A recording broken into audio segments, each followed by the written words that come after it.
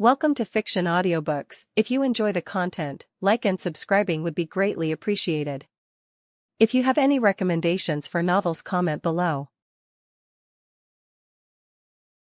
Please join my Patreon at https://www.patreon.com/fictionaudiobook. Chapter 35, Greedy Reincarnator, Maria Bell Rosso. Part. Ciel. Voice of the World. Would you like to catch a glimpse of a discarded future? Rimuru's question struck Genevieve like a bolt from the blue. She blinked, caught completely off guard, her thoughts scrambling to make sense of what he'd just said. A glimpse of a discarded future, she echoed, eyes narrowing warily at the shimmering crystal orb he'd conjured in his palm. What are you talking about?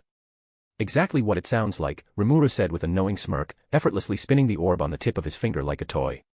I can show you a life you could have lived. A future where Granbell never tried to have you killed. One where you remained the princess consort of the Rosso family, raising your daughter the way you always dreamed. Her breath hitched. That's actually possible? Genevieve asked, her voice low, almost disbelieving. The very idea that someone could command time like this sounded more like a myth than reality.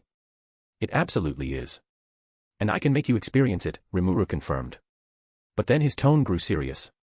However, be warned, this isn't some fairy tale. You might think life without that tragedy would be perfect, but I promise you, what you'll see will shatter your heart in ways the real world never could. Genevieve stared at him, the weight of his words settling heavily in her chest. For a moment, she didn't speak. Then, slowly, she drew in a deep breath, and rather than weakening her resolve, his warning only forged it stronger. Lord Rimuru, she said, her voice firm and unwavering, I want to see it, no matter how much it hurts. Her eyes flicked to her daughter, soft with love yet blazing with determination. She clenched her fist. Never again, she swore silently. Never again will I let myself be caught off guard. Rimuru gave a small nod of approval. Very well. I respect your resolve, he said, holding the orb out to her. Are you ready? Genevieve nodded silently, reaching out, and the moment her fingertips touched the surface of the orb, her world was consumed by a flood of brilliant white light. When the light faded and her vision cleared, Genevieve found herself standing in a place that tugged at her heart with both warmth and sorrow. This is my house, she whispered, slowly turning in place as her eyes scanned the elegantly furnished room. It was unmistakably hers. Every piece of decor, every carefully placed trinket, and velvet curtain felt achingly familiar. Yet something was subtly different. The arrangement of the furniture, the scent in the air, the picture frames. The small, quiet changes that only someone who had once lived and breathed in this space could truly notice. Yes, it is, said a voice from behind. She turned to see the translucent figure of Rimuru, casually leaning against the wall. Where are we? Genevieve asked, glancing down at her own hands, only to realize she, too, was semi-transparent, just like the blue-haired man before her. We're exactly 2 years and 6 months into the future, Rimuru replied. And I chose to show you this moment because it marks the beginning of a major turning point in your life. Right on cue, the door creaked open, and Genevieve turned just as a familiar voice echoed through the room, light and carefree. Mama, look what Anna found for me. Little Maria Bell came bounding in, her tiny feet pattering against the polished floor. She clutched a small, well-loved book in one hand, while the other was gently held by Anna, the ever-patient maid who walked beside her with a quiet smile. Genevieve's breath caught in her throat. Her heart ached at the sight. Her daughter, her Bella, looked so full of life. Her cheeks were flushed with excitement, her eyes wide with wonder as she waved the book in the air. Genevieve's knees weakened for a moment. She clenched her fists, her eyes fixed on her daughter's radiant smile. She's grown. She whispered, a mix of sorrow and awe in her voice as she remembered the events of earlier that day. She realized that, had Rimuru not intervened and saved both her and her daughter, she would never have lived to see her daughter like this. Without even realizing it, a quiet reverence and trust toward the ruler of monsters began to take root in her heart. Just then, the curtain rustled gently, and from behind the changing screen, Genevieve's future self stepped into view, dressed in an elegant silk gown and a necklace of rare, twinkling gems resting against her collarbone. That's me. The translucent Genevieve murmured, her eyes fixed on the woman before her. Her future counterpart looked much the same. There were no dramatic changes in her general appearance, except for a touch more softness in her face and around her waist that no one else could notice except for Genevieve herself. Meanwhile, the future Genevieve stepped toward her daughter with a gentle smile and knelt slightly, bringing herself to her daughter's eye level. That's lovely, Bella. Did you remember to thank Anna for the book? Maria Bell paused, her eyes widening for a split second in realization. Then, with an adorably dramatic shake of her head, she spun around and threw her arms wide toward the maid. Thank you, Anna. You're the best, she declared, beaming from ear to ear. Anna let out a soft chuckle, clearly touched. "It's my honor to serve you, little lady," she replied warmly, leaning down to gently pat the child's head. Genevieve, watching from the sidelines in her ghost-like form, felt her heart stir once more. This vision of the future, so gentle, so full of warmth and love, awakened something deep within her. A longing, a quiet, aching desire to one day live this kind of life with her daughter.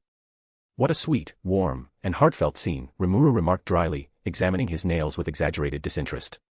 "It's just a shame that moments like these are usually nothing more than calm junctions between the storms."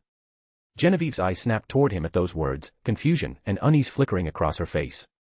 But Rimuru simply shook his head and gestured subtly toward Maria Bell, silently urging her to keep a close eye on her daughter. Meanwhile, the peaceful scene continued. Maria Bell sat on the bed, quietly reading her book, while Anna stood behind Genevieve, gently combing her hair. A soft knock came at the door, and a moment later, another maid entered, pushing a trolley of food. Without a word, she left the trolley behind and exited the room. Once Anna finished, she carefully set the brush aside. Genevieve rose from her seat and turned to face her. "Anna, I'll be stepping out for a while," she said with composed grace. "There are some matters I need to tend to. While I'm gone, please help Bella with her lunch." "Of course, my lady," Anna replied with a respectful dip of her head. "Leave everything to me." "Of course, my lady." "Leave it to me," Anna replied with a respectful nod as Genevieve leaned down and kissed Maribel's forehead before quietly leaving the room. However, at that very moment, neither Anna nor Genevieve noticed the sudden change in Maria Bell. Her soft violet eyes darkened, and the innocent expression she wore faded, replaced by a flicker of confusion. Then, her gaze sharpened, scanning the room with an unnaturally keen awareness before a slow, unsettling smile crept across her lips, looking deeply unnatural, especially on the face of a 2-year-old child. The translucent Genevieve, however, saw it all clearly. Alarm gripped her heart as she turned sharply toward Rimuru, panic rising in her voice. "What's happening to my child? Why did she change so suddenly? Remember what I told you before?" Rimuru said calmly.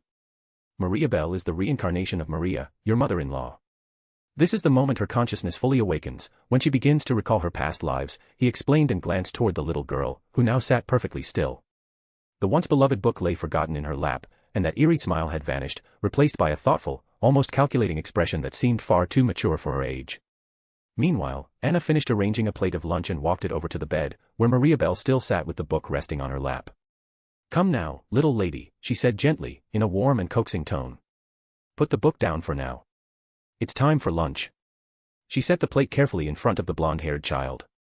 Maria Bell barely glanced at the food before her nose wrinkled in displeasure. Her violet eyes narrowed. "There are carrots in the soup. I don't like them," she said in a blunt, flat voice. Then, in a tone far too cold for a child her age, she added, "Throw this out and bring me something else. And this time, make sure there are no carrots." Anna blinked, visibly taken aback, not just by the rudeness, but by the sudden clarity in the child's speech. Maribel's words were fluent, commanding, and disturbingly adult. For a moment, Anna stood frozen, unsure of how to respond. But she quickly recovered, straightening with the quiet authority that came from years of experience. Her brow furrowed as she spoke firmly, in a stern voice, "Young lady, that is not how we speak to others. It's perfectly fine to dislike something, but being rude and demanding is unacceptable.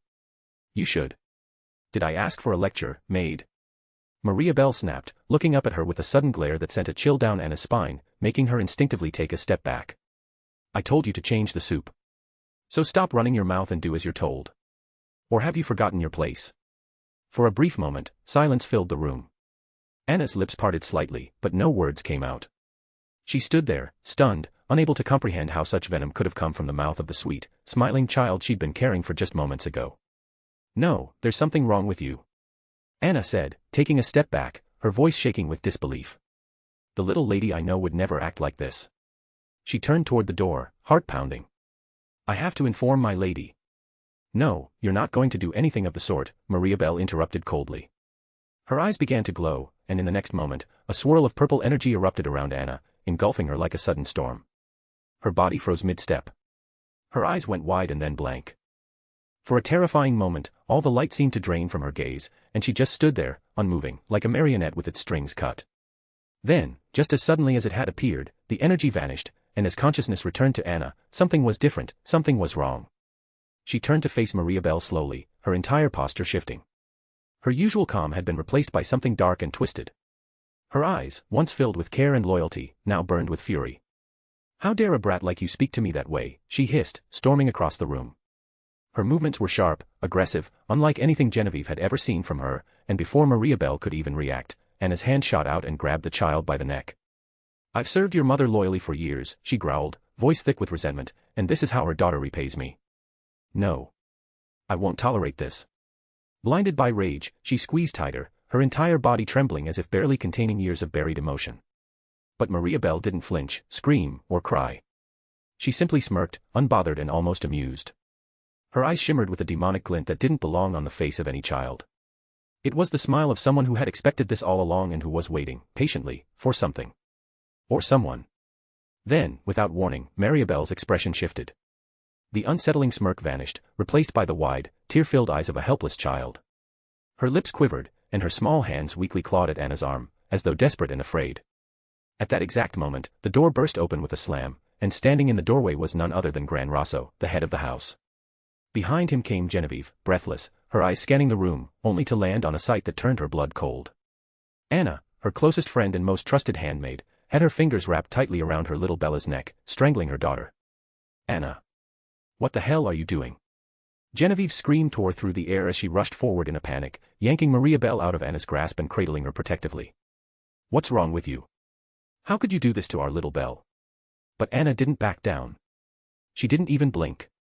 Her breathing was ragged, her eyes wild and bloodshot as she stared past Genevieve at the child now trembling in her arms. I'm doing what all of you should have done long ago, she shouted. And if you hadn't interrupted, I would have. Before she could finish her words, in a single, fluid motion, Gran Rosso drew his blade and struck. The slash was silent, but the aftermath was not. In the blink of an eye, blood poured from her neck. She staggered, clutching her throat as her knees buckled beneath her. Darkness closed in fast, her senses fading. And the last thing she saw was the cruel smile lurking beneath Mariabelle's innocent face, before everything went black. No one lays a hand on my family and lives to tell the tale, Gran Bell said coldly as he wiped his blade clean and sheathed his sword. Without sparing another glance at the body on the floor, he stepped forward and gently lifted Mariabelle into his arms. The little girl clung to him silently, burying her head in his chest. I'm taking her with me for now. You won't need to worry about her for a while.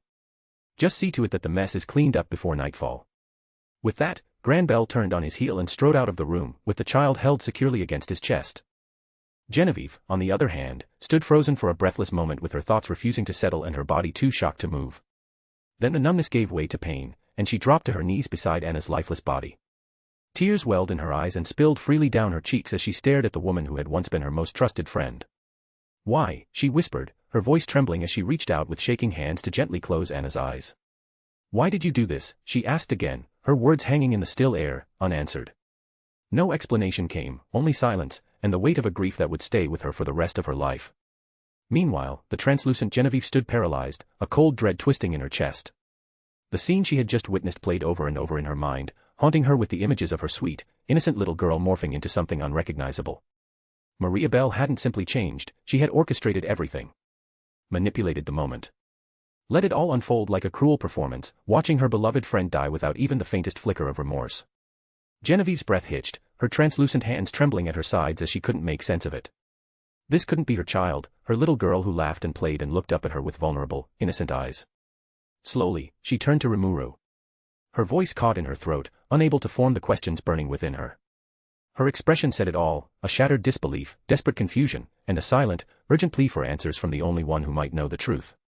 Rimuru let out a slow sigh, his eyes softening with sympathy as he watched Genevieve struggle to make sense of the horror she had just witnessed. The tremble in her shoulders, the haunted look on her face, it was the kind of devastation no parent should ever have to endure. And yet, he knew all too well that what came next would be even harder for her. Still, he stepped forward and gently placed a hand on her shoulder, as he began to explain. When Mariabelle's consciousness first awakened, she was disoriented and unsettled by the unfamiliarity of her new life. So when Anna, a maid, tried to correct or discipline her, it struck a nerve. This, combined with Mariabelle's deeply ingrained pride and entitlement from her past life and the emotional volatility of a toddler's body, made her lash out.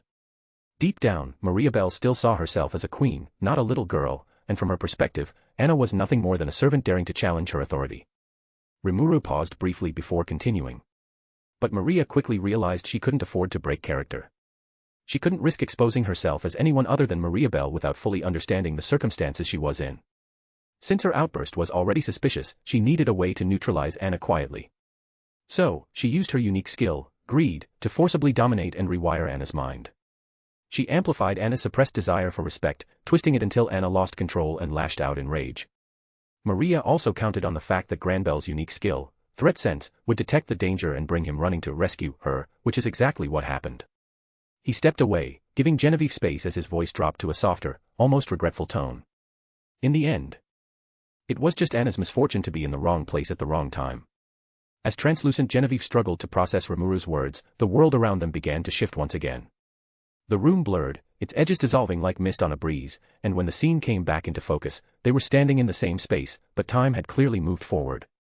Now, a slightly older Maria Bell, perhaps 4 or 5 years old, sat primly on the same cushion where she had once orchestrated Anna's demise. With an eerie calm, the child quietly turned the pages of a thick, ancient-looking book, unmistakably beyond what any child should be capable of comprehending. Just then, the door creaked open and Genevieve entered the room, looking visibly older and worn. Her beauty remained, but anyone who truly knew her could see that something vital had dimmed. The sparkle in her eyes, once bright with hope and maternal warmth, was gone, replaced by the hollow gaze of someone weighed down by grief. As she stepped inside, her gaze swept the room before settling on the small figure seated near the window. "Bella," she said softly, her voice lined with fatigue. "Reading again?" "Yes, Mother," Maria Bell replied without looking up, her tone flat and detached as she flipped another page with practiced fingers. Genevieve's brow furrowed as she stepped closer. "That book, it looks older than anything in the Royal Archives. Where did you even get it?" Maria Bell's lips curled into a faint, challenging smile, the first hint of emotion she'd shown in hours. "I asked one of the librarians. He didn't think it was suitable for me, but I reminded him it wasn't his place to decide what I should or shouldn't read." A flicker of irritation crossed Genevieve's face, not directed at her daughter, but at the helpless ache twisting inside her. "You're only 4, Bella," she said gently, trying to keep her voice even. "You shouldn't be spending all day indoors poring over ancient philosophy and political treatises. You should be outside, playing, running, laughing with the other children. That's what childhood is for." Maria Bell finally lifted her gaze, her small hands folding neatly in her lap as her violet eyes locked onto Genevieve's. "I don't see the point," she said plainly. "What value is there in running around aimlessly when I could be expanding my mind? These books contain the insights of kings and emperors, the thoughts of those who shaped entire nations. Why would I waste my time chasing butterflies like those other small-minded idiots?" The word struck Genevieve like a slap. Her posture stiffened as she drew in a sharp breath, her lips parting in disbelief. "Bella," she said, the name barely more than a whisper. "Don't speak about others like that. They're not idiots. They're children, just like you. And children deserve to laugh and play and live without the weight of the world on their shoulders. You may not understand it now, but one day you will learn how precious this time really is." Maria Bell's smile faded, her expression cooling in an instant. A flicker of irritation and offense passed across her young face. "I see," she said slowly, her tone smooth but laced with disdain. "You think I'm pretending? That because this body is small, I'm supposed to laugh and dance and forget who I really am?" Her voice remained measured, but a quiet venom threaded through it, seeping into the room like frost. Genevieve felt it settle into her bones, a chill that had nothing to do with the temperature. Genevieve stepped forward, instinctively. "That's not what she began, her voice cracking slightly. But she froze. The look Maria Bell gave her was not one of childish defiance. It was colder and sharper than it had any right to be. The words shriveled in her throat, replaced by a creeping unease that tightened her chest. "I'll remember that," Maria Bell said quietly, almost to herself, as she shut the book with a sharp clack, which echoed in the heavy silence. She stood, dusted off the hem of her dress with meticulous care, and offered Genevieve a glance so brief it might as well have been a dismissal. "Thank you for the advice, Mother. I'll be sure to keep it in mind the next time I decide to roll in the dirt with the stable boys." Then Maria Bell turned and walked past her mother, while Genevieve just stood there frozen, unsure what to say, and could only watch silently as her daughter walked out of the room without ever giving her a look, knowing deep within her heart that something precious was slipping further and further from her grasp. The world shifted again, this time not into a single memory, but a cascade of flickering scenes, like a storm of images unraveling in rapid succession. In one flash, Genevieve stood before her vanity, knuckles white as they gripped the carved wooden edge. Her breath came shallow. A sheen of sweat glistened at her temples, sliding down her neck. Her reflection stared back at her, confused, anxious, but also unmistakably resolute. Whatever she was wrestling with, the decision had already been made. In the next, he was tucked in the shadows of a dimly lit corridor, speaking in hushed tones to a noblewoman whose face was unfamiliar but whose posture matched Genevieve's own, tight with tension, eyes darting to every corner, watching the darkness for listening ears. Their words couldn't be heard, but their expression said enough. Then, she was at her writing desk, pen in hand, drafting letters she had no business writing. Letters that questioned Granbel's authority. That sowed seeds of quiet dissent. That suggested alliances beyond the family's reach. Through it all, her face remained strained but resolute, like someone who had convinced herself she was doing the right thing, not just for her daughter, but for the future of them all. And behind it all, unseen but unmistakable, loomed the guiding hand of Maria Bell. The girl would speak in soft tones during their quiet moments alone, her voice delicate, almost melodic. Each word floated on the air like a lullaby. Sweet, gentle, wrapped in the innocence of a child's affection, but threaded with a subtle, poisonous intent. "Don't you think grandfather is a little too controlling?" she'd murmur, curling into Genevieve's lap with the practiced ease of a loving daughter. Her fingers would toy with the lace trim of Genevieve's gown as her eyes, wide and guileless, looked up into her mother's face. "You're the consort, mother. Shouldn't you have more say in what happens in our home?" On another day, nestled close beside her on the chaise, Maria Bell's voice would drop to a near whisper. "Granbel said we couldn't expand the garden," she'd say with a small pout, as if the thought genuinely pained her. "But why not? Isn't this your home too? Wouldn't a real head of the house care about what we want too?" They were just questions. Soft, harmless questions. But they clung to Genevieve's thoughts long after the child had gone. Little seeds, planted carefully, lovingly. Each one sown with just enough truth to feel reasonable, even right. And Genevieve, grieving, guilt-ridden, and quietly aching for a sense of purpose, began to tend those seeds without even realizing it. She watered them with affection, shaded them with trust, and fed them with the kind of love only a mother can give. She never saw the roots winding around her heart. Never noticed how that love, so genuine and tender, was being reshaped and twisted slowly, skillfully into a weapon. The scene shifted again, this time to a courtroom. But not a public one. This was no grand hall of justice, only a cold, dim chamber buried deep within the Rosso family estate. Genevieve stood at the center, her wrists bound in iron shackles, head bowed and eyes fixed on the polished marble floor beneath her feet. At the far end sat Granbel behind an austere desk, his face devoid of emotion. No rage. No sorrow. Just that same mask of impassive authority he had worn for years. "You stand accused of treason against the Rosso bloodline," he said. "Your crimes include conspiracy, subversion of authority, and soliciting outside agents to orchestrate a coup. Do you deny the charges?" Genevieve didn't answer. She couldn't. Because she knew it wouldn't change anything. The evidence had already been laid out in damning detail. The letters she barely remembered writing. The whispered conversations in hidden corridors. The suspicious financial discrepancies. And worst of all, the testimony of her own daughter, delivered in calm, measured tones, as proof of her mother's attempt to liberate her from Granbel's control. Her current predicament was both tragic and twisted beyond recognition. And yet, she had done those things. The letters. The secret meetings. The quiet, defiant steps that had led her here. She remembered them all, but what haunted her was the terrifying truth that she couldn't trace where it had all begun. She didn't know when the first seed had been planted, or why she had started down that path in the first place. Her thoughts spiraled in frantic circles, searching for a reason, a justification, anything that could explain how she ended up here. Because deep down, she was certain of one thing: she had never wanted this, she never wanted any of this. Still, Genevieve lifted her head one final time and looked across the room, at her daughter Maria Bell, who sat silently in Granbel's lap, with her small hands folded neatly in her lap, looking straight back at her.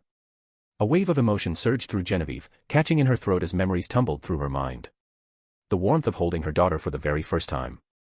Her first words, her first steps. The way she used to reach out for her with that innocent, trusting gaze.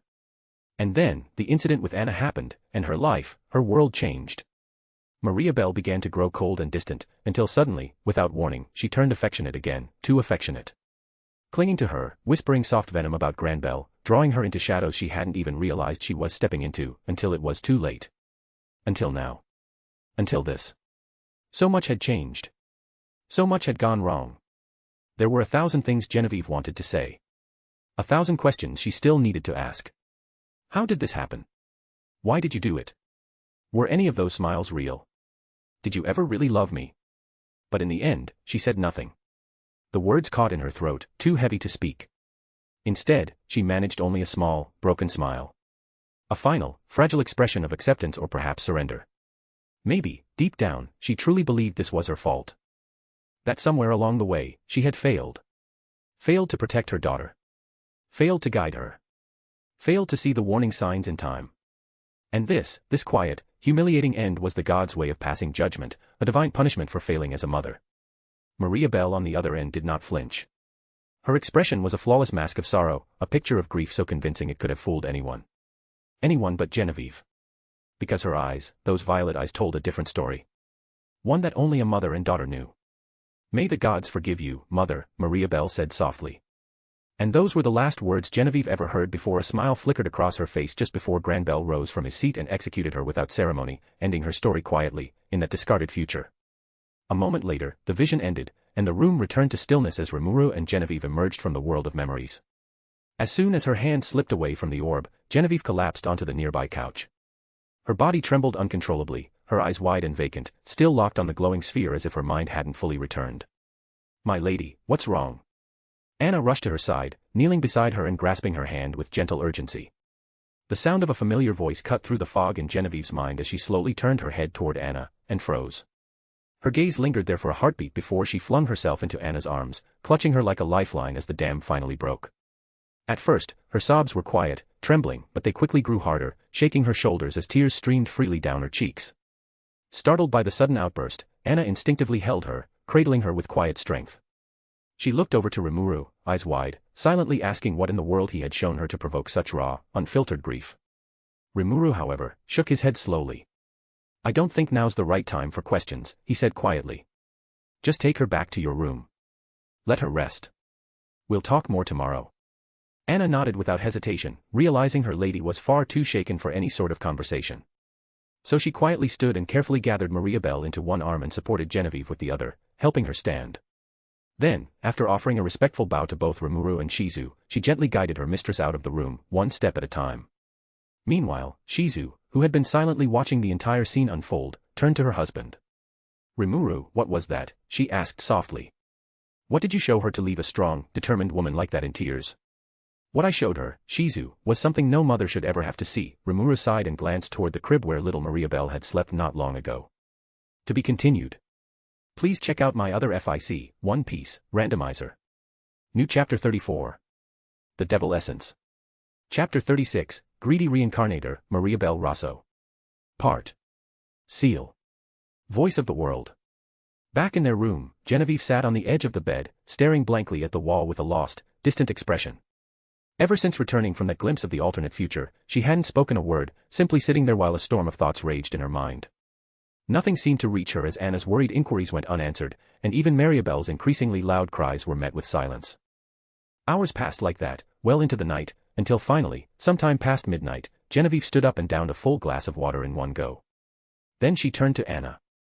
"Sorry for making you worry," she said quietly to the maid, who had stayed up with her, tending to the restless baby growing increasingly frustrated by lack of attention from her mother. "It's completely all right, my lady," Anna said softly, smiling as she continued to rock the restless baby in her arms. "I'm sure whatever the ruler of the monster nation showed you, it couldn't have been easy. Anyone would need time to come to terms with something like that." Genevieve murmured, a faint nod accompanying the sound, her eyes drifting to where her daughter was now fussing, arms stretched out toward her. There was a beat of hesitation before she finally stepped forward and took Maria Bell into her arms. The baby calmed instantly, nestling close with a tiny sigh. However brief it was, Genevieve's moment of hesitation didn't escape Anna's notice. The maid watched with quiet concern as, even though Genevieve cradled and nursed her daughter, there was a subtle tremor in her hands. Even when she smiled down at the baby, almost out of instinct, there was a strange look in her eyes, one filled with confusion and fear. "You must be thinking what a terrible mother I am," Genevieve said with a sad smile. "Looking at my own daughter like she's some kind of monster." Anna opened her mouth to deny it, to offer comfort, but Genevieve cut her off before she could speak. "It's all right. You don't have to say anything. I know exactly what kind of expression I'm wearing right now. But I can't help it," Genevieve continued, her eyes drifting toward the window, where moonlight poured softly across the floor. "After what I saw today, it's hard not to look at her and see that instead of my daughter. Would you like to share it with me, my lady?" Anna asked gently as she leaned forward to take Maria Bell from Genevieve's arms. The baby had fallen asleep, and Anna carefully placed her in the cradle. For a long moment, Genevieve said nothing as her lips pressed into a thin line and her eyes fixed on the sleeping infant. But at last, she finally gave in and told Anna everything about the glimpse of the alternate future Rimuru had shown her. From Myra's awakening within Maria Bell's body to the cold, emotionless way Maria Bell had orchestrated her own mother's execution in that terrible future. Just saying the words made her feel sick all over again, her hands curling into fists as the memory took hold. Anna, meanwhile, sat silently, taking in every word. And the more Genevieve spoke, the more the maid's face paled. Shock, disbelief, and horror, all of it flashed through her expression. And in the quiet that followed, Anna finally understood the fear in her lady's eyes, the trembling in her hands, and the heartbreaking hesitation of a mother unsure whether to hold her child closer or push her away. What do you intend to do now? Anna asked carefully in a low and measured voice, knowing well how fragile and delicate the subject was. Are you, perhaps, thinking of Aben? No. Gods, no. Genevieve cut in sharply, shaking her head with force. The vehemence in her voice was immediate, but it wavered slightly, as though she were trying to convince herself just as much as Anna. I'm not abandoning my daughter. I could never do that. Even if it means. Her voice trailed off into a heavy sigh. But I don't think we'll need to take such drastic steps. What do you mean, my lady? Anna asked gently, moving to sit beside her. During our talk earlier, Lord Rimuru mentioned he might be interested in taking little Bella in as one of his subordinates someday. And honestly, I don't think he showed me that alternate future just to leave us floundering, trying to deal with it on our own, Genevieve said, a thoughtful expression on her face. So my instincts are right, then he must already have a plan. A way to stop that future from ever coming to pass. You really trust him that much? Anna asked, her brow furrowed in concern. I have nothing but gratitude towards him for saving us, but all of this seems too sudden, too convenient. Like we're backed into a corner, with no choice but to turn to him for help.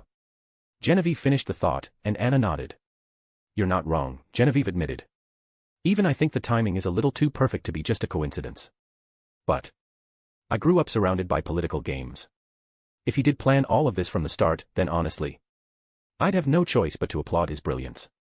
As for what he showed me earlier, I don't believe a word of it was false, Genevieve continued, her tone turning serious.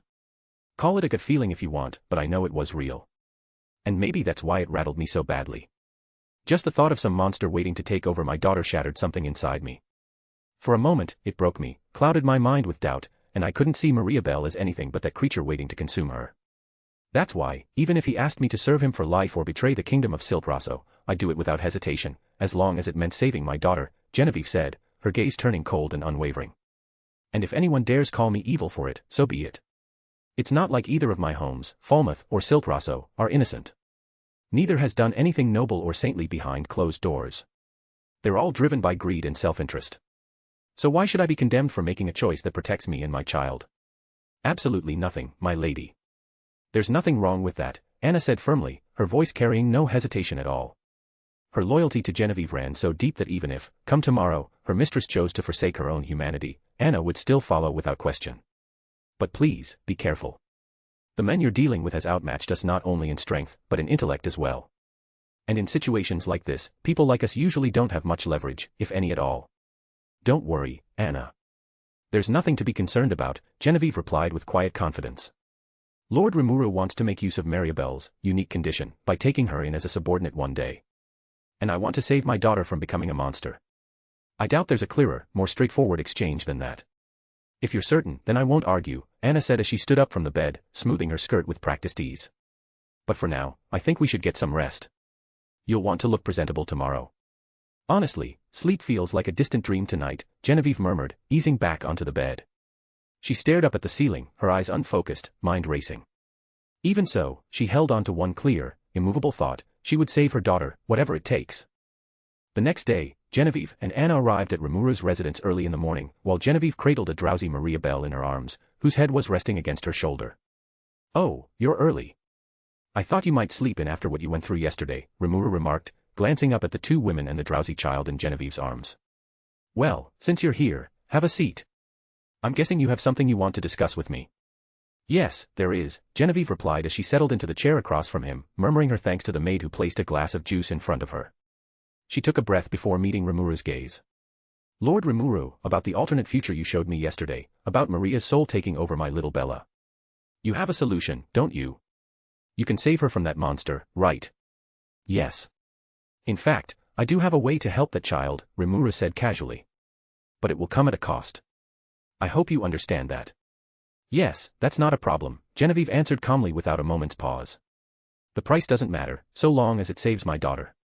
Great, I've always liked decisive people, Rimuru said with an approving smile. Now, let me lay out my terms for saving your daughter. First, as you already know, I will take Mariabelle as my future subordinate, and until she grows up, she will be under my care as my student, he began.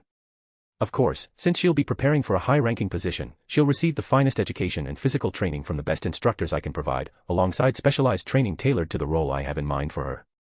That almost sounds more like an opportunity than terms for saving her, Genevieve remarked, though she kept her tone measured.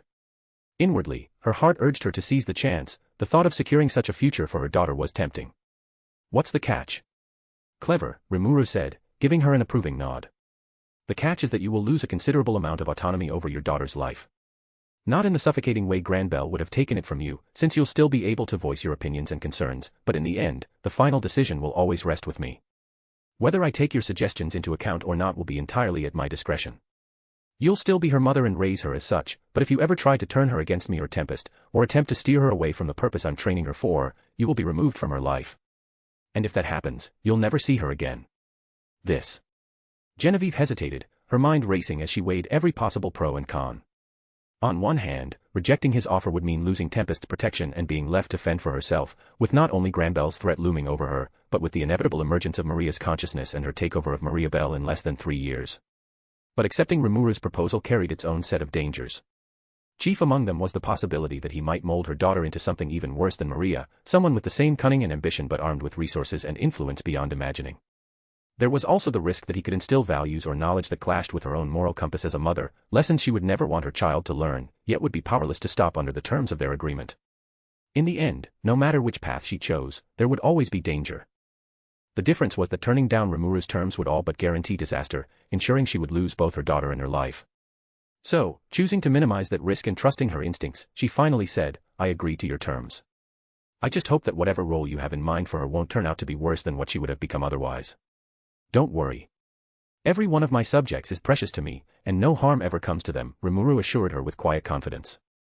You have my word, your daughter will grow into the best version of herself under Tempest's care. I like that. I like that a lot, Genevieve said, a faint but genuine smile touching her lips for the first time since she'd walked in. Great. Now for my second term, this one involves both of you, Rimuru said, causing Genevieve and Anna to straighten in their seats. One of the primary rules in Tempest is that everyone, including me, has to work to remain here. The only exception is one pink-haired menace, but you don't need to know about her right now. What you do need to know is that, from this point forward, for at least the next 2 years, Genevieve, you'll be working as the caretaker of my residence. Anna will continue her duties as a maid, the same way she has been for you. What exactly do you mean by caretaker? What would my duties be? Genevieve asked. She didn't mind the fact that she would no longer be treated like royalty, having servants rushing to fulfill her every whim before she even voiced them. In fact, on some level, she would be working on the same level as them, something that might have offended other royals or nobles. But Genevieve had enough heart, and enough sense, not to let that influence her decision. Nothing too difficult or beyond your abilities, Rimuru said. You see, my wife, Shizu, is pregnant, and we're expecting our child in about 16 months. Since she's human and neither of us has much experience with pregnancies, I thought it would be nice to have someone like you around, someone who's been through it before. Oh, really? Congratulations. Genevieve said with a genuine smile. The mention of 16 months struck her as unusually long for a pregnancy, but she chose not to ask. Now wasn't the time for her to voice her curiosity. Thanks, Rimuru replied with a warm smile. That's also part of why I wanted Mariabelle here. It would be good for Shizu and our child to have someone close to their age to play with. That's very thoughtful of you, Genevieve said, feeling some of the tightness in her chest ease. This brief glimpse of the men beneath the imposing aura made him seem more human, more relatable. Knowing he would soon be a parent himself made it that much easier to trust him with her daughter's future. Anyway, as I was saying, you'll work here for 2 years, and it's not a binding job. Both of you are free to explore Tempest, take on other work or hobbies during your spare time, or even head to the training grounds if you want to get stronger. How you spend your free hours is entirely up to you, Rimuru said, producing a sheet of paper and a pen before sliding them across the table. This is a magically binding contract with all the terms I've just explained written out in detail. Not that we need it, but I like to keep things professional on my end.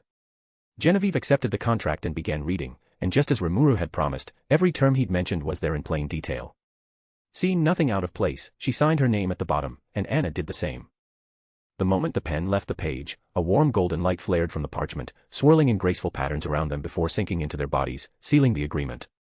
Well, now that the deal is sealed, let's free little Bella from that unpleasant other soul, Rimuru said, as he extended a hand, gesturing for Genevieve to hand Maria-Belle over. She no longer felt any wariness toward him, and without hesitation, she passed Maria-Belle into his arms, and the moment the little girl caught sight of Rimuru's golden eyes, she let out a delighted giggle and reached toward them with tiny, curious hands. "What a sweet child," Rimuru murmured, his voice soft with genuine affection as he cradled her close.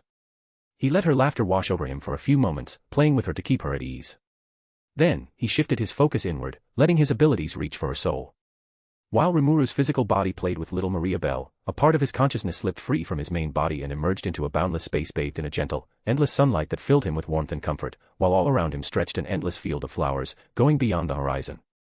Only a child's soul could be this pure and warm, untouched by the ugliness of the world, Rimuru murmured with quiet wonder, letting the serenity seep into him as his eyes roamed over the dreamlike scenery. "Indeed, such an untainted soul is a rare and pleasant sight," came a cool, almost mechanical voice that reverberated gently through the air. Moments later, Ciel materialized beside him, clad in a flowing black gown. "Hello, partner of my soul," Rimuru greeted warmly, leaning in to brush a kiss against her cheek before offering his hand. "Shall we go meet this Maria, the foolish woman who thought she could control a true demon lord?" "Foolish indeed," Ciel replied with a touch of regal disdain, intertwining her arm with his. "That scheme was doomed from the start. No one could ever take control over my master, not even back when you had my predecessor, Raphael, at your side." Rimuru chuckled at her smug, almost possessive tone, and together they walked in comfortable silence until they reached the only structure in the vast landscape, a solitary tomb standing in the middle of the sunlit field of flowers. "There it is," Rimuru said as he came to a stop before the lone tomb. "The slumbering consciousness of Maria, ready to bring pain and misfortune to others the moment it awakens. Shall I deal with it right away?" Ciel asked, poised to act the instant he gave the word. "No, let's have a little chat first," Rimuru replied, snapping his fingers. In the next moment, a translucent, dome-shaped barrier shimmered into existence around the tomb, cutting it off entirely from the rest of Maria-Belle's soul. Stepping inside with Ciel at his side, he let the smirk deepen. "Arise," he commanded with a single word, while beside him Ciel rolled her eyes in mild amusement. A moment later, the tomb trembled, its heavy stone lid grinding open with a low, echoing scrape. From within rose a blonde woman with piercing blue eyes and a mane of flowing golden hair, looking like an older, regal reflection of what Maria-Belle might one day look like 2 decades into the future. She stepped out looking slightly dazed, her gaze flicking around as she tried to make sense of her surroundings. Fragments of memory swirled through her mind as she remembered her death in France, still wearing the crown as Europe's reigning monarch. It hadn't been a glorious death. She had passed away alone in her bedchamber, with no one at her side. Her husband had been killed early in their marriage, the victim of an assassination plot by one of her enemies, and from then on, she had ruled Europe with an iron grip, earning her ire of millions of people from all over the continent, not that she ever cared about their opinion. A second reincarnation. Maria mused, her thoughts sharpening as her bearings returned. A faint smile touched her lips at the prospect, only to freeze and vanish when her eyes fell upon the 2 figures standing before her. "What? How are they here? This is the soul of my new body. No one should be able to intrude in this place, so how could outsiders possibly find their way here of all places?" Surprised, Maria-Belle? Rimuru asked with an easy smile that didn't quite reach his eyes. "It must be quite the experience, being reincarnated not once, but twice. Or wait." His smile deepened, and amusement flashed in his eyes. "Are you perhaps missing Granbelle, your husband from the first life, or are you missing that treacherous throne of Europe from your second life?" Maria's eyes went wide, her expression betraying a rare crack in her composure. Shock rippled through her as her mind scrambled for an answer. How could this man possibly know she had lived not 1, but 2 past lives? And even more unsettling, how could he know the identity she had held in both those lives? "Who are you?" Maria demanded cautiously, her eyes narrowing as she took in the strange dome encasing them. Only then did she realize that she couldn't feel her reincarnated body at all, as if the connection had been severed. Panic edged her voice as her tone turned more fierce. "What have you done? Answer me. Now. Watch your mouth." "You have no right to speak to the master in such a tone," Ciel said, her cold gaze locking onto Maria-Belle, making the blonde woman feel a wave of existential fear wash over her. She realized that the red-eyed woman before her was more than capable of erasing her soul entirely, making her all the more terrified of these uninvited intruders. "My name is Rimuru Tempest, Maria. And as for who I am..." Rimuru smirked, raising one finger in front of his face with a glowing orb dancing on its tip. "This will tell you everything you need to know," he said, and the orb drifted through the air before sinking into Maria's chest. A moment later, a torrent of memories began flooding her mind, unspooling like a reel of film she had no power to stop. Scene after scene played before her eyes, her soul awakening within the body of young Maria-Belle, the cold calculation with which she plotted her own mother's execution, her steady rise to become the most influential force within the Rosso family alongside Granbell, and the grand ambition that burned in her heart to claim dominion over the entire West. She saw herself weaving intricate plots against Rimuru and Tempest, each one crumbling in humiliating failure. She saw the moment she had tried to take control of Rimuru using her unique skill, greed, only for that plan to collapse. And finally, her own death, at the hands of Yuki. Maria's very sense of self quaked as the visions tore through her. Her pride recoiled violently at the sight, unable to bear the insult of it. She, who had pulled the strings of kings, toppled rivals, and bent nations to her will across 2 lifetimes, was shown reduced to nothing more than a disposable pawn in some brat's plan. Yet the vision did not stop there. She saw Yuki continue his manipulation of Granbell, twisting her death into a weapon to strike at their former ally, Luminous Valentine. She watched Granbell give his life to ensure that another human girl would awaken as a chosen hero, only for that very girl, along with the old hero, to stand united at the side of the demon lord before her as he and his nation, Tempest, rose to lead the Western nations as its de facto leader. As the memory reel faded, Maria stood frozen for a heartbeat, struggling to process the enormity of what she had just witnessed. Then, without warning, the sound tore out of her, a laugh, sharp and jagged at first, before swelling into something wild, manic, and unrestrained. It spilled from her in great waves, until her whole body shook and tears streaked down her cheeks. She collapsed to her knees, her laughter ringing out in the enclosed space, yet every note of it was soaked in despair. Her breakdown was born of 2 crushing truths that had struck her with equal force. The first was the sight of Granbell, the love of her life, the only man she had ever given her whole heart to, being played and undone by a brat's manipulations. And yet, even in the face of that betrayal, he had died as a hero, paving the way for a new chosen hero to rise and safeguard humanity's future. But that hope had rotted before it could bloom.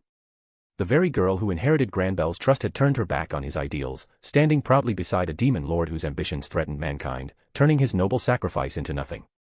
The second truth was far worse, a blow that sank straight into the marrow of her being. No matter what she did, no matter how carefully she schemed, she was destined to fail for as long as the men standing before her continued to draw breath. He knew every secret she had carried across 2 lifetimes and now stood with complete dominion over her, even here, in the sanctuary of her own soul. There was no path forward, no move to be made, no rebellion to be mounted. The crushing helplessness of that reality, coupled with the knowledge that her third life had been snuffed out before it even began, hollowed her out entirely. The despair was too vast to contain, and so it poured from her in the only way her mind could manage, through frenzied, hopeless, broken laughter. "All right, that's enough, Maria. There's no need to wallow in despair," Rimuru said calmly. "How about this? Want to work for me?" Maria's laughter cut off instantly as she shot to her feet, glaring at Rimuru with pure fury and hatred. "How dare you even suggest something so ridiculous? Do you have any idea who you're speaking to?" she spat, every word laced with venom. "I am Maria Rosso, the first queen of the kingdom of Silt Rosso, the woman who single-handedly conquered an entire continent. There is no force in this world that could make me submit to a demon like you, not even if you chose to end my existence right here and now. So take your pathetic offer and shove it right." Before she could finish, Ciel made a sharp downward motion with her finger, and Maria's body collapsed, her head slamming hard against the ground. Moronically prideful, just as I expected, Rimuru said with a slow shake of his head. "Oh well. I tried, I guess. Ciel, do your thing," he added, gesturing casually toward his soul partner. Obeying her master's command, Ciel lifted her hand with an almost lazy grace. In the blink of an eye, the tomb shifted and reshaped itself into a small, ornate temple. From the 4 pillars, glowing purple chains burst forth, snaking through the air before coiling tightly around Maribel's body. She thrashed instinctively, but the bindings held fast. Another chain erupted from beneath her feet, twisting upward to seal her mouth, muffling her panicked cries. Her wide, frantic eyes darted between the 2 blue-haired monsters before with nothing but pure, unfiltered terror. "Don't look at me like that, Maria. I'm not going to erase your existence, I'm not that kind of monster," Rimuru said with a mocking smile. "That said, from now on, you won't be able to interact with or influence Maria Bell. In fact, you'll be able to see, hear, and feel everything your young reincarnation experiences, but you will never be her. From today onward, you, Maria, and your reincarnation Maria Bell are 2 completely separate entities. Enjoy being a meaningless existence, Maria. Who knows when or if we'll ever meet again." With those parting words, Rimuru and Ciel vanished from Maribel's soul, leaving Maria behind. Horrified, despairing, and shackled by the unbreakable chains of her fate. Back in the real world, barely a minute had passed since Rimuru began playing with Maria Bell, even though a part of his consciousness had been busy dealing with Maria. "It's done," Rimuru said as he extended a finger toward the little girl. Maria Bell immediately reached out and wrapped her tiny fingers around it. "Already. Genevieve and Anna both asked at once, their expressions a mix of surprise and disbelief. Did you really? Yes. I've taken care of Maria, Rimuru assured them as he lightly tickled Maribel's stomach, earning a laugh so pure and untainted it seemed to wash away every dark thought in the room. Maribel is safe now. Maria will never threaten her again. Thank goodness, Genevieve breathed out, leaning back against the couch as relief poured through her. After witnessing firsthand the cruelty Maria was capable of, she wanted every trace of that woman's shadow gone from her daughter's life forever. There's no need to thank me. Bella, you and Anna are residents of Tempest from today onward. Rimuru said, his tone turning serious as his gaze moved between the two women. Which means that whether it's Maria's soul or Granbell himself, no one will be able to harm you for as long as this nation stands, he gleecared, and as if on cue, Maribel threw her hands into the air with a cheerful babble, prompting Rimuru to tickle her again until her laughter filled the room. Genevieve couldn't help but smile warmly at the sight. Inwardly, she congratulated herself and patted herself on the back as this had been the best gamble of her life, and it had paid off more than she could have imagined. To be continued. Hey, if you like the chapter, please consider leaving comments and reviews, as it motivates me to write more. Also, please check out my other FIC, One Piece, randomizer. New Chapter 35. A Spiritual Side Quest Footbellmere. Chapter 37, Resourceful Merchant, Demrata. Ciel. Voice of the World. While Rimuru was dealing with the whole Maribel Rosso situation, over in the Harpy Queendom of Fulbrosia, Fry had just seen Malim off and was now slumped in her bedchamber, completely drained of whatever social energy she had left. Even so, she couldn't help but feel genuinely grateful that her castle was still standing in one piece at least. After giving herself a minute to simply breathe, her thoughts drifted back to their earlier conversation, specifically, to that supposed best friend Malim had mentioned. Honestly, Fry found it hard to believe that there was some unknown demon out there who could keep up with Malim Nava, the Destroyer, in an actual fight, and one who wasn't named Guy Crimson. Still, the Sky Queen believed her. Because for all of Malim's childish antics and her absolute lack of restraint, Fry knew damn well that the girl didn't do political theater. Manipulation, duplicity, scheming, none of that interested Malim. She didn't need it anyway. Anyone with even half a brain cell dedicated to survival instinct knew not to mess with Malim, and when she set her mind on something, there were only a handful of individuals who could stand in her way. And that was one of the many reasons Fry made a point to maintain such a good relationship with the Destroyer, despite the constant cost of doors and structural repairs that followed every one of her visits. That was how it started, at least, but somewhere along the way, things changed. After years of her chaotic presence and absolute sincerity, Fry found herself genuinely valuing Malim's honest, uncomplicated friendship. She'd even come to see the girl as a younger sister, despite the very strange fact that Malim was, chronologically speaking, far, far older than her. Rimuru. Fry murmured, recalling the reports her subordinates had hastily compiled on the blue-haired demon while she'd been busy entertaining Malim. Building a nation of monsters that somehow looks better than most human kingdoms, and he's getting along with humans too. He seems oddly reasonable for someone that strong. She frowned, tapping a claw lightly against her knee. On one hand, it was practically the ideal situation for her that a powerhouse on Malim's level who actually seemed reasonable enough to approach diplomatically. But on the other hand, the whole thing left her uneasy in a way she couldn't quite shake. This kind of calm, stable, constructive behavior didn't match anything in her experience. Her entire sample size of beings on that level consisted of Guy Crimson, who absolutely did not count as reasonable, and Malim, who was, well, Malim. Neither of them came anywhere close to the word reliable, at least not in a way that let Fry sleep peacefully at night. Maybe I should look into him a bit more before making a move. Fry decided, leaning back as her wings shifted restlessly behind her. It wasn't fear, exactly, but she wasn't reckless enough to pretend she understood someone like Rimuru from a few surface-level scraps of intel. The information she currently had was the basic kind anyone could gather, compiled in just a few frantic hours, and nowhere near enough for someone as cautious as her. Just then, Fry heard rapid, frantic banging on her door. A vein twitched on her forehead as she pushed herself up, marched over, and yanked it open with enough force to rattle the hinges. She glared at the servant standing there, wings puffed in irritation. "What is it?" she snapped at the harpy before her. The servant flinched hard at her tone, visibly shaking as she spoke. "Queen Fry, forgive the intrusion during your rest, but Seer Cersei has summoned you urgently." The moment the old woman's name left the servant's mouth, all of Frey's irritation vanished, replaced immediately by a pit of cold panic that dropped straight into her stomach. The last time that old woman had summoned her with this level of urgency, she'd dropped an existential crisis on the entire queendom. Without wasting a single breath on further questions, Fry sprinted down the corridors toward the seer's chambers. When she arrived and stepped inside, her heart sank the moment she saw the old woman. Cersei's face was ghostly pale, her body trembling as she stared fixedly into the crystal ball before her. "Seer Cersei, are you all right?" Fry asked, her voice softer than she expected as she slowly approached the old woman. No, no, I am not, the seer replied, giving a weak, brittle shake of her head. Queen Fry, forgive me, but I bring bad news. Seer, stop talking in riddles and just say it. Fry snapped, her voice coming out more sharply than she intended, but impossible to hold back. Her nerves were already boiling, stretched to their limit by the tension radiating from the room. Queen Fry, I had another vision about the coming disaster. From what I saw, it's going to arrive sooner than we expected, Circe said with a weary sigh that made Frey's stomach twist. How soon? Fry forced herself to ask even though every instinct in her body screamed at her not to. The seer fell silent for a long moment, long enough that Fry could hear her own heartbeat pounding in her ears. Finally, Circe lifted her gaze. Her eyes were full of fear and resignation. 6 days. She whispered. Frey's breath hitched, her eyes widening as a storm of thoughts slammed into her all at once. Then, without another word, she rose abruptly and strode out of the old seer's room, heading straight for her throne room. Once there, she immediately summoned her 2 daughters, who arrived without delay. Mother, Claire and Lucia said in perfect unison as they approached and knelt before her.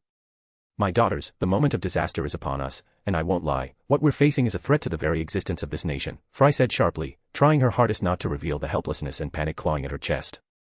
Claire and Lucia's eyes hardened instantly, their posture straightening as they braced themselves, ready to lay down their lives for their queen and for their mother. That's why, Fry continued, a flicker of pride warming her chest as she noticed the shift in her usually laid-back daughters, from this moment on, Fulbrosia is under total lockdown. Raise security to the maximum. I don't want a single outsider crossing our borders without my permission, she instructed as her 2 daughters nodded their heads in acknowledgement.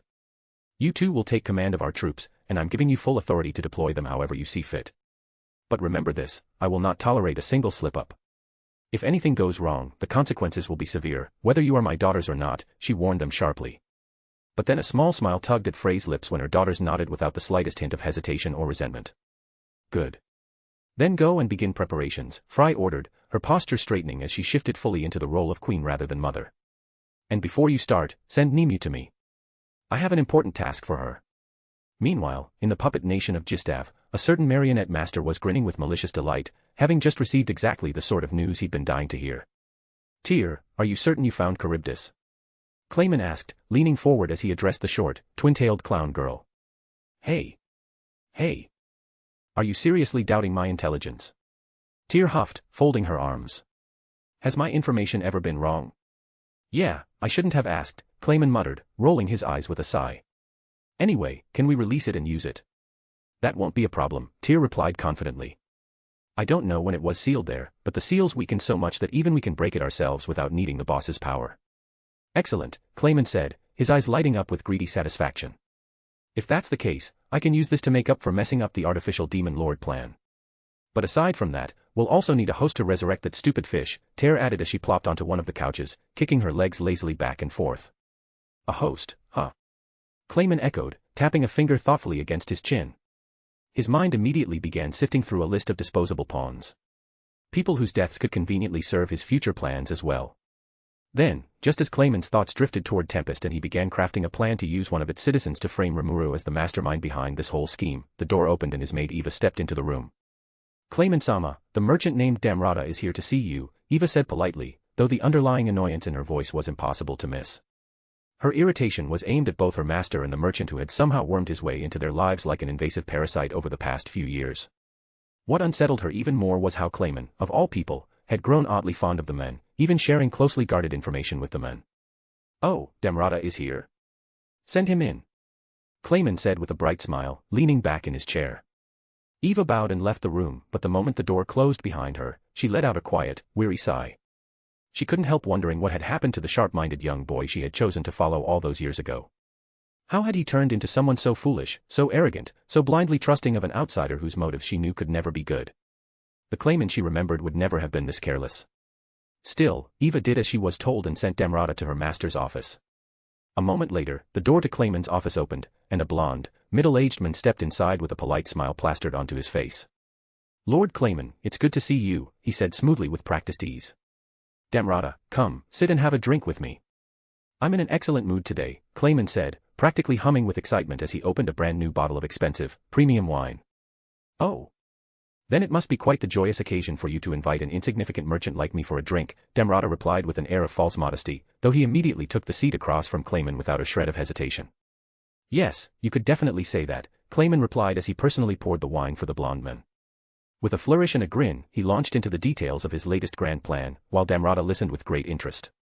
Meanwhile, Tyr was furious and genuinely baffled as to why Clayman kept spilling all their secrets to an outsider like Demrata. She stood off to the side with her arms crossed and her foot tapping impatiently, glaring daggers at the merchant, who barely spared her a glance, keeping his focus squarely on Clayman instead. Lord Clayman, I cannot put into words how brilliant your plan is. Not only will you get your revenge, but you'll also gain tools for future schemes, Demrata praised generously, laying it on, little too thick. And judging by the pleased smile slowly spreading across Clayman's face, his flattery was hitting exactly the right spots. That said, Lord Clayman, would you mind if I offered a little assistance with this brilliant scheme of yours? Oh. And what do you mean by that? Clayman asked, leaning forward slightly, intrigued. Compliments were expected, since he knew full well the merchant was trying to win his favor, and Clayman certainly believed he deserved every last bit of praise, but an offer of cooperation from someone as resourceful as Demrata was far more interesting. You mentioned needing a host to awaken Charybdis, didn't you? Demrata said as he leaned forward, a dangerous glint flickering in his eyes. Well, to be honest, I might have the perfect candidate in mind. Sometime later, Demrata was walking along the path, casually smoking a cigar, when suddenly another presence materialized beside him, and a hooded man fell into step with him as if he'd been walking there the entire time. Lord General, you called for me, the newcomer asked in a low and controlled voice as they continued walking along. Yes. Return to the Empire as soon as you can. I have 2 important messages you need to deliver, Demrata said, taking a slow, thoughtful puff from his cigar before slipping 2 envelopes from inside his coat. This first one is for Lieutenant Kondu, he said, handing over the envelope with deliberate care. Just give this envelope to him, and tell him that Pawn is on the big move, he will know the rest. And the second envelope, General, the hooded man asked, his gaze shifting briefly to the sealed letter before returning to Demrata, waiting for instructions. Well, this one is a little more important than the first, Demrata said as he handed over the second envelope. For this one, I want you to maintain total secrecy. No detours, no unnecessary contact. And tell the receiver that if she accepts the offer, she needs to come here immediately. Understood, General, but to whom am I going to pass this to? The hooded man asked, the slightest hint of curiosity slipping into his tone. You are going to pass this letter to General Nizami of the Magic Beast Division. To be continued. And, before anyone comments that I'm back, I appreciate it, but please don't. Just remember that none of my fanfics are abandoned. They're in a perpetual state of being written, depending on my time and interest. And inspiration.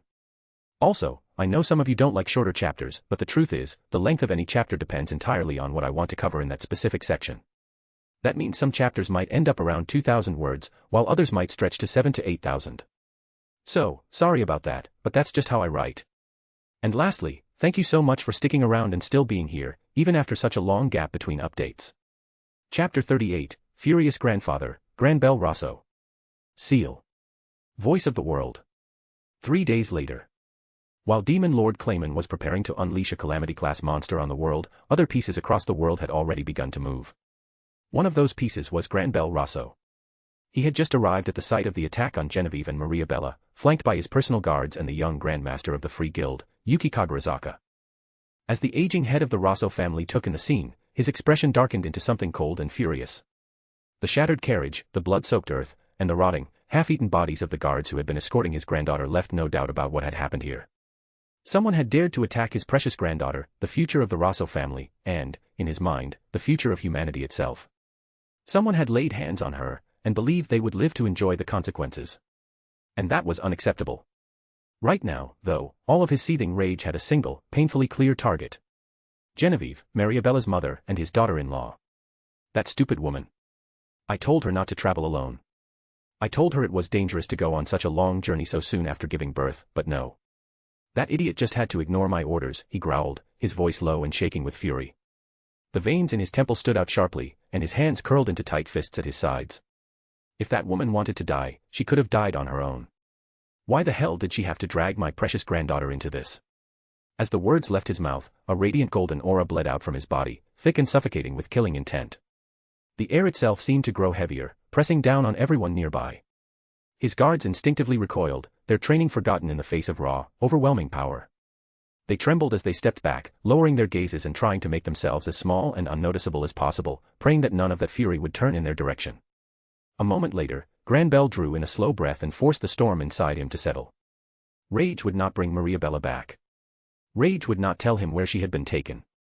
He pushed the fury down and began considering how to track his granddaughter and retrieve her before it was too late. But before he could settle on a course of action, a younger voice broke through his thoughts. This armor and these weapons. I think I know where they're from, Yuki murmured as he crouched beside one of the fallen guards and picked up a discarded blade. Turning it over in his hand, he studied the edge, then traced a finger lightly along the hilt, eyes narrowing in quiet recognition. These are definitely Eastern-made. You don't see them around here very often, but there's an Eastern merchant I know who brings them in through special orders. Eastern merchant, you say? Granbell turned toward Yuki, his eyes narrowing. Is it Damrata? Oh. So even Granbell-sama has dealings with that crafty man, Yuki replied, a faintly amused smile tugging at his lips. Yes, it's the same person. I see, Granbell said quietly, the name bringing a familiar face to mind. He remembered the Manuel, that annoyingly sweet-talking Eastern merchant who always wore a harmless smile as if he were nothing more than a humble trader.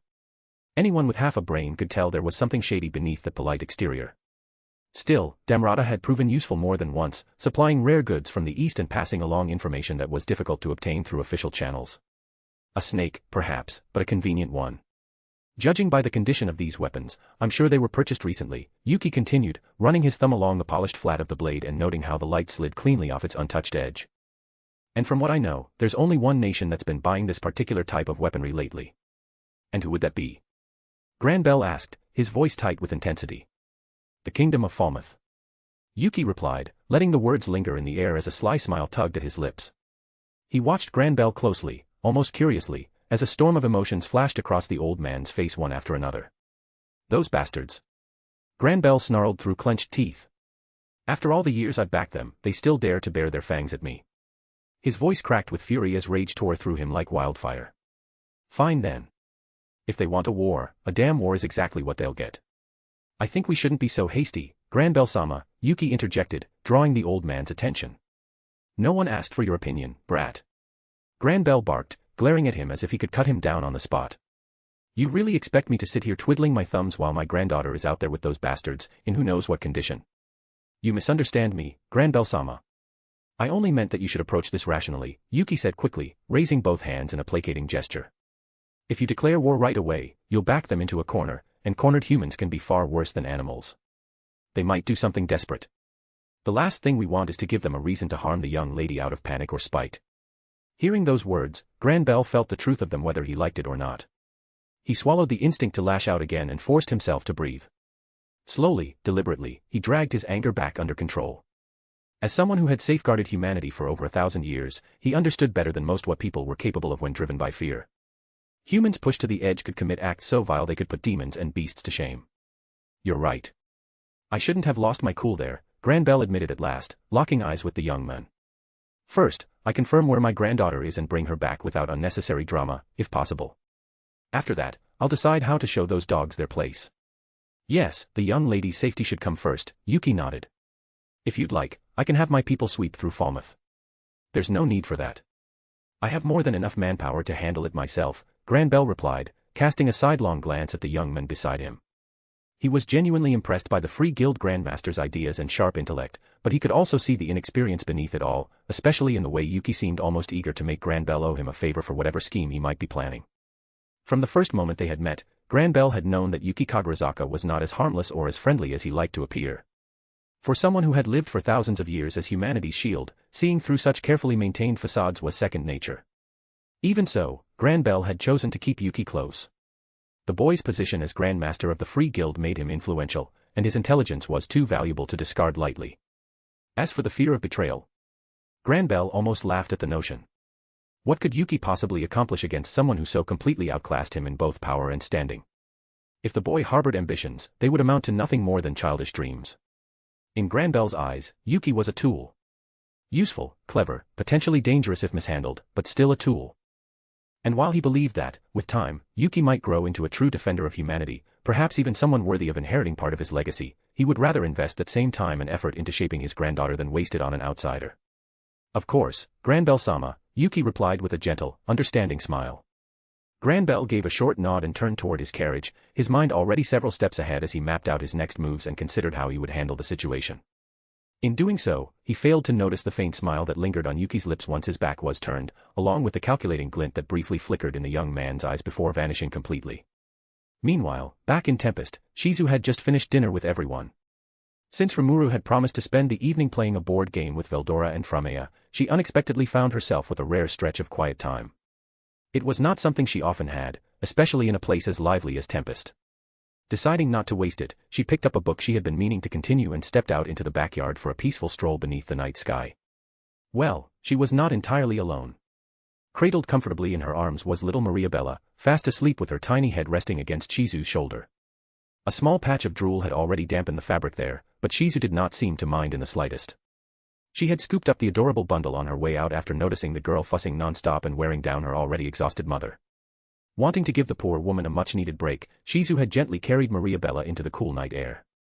Thankfully, the fresh breeze worked like magic, as shown by the peacefully sleeping child cuddled snugly against her. A moment later, her quiet stroll came to a halt when she felt a familiar presence drawing closer from behind.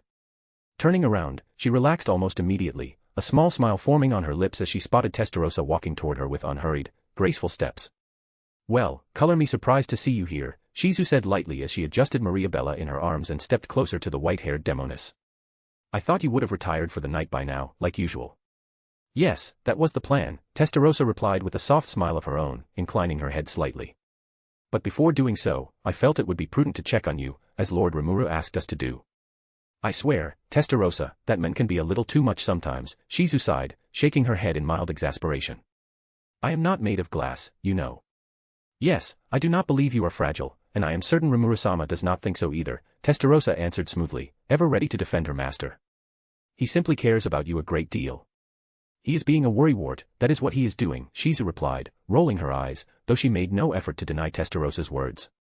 "He loves you," Testarossa blurted out before she could stop herself, suppressing the shameful bitterness that rose in her heart as the words left her mouth. "Yeah, he does," Shizu replied with an easy, affectionate smile, gently brushing her fingers through little Mariabella's soft hair. "And you love him too, don't you?" she asked in the same calm tone, lifting her gaze to meet the white-haired demoness. Testarossa froze at once, her posture going rigid. "Don't try to deny it. I've seen the way you look at him, and sometimes it honestly feels like I'm staring into a mirror," she added with a soft sigh, shaking her head. "I am sorry," Testarossa replied after a brief, uncharacteristic pause, clearly unsure how to process what she had just heard. Even as a demoness, she understood that being caught by her master's pregnant wife while harboring feelings for him was not exactly a good look. "Why are you apologizing?" "I wasn't accusing you of anything," Shizu said, then paused and blinked in surprise. "You know, now that I say it out loud, I'm the one who sounds strange here," she added with a quiet chuckle. A moment later, Shizu gathered her thoughts and spoke again. "You don't have to be so tense, Testarossa. As I said, I'm not really angry with you. In fact, I always knew I couldn't be his only partner," she added as she walked over to the Engawa and carefully lowered herself onto the wooden floorboards, making sure not to disturb the sleeping child in her arms. "After all the time I've spent with Rimuru, I've come to understand that my husband is not someone who can be summed up in a few simple words," Shizu continued, lifting her eyes toward the full moon hanging in the sky. "He can make the impossible happen as if it were nothing, yet he still clings to small, ordinary desires that make him feel human. He can outmaneuver ancient beings with frightening precision, but at the same time, he has that ridiculous charm that pulls people in before they even realize it." A teasing smile curved her lips as she glanced at Testarossa. "I don't think I need to explain that part to you." She let out a soft chuckle before continuing. "In a world where power is everything, my husband shines far too brightly. Of course, he's going to attract attention. Especially from women who just so happen to have a few enticing assets that might catch his eye. And you're okay with that? Shouldn't you be more upset about this whole situation?" Testarossa asked, unable to fully hide the intrigue and confusion in her voice. From what she understood of humans and their ideas about relationships and marriage, both men and women tended to be quite territorial about their partners and would never willingly consider bringing a third person into the mix. "Normally, yes, it should be irritating and probably disastrous for my self-esteem to have such a charming husband. I should be worrying every day that I'm not good enough for him, or that one day he'll meet someone more beautiful, more talented, more interesting, and decide I'm no longer enough," Shizu admitted honestly. "But strangely, and thankfully, I don't feel that way, and believe me, I've thought about it a lot. In fact, knowing what he has done for me in..." Shizu paused, then shook her head. "And how passionate he is when it comes to showing his love," she added with a faint blush, remembering the nights they had shared. "I don't think anyone or anything could make him love me any less. So if that's true, then what exactly would I be worrying about?" Besides, there's one more thing, Shizu added, turning her face slightly away. I don't even know when it started, but the idea of being the head wife, the one with the final say, the one who can veto any woman interested in my men, it feels kind of thrilling. Ah. I see now, Testarossa replied, giggling softly behind her hand. Hey, stop laughing at me. Shizu shot back, then immediately winced when Mariabella stirred in her arms. She quickly lowered her voice and gently rocked the baby, murmuring softly until the child settled again.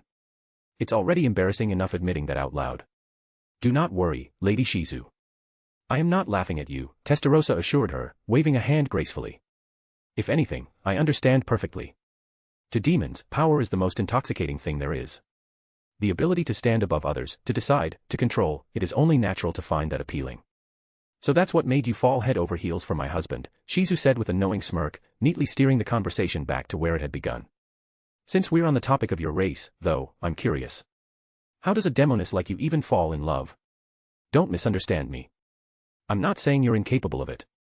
But considering how long you've lived and the nature of your species, I would have thought emotions like love wouldn't carry much weight for you anymore. You're not wrong, Shizu-sama. Generally speaking, I've never cared much for emotions like love or kindness. To be honest, I still don't, Testarossa admitted calmly. There are only a select few exceptions, like you, Master, and that insufferable brat Framea. She rolled her eyes at the mention of the overly enthusiastic rabbit girl who stubbornly insisted on calling her Testa, no matter how many times she had been warned not to. Framea had an almost supernatural talent for getting under her skin. Even so, Testarossa had never followed through on her threats. For reasons she rarely acknowledged, the girl reminded her of someone from long ago, someone who had once been the rare recipient of her kindness. But the day Rimuru-sama summoned me, something shifted inside me, she continued, her voice lowering slightly. The way he crushed my arrogance so effortlessly, the way he toyed with me throughout the fight, the way he made me experience true death. A faint flush crept across her pale cheeks, and she pressed her legs together almost unconsciously as she brushed a strand of hair behind her ear. When he revived me afterward, I knew. From that moment on, no one else would ever be worthy of summoning me, and that my soul belongs to him, and it always will. Wow, love born from domestic violence. How romantic. Shizu remarked dryly, shaking her head in disbelief as she studied the woman beside her. The contrast between them was almost absurd. Shizu had fallen for Rimuru after he gave her another chance at life, a real, happy life she had always longed for. Testarossa, on the other hand, had fallen for the same man after he had ended her life, the life of a being who had once considered herself truly unkillable, only to revive her afterward. Their paths to the same man could not have been more different, and yet somehow they had ended up here, sitting side by side under the moonlight, speaking like old friends. Well, I suppose everyone has their own process, Shizu added with a small shrug, before an idea suddenly crossed her mind and she tilted her head slightly. So, Testarossa, would you like me to talk to Rimuru about you? That. Testarossa began, but before she could continue, her expression shifted almost imperceptibly as a message reached her through thought communication. Shizu-sama, I'm sorry, but we may have to pause this discussion for now. There has been a sudden development that I need to inform Rimuru-sama about. Oh. What happened? Shizu asked as she carefully rose to her feet, adjusting Mariabella in her arms so the baby would not wake. Is it something serious? There is no need for you to worry, Shizu-sama, Testarossa replied, addressing her concern at once. Tempest has simply received an unexpected visitor, and that individual is requesting an urgent audience with Rimuru-sama. To be continued. Chapter 39, Steel Weaver Assassin, Sui. Ciel. Voice of the world. The cushioning here is really nice. I wonder how it would feel to take a nap on this, a young harpy with short olive hair and bright green eyes thought to herself as she casually poked at the couch beneath her while idly swinging her legs back and forth. So, Nimue, was it? Rimuru asked as he quietly observed the young harpy sitting across from him, recalling that he had met her in a previous timeline. Although he had not interacted with her very much back then, he had formed a fairly good impression of her and her two companions. Nimue suddenly jolted out of her thoughts and quickly looked up at the man sitting across from her before giving a small, stiff nod. Her expression remained mostly blank, and she did her best to keep her posture relaxed, but anyone with even a little skill at reading people could easily notice the tension in her eyes. Why is everyone so scary here? Nimue screamed internally while using every ounce of willpower she had to keep herself from trembling in front of the ruler of this nation. Ever since Nimue had arrived in Tempest, her mind had been constantly bombarded with surprises, and for the first time in her life, she had not felt sleepy even for a moment. From her perspective, the place was completely insane. The average hobgoblin walking around the streets felt about as strong as one of their trained soldiers back home. On top of that, she had encountered several monsters whose presence alone made her instincts scream in terror, giving her the terrifying feeling that if her people ever went to war with this nation, their entire army, even their strongest elites like her older sisters, would probably be wiped out in seconds. And now she was sitting in a room with a frightening white-haired big sister who watched her with a disinterested yet cautious gaze, along with the men who ruled over all of these terrifying people. What's with that reaction? I'm not that scary, am I? Rimuru asked with a light chuckle, clearly amused by her stiff behavior.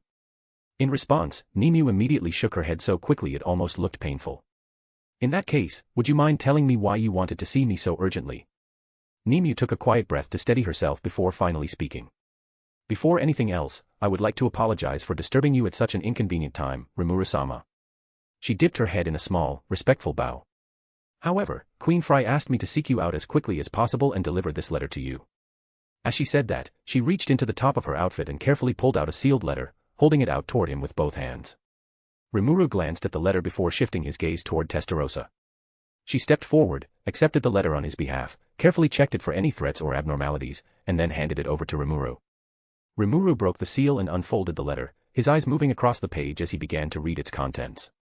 Greetings, ruler of the great Jura forest, Rimuru Tempest. I am Fry, the Sky Queen and ruler of the Harpy Queendom of Fulbrosia, as well as one of the 10 great demon lords. First, please allow me to offer my sincere apologies for sending my daughter to your nation so suddenly and without any prior notice. The circumstances surrounding my current situation require swift and decisive action, leaving me with little opportunity to observe the proper formalities between rulers. If her unexpected arrival or any of her conduct has caused inconvenience, particularly due to her unfamiliarity with the customs of your nation, I kindly ask for your understanding and forgiveness. I first came to know of you through our mutual acquaintance and fellow demon lord, Melim Nava the Destroyer. I must admit that I was quite surprised when she mentioned your name. During our conversation, Melim spoke very highly of you and even referred to you as her bestie. It was through her praise that I first learned of your strength and capabilities, which led me to believe that you may be the one capable of helping resolve the grave situation I currently face. This brings me to the primary purpose of this letter, which is to extend a formal invitation for you to visit Fulbrosia at your earliest convenience. I am fully aware that such a request may appear improper between sovereigns, and I assure you it is not my intention to show any disrespect toward a fellow ruler. However, the circumstances surrounding my current predicament leave me with little room to follow the usual courtesies. What I am about to say may sound dramatic, but I assure you that the fate of my entire kingdom may very well depend on the events that will soon unfold. I will conclude this letter here and once again earnestly request that you visit Fulbrosia and lend us your aid during this difficult time. As a fellow monarch, I believe you understand better than most the heavy responsibility that comes with protecting one's people. It is for that very reason that I am prepared to offer whatever compensation may be necessary if you are willing to help Fulbrosia endure the storm that lies ahead without harm. Proudly and sincerely. Demon Lord Fry, Sky Queen of the Harpy Queendom of Fulbrosia. Once he finished reading, Rimuru carefully folded the letter and set it aside before glancing back at Nimue, who was currently fidgeting in her seat. For him, this was one of those rare moments when something genuinely caught him off guard. Until now, he had no idea that Nimue was Frey's daughter, or even that Fry had children in the first place. That little revelation immediately sent his mind down another line of thought. If Nimue was Frey's daughter, then who exactly was the father? For a brief moment, he found himself wondering if it might be Carrion, or if it was someone else entirely. Were you aware of the contents of this letter? Rimuru asked, receiving a nod in return. So, in your opinion, when should this earliest convenience be? Well, we could depart right now if that's all right with you, Nimue replied after a short pause, blurting out the first answer that came to mind. Of course, that suggestion absolutely had nothing to do with her desperately wanting to go home and throw herself onto her own bed. Girl. Have you no shame, making such a demand of Rimuru-sama? Testarossa scolded sharply, her crimson eyes narrowing as she fixed Nimue with a piercing glare. The young harpy squeaked in fright before lowering her gaze and shrinking into herself, curling slightly on the couch as the faint but unmistakably terrifying aura leaking from the demoness pressed down on her. Testarossa, stop scaring her. She's just a child, Rimuru reminded her, signaling for her to stand down. To be honest, he did not particularly mind Testarossa playing bad cop for him, since it often made it easier and more entertaining for him to play good cop, or sometimes even the worst cop.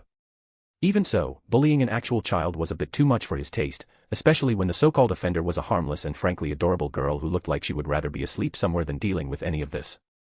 Forgive me, my lord. I spoke out of turn, Testarossa said immediately, her frightening aura vanishing as quickly as it had appeared. I will overlook it this time, but do not let it happen again. Also, you might want to work on your skills when it comes to dealing with children. You are going to need them in the future, Rimuru said calmly before turning his attention back to Nimue. In doing so, he completely failed to notice the faint blush that appeared on Testarossa's face as her imagination instantly began running wild. Sorry about my secretary. Her people skills still need some work. Even so, that is no excuse for treating a guest like this, so on her behalf, I apologize. No, no. Please don't. Nemu blurted out in a panic, waving her hands frantically as she tried to figure out how she was supposed to respond to something like this. Her mind struggled to process what had just happened. This was the first time in her life she had ever seen someone in a position like Rimuru's apologize to someone who was technically beneath them. If it had been her own mother in this situation, she would not have even entertained the idea of apologizing. Fry would have simply dared the other person to complain. Because of that, Nemu's opinion of Rimuru rose sharply in that moment, even if she did not consciously realize it herself. Well then, Nemu, getting back to our earlier topic, I will accept the invitation and visit Fulbrosia tomorrow to meet this mother of yours, Rimuru told her. Thank you, Rimuru-sama. Nemu's eyes immediately lit up with relief and excitement. As far as she was concerned, this was the best possible outcome she could have hoped for when she first arrived in Tempest. In that case, I will take my leave and deliver your message to my mother right away. No, you are not going anywhere, Rimuru said calmly before Nemu could even lift herself off the couch. There is no way I am letting a child like you travel alone in the middle of the night. But the message. Nemu began to protest, only to be cut off before she could finish her sentence. Once I say no, it means no. Do not argue with me, Nemu, Rimuru said in a tone that left no room for debate.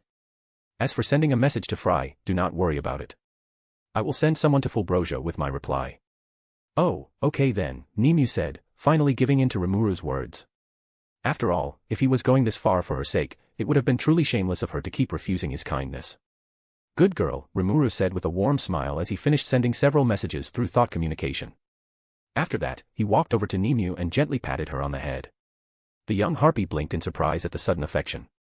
To her own astonishment, the feeling was actually quite nice, and for a brief moment, she found herself quietly wondering if it would be too much to ask for more. Just then, the door to the room opened, and a bunny-eared brunette stepped inside. Oni-sama, you called for me, she asked casually before her eyes shifted toward the other woman present. Hey, Testa. Good to see you too, she added with a cheeky grin as she effortlessly leaned to the side, dodging the swipe Testarossa immediately took at her. Rimuru chuckled softly at the familiar exchange, a warm sense of satisfaction settling in his chest as he watched the two of them interact so naturally. Truthfully, he was still a little surprised by how quickly Testa and Framea had started getting along. When he had first told Testarossa to take Framea under her wing, the demoness had been openly reluctant about the idea. On the other hand, he could still clearly remember the terrified expression on Framea's face when she learned she would be training under a primordial demon. And yet somehow, despite that rocky start, the two of them had ended up bickering and teasing each other like a pair of sisters. Framea, meet Nemu. She is Demon Lord Frey's daughter and our guest for tonight, Rimuru explained as he gently guided the slightly overwhelmed harpy toward the bunny-eared girl. So take care of her dinner first, and after that you can show her around Tempest while I ask Shuna to prepare a room for her in the guest quarters. Oh, so it's the fun kind of job, Framea said immediately, her eyes lighting up with excitement as she grabbed Nemu's hand before the poor girl even had time to react. Come with me, my winged friend. As Tempest Quality Control Officer, I know all the best places worth seeing, she declared proudly before turning on her heel and practically dragging the stunned and thoroughly bewildered little harpy out of the room. Rimuru chuckled once again at his little sister's antics before turning toward Testarossa. Well, Testa, since that wrapped up a lot faster than I expected, it looks like I suddenly have a bit of spare time on my hands. So I was thinking. He said as he extended his hand toward her, would you like to go for a walk with me? The moment those words left his mouth, a radiant smile spread across the ancient demoness face. Without hesitation, she gently placed her hand in his, her fingers resting lightly against his palm. Do you even need to ask, my lord, she replied, in a warm and sincere voice as she looked up at him. I would love to. Rimuru returned her smile, clearly pleased by her response. Before leaving, he quickly sent a brief message to Shizu through thought communication to let her know about his little outing. Once that was done, he activated his magic and vanished from the room in an instant, taking the white-haired beauty with him. Meanwhile, back in Fulbrosia, Demon Lord Fry sat alone in her throne room, slowly swirling a glass of wine in her hand while a deep frown settled on her face. Her golden eyes remained fixed on the large doors at the far end of the hall as she waited for the return of her youngest daughter. It had already been quite some time since Nemu had departed for Tempest, carrying her letter to the ruler of the monster nation. By Frey's calculations, the girl should have returned by now. She had even accounted for the possibility of small delays along the way or a few rest stops, given her daughter's personality. Even with those possibilities in mind, however, there was no reason for this much time to have passed. By now, Nemu should have returned with Rimuru's answer in hand. Yet the doors remained closed, and there was still no sign of her daughter or any response from Tempest. Was she captured by Rimuru's people, or did something worse happen? The troubling thoughts continued to circle through Frey's mind as her frown deepened even further while she imagined the many possible fates that might have befallen her youngest child. To be fair, Frey was not the most emotional or openly maternal person. She had, after all, taken the throne by ending her own mother's life, and she would not be particularly shocked if one day one of her daughters tried to do the same to her. That was simply the way the throne often changed hands among their kind. Even so, her relationship with her daughters was far better than anything she had ever shared with her own mother. This time, however, it was her own conscience that weighed on her thoughts. After all, she had been the one who chose to send Nimi to Tempest in the first place. If the task had only been to deliver a letter, then any of her soldiers could have carried it out, likely faster and with far greater efficiency. But while casually fishing for information about Rimuru during her conversation with Malim, Frey had picked up on an interesting detail. From the way Malim spoke, it sounded as though this Rimuru had a rather soft spot when it came to children. Because of that, Frey had deliberately sent her youngest and cutest daughter, hoping that the sight of the harmless little harpy would tilt the scales in her favor. Now, however, it seemed that her gamble might have backfired spectacularly. Perhaps Rimuru had seen through the ploy immediately and decided to respond in kind.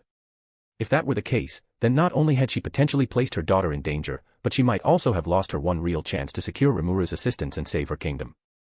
Then, just as Frey's thoughts began to spiral into darker and darker possibilities, something happened that immediately snapped her back to reality.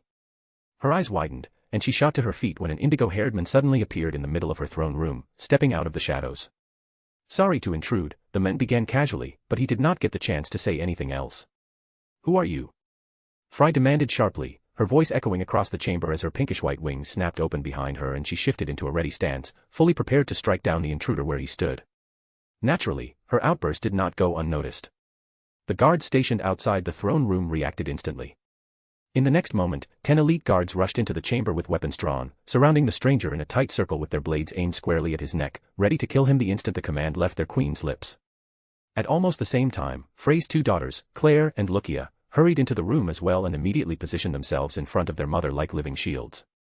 I will not ask you again, intruder. Who are you? Frey demanded once more, in a colder and more demanding voice now that her guards had the men completely surrounded. And how dare you trespass in my domain, let alone my throne room?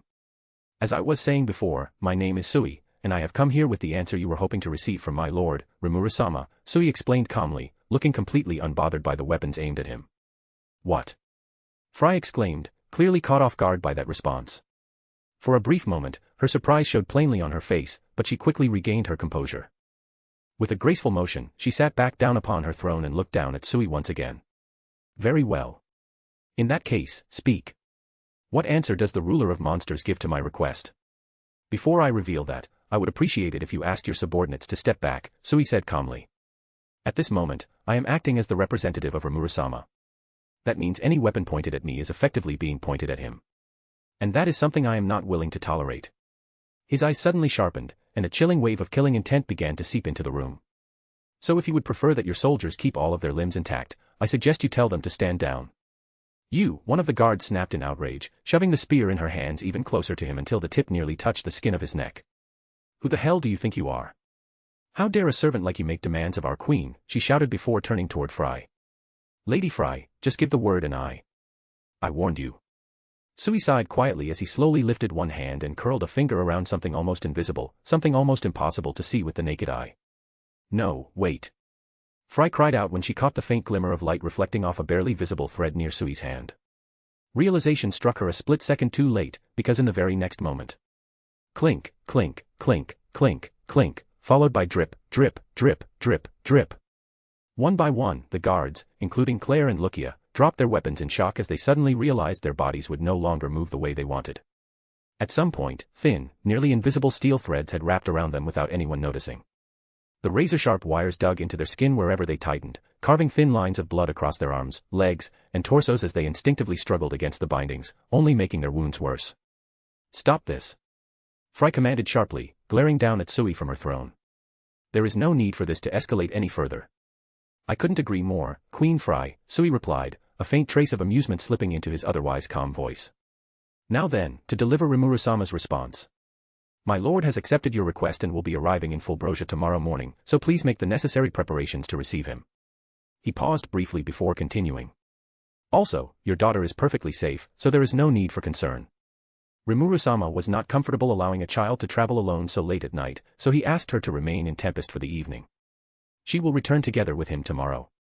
I see. Fry said quietly, letting out a slow breath of relief as the tension in her shoulders finally eased. The confirmation that Rimuru had accepted her request was already a weight off her mind, but hearing that Nimue was safe made the news even better. In that case, please extend my gratitude to your master for accepting my sudden invitation and for looking after my daughter. I will be sure to pass along your thanks, Sui replied. Then, without another word, his body sank smoothly into the shadows at his feet and vanished from the throne room. At the same time, the razor-thin threads binding the guards disappeared along with him, leaving them to collapse to the floor as they clutched their injuries while blood slowly dripped from the shallow cuts left behind. After Sui disappeared, a heavy silence settled over the throne room. Fry remained seated, quietly repeating his words in her mind while her thoughts were already shifting, adjusting her carefully prepared plans piece by piece, to account for this new development. However, before she could fully immerse herself in that process, there was still one more issue that demanded her attention. I am quite disappointed in all of you, Fry said coldly as she looked down at the guards who were struggling to push themselves back onto their feet, with cold, disdainful eyes. A man barges into my throne room without any trouble, and instead of being cornered and surrounded by my elite guards, he turns every single one of you into hostages right in front of me. Truly impressive, isn't it? She added with biting sarcasm as the harpies standing before her immediately lowered their heads in shame, none of them daring to meet her eyes. In truth, Fry understood perfectly well that Sui must have used some kind of unique skill to slip into full brojia despite the strict security measures currently in place. The entire nation had been under heavy lockdown for weeks, with no way in or out. Even so, that knowledge did little to soften her irritation. She had no intention of comforting her guards or pretending this had been acceptable. Watching a single operative from Rimuru's nation dismantle her entire royal guard while effortlessly restraining both of her daughters had been humiliating beyond words. What made it even worse was the fact that the men clearly specialized in stealth and infiltration, which only made the entire incident feel even more insulting to her pride. Now leave. Let me enjoy what little peaceful time I have left, Fry ordered quietly. One by one, the guards obeyed, silently exiting the throne room with their heads still bowed. Claire and Lucia followed shortly after, clearly aware that there would be no special words of comfort for them either. Once the room was empty, Fry picked up her wine glass again and stared into the deep red liquid swirling inside it. For a few seconds, she said nothing, simply watching the slow movement of the wine as her thoughts finally began to settle. It seems full brojia will not be wiped out during my reign after all, she murmured to herself as she drained the remaining wine in a single swallow before letting out a long sigh of relief as the crushing weight she had carried for months finally began to ease from her shoulders. Now I just hope whatever Mr. Tempest asks for ends up being a reasonable price. To be continued. Hey readers, I just noticed that I only need 4 more reviews for this FIC to receive a rating, so if you could do me a favor and leave a review, I would really appreciate it. Chapter 40, Pitiful Princess, Blanche Nam Silberia. Ciel. Voice of the world. And here we are, Rimuru said lightly as he and Testarossa stepped into what looked like a long-abandoned town. The place was crawling with demons and beasts. They clung to the cracked walls, lounged across rooftops, and wandered through the empty streets like scavengers that had claimed the ruins as their own.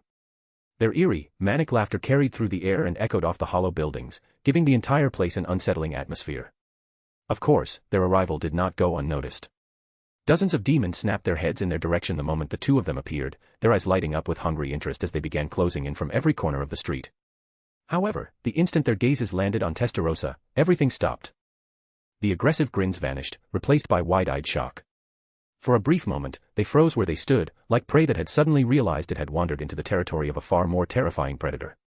Then panic exploded through the group, and they scrambled back desperately, fleeing back toward whatever holes they had crawled out of. Meanwhile, Testarossa stood there, stunned, unsure how to respond. Just a few minutes ago, when Rimuru had casually invited her out for a walk, she had assumed it was nothing more than one of his usual whims. Never, not even for a moment, had she imagined that he would bring her here, to a place she had not laid eyes on in years. Slowly, almost cautiously, she turned her head toward the blue-haired man standing beside her, her crimson eyes searching his face for an explanation. Ah, you must be confused, wondering why I brought you to this wonderful place, Rimuru said casually as he reached out and dragged his finger across a nearby wall, scraping away a thin layer of dust along with the dark stains of old, dried blood. He glanced at the mess on his fingertip for a moment before flicking it off. You see, Testa, I have been thinking about you for a while now. Ever since I summoned you, my life has become a lot easier than it used to be. Turning toward her, he gave her an easy smile. I can hand off pretty much any task to you, and you handle it perfectly, without asking questions or complaining even once. Honestly, the more I thought about it, the more it felt like I have been taking advantage of those loyal and hard-working traits of yours a little too much lately, he admitted, rubbing the back of his head with a sheepish grin. You do not need to worry about that, Rimuru-sama. I have never once minded being useful to you, Testarossa replied as she gently shook her head. After all, the moment you named me, your name was engraved into my very soul. From that moment on, I belong to you with every fiber of my being. Her crimson eyes softened slightly as she continued. Serving you is not a burden. It is something I take pride in. So it is only natural that I follow your commands and carry them out to the very best of my ability. Well, that is nice to hear, but still, I kept wondering how I could reward you for everything you have done for me, and thinking about it for a while, I eventually came up with this idea, Rimuru said before lifting his hand and snapping his fingers. In the very next moment, the scenery around them shifted. The ruined, demon-infested town vanished, and in its place appeared a lively town full of movement and sound, with people walking through the streets, merchants calling out to customers, and the distant noise of everyday life filling the air. This. Testarossa stood frozen in place, her crimson eyes slowly sweeping across the lively scene around her. It took a few seconds for her mind to process the sudden shift. Did we just travel back in time, she asked, as she tried to make sense of what she was seeing. In a sense, yes, but not exactly, Rimuru replied as he looked around at the townspeople passing by, all of whom ignored their presence thanks to his magic quietly cloaking their presence. Yes, I used my magic to bring us back to the past. However, the moment we arrived, the timeline split. A new branch separated from the original and created a parallel path where we interfered with events, while our original timeline continues on unchanged as if we never came here at all, he explained as he began walking down the street, with his hands resting behind his head, while Testarossa quickly stepped forward to follow beside him. You see, Testa, even if someone completely masters time travel, they cannot rewrite the present by changing the past. All they can really do is create another branch on the massive cosmic tree of timelines. That is quite interesting, Testarossa murmured thoughtfully, clearly intrigued by the explanation. Even for a primordial demon like her, the concept of time travel was something both novel and strangely captivating. But still, why are we here, my lord? She asked as a hint of anticipation crept into her voice. Right, getting back to the point, Rimuru said with a small chuckle, clearly amused by how quickly Testarossa had already started piecing things together. Well, while I was trying to figure out what kind of reward I could give you, something you told me back when we visited Dworgen suddenly came to mind. You remember that story, right? The one about the kind girl who went through far more cruelty than anyone deserved and was taken away far too soon. And then it hit me. I thought to myself, what better reward could I possibly give you than letting you reunite with the one and only friend you have had in your millennia-long life? Rimuru-sama. Testarossa said softly, her voice almost a whisper as a warm, unfamiliar feeling spread through her chest. I do not know how I can possibly. It's all right, Testa. I know, Rimuru replied gently as he reached over and slipped his hand into hers, intertwining his fingers with her own as if it were the most natural thing in the world. If I am not willing to do something like this for the people I care about, then who will? He added with a small, easy smile. Testarossa gave a quiet nod in response, though she was suddenly very aware of the warmth of Rimuru's hand wrapped around hers, as well as the way his fingers rested comfortably between her own.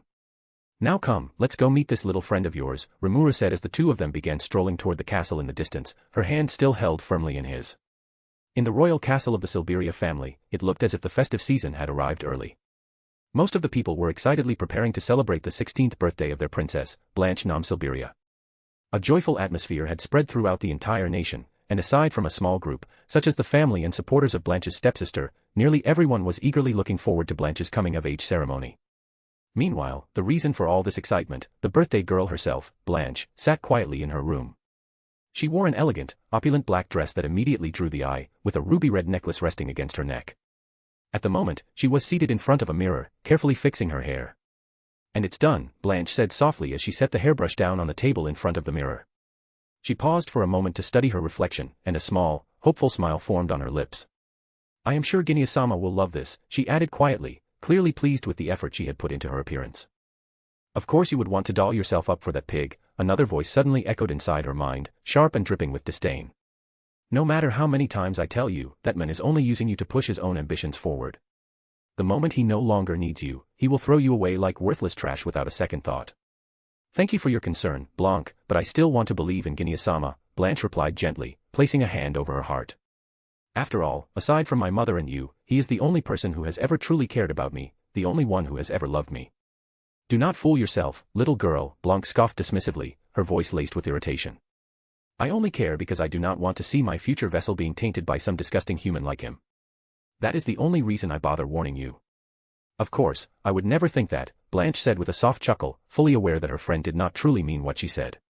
At least not the part about not caring for her. By now, she had grown used to Blanc's sharp tongue and blunt way of speaking. Beneath the insults and harsh tone, Blanche could always feel the concern that the proud primordial tried so hard to hide. She was about to continue the conversation when something suddenly caught her attention. "Wow, Testa, you really did get along with this little princess." The moment the unfamiliar male voice echoed through the room, Blanche quickly spun around. Her eyes widened in shock as she spotted a blue-haired man standing casually inside her chambers. Yet what startled her even more was the woman standing beside him. The woman wore a strange and somewhat provocative outfit, secretary's attire, and to Blanche's utter astonishment, the woman looked exactly like how her older sister might have looked if she had ever had one. "Who are Blanche began to ask, her voice uncertain as she tried to understand how two complete strangers had suddenly appeared inside the royal castle, let alone her private room. However, before she could finish her sentence, the voice inside her mind abruptly cut her off. "Blanche, you need to get out of here. Run away from that man as fast as you can." Blanche shouted in a panicked voice that Blanche had never heard from her before. The sheer terror in her tone sent a chill down Blanche's spine, frightening her far more than the sudden appearance of the two strangers ever could. This was the first time she had ever heard the proud and arrogant white primordial sound genuinely afraid. Meanwhile, Blanche herself was desperately trying to make sense of the blue-haired man standing before them. The overwhelming presence radiating from him filled her with dread, and to her horror, he gave off an even worse feeling than the red-haired demon lord himself. "Again, why is everyone so scared of me? Am I really that frightening?" Rimuru said with a sigh, and in the very next moment, he appeared directly in front of her, close enough that she barely had time to react before his hand pressed firmly against her chest. "What are you doing?" Blanche cried out as the sudden invasion of her personal space, combined with the shock of his touch, left her completely flustered, instantly turning her face bright red with a mix of fear and embarrassment. However, in the very next moment, Blanche felt something surge through her body. A powerful shockwave rippled outward from the point where Rimuru's hand touched her, spreading through her chest and racing across her entire body. It was followed by a sharp, overwhelming burning sensation, as if something important had just been torn away from her.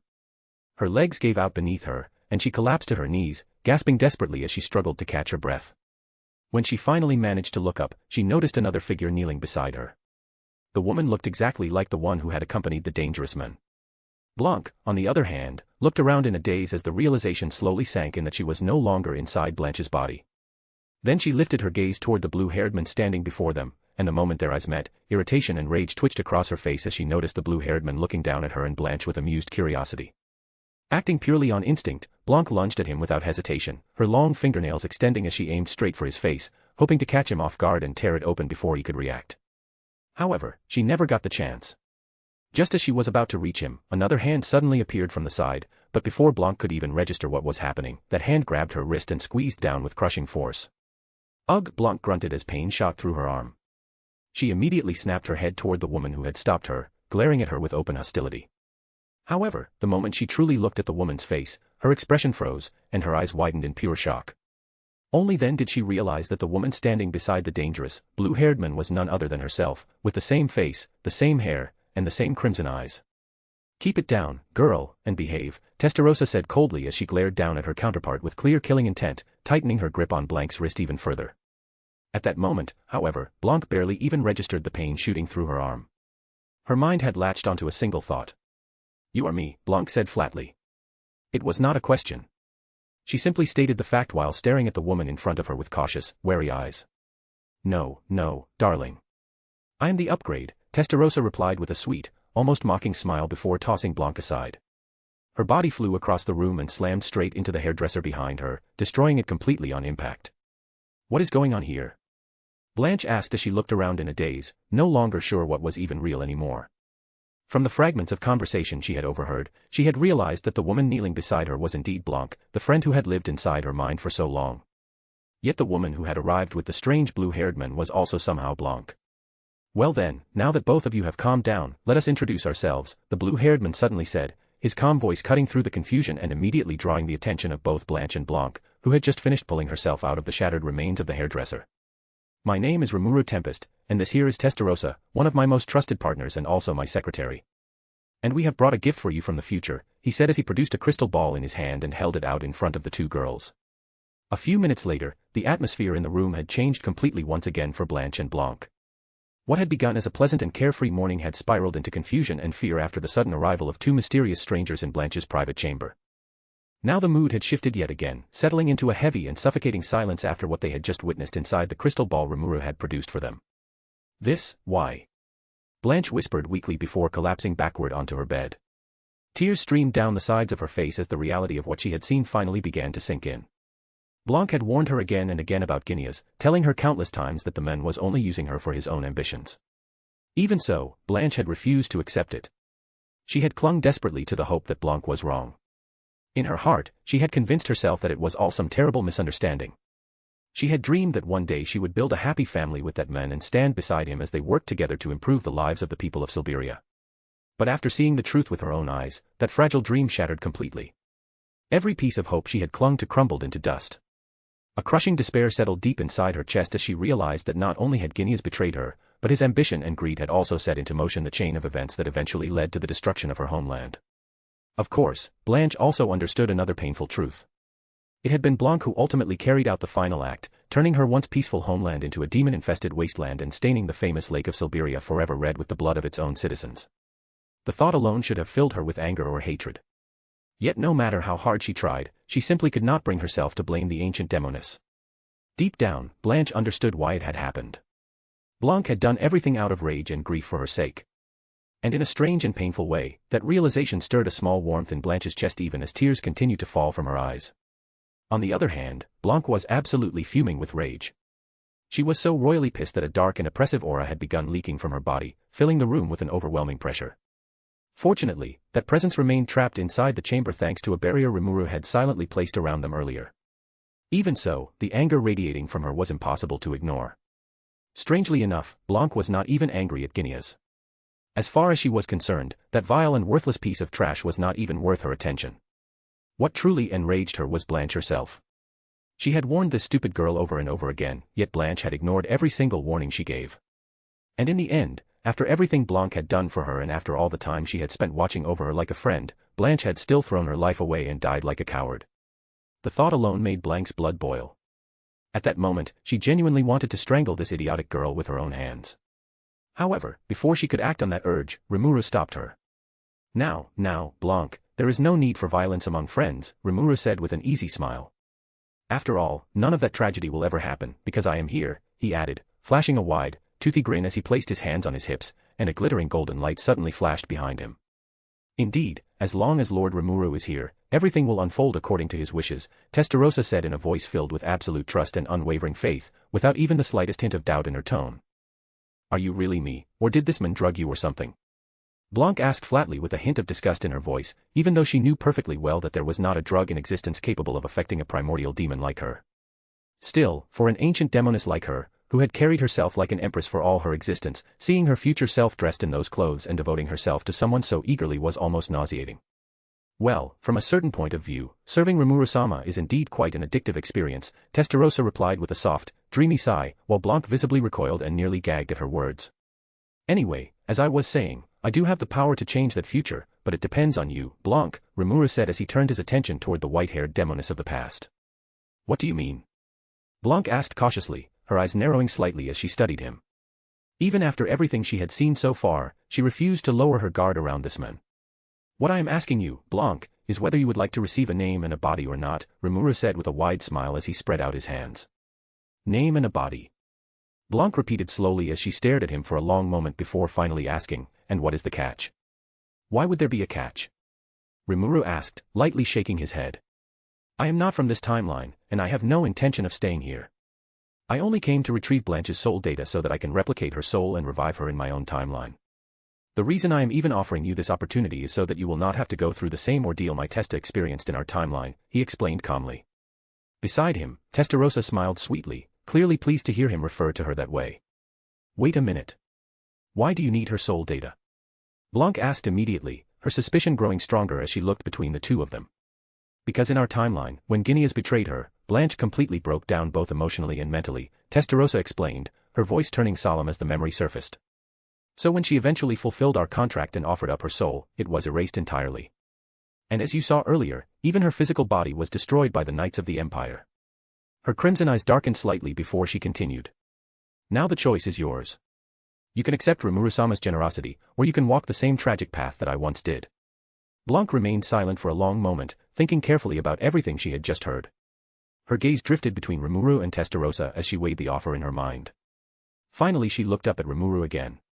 I agree to your proposal, but... she said slowly before narrowing her eyes at Testarossa. I do not want the same name as her. Oh please. As if I would ever want to share the name specially gifted to me by Rimuru-sama with you, Testarossa replied haughtily, lifting her chin slightly as she looked down at her counterpart.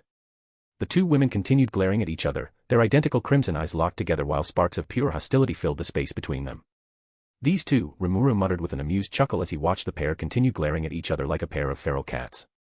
Blanche, what do you he began, turning toward the other girl to ask for her opinion. However, the moment he looked at her, his words trailed off when he saw the poor girl sitting on the edge of the bed, sulking, dejected, and heartbroken inside her own gloomy bubble. Rimuru let out a quiet sigh before walking over to her. Blanche, look at me, he said gently and waited patiently until the white-haired girl slowly lifted her head and met his gaze with red, tear-filled eyes. Listen carefully. I am not going to lie to you and pretend that what happened to you in my timeline was not terrible, or that moron playing with your heart was not cruel. I am not going to tell you to just forget everything and act like none of it ever happened. I know it was heartbreaking. I know how much it must hurt. And I also know that moving on from something like that is not easy, he said while looking straight into her eyes. But I do want you to think about something, Rimuru continued after a moment of silence. Is that man really more important to you than your friend, the one who was ready to throw away her newly gained body because she could not bring herself to continue existing in this world without you? He paused briefly before continuing. Is he more important than this kingdom, which will go straight to hell if your half-sister Ashera ever ends up sitting on the throne? His voice softened slightly as he spoke his final point. And is that man really more important than the future I am offering you right now? So think about it carefully and give me your answer, Rimuru said at last, extending his hand toward her. Are you willing to stand up for yourself and lead this kingdom in a new direction? Blanche stared at his outstretched hand for a long moment. Then she turned her head slightly and saw that Testarossa and Blanc had both stopped arguing and were now watching her, waiting for her answer. After a brief pause, Blanche finally took a breath and made up her mind. She reached forward and placed her hand into Rimuru's. I, Blanche Nam Silberia, take a vow to do everything necessary to lead this kingdom and find my own happiness along the way. That's the spirit, Rimuru said with a satisfied smile as he gently ruffled the white-haired girl's hair, clearly pleased with her answer. Then he turned and walked over to Blanc, and without hesitation, he placed his hand on top of her head. Primordial white of this timeline, I bestow upon you the power to protect and guide Blanche Nam Silberia toward a prosperous future, he declared, and in the very next moment, Blanc's body began to glow brilliantly as an overwhelming surge of power flooded through her existence. Her evolution began immediately. The archdemon standing there transformed into a demon peer, and before the process could even settle, her power continued to rise until she ascended directly into a demon lord. And from this day forward, you shall be known as a Perta. As Rimuru's words echoed through her mind and his power surged through every part of her being, Blanc, now a Perta, finally understood something she had previously thought impossible. She understood exactly why Testarossa worshipped this man so fervently. The sheer magnitude of the power he had just given her was beyond anything she had ever imagined. To be honest, at that very moment, she felt a strong urge to kneel before him and pledge the same devotion. However, when the brilliant glow surrounding her body slowly faded, and she opened her eyes again, she immediately noticed something strange. The two figures who had brought all of this change with them were gone. Only she and an awestruck Blanche remained inside the chamber. Just then, as if noticing the question written clearly across a Perta's face, Blanche stepped forward and spoke. Rimuru-sama and Testarossa went home, she said softly. But before they left, Rimuru-sama told me that their work here was finished. From this point forward, everything that happens will be our own story, that this is our life and our adventure. Our life, our adventure. Aperta repeated quietly, before slowly, a smile began to form on her face as a spark of excitement replaced the anger and bitterness from before. Indeed. Blanche, indeed. Now come on, let us celebrate your birthday by claiming your rightful place, she declared with renewed enthusiasm before her form dissolved into light and merged back into Blanche's body. Yes, I will do my best, Blanche said with determination as she walked toward the door, stepping out with a newfound confidence that had never been seen in her before. Later that very same day, when Guineas finally revealed his true colors for all to see, Blanche Nam Silberia, the crown princess of the Kingdom of Silberia, delivered such a spectacular performance that it would be remembered for generations. What unfolded within the royal court was so dramatic and decisive that it quickly found its way not only into the history books of Silberia but also into renowned historical records across the entire world. The day that was meant to celebrate the princess's 16th birthday instead became the day the kingdom witnessed the true strength and resolve of its future ruler. Of course, that was only the beginning. The even greater chapter in Silberia's history would come later, when the empire eventually came knocking on the kingdom's door, but that, well, that is a story for another time. To be continued. Bonus image, Testarossa in secretary's clothes. Chapter 41, The Scorned Sister, Nazim. Damrata sure does come up with interesting schemes, Lieutenant Tatsuya Kondo, the head of the Imperial Intelligence Bureau of the Nazca Namrium Olmeria United Eastern Empire, or more commonly known as the Eastern Empire, muttered under his breath as he sat alone in his office, looking over the letter Damrata had sent him a few days earlier. If Kondo was being honest with himself, he had been genuinely surprised when the letter first arrived a few days ago. Damrata was not someone who reached out without a reason, and he certainly was not the type to send formal letters unless it was absolutely necessary. As a second-ranked Imperial Guard, Damrata operated with a high degree of independence and did not need to report to him like the other agents, instead being free to carry out his own missions. That said, it was not as if they never communicated, but such occasions were few and far between. Thinking back, Kondo recalled that the last time Damrata had contacted him was about 2 years ago. Back then, it had been a favor involving one of the demon lords from the west, though he himself had also played a part in coming up with that idea. And just like before, Damrata was once again asking for a favor, although this time it was almost modest compared to the last one, which had involved his ultimate skill and an absurd amount of alcohol. Even so, Kondo agreed without much hesitation. If Damrata's plan worked, it had the potential to secure a powerful asset for the Empire. And even though he outranked nearly everyone, rank and hierarchy meant very little when weighed against the Empire's interests. Senior or junior, it made no difference. As long as it served the will of Emperor Rudra, Kondo and every soldier under his command would act as one, without question. Then Kondo set Damrata's letter aside and picked up another file to review the latest intelligence report. However, just as he began, the door to his office burst open, and a well-built tiger-type lycanthrope strode in without so much as a warning. The man crossed the room in a few heavy steps and slammed his hand down on the desk as he glared at Kondo. "Lieutenant Kondo. What is the meaning of this?" the lycanthrope demanded in a raised voice. "Good morning to you as well, Commander Gradam," Kondo replied calmly, taking a sip from his cup. "To hell with your good morning." Gradam shot back immediately, continuing to glare at the men before him. "Tell me, Lieutenant Kondo, why was one of my generals assigned a mission without informing me first, and already sent out without my knowledge?" "I see, so that's what this is about," Kondo said as he gently set his cup back down onto the desk. "Well, to answer your question, all I can say is that the mission she has been given this time is extremely important. Important enough that it cannot be disclosed so casually, even to someone in your position." Hearing Kondo's response, the tension in Gradam's body spiked all over again as his anger threatened to boil over despite his efforts to keep it in check. His jaw tightened, and for a brief moment, it looked like he might slam his fist down again. Instead, he drew in a slow breath, forcing himself to rein it in before speaking. "Is this mission dangerous? Am I going to lose my general?" "Yes, the mission is dangerous," Kondo answered without hesitation, making no attempt to soften the truth. "As for whether she will return or not, that depends entirely on her own efforts and ability." "Is that all you have to say?" Gradam ground his teeth, his fist clenching tightly as he struggled to keep his temper under control. "Nazim is one of my best generals. If I lose her, it will greatly weaken my Magic Beast Division, and..." "So what?" Kondo asked, finally lifting his head to meet the Magic Beast Division commander's gaze with cold, unfeeling eyes. "So what if you lose one of your generals? If this mission succeeds, her strength will grow significantly. She will return stronger, more valuable than before. And if she fails, then unfortunately, we will have no choice but to erase her from the records entirely, since this mission is not exactly official to begin with," he said, tapping his fingers against the table. "Either way, she will be proving her loyalty and strength to the Emperor, and it makes no difference which division she serves under while doing so." After finishing his explanation, Kondo caught the shift in Gradam's posture, the way his muscles tensed, and his breathing grew heavier. It was obvious he was about to explode again, so Kondo did not give him the chance. "Before you say anything, Commander, remember why we are here. We serve the Emperor.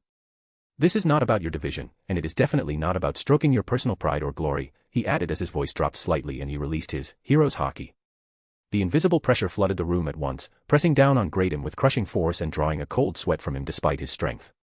"Also, I outrank you, and I do not owe you any explanations for my decisions. The only reason we are even having this conversation is because of my goodwill."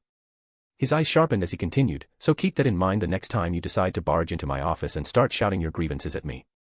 Now leave." "I have work to do," Kondo added as he withdrew his pressure and returned to his usual calm, collected demeanor. He picked up the document from earlier and resumed reading, completely ignoring the fuming yet helpless tiger-type lycanthrope standing before him. After a brief moment of silence, Gradam shot him one last glare, then turned sharply and strode out of the office, slamming the door behind him, while Kondo continued his work without giving him a second thought.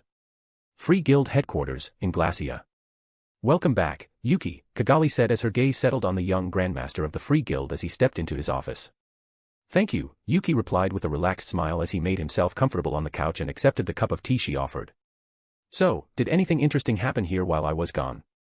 Nothing I couldn't handle on my own, Kigali answered smoothly, as she poured herself another cup before taking a seat across from him. Anyway, how was your trip to Silk Raso? She added, bringing the cup to her lips. Well, it was definitely worth the trip, Yuki said after taking a slow sip of his tea. Not only did I secure Grand Bell Russo's support, but I also managed to convince him that I'm just some talented but naive kid trying to win his favor. Oh, that's good, Kigali nodded. That should keep him from being too guarded around you for a while. Hopefully, at least until we manage to squeeze something useful out of that old man to push our plans forward, Yuki said as he leaned back into the couch, while his thoughts drifted to the self-proclaimed protector of humanity, Grand Bell Russo. Yuki knew better than most that the man was far older than he let on. He had looked into Grand Bell's past himself, going through old records and forgotten texts, and the same name kept showing up again and again. Not just once or twice, but across different eras, along with descriptions that matched him in many heroic tales passed down across the world. That alone was enough to convince Yuki that Grand Bell was hiding far more than he let on. A man like that doesn't just survive through history without picking up all kinds of interesting powers, artifacts, and secrets along the way. And all of that made him valuable. Very valuable. Which was exactly why Yuki had no intention of rushing things. For now, all he needed to do was play his role perfectly, stay in Grand Bell Russo's good graces, and slowly draw out everything that men had to offer until there was nothing left worth taking. Oh, and by the way, one more interesting thing came up while I was in Silk Raso, Yuki added, leaning forward slightly as his tone shifted, drawing Kigali's full attention. Apparently, someone attacked Grand Bell's daughter-in-law and kidnapped his granddaughter. And from what we could see at the scene, everything pointed toward Falmouth being behind it. Oh, I would have never thought that moronic king of Falmouth would dare to do something so bold, Kigali said, tapping her finger against her chin. Maybe I really underestimated that man. Now, I said it seemed like Falmouth did it, but I never said they actually did, Yuki said as a sly smile spread across his lips. Ah. I see, Kigali said, her own lips curling into a knowing smile as she caught on. So you deceived Grand Bell and nudged him into thinking in that direction. Come on, don't make it sound like I'm the bad guy, Yuki said with a chuckle. I did not deceive him. Whoever took his granddaughter went out of their way to make it look like Falmouth was behind it. So if anyone asked, I was just as misled as everyone else at the time. I doubt that kind of excuse would actually hold up if Grand Bell ever figures out the truth, but knowing your luck, you'll probably find some way to wiggle out of it alive somehow, Kigali said with a sigh, shaking her head. Anyway, what are you planning to do about this situation with Grand Bell? Are you actually trying to start a war between him and Falmouth?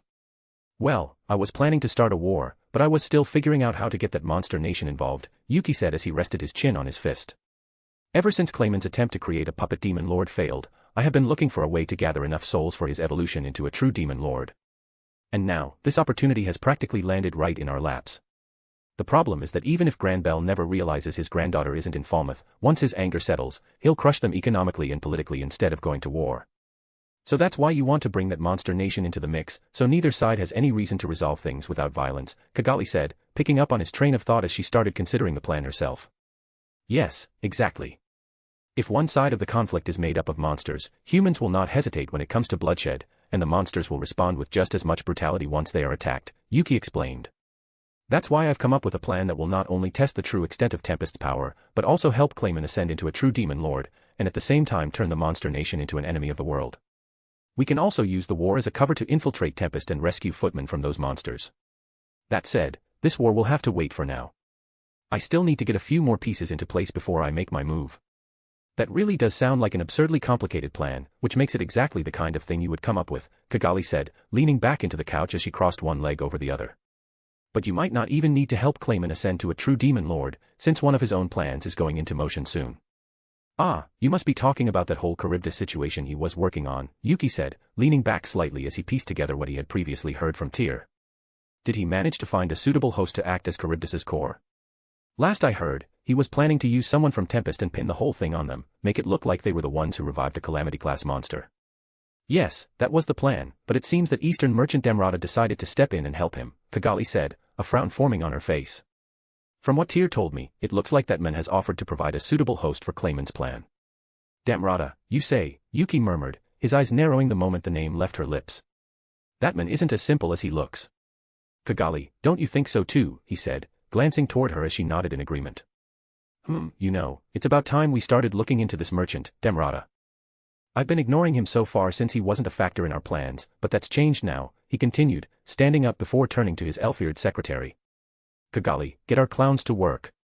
I want to know just how deep the roots of this seemingly crafty yet harmless merchant really go. Meanwhile, deep within a cave hidden somewhere in the Jura forest, Demon Lord Clayman stood before a strangely shaped stone structure. It was being held together by the complex and intricate magical formations wrapped around the structure like chains, yet thin cracks had already begun to spread across its surface, branching out like fractures in glass, as if the whole thing could fall apart at any moment. This feeling is incredible, Clayman said with a pleased smile as he gazed at the structure before him, taking in the ominous yet overwhelming power radiating from it. Don't you think so, he added, turning toward the other 3 people in the cave. 2 of them were his own companions, Tyr and Laplace, clowns from the moderate Harlequin Alliance. The third guest, however, was someone with a very special identity. Standing a short distance behind them was a tall woman with long, wavy white hair, a stark contrast to the 3 pairs of gray wings extending from her back. Faint purple patterns spread across those wings and along her back. This was Nazim, one of the 3 generals of the Eastern Empire's Magic Beast Division. Well, it does look strong, I will give you that, Nazim replied coolly, as she studied the formation in front of her with her arms folded neatly beneath her chest. Her eyes, however, told a different story. The way her gaze lingered on the structure made it clear there was an anticipation in her eyes, along with a sharp edge of greed that she did not even bother trying to hide. Clayman caught that look immediately, but he said nothing. If anything, it only affirmed what he already knew. In his experience, no deal worth making ever came without a certain level of greed attached to it. Besides, Damrata had also warned him in advance about the kind of person Nazim was, someone with a short temper and far too much pride for her own good, not unlike a certain harpy he was familiar with. Remembering that, Clayman kept his thoughts to himself. There was no point in provoking her now, not when everything was finally coming together, and he was this close to seeing his plan through. Well then, Miss Nazim, the stage is yours, Clayman said as he gestured toward the sealed structure before leaving the cave along with the other 2 clowns. Nazim gave a small nod to herself and stepped forward, stopping just inches away from the structure. The air around it felt heavy, almost suffocating, yet she did not pull back. Instead, she slowly raised her hand, though it trembled slightly despite her usual composure. This is it, this is my chance to get everything I've ever wanted. She thought, her eyes fixed on the cracked surface in front of her as her mind drifted back to the moment everything had begun, to the letter she had received from the vice-commander of the Imperial Guardians just a few days ago. At the time, Nazim had been both surprised and wary when that letter reached her hands. It was not every day that someone of that rank reached out to her directly, especially from another division. For a brief moment, she had seriously considered bringing it straight to her commander and lover, Gradam. That would have been the proper thing to do. However, before handing it over, the messenger had made it very clear that the contents were meant for her eyes alone. Even then, she had been tempted to ignore it and hand the letter over anyway, but something about it made her hesitate. After reading the letter, she realized there were barely any concrete details, making it clear that Damrata had deliberately avoided putting too much into writing. Even so, the tone alone told her everything she needed to know. Whatever this mission was, it was dangerous, and more importantly, unofficial. At the same time, she understood why the vice-commander, Damrata, had insisted on secrecy. If Gradam ever saw that letter, she had no doubt he would either forbid her from taking part in it outright, which could create friction between the Imperial Guardians and the Magic Beast Division, or worse, insist on going with her himself, which might ruin the plan entirely. In the end, Nazim made her choice.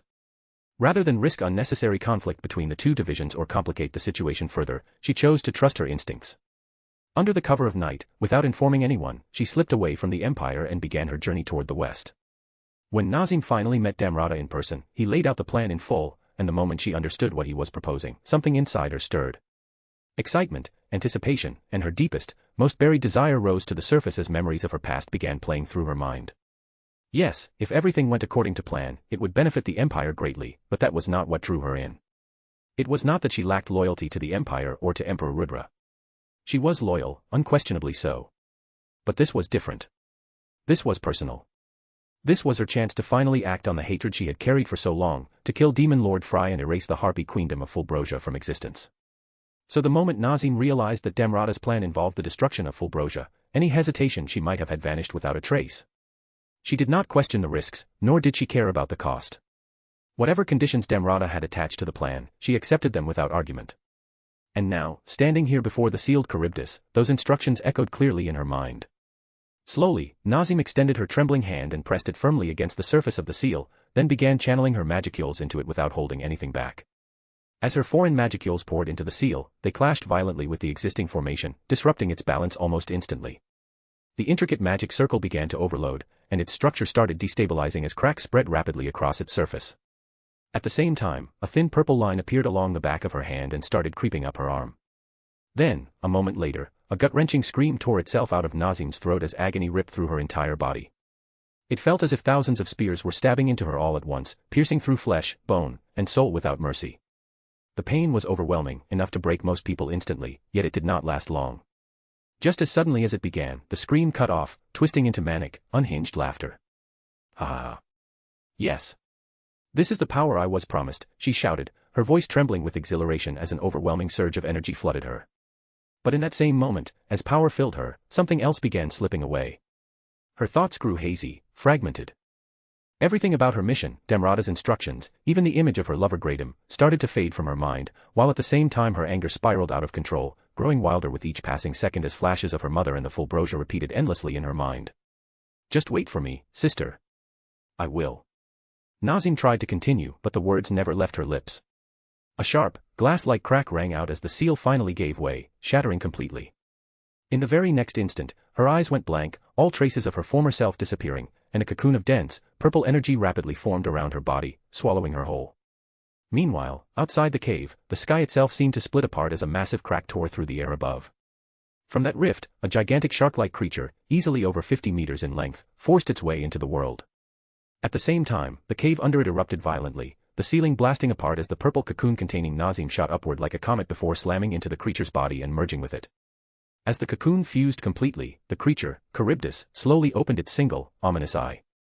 For a brief moment, everything went still, and then it unleashed a deafening roar that tore through the surrounding landscape, sending shockwaves across the forest before it rose into the sky and began moving forward.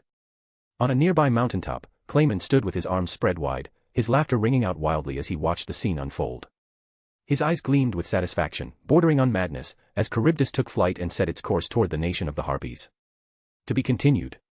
Bonus image, there is no official illustration of Nazim, so this is what I think she would look like. Chapter 42, A Strange Wifey, Shizu Izawa. Ciel. Voice of the World. A few hours before the unsealing of Charybdis.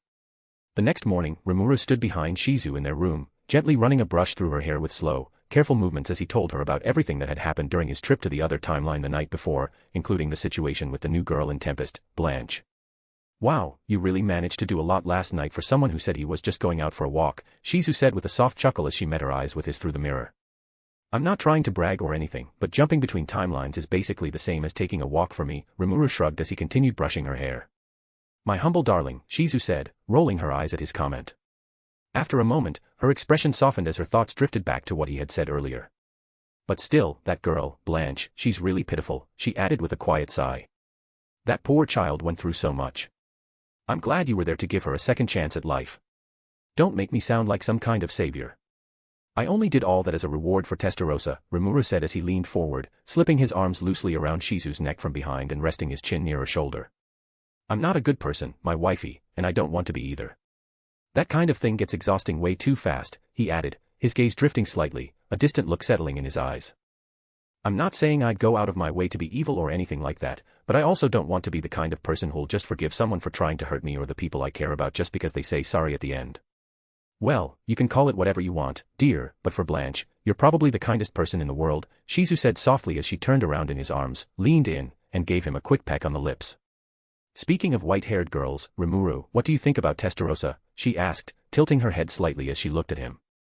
Love, I literally went back in time last night just to reward her. Rimuru replied, giving her a completely deadpan look. Right, sorry, Shizu said with a small, sheepish smile, realizing how that sounded. She let out a quiet laugh before clarifying, I mean, what do you think about her romantically? Rimuru froze for a moment, clearly caught off guard, before slowly narrowing his eyes at Shizu. Okay, is this some kind of test? He asked, his tone turning suspicious as he studied her face. Because if it is, I'm not dumb enough to fall for it. And you know you don't need to do this just to check if I'm loyal to you. No, it's not a test, please don't misunderstand me. I would never doubt your love or your loyalty, Shizu said quickly, almost stumbling over her words as she stepped closer and wrapped her arms around him. After a brief moment, she pulled back just enough to look directly into his eyes with an earnest and completely serious expression. I'm asking you honestly. Do you feel anything for her? All right, calm down and tell me where this is coming from, Rimuru said as he guided her to the bed and sat down beside her. Then Shizu began explaining, telling him about her conversation with Testarossa and how she felt about the whole situation. By the time she finished, he let out a quiet breath and ran a hand through his hair. Shizu, wow, I don't even know what to say. Hearing everything she had to say, Rimuru found himself completely at a loss for words, unsure how he was even supposed to respond to something like that. If he was being honest with himself, when he had first started this new life in this timeline, he had entertained the idea of building relationships with all the important women around him. But once Shizu entered his life, that mindset had quietly faded, and he had not even noticed when it happened. Shizu's arrival in his life fulfilled a quiet, hidden desire he had carried over from his previous life. A small part of Satoru Mikami that had always remained within him finally felt at ease, content with having someone as kind and beautiful as Shizu by his side. And when she told him there was a new life growing inside her, the part of him shaped by a normal, modern upbringing simply refused to entertain the idea of betraying that trust. Any thoughts of cheating or chasing after other women shut down the moment he pictured his pregnant wife waiting at home. So even if Rimuru sometimes teased Testarossa or joked around with the others, he had never intended for it to go beyond a normal, healthy friendship. There had always been a clear line in his mind, and he had no interest in crossing it. But now, the very person who had caused that change in him, Shizu herself, was the one telling him to consider taking more wives. Yeah, something was definitely not right. Ciel, do me a favor and pinch my soul or something. I need to know if I'm dreaming right now, Rimuru called out internally while talking to his Manas. Oh. Look at that, the mighty and ever-popular master has finally decided to acknowledge this poor, neglected existence. What an honor this is. Stop being so damn dramatic, Ciel, Rimuru shot back, rolling his eyes at the familiar theatrics. We talk all the time, just not where anyone can see it. It is not my fault if it does not show up in the chapters that often. Now quit messing around and just do what I asked. There is no need for such measures. I can confirm with absolute certainty that Master is neither asleep nor under the influence of any illusion. Your current situation is entirely real. Yeah, that is exactly what I thought, Rimuru muttered to himself before continuing. So then, what do you think about this whole conversation? Sorry, but I do not like the idea of sharing Master with anyone at all. So my opinion on this topic would be extremely biased and probably rude, which is why I would rather stay out of it. Now, I suggest you answer her quickly, as she is starting to look anxious, while I go fix that fourth wall you broke earlier. Seeing that the voice in his mind had gone quiet, Rimuru turned his attention back to Shizu, who did look a little anxious as she fidgeted with her fingers. Gently, he reached out and took her hands in his, giving them a light squeeze before speaking. Shizu, do you actually understand what you're saying, or is this just your hormones acting up because of your preg? He didn't get to finish his sentence since the moment that the P word started leaving his mouth. Shizu tightened her grip on his hand. It didn't really hurt, but he reacted anyway. Ow wow, okay, I get it, I won't go there, he said quickly, while Shizu scoffed at his bad acting. But seriously, I need you to understand something. You are enough for me. I'm happy just being with you. As long as you'll have me, I don't need anyone else. That's really sweet, and you have no idea how happy it makes me to hear you say that, Shizu replied, her expression softening into a gentle, almost dreamy smile as she looked at him. But trust me, I've thought about this properly. I wouldn't have brought it up otherwise, she added. Though if it ever does come to that, I get to decide who joins our family. No exceptions. Rimuru did not respond right away. He just sat there for a moment, letting her words sink in before finally letting out a quiet sigh. Slowly, he leaned forward until his forehead rested against hers, closing the distance between them in a quiet, intimate gesture. All right. I hear you. I really do, but give me some time to think about it properly, okay? He gave her hand a gentle, reassuring squeeze. Yeah, you're right, and I'm sorry. I probably shouldn't have just dropped something like that on you out of nowhere, Shizu said, offering him a small, apologetic smile. Anyway, we can continue this conversation later. I know you have important work to do today, so don't let me keep you here. What are you talking about? What could possibly be more important in this world than you? Rimuru asked while shaking his head. Just say the word, and we can stay like this forever. Well, as romantic as that sounds, I would rather not spend the rest of my existence as an eternally pregnant woman, Shizu replied with a light chuckle, clearly amused as she rolled her eyes at him. But the teasing did not last long as her expression softened soon after, and her gaze dropped slightly as one of her hands rested gently over her stomach. In fact, I cannot wait to welcome our little one into this world, she added, in a softer, almost warmth-filled voice. Yeah, me neither, Rimuru said with the same warmth and gentleness as he reached out and placed his hand over hers, resting it against her stomach. For a moment, he stayed like that before slowly pulling his hand back. Well then, Shizu, take care of yourself. I'll be back soon, he said quietly as he leaned in and pressed a soft kiss to her lips before finally turning and making his way out of the room, leaving her with a faint smile as the door closed behind him. Harpy Queendom of Fulbrosia. Girls, is everything ready? Queen Fry of Fulbrosia asked as she studied her reflection in the mirror, adjusting the fabric of her ocean blue dress with practiced elegance before giving a small, satisfied nod. I know we are dealing with a difficult situation, and our guests are arriving on such short notice, but that doesn't mean I'll tolerate any of you embarrassing me in front of outsiders. Please do not worry, Mother-sama.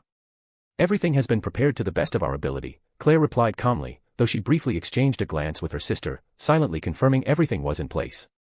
Yes, Mother-sama, all the attendants and guards have also been instructed to be on their best behavior, Lucia added, mirroring her sister as she returned the look. You will find nothing to be displeased about, both sisters said in unison. Well, I do hope you're right, for your own sake, Fry said as she turned around and fixed them with a stern, indifferent stare. Because if anyone dares to make me look bad in front of our guests, I will personally pluck out their wings and parade them across the nation as a land dweller, she added without the slightest hint of exaggeration before turning on her heel and striding toward the throne room. We assure you, it will not come to that, Mother-sama, the twins replied in unison as they quickly followed after her. Neither of them took her words lightly. They knew better than anyone that Fry did not make empty threats.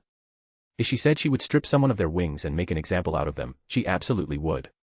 A few minutes later, Fry stepped into the throne room and made her way to her seat without breaking stride before settling onto the throne. With a simple gesture, she signaled one of her maids, who quickly approached and poured her a glass of wine. Fry accepted it without looking, taking a slow sip before turning her attention to the captain of the guard, who was already waiting before her. Good morning, Queen Fry. The latest reports from our scouts have arrived, the captain said, bowing respectfully as she began her report. Fry acknowledged her with a slight nod as she motioned for her to continue. They bring favorable news, my queen. At present, the Jura forest is as calm as still water. There have been no signs of unusual activity or disturbances across a wide area surrounding our territory. Just because nothing can be seen does not mean nothing is happening, Fry replied with a quiet sigh, leaning back into her throne. What about our guests? Have they departed from their homeland? I regret to inform you, my queen, that our scouts stationed near the monster nation have not observed any large convoys leaving the city as of yet, the captain answered, lowering her head slightly as she delivered the report. They have not left.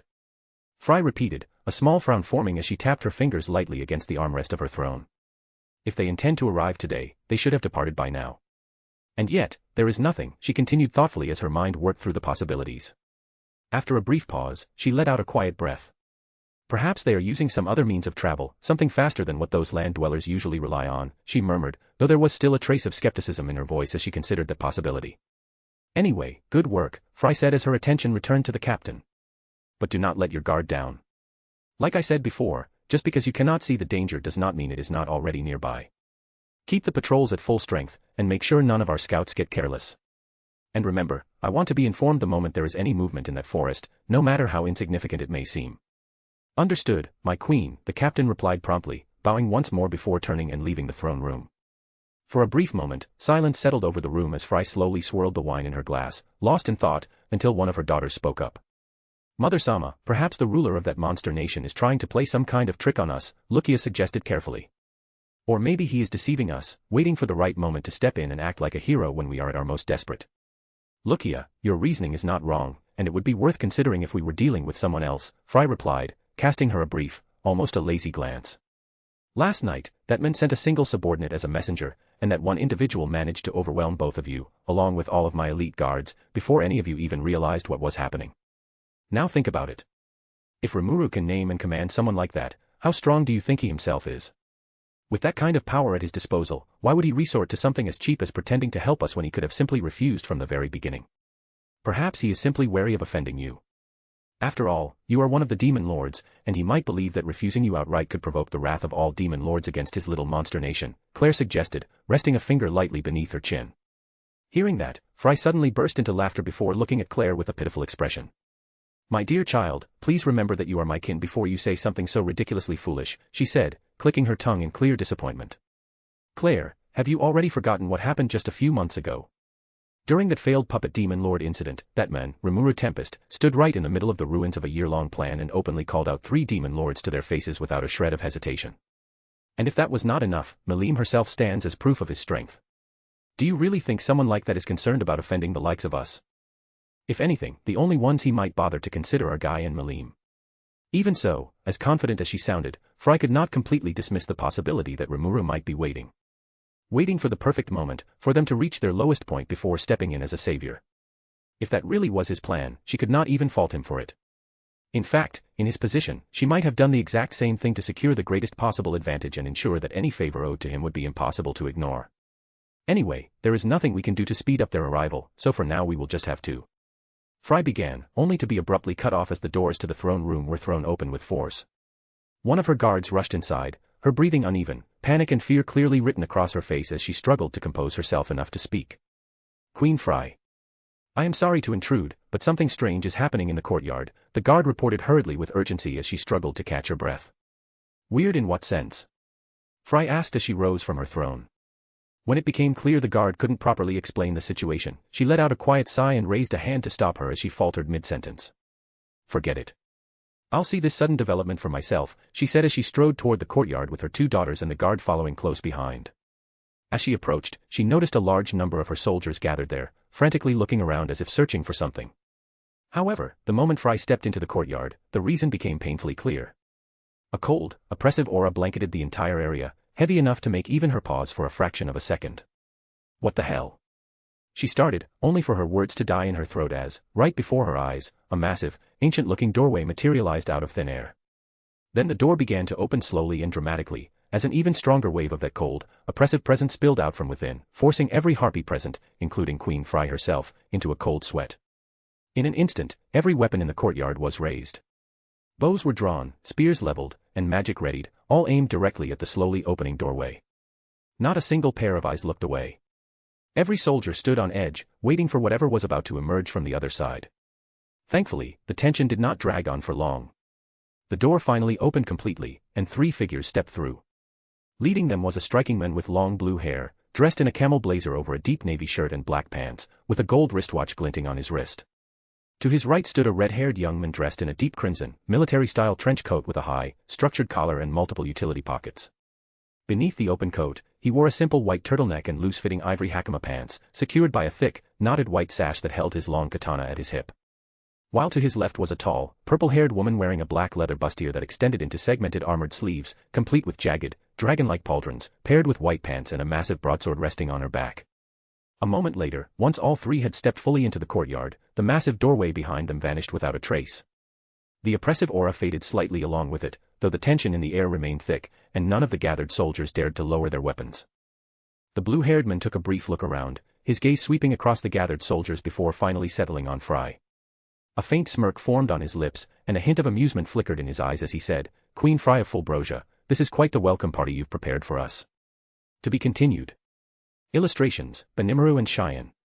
Chapter 43, Queen of Harpy Queendom of Fulbrosia, Fry.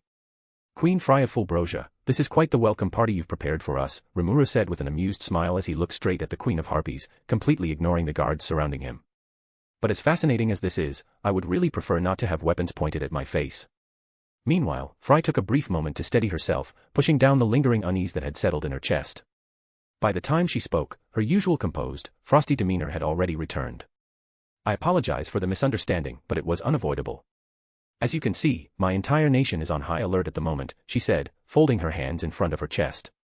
And besides, your rather dramatic entrance did little to ease the situation, she added with a hint of sarcasm slipping through her voice as she raised her hand and gestured for her soldiers to lower their weapons.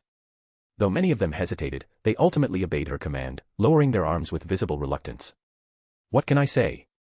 I do try sometimes, Rimuru replied with a light grin, clearly unfazed by the tension still hanging in the air.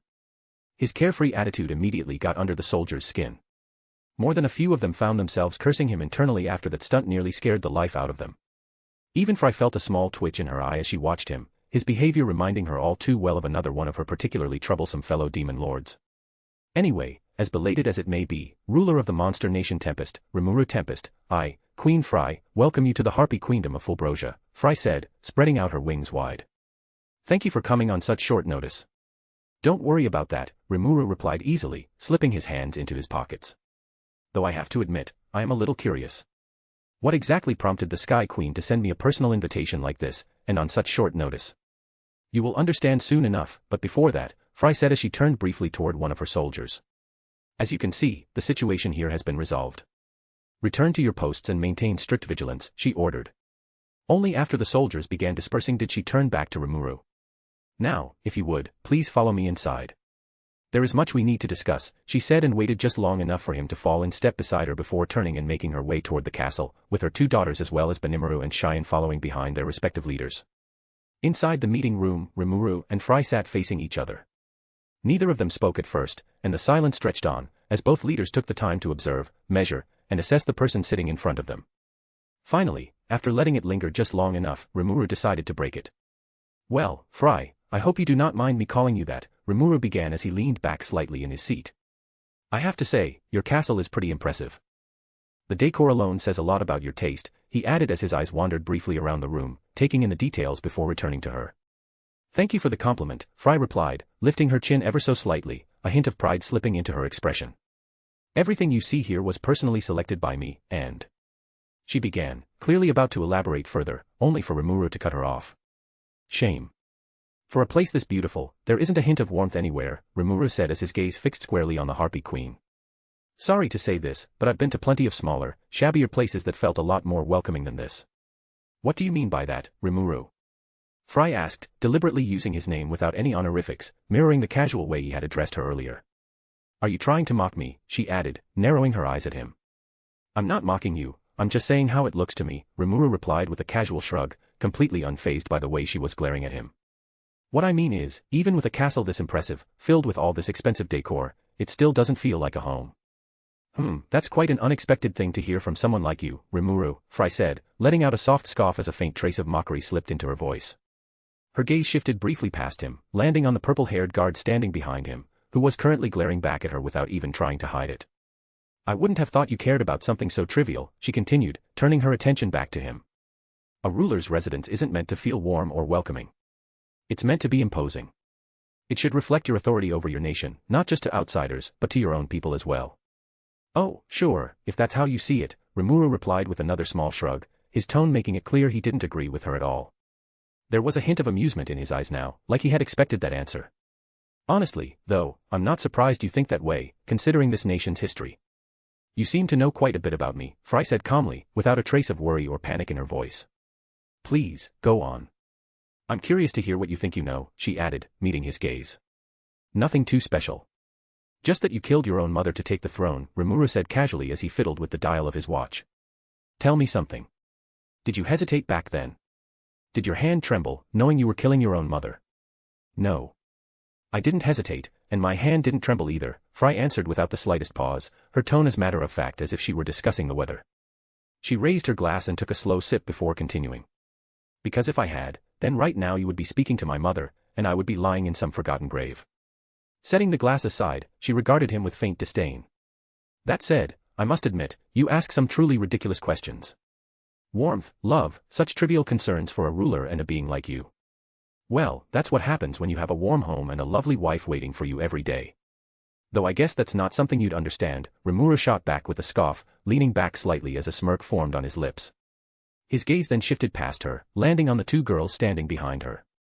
Speaking of family, when are you two planning to go after the throne yourselves? Or are you going to try and kill each other first?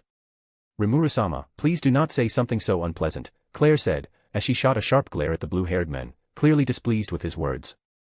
Indeed, please refrain from saying things that would force us to be rude to a guest, Rimuru-sama, Lukia added while her eyes carried the same edge as her sister's.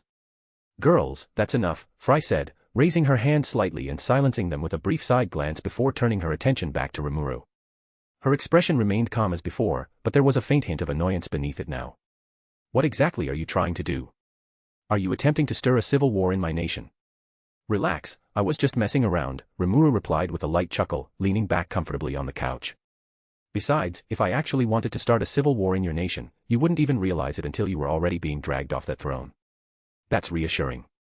Fry replied dryly, the sarcasm in her voice impossible to miss as she gave him a flat, unimpressed look. Before her the faint irritation and annoyance faded into something far more composed and serious. Now, if we are done breaking the ice, shall we move on to more important matters? Of course, Rimuru said, still smiling, but in the very next moment, something about him changed. The easygoing air around him vanished, replaced by a heavier, far more oppressive presence that filled the room without warning. It was subtle, but impossible to ignore, and it caught both Fry and her daughters off guard. Well then, Fry, tell me, what do you think is a fair price for dealing with a threat like Charybdis? The moment those words left Rimuru's mouth, Fry sucked in a sharp breath, her composure cracking for the first time since he arrived. Her eyes widened slightly as she stared at him, as if she had just heard something impossible. After all, even her own people did not know what kind of threat they were preparing for. She was the only one who had heard the seer's warning.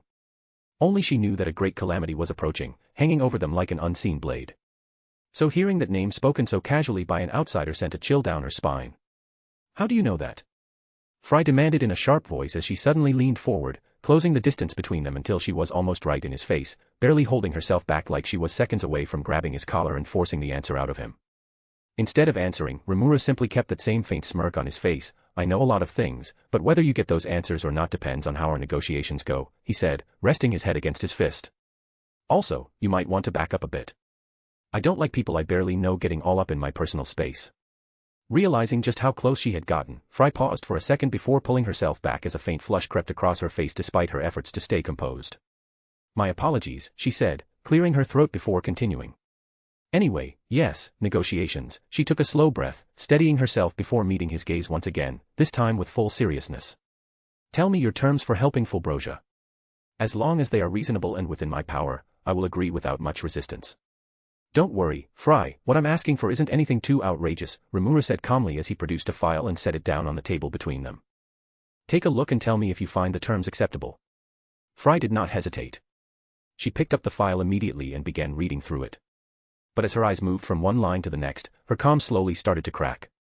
Her brows furrowed, her gaze sharpened, and then her eyes widened just slightly as the full weight of what she was reading sank in.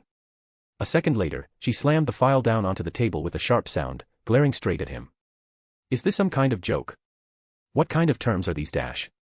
Relax, there's no need to raise your voice, Rimuru cut in smoothly and continued in an almost indifferent and lazy tone. And yes, those are my terms. You can either accept them or find some other way to save your kingdom. But before you make that decision, I suggest you think it through properly. Especially considering what I'm offering you in return. Hearing that, Fry took a sharp breath, forcing the anger boiling inside her back under control through sheer will. Then, without another word, she turned on her heel and strode out of the room with the file still in her hand. The door closed behind her, leaving her two daughters standing there in her place, both of them facing their guests with visibly awkward expressions, unsure how to react to their mother's sudden and furious exit. Well, that was a bit rude, Rimuru remarked with a light chuckle, glancing briefly toward the door Fry had just exited through before shifting his attention back to Claire and Lucia. So, while Fry takes her time to cool off, how about you two show us around? Inside her bedchamber, Fry sat on the edge of her bed, barely holding herself together as she gripped the blanket so tightly her knuckles turned white. The Queen of Fulbrosia glared at the floor, rage burning in her eyes as she replayed the sheer humiliation she had felt while reading the conditions Rimuru had laid out in exchange for his help. In that entire document, there were only two actual terms. Everything else was just a long list of benefits she would receive if she agreed. And yet, those two terms were so absurd, so blatantly unreasonable, that Fry felt that accepting them would mean throwing away her pride and losing face in front of her own people. Right now, however, her anger at Rimuru was being overshadowed by the crushing weight of humiliation she felt at her own weakness. If it had been anyone else, her pride would have driven her to tear the document apart and execute them on the spot for even daring to suggest such terms. And yet here she was, alone in her room, seething, while the very same document lay untouched on her bed, silently mocking her pride. Even so, no matter how deeply her pride had been wounded, she could not allow it to cloud her judgment. As a queen, she could not afford to make decisions based on emotion alone. The very first benefit written in that document made that painfully clear. Rimuru had promised to deal with Charybdis without a single soldier or structure in her nation being harmed. Faced with an offer like that, how could the queen in her not be tempted? And yet, at the same time, her pride as both an individual and a demon lord stood in her way, stubborn and unyielding, refusing to let her take that final step, no matter how much sense it made. Just as she was struggling to come to a decision, a knock suddenly echoed through her chamber. Frey's eyes snapped toward the door instantly, her gaze turning cold and hostile as irritation flared again. She pushed herself up from the bed without hesitation and strode toward it with heavy, deliberate steps, already deciding that whoever was on the other side was about to bear the full weight of her frustration. However, the moment she pulled the door open, that anger vanished almost completely when she saw Seer Circe standing outside with a grim expression on her face. For a brief moment, neither of them spoke. Then, without a word, Fry stepped aside and allowed the old woman to enter before closing the door behind her. "What are you doing here, old woman?" Fry asked sharply, even as she tried to keep her temper in check. She folded her arms, watching her closely. "With that look on your face, I'm guessing this isn't good news, is it?" Unfortunately, that is the case, my queen, Seer Circe replied, lowering her gaze. She knew all too well that in recent months, she had done little but add to the growing weight already pressing down on her queen. Well, that's consistent, Fry said dryly, clicking her tongue. Just say what you came to say, and don't waste my time with riddles or vague nonsense. I'm already under enough stress as it is, she added while glaring at the seer with eyes that promised that she wouldn't consider the old woman's age if she dared to piss her off. No, there's no need for long explanations, Seer Circe said grimly as she met Frey's gaze, a faint trace of helplessness visible in her eyes. The great calamity is almost upon us, my queen. We have, at most, 24 hours or less, and even that is uncertain. I cannot predict exactly when it will begin. The moment those words reached her, it was as if all the strength drained from Frey's body at once. She staggered back slightly before dropping onto the edge of her bed, and almost unconsciously, her eyes drifted toward the file resting on the bed beside her.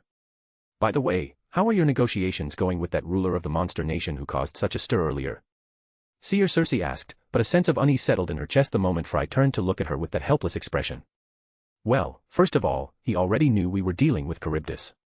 And fortunately for us, he did agree to help, but not without conditions, Fry said as she pushed herself off the bed and walked over to the window, her gaze falling over her queendom below. The sight that usually filled her with pride now only tightened the weight in her chest. His first condition is that Fulbrosia becomes a vassal state of Tempest, she continued, letting out a quiet breath as she leaned against the wall beside the window. And his second, is that I step down from the 10 great demon lords and become one of his subordinates, she finished as her eyes drifted to the demon lord's ring on her finger. A heavy silence settled over the room once she finished speaking. For a while, neither of them moved until Seer Circe finally broke it. When that man first arrived, I attempted to see his future. She began, noticing the way Fry looked at her, searching for any kind of guidance in this desperate situation. I used every bit of experience I have, every method and technique at my disposal to glimpse the outcome of your negotiations. I pushed myself further than I had ever in my life, but in the end, I saw nothing. Not a single thread. So what does that mean? Fry asked, her voice carrying a hint of disappointment at the seer's answer. It means that man is either far too powerful for me to read. Or. Seer Circe said, her gaze drifting toward the window with a distant look in her eyes, he may not be bound by fate at all. Queen Fry, please do not think I am trying to push you toward any particular decision, Seer Circe said gently as she reached out and stroked Frey's hair. I have seen you grow from a small hatchling into the queen you are today. No matter what you decide, even if you choose to refuse his offer, I swear to you that I, along with every soldier under your command, will gladly lay down our lives for you and for our home. At those words, something inside Fry finally cracked. Her vision blurred as tears began to gather in her eyes, and memories of her earlier conversation with Rimuru surfaced uninvited. She had dismissed him back then, mocked him even, for speaking about things like warmth and love as if they were meaningless. And yet now, standing here, hearing those same emotions reflected in the loyalty of her people, she found herself cursing her own heart for responding to them, for feeling something she had spent so long convincing herself did not matter. Just as Fry was about to speak, a sudden, foreboding sensation washed over her, sharp and suffocating, sending a chill racing down her spine. Her instincts screamed at her before her mind could even catch up. In the next instant, she moved without hesitation, bursting through the window of her bedchamber and soaring into the open sky. The wind whipped past her as she ascended, rising higher and higher until her gaze locked onto the distant horizon. And there it was. A massive, shark-like dragon cutting through the sky, flying toward her nation, accompanied by countless smaller creatures trailing along with it. This is it. Charybdis. Fry muttered under her breath, her eyes hardening as the reality of the situation settled in. She turned her head, looking back toward her kingdom. Panic had already begun to spread across Fulbrosia. From above, she could see the chaos unfolding. Soldiers were moving quickly, shouting orders as they ushered civilians into their homes, while others rushed to take their positions, forming defensive lines along the outer walls in preparation for the inevitable clash. Her gaze shifted again, and this time it landed on the castle walls below. Standing there was Rimuru, accompanied by his 2 guards and her daughters, all of them facing the approaching threat. Yet the difference between them was impossible to miss. Her daughters stood tense, their bodies stiff, clearly bracing themselves for what was coming. In contrast, Rimuru's guards looked almost bored, while Rimuru himself simply stood there, watching the massive creature glide closer with a calm, almost curious expression. Fry then descended from the sky, landing beside the blue-haired man with barely a sound. You seem to be enjoying the view, she said, her gaze fixed firmly on the approaching monster in the distance. Behind her, her daughters quickly moved closer, standing near her as they looked at her back with worry in their eyes. I won't lie, there's a certain charm to a sight like this every now and then, Rimuru replied casually while his eyes were still on Charybdis as it grew larger with every passing second. Rimuru, no. Lord Rimuru, I've made my decision, Fry said, correcting herself mid-sentence as she steadied her voice, ignoring the stunned, wide-eyed looks from her daughters behind her. I, Queen Fry of the Harpy Queendom of Fulbrosia, give you my word. If you save my nation and its people without a single scratch, just as you promised, then I will willingly declare Fulbrosia a vassal state of Tempest and agree to serve under you, she declared, placing a hand over her chest. A wise decision, Queen Fry. And don't worry, you won't regret it, Rimuru said with an easy smile before turning his attention toward his guards as a fun idea popped into his mind. Ciel, Rimuru, you're up, he said, gesturing toward the sky. See those megalodons flying alongside that giant fish? Here's the plan. I want the two of you to thin their numbers before Charybdis reaches Fulbrosia. And here's the fun part. Whoever takes down the most megalodons wins, and I'll personally craft a weapon for the winner, he added, and in the next instant, the two Kijin's auras flared to life, red clashing against purple as eager, almost predatory grins spread across their faces. So, Rimuru added, glancing between them with clear amusement, what do you say? To be continued. Illustrations, Fry. Chapter 44, Monstrous Generals, Rimuru and Ciel. Beast Kingdom of Eurasania. This nation of monsters is becoming a real pain to deal with, the ruler of Eurasania and one of the 10 great demon lords, Beastmaster Carrion, muttered under his breath as he listened to the report about the rapidly growing nation within the Jura forest. Of course, Carrion wasn't the only one keeping a close eye on Tempest. Every major power across the world had begun turning their attention toward this new nation rising from the depths of the Jura forest, and each of them had quietly deployed their agents, lurking in the shadows and gathering whatever scraps of information they could find. And the more they uncovered about Tempest's explosive growth, the more their curiosity deepened, along with their greed. Even so, none of them were foolish enough to poke a hornet's nest without first understanding just how deep it went. Bringing his thoughts back to the present, Carrion leaned casually against the wide stone balcony of his castle, as his sharp eyes settled on the three figures before him, his three trusted beastketeers. You three, what do you think? How should we handle this new nation of monsters? What are you so worried about, Carrion-sama? Just give us the order, and we'll crush that nation for you. Sophia, a girl with sharp cat-like eyes and wild white hair, along with matching cat ears and a tail, replied in an energetically blunt and confident tone. Indeed, Lord Carrion, Phobio, a young man with spiky black hair, sharp cat-like eyes, and a matching tail, agreed with Sophia. In fact, I could go and capture that nation for you myself, he added haughtily, crossing his arms over his chest. There's no need to be so reckless. We do have an option of handling this matter through diplomacy, Albise, a buxom woman with snake-like eyes and flowing black gold hair, said calmly, acting as the voice of reason. Diplomacy is for equals. Do you really think this little nation, which hasn't even existed for a year, would dare speak against Lord Carrion and our mighty Eurasania? Phobio scoffed, a hint of disdain creeping into his voice as his lips curled into a faint smirk. To him, the very idea of negotiating with such a fledgling nation was laughable and almost insulting. Damn right. The three of us are more than enough to bring that nation down for Lord Carrion. No need to waste words on them, Sophia chimed in again, her grin widening as she slammed her fist into her palm with a sharp smack, clearly itching for a fight. Even so, it's better to be cautious than to rush in blindly, Albise said, calmly voicing her opinion without backing down from her stance. Carrion, meanwhile, remained silent as he listened to the exchange between the three beastketeers while his mind worked through their arguments. On one hand, he understood exactly where Albise was coming from.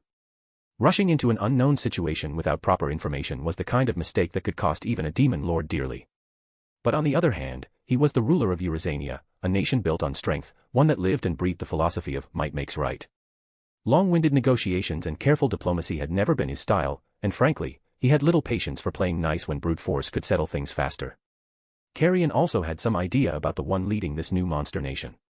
He had seen Rimuru Tempest with his own eyes before, back when Clayman's so-called puppet demon lord plan had been foiled by that man, but it wasn't enough to make him wary. If anything, it only strengthened his confidence. From what he had seen, Rimuru was strong, sure, but not overwhelmingly so. Carrion was convinced that the Blue Magian couldn't be that far above him in terms of power. After all, if Rimuru truly possessed that level of strength, then someone like Guy Crimson would never have allowed him to roam freely without either forcing him into their ranks or crushing him outright. That alone was enough for Carrion to dismiss the idea of Rimuru being a real threat. Enough. Carrion raised his voice sharply, instantly cutting off the brewing argument between his three beastketeers. I understand all of your opinions, he continued as he swept his gaze across the three lycanthropes before him. And while I do agree with Phobio and Sophia's approach, we can't just ignore Albise's perspective either. He straightened slightly as he spoke, indicating that his decision had already been made. That's why I've decided this. Phobio, you will lead a team to the nation of monsters and test the waters first. Try to persuade them to surrender to us, and if they don't, I'll just show them what happens when someone disrespects Lord Carrion's generosity, Phobio replied immediately, a wicked grin spreading across his face as he cracked his knuckles, clearly pleased with the outcome. Don't worry, Lord Carrion, I will. Just then, Phobio's words were abruptly cut off as the doors burst open and a soldier rushed into the room. Lord Carrion, we have a serious problem, he blurted out, clearly out of breath as he dropped to one knee, struggling to compose himself. There was a hint of panic in his voice, something that immediately put the 4 people in the room on alert. Something ominous and dangerous has appeared in the Jura forest. Speak clearly. What are you talking about? Albiz responded sharply, tapping her staff against the ground with a firm, echoing sound. Albiz-sama, just a few minutes ago, the Jura forest was struck by a sudden earthquake, the soldier began, taking a shaky breath as he forced himself to steady his voice. At first, we thought it was a natural tremor, but it didn't feel right. When our scouts were sent to investigate the source of the disturbance, they reported that they saw a massive, shark-like creature flying through the sky. The moment those words left his mouth, the 3 beastketeers fell completely silent. The earlier tension in the room vanished, replaced by a heavy, uneasy stillness. Sophia's tail stiffened, Phobio's confident expression faltered, and even Albiz's composed gaze sharpened ever so slightly. Without a word, the 3 of them exchanged a quick glance before slowly turning their attention back toward their ruler, waiting for Carrion's response. What did you say? Carrion reacted instantly, closing the distance in a single step and placing a firm hand on the soldier's shoulder. His eyes narrowed as they locked onto the young man before him. Did you just say a massive shark-like creature flying through the sky? Yes, Lord Carrion, the soldier replied, his voice trembling slightly under the pressure, his back stiffening as he found himself standing this close to his king for the first time. Our scouts were terrified, and according to their report, that monster didn't appear alone. It summoned other fish-like creatures to fly alongside it. I see. Carrion murmured, his tone turning grave as he began piecing things together in his mind before he spoke again. What course is it taking? It isn't heading toward us, is it? Fortunately, no, Carrion-sama, the soldier answered quickly, shaking his head. Based on our scouts' estimates, it's moving in a straight line toward Demon Lord Frey's nation, Fulbrosia. I see. Carrion repeated, this time with a quiet nod as he fell into brief silence. After a moment, he lifted his hand and gestured for the soldier to leave, silently dismissing him. Once the doors closed behind the men, Carrion turned his attention back to the 3 beastketeers. Phobio, take your unit and secure the perimeter around the nation. Albiz and Sophia, prepare your units for departure. We'll be heading to Fulbrosia soon. Lord Carrion, if you're going there personally, allow me to accompany you. Phobio insisted immediately, stepping forward with determination, clearly unwilling to be left behind when the other 2 beastketeers were going with his leader. Carrion, however, shook his head without hesitation. No. You'll remain here. Eurazania's safety will be in your hands while I'm away, he said firmly, his tone leaving absolutely no room for argument. Phobio's jaw tightened as he fell silent, forced to accept the order, though the dissatisfaction on his face made it clear he wasn't happy about it in the slightest. Lord Carrion, forgive my impudence, but do we really need to involve ourselves in this situation? Albiz asked, a faint frown forming on her face as she carefully chose her words. It's already fortunate that a monster of that caliber isn't targeting our nation, so wouldn't it be wiser to use this opportunity to expand westward instead? You're overlooking something important, Albiz. It may not be targeting us now, but what about later? Who's to say that mindless monster won't turn toward our nation next? Carrion replied with a scoff, his eyes narrowing slightly as he looked at her.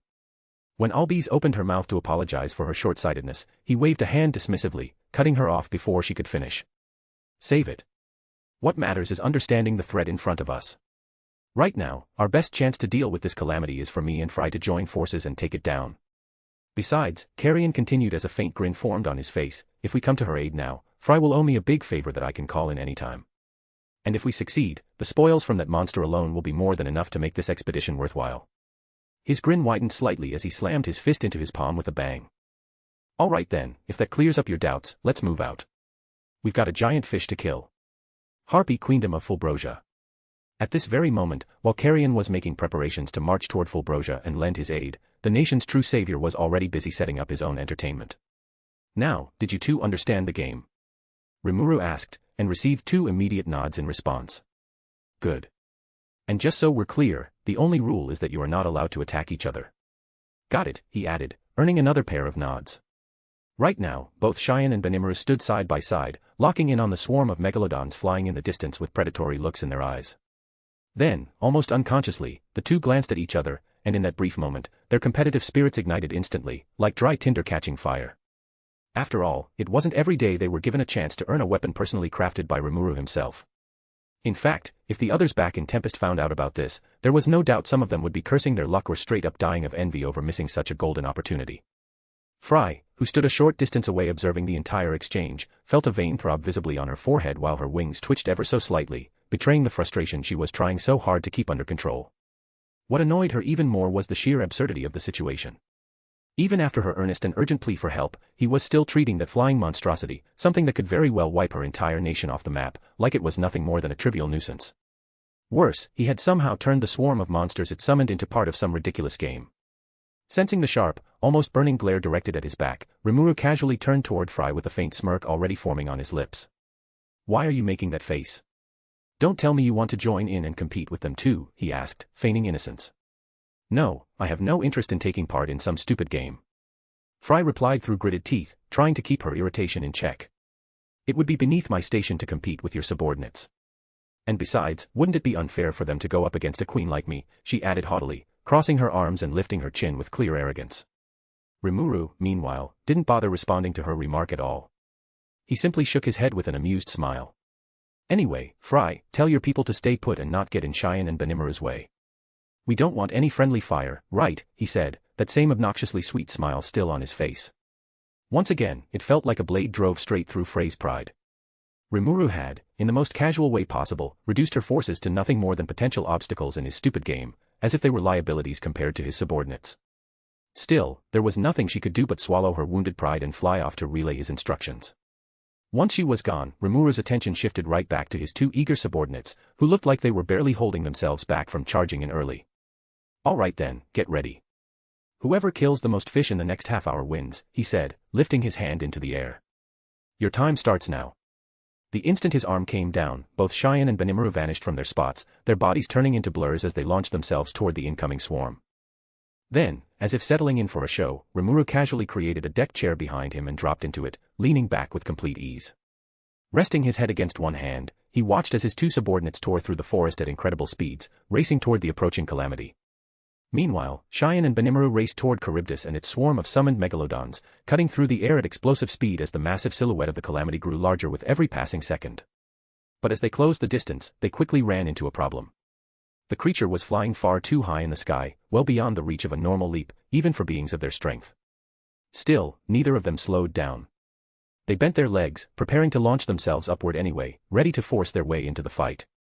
But then, just as they were about to jump, a familiar voice suddenly echoed clearly in their minds. "Unique gift, Air Walk, acquired." Once again, Ciel and Benimaru paused for the briefest moment, exchanging a quick glance before identical smirks spread across their faces as they silently thanked Rimuru.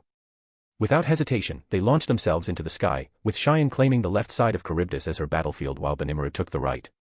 Ciel was the first to move, and when she did, it felt less like a leap and more like a cannon going off. The ground beneath her feet shattered from the sheer force as she launched herself upward, her massive odachi already drawn and glinting coldly in the fading evening light.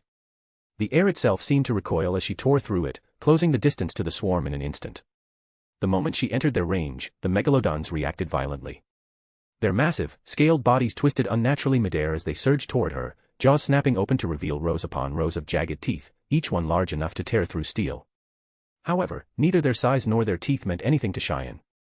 To her, they were nothing more than oversized targets waiting to be cut down. She drew in a slow breath, tightening her grip on her blade, and then she swung her odachi at the incoming monsters. The moment her odachi cut through the air, it unleashed a deafening boom that echoed across the battlefield, tearing through the nearest megalodon and cleaving it, along with three others behind it, clean in half. Their dragon-scaled bodies offered no resistance at all. Blood and chunks of flesh burst outward, scattering across the sky before beginning their slow, gruesome descent toward the ground below. Ciel didn't even spare the fallen creatures a glance as she pushed forward into the heart of the swarm, continuing her assault without slowing down. Her blade rose and fell again and again, each swing driven by overwhelming strength, carrying enough raw power to slice apart or completely crush anything that got in her path. One megalodon tried to ambush her from above, diving down with its jaws stretched wide enough to swallow her whole in a single bite. Ciel didn't even bother dodging. Instead, she raised her free hand and caught the creature by the snout mid-lunge. The impact alone sent a powerful shockwave rippling through the air, distorting the space around them, yet she didn't move an inch, and her feet held firm against the invisible footholds beneath her. Then a feral grin spread across her face as she twisted her body and, with a burst of raw power, hurled the massive creature straight into another approaching megalodon. The collision echoed with a sickening crunch as both bodies smashed into each other, their forms crumpling before being sent spiraling downward like broken debris. Before they could even fall out of her reach, Ciel had already appeared above them, her odachi raised high, and without hesitation, brought it crashing down with enough force to split both monsters apart in a single brutal strike. Some megalodons tried to circle her, coordinating their movements in an attempt to overwhelm her with numbers, but Ciel answered by spinning in place, carving a wide arc with her odachi that tore through multiple bodies at once. Limbs, scales, and thick sprays of blood scattered in every direction, raining down from the sky in a gruesome display. And through it all, Ciel advanced without slowing with an expression of pure exhilaration and unrestrained joy on her face, as if she had been waiting for a moment like this where she could truly let loose without holding anything back. To the onlookers, there was no refined technique to admire, no elegance in her movements, only overwhelming power and absolute dominance, which might have looked crude to simpletons, but it was a fighting style perfectly suited for a warrior like her. On the opposite side of Charybdis, Benimaru's approach couldn't have been more different. Where Ciel tore through the battlefield like a raging storm, Benimaru moved like a controlled inferno, calm, precise, and absolutely lethal. The moment he entered the swarm, his katana slid free from its sheath in one smooth, practiced motion, while black flames began to coil around the blade, twisting and writhing like living serpents. Suspended high in the sky and surrounded on all sides by those monstrous, flying sharks, Benimaru didn't rush in blindly. He took a brief moment to observe them, and then, just as the first one lunged at him, he simply shifted to the side, and in that same instant, his blade flashed. The creature continued forward for a fraction of a second as if nothing had happened, before its massive body split cleanly along a perfectly straight line.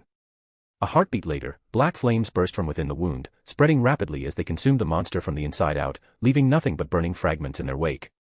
Benimaru moved again without pause, his body flowing through the battlefield with a natural, effortless grace that almost resembled a dance, while his katana traced elegant arcs through the air, and wherever that blade passed, death followed without exception.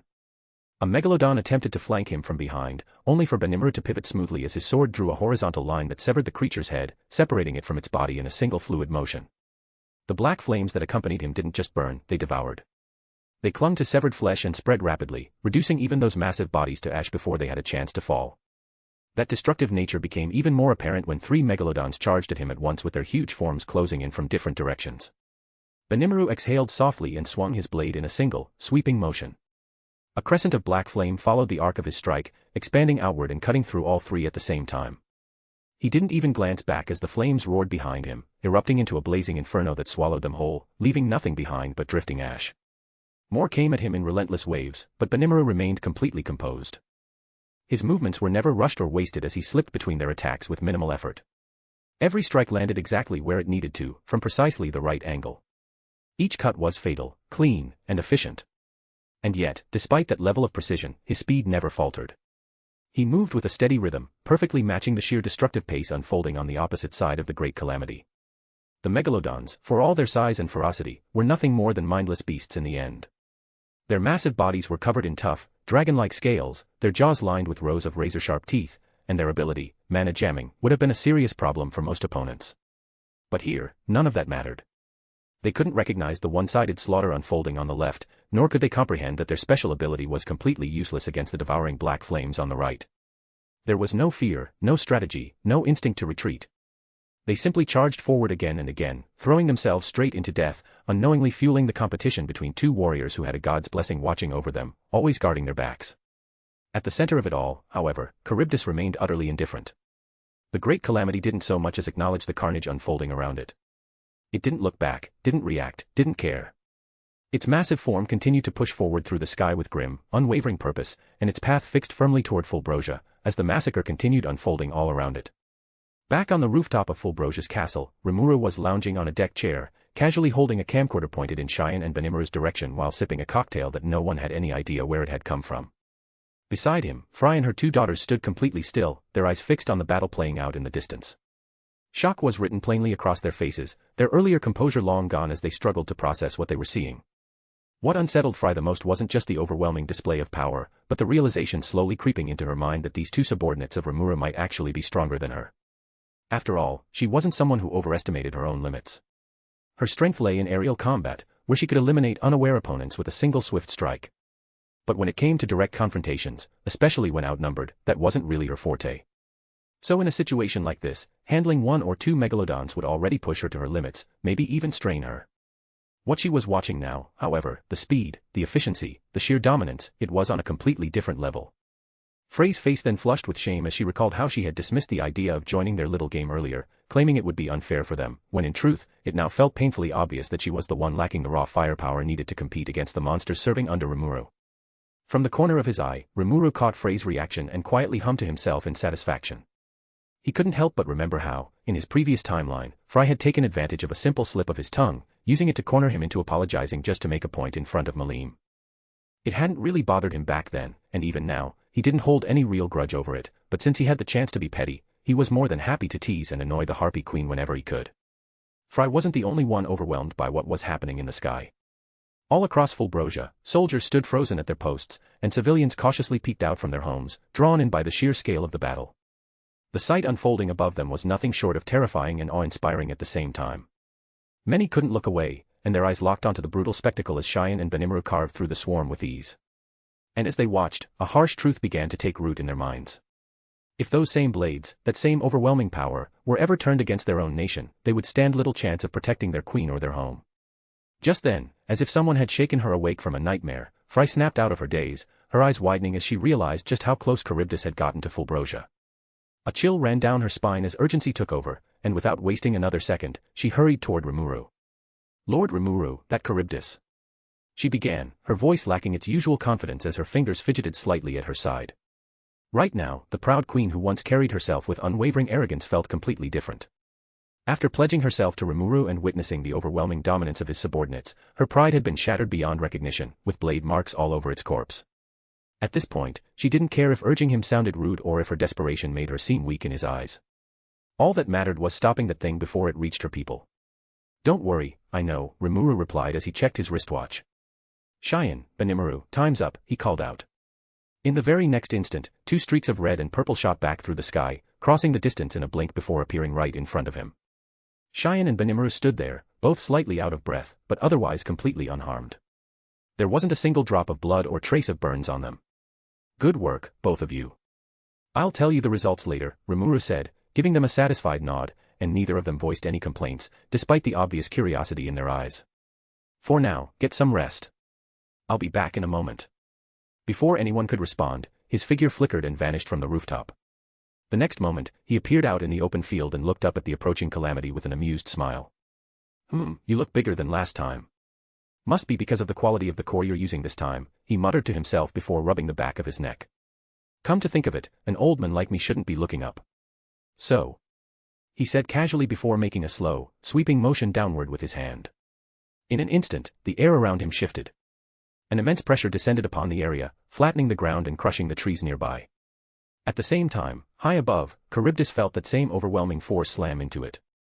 The massive creature struggled, its enormous body resisting as it tried to maintain its altitude, but the pressure was absolute. No matter how much it fought, it couldn't escape. Slowly at first, then all at once, it was dragged down from the sky, its huge form crashing violently into the earth right in front of Rimuru with enough force to shake the surrounding area. Dust and debris exploded outward on impact, and through the settling cloud, its single eye burned with intense hatred as it tried to force itself back into the air. "It's kind of sad to see so much hatred in those eyes when you don't even understand it," Rimuru said with a quiet sigh, shaking his head as he looked up at the struggling calamity with a hint of pity in his eyes.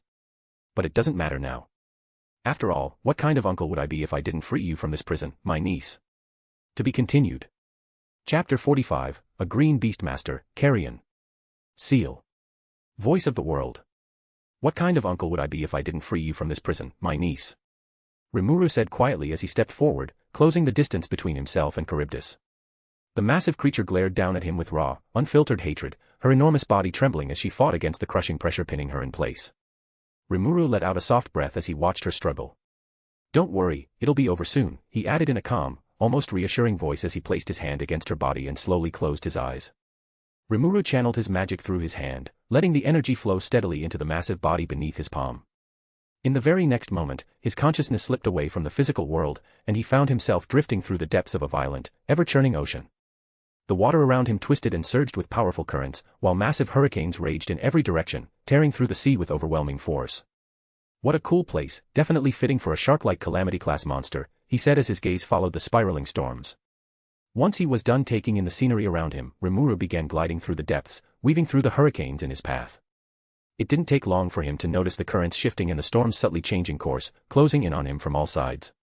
Rimuru narrowed his eyes slightly, but there was no real concern in his expression. He was far too fast and far too strong for something like this to pose any real danger. Still, it made one thing clear. Charybdis was aware of him, and her consciousness was actively resisting, pushing back against his intrusion and trying to force him out of her mind. Rimuru then continued forward without slowing down, completely ignoring Charybdis's attempts to force him out. To him, her resistance felt clumsy and almost laughable, like a child throwing a tantrum and hoping it might somehow work, but unfortunately for her, it didn't even come close to stopping him. Before long, the chaos began to part, revealing something massive rising from the surface of the ocean. A towering pyramid stood there, with a shiver of megalodons circling it like guards, protecting whatever lay deep within. Man, sometimes I really miss playing Minecraft, Rimuru muttered under his breath, a faint trace of nostalgia slipping into his voice as he swam toward the pyramid. The moment he entered their territory, the megalodons reacted instantly, all of them turning toward him at once and locking onto him like true predators. Without hesitation, they surged forward, cutting through the water at incredible speed as they rushed to eliminate the intruder before he could get any closer. Well, I could wipe you all out with a snap of my fingers, but... Rimuru said, forming a sky-blue sword in his hand as the megalodons closed in. Just for old time's sake, he added with a small grin before he moved, and in an instant, he tore through the incoming megalodons, his blade flashing again and again as he cut them down one after another. Their massive bodies barely had time to react before they were ripped apart, the surrounding water briefly clouding with their remains before settling again. Within moments, the entire swarm was gone, leaving Rimuru alone in the eerie stillness, surrounded by lifeless husks drifting in the ocean. He let out a quiet breath as the sword dissolved from his hand. "This is for all the mining fatigue you assholes gave me back then," he muttered, the corners of his mouth twitching with faint amusement. After indulging in a bit of nostalgia from his gaming days, Rimuru turned his attention back to the pyramid and made his way inside. The interior was just as massive as the exterior suggested, with long, winding corridors stretching deeper into the structure. He swam through them at a steady pace, his senses quietly observing everything around him, until the passage finally opened up into a vast chamber and he stepped forward onto solid ground. At the center of the chamber, suspended in midair, was a six-winged harpy. Nazim, while a dark purple core pulsed faintly in the middle of her chest, casting an ominous glow that filled the entire room. Rimuru walked toward her at an unhurried pace, his gaze fixed on the six-winged harpy suspended in the air. Nazim didn't react to his presence in the slightest. In fact, she didn't seem aware of anything at all. Her eyes were wide open, but there was no light in them, no sign of thought or recognition. She simply stared straight ahead, her lips moving faintly as she repeated the same words, "Mother." Fulbrosia. Revenge. Over and over like a broken record stuck on a loop. Rimuru let out a quiet sigh, a hint of pity crossing his face as he took in her condition. "Yeah, this is just sad," he murmured to himself before raising his hand. With a simple snap of his fingers, a gentle wave of magic spread outward, washing over her body. In the next moment, the haze clouding her mind began to clear, the empty repetition stopped, and her thoughts finally became her own again. A flicker of confusion crossed her face as she blinked until she fully realized she was suspended in midair, completely unable to move. A moment later, as her awareness settled, the weight of the situation crashed down on her all at once, and panic started to creep into her chest. But just as she was about to struggle against Charybdis's hold, the sharp, deliberate sound of slow clapping echoed through the chamber, cutting straight through her rising panic and forcing her attention elsewhere. Well, if it isn't General Nazim of the Eastern Empire's Magic Beast Division. "Ah, what a coincidence running into you here," Rimuru said casually as he stepped into her line of sight, his hands loosely folded behind his back. "Ah, but it looks like you're in a bit of a pinch," he added with a faint smile. "You. Who are you? And what have you done to me?" Nazim shouted the moment her eyes locked onto him, and her earlier confusion instantly gave way to anger and suspicion, and with no other explanation in sight, she immediately pinned the blame on him for her current state. "You're accusing me? Seriously?" Rimuru raised a brow, a faint, amused smile forming on his lips as he looked up at her. "That's pretty ironic, considering you're the one responsible for ending up like this." "Me?" Nazim whispered as the fragments of memory began to resurface. She saw it again in flashes, recalling the moments before she was consumed by Charybdis's power, how her rage had overtaken her reason, and how everything went blank before she opened her eyes again and found herself trapped here. "Indeed, you are, Miss Nazim," Rimuru continued as he began pacing slowly back and forth beneath her. "After all, when Damrata called you all the way from the Empire for this mission, you didn't hesitate for even a second. You jumped at the chance because you wanted revenge on your sister. And now, here you are. Caged inside a mindless beast, stripped of control, reduced to this." His eyes lingered on her for a second longer. "You must feel terrible, right? How do you?" Nazim started, her eyes widening in shock, and for a brief moment, her voice faltered. But her confusion and fear didn't last long, and soon her expression hardened again as anger rushed back in to take its place as she glared down at him. Forget that. If you know who I am, then get me out of this mess already. Or are you just going to leave a lady like me hanging here like some kind of imbecile? You know, even with a tragic backstory, I still can't bring myself to feel anything for you the moment you open your mouth. Rimuru let out a quiet sigh as he rose into the air until he was level with her. Anyway, I'll deal with you later. Right now, I've got something else to take care of, he said, then thrust his hand into her chest, grabbing the glowing core at the center and ripping it out of her body.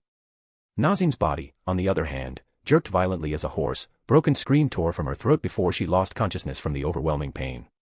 Then, as the core's influence disappeared from her body, Nazim began to fade, her form turning translucent as Charybdis started breaking her down into mana and absorbing her. But before she could vanish completely, a portal opened beneath her. Rimuru pulled her into his imaginary space, sealing her away before Charybdis could fully absorb her and erase her entirely. Now then, let's give you a new life, my niece, Rimuru said softly as he looked at the core resting in his hand. In the next moment, it began to glow brightly, and a pedestal slowly formed in front of him. He gently placed the glowing core on it, and before long, the light faded, revealing that what had once been an ominous, hate-filled purple core had turned into a soft golden color, with a gentle warmth radiating from it. This should do, Rimuru murmured, satisfied with the result as his form began to fade from Charybdis's consciousness. The moment he disappeared, the world around the pedestal began to shift. The massive pyramid surrounding it started to tear itself apart, and the turbulent ocean around it evaporated at an incredible pace. In its place, solid ground formed beneath the pedestal, followed by grass and flowers sprouting across the land. At the same time, soft sunlight broke through the sky, bathing everything in a calm, comforting warmth and turning what was once a chaotic prison into something that almost resembled a sanctuary. Outside, not even a moment had passed before Rimuru's consciousness returned to his physical body. His eyes opened slowly, and the first thing he did was look back at Charybdis. The difference was immediate. Gone was the overwhelming rage and hatred that had filled the creature's gaze before.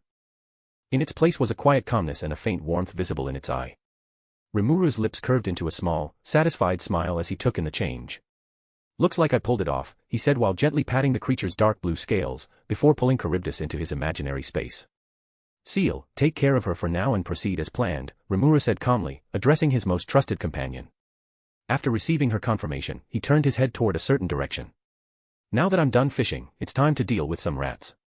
Meanwhile, far from Fulbrosia, Damrata tore through the forest at full speed as his mind was in complete turmoil, replaying the overwhelming display of power he had witnessed just moments earlier, something that had completely derailed his plans and raised even more concerns for both him and the Empire. Originally, when he first caught wind of Clayman's plan to unseal Charybdis, he saw an opportunity. A calamity-class beast like that was far too valuable to leave in the West, only to be killed or captured by someone who might become a problem for them. So, almost immediately, he began putting together a plan to seize control of it for the Empire. Then he learned about Clayman's personal grudge against Fry. That was when he realized that Nazim, one of the 3 generals of the Magic Beast Division, was the perfect candidate to act as the creature's core.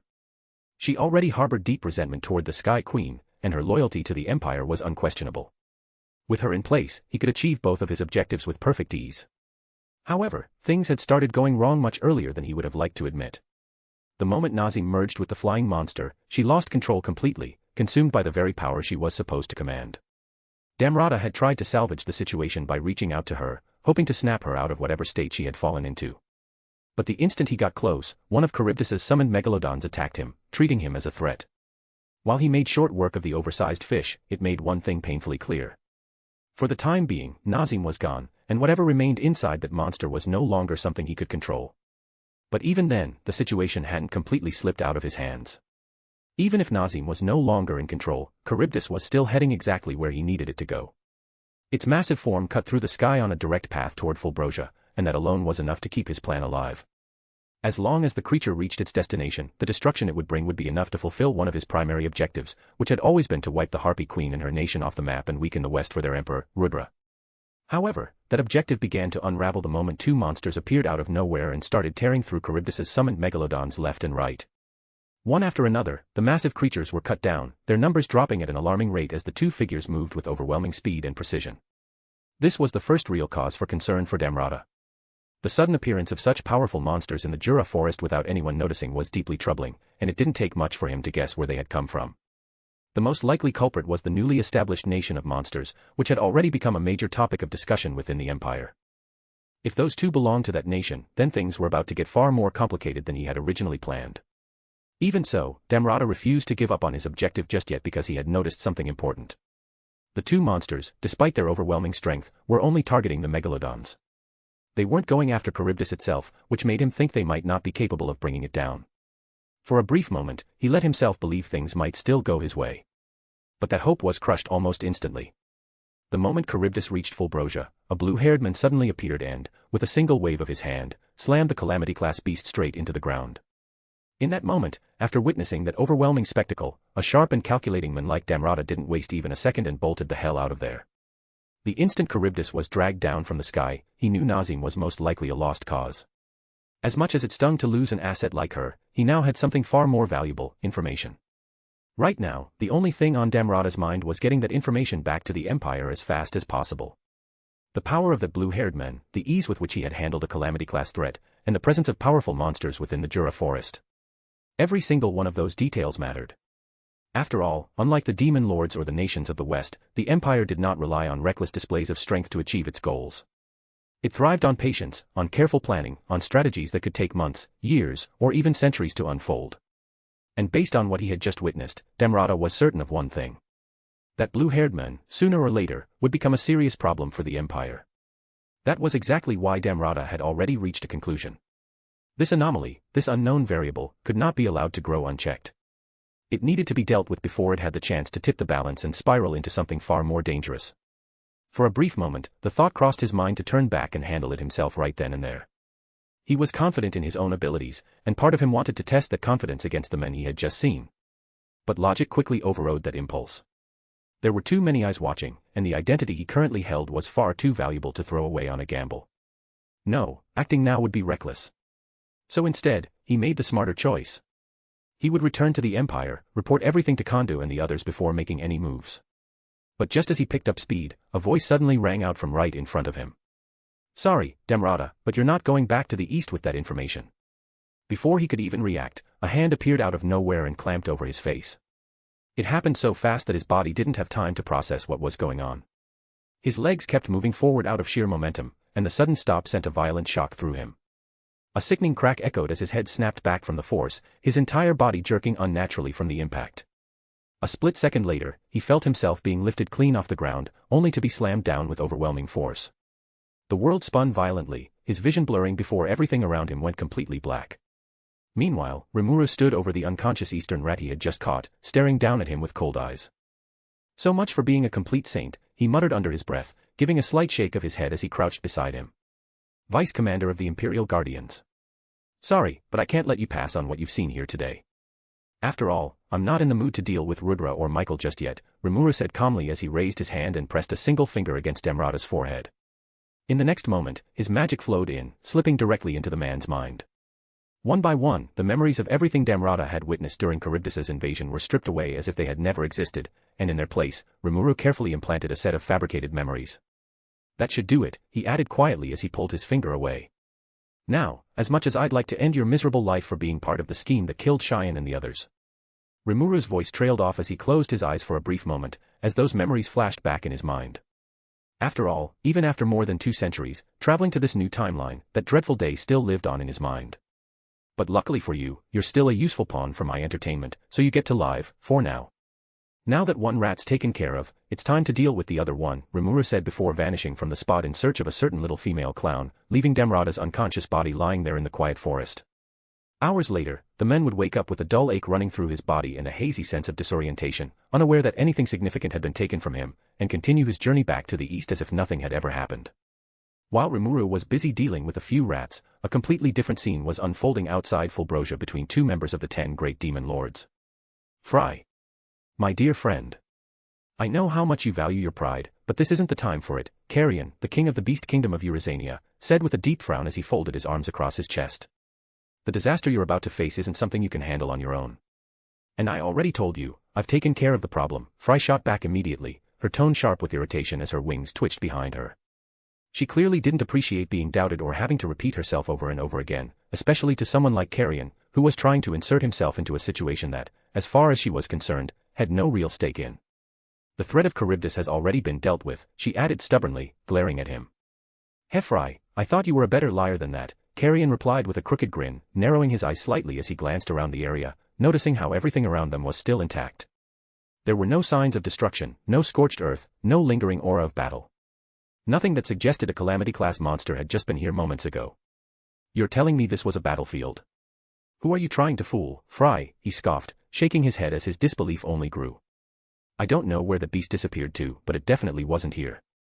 Oh, but it definitely was here, you know, a calm voice suddenly cut through their argument, effortlessly drawing both of their attention upward. When they looked up, they saw Rimuru slowly descending from the sky. Rimuru's sudden arrival immediately put Carrion on edge as he recognized the blue-haired men who had recently been the center of so many discussions and rumors. Ruler of the Monster Nation, he said, addressing the blue-haired men who had just landed beside Fry, what are you doing here? That's a strange question, Beastmaster Carrion. Rimuru replied casually, tilting his head with a faint look of feigned confusion, considering you're the last one to arrive. I'm the last. Carrion repeated, his brows furrowing slightly as he turned his head toward Fry, silently asking for confirmation. Indeed, Carrion, you heard it right. Lord Rimuru was here before you, Fry said, reaffirming his words without hesitation, and Carrion's eyes widened slightly at the way she addressed him. In fact, he's the one who dealt with Charybdis, which is why I keep telling you that I don't need, and never needed, your help, she added with a faint smirk forming on her lips as she tilted her chin upward slightly. Upon hearing that, the weariness in Carrion's eyes deepened even further as the meaning behind Frey's words fully sank in. It wasn't just what she said, it was what she implied. This wasn't a case of her and Rimuru teaming up to defeat Charybdis. Instead, this ruler of monsters had taken down the Calamity-class beast entirely on his own. Is this some kind of scheme? Is Fry trying to trick me? Carrion wondered, his gaze narrowing slightly as suspicion crept into his thoughts. He wouldn't put it past the Sky Queen to be plotting something behind the scenes. But almost as quickly as the thought formed, he pushed it aside. No, that's not it, he dismissed it just as fast as it came. Someone as prideful as Fry would never lower herself to calling someone else lord, not even as part of a scheme. That alone was enough to rule it out. Which left him with a far more troubling possibility. Slowly, his eyes shifted back toward Rimuru, and this time there was no uncertainty in them, only caution. In his mind, the threat this man posed rose sharply, far higher than before. Then, just as he was about to press further, Carrion suddenly froze. Every question he had about Charybdis died on his lips the moment he saw Rimuru Tempest step closer to Fry, and without the slightest hesitation, Rimuru reached out and gently tucked a loose strand of her hair behind her ear. Sorry, I thought you had something on your cheek, Rimuru said with an easy, charming smile as he lightly patted her cheek. Fry, on the other hand, flushed almost instantly, completely caught off guard by the sudden closeness and unexpected gesture. For a brief moment, her mind went blank, and her usual calm, composed demeanor slipped as her wings spread wide behind her. However, before her thoughts could spiral any further, she heard his voice echo softly in her mind. Sorry about that, and don't worry, I'm just messing with Carrion. I won't take it any further. That reassurance from Rimuru helped steady her a little, but it didn't mean his intimate gesture had no effect on her. Her heart refused to calm down, beating faster than she would have liked, while her thoughts began to wander, drifting through all sorts of possibilities and what they could mean. Meanwhile, from Carrion's perspective, completely unaware of the silent exchange between them, what he saw was something else entirely. The Fry he knew was proud, cold, and distant, not the type to let anyone get close so casually. Yet right in front of him, she had allowed Rimuru to touch her without protest, and not only that, she had actually blushed because of it.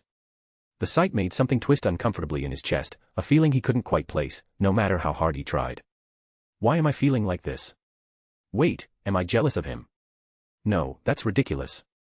I don't even like Fry, so why would I, right? He questioned himself, unable to come up with any explanation for what he was feeling. Well, Carrion. Rimuru's voice suddenly cut through his spiraling thoughts, snapping him back to reality before he could dwell on it any longer. It was nice meeting you, but we can't stay and entertain you for long. We've got more important things to take care of, so we'll be taking our leave now, he said casually, and then, without waiting for a response, Rimuru reached out and casually took Frey's hand in his, before lifting off the ground and flying toward her castle with her in tow. Meanwhile, Carrion remained rooted to the spot, completely motionless as he stared at their retreating figures in stunned silence. As the wind whistled past his ears, a lone tumbleweed rolled by, and a few stray green leaves drifted lazily through the air before settling neatly on top of his head. To be continued. Chapter 46, Queen of Skies, Fry. After leaving Carrion behind, Rimuru and Fry flew back to her castle and made their way straight to the throne room, where Cheyenne and Benimura were already waiting for them alongside Frey's two daughters. They were not the only ones present. Every important harpy of Fulbrosia had been summoned, standing in neat rows across the hall. Even seer Circe had come out of seclusion, which was a rare sight, considering that even some members of Frey's own court had barely ever seen her in person due to how seldom she left her chambers. The moment they landed, Rimuru walked up to the throne and sat down without a hint of hesitation. The instant he did, Rimuru and Cheyenne moved in perfect sync, stepping into position behind him without exchanging so much as a glance or a word. Meanwhile, Frey stood there with her eyes fixed on him, but her chest was tightening as a storm of emotions churned beneath the surface. On one hand, she knew she had made the right decision. She had done what was necessary to protect Fulbrosia, to ensure her people would survive the calamity that had befallen them. But on the other hand, that throne was not just a simple chair. It held centuries of history, shaped by generations of rulers who had come before her. To her, it was a symbol of her strength, the proof of every hardship she had endured and every battle she had fought to rise to where she stood. And now, in the span of just a few hours, an outsider was sitting on it, out of her own choice, making it a bitter pill for the Sky Queen to swallow. And Frey was not the only one struggling with the sight of an outsider occupying their nation's throne. Every harpy in that room felt it, the same unease twisting in their chests and the same storm of thoughts running through their minds. But none of them were foolish enough to challenge or question Rimuru. Their queen had already told them everything, from the truth of their situation to the deal she had made with the blue-haired man now seated before them. More importantly, they had all felt it for themselves, that quiet, overwhelming pressure that clung to Rimuru's presence itself. At the time, Frey had been certain that revealing her decision would shatter the respect she had spent years building. She had braced herself for anger, for disappointment, maybe even outright hostility from her own court. After all, it would not have been strange for them to see her choice as nothing more than selling out her nation to an outsider. But to her surprise, not a single minister spoke against her. Not one of them looked at her with blame or resentment. If anything, the way they looked at her now carried even more weight than before. Their admiration had not faded as she had feared. Instead, it had only deepened the moment they realized she had been willing to give up everything, her throne, her pride, even her own freedom if it came to that, all for the sake of protecting Fulbrosia, for the sake of protecting them. Their loyalty only grew stronger after that. Some of them even stepped forward and said it outright that, after witnessing the terror of Charybdis and the sheer, overwhelming power displayed by Rimuru and his two subordinates, no one in their right mind would dare blame her for choosing to cooperate with him. And if anyone did, they would personally make sure that idiot regretted it. Hearing their words brought Frey back to her earlier conversation with Rimuru about family and warmth. Once again, she found herself forced to admit something she had long resisted. A nation could not be ruled by treating its people like tools, like interchangeable parts in some grand machine. If you wanted a nation to truly thrive, then everyone, from the ruler to the lowest citizen, had to give a shit about it. They had to care, not just about the land, but about each other, and had to see the people around them as their own. Returning to the present, the air in the throne room felt heavy, almost suffocating, as every pair of eyes remained fixed on the blue-haired man seated on the throne, with Frey standing at the front, staring straight at him. Well then, Frey, Rimuru began, casually crossing one leg over the other as he leaned back into the throne. According to our agreement, I've dealt with Charybdis without a single loss of life or even a scratch on a building within your walls. So, did you find the results satisfactory? He asked with a teasing smile. Don't you think that question is a little silly, Lord Rimuru? Frey replied with a faint smile forming on her lips as she tried to ease the tension that had settled over the room. I don't think anyone here would object if I said that what you've done for me and my people is far more than I could have ever asked for. That's good to hear, Rimuru said, nodding in agreement. Well then, since I've upheld my end of the deal, it's your turn to uphold yours. He leaned forward slightly, locking his gaze onto hers. I hope you won't disappoint me, Frey. Frey felt a shiver run down her spine as she looked back into his eyes, realizing that if she tried to play any games or go back on her words, there would be hell of a consequences to pay, not just for her, but for everyone standing behind her. Fortunately for her, however, she had no intention of delving into any kind of schemes against a guy like Rimuru in the first place. After all, you don't try to steal Dragon's hoard while having your head in its mouth. That was why, in the very next moment, Frey drew in a slow, steady breath and stepped forward before lowering herself onto one knee right in front of the man sitting on her throne. I, Queen Frey of the Harpy Queendom of Fulbrosia, with all my mind and heart, hereby declare my and my nation's undying loyalty to Lord Rimuru. From this day onward, my people and I are yours to command, and in return, I ask for the prosperity and happiness of my nation. Her steady and resolute voice rang clearly through the chamber, carrying both the weight of her decision and the sincerity behind it.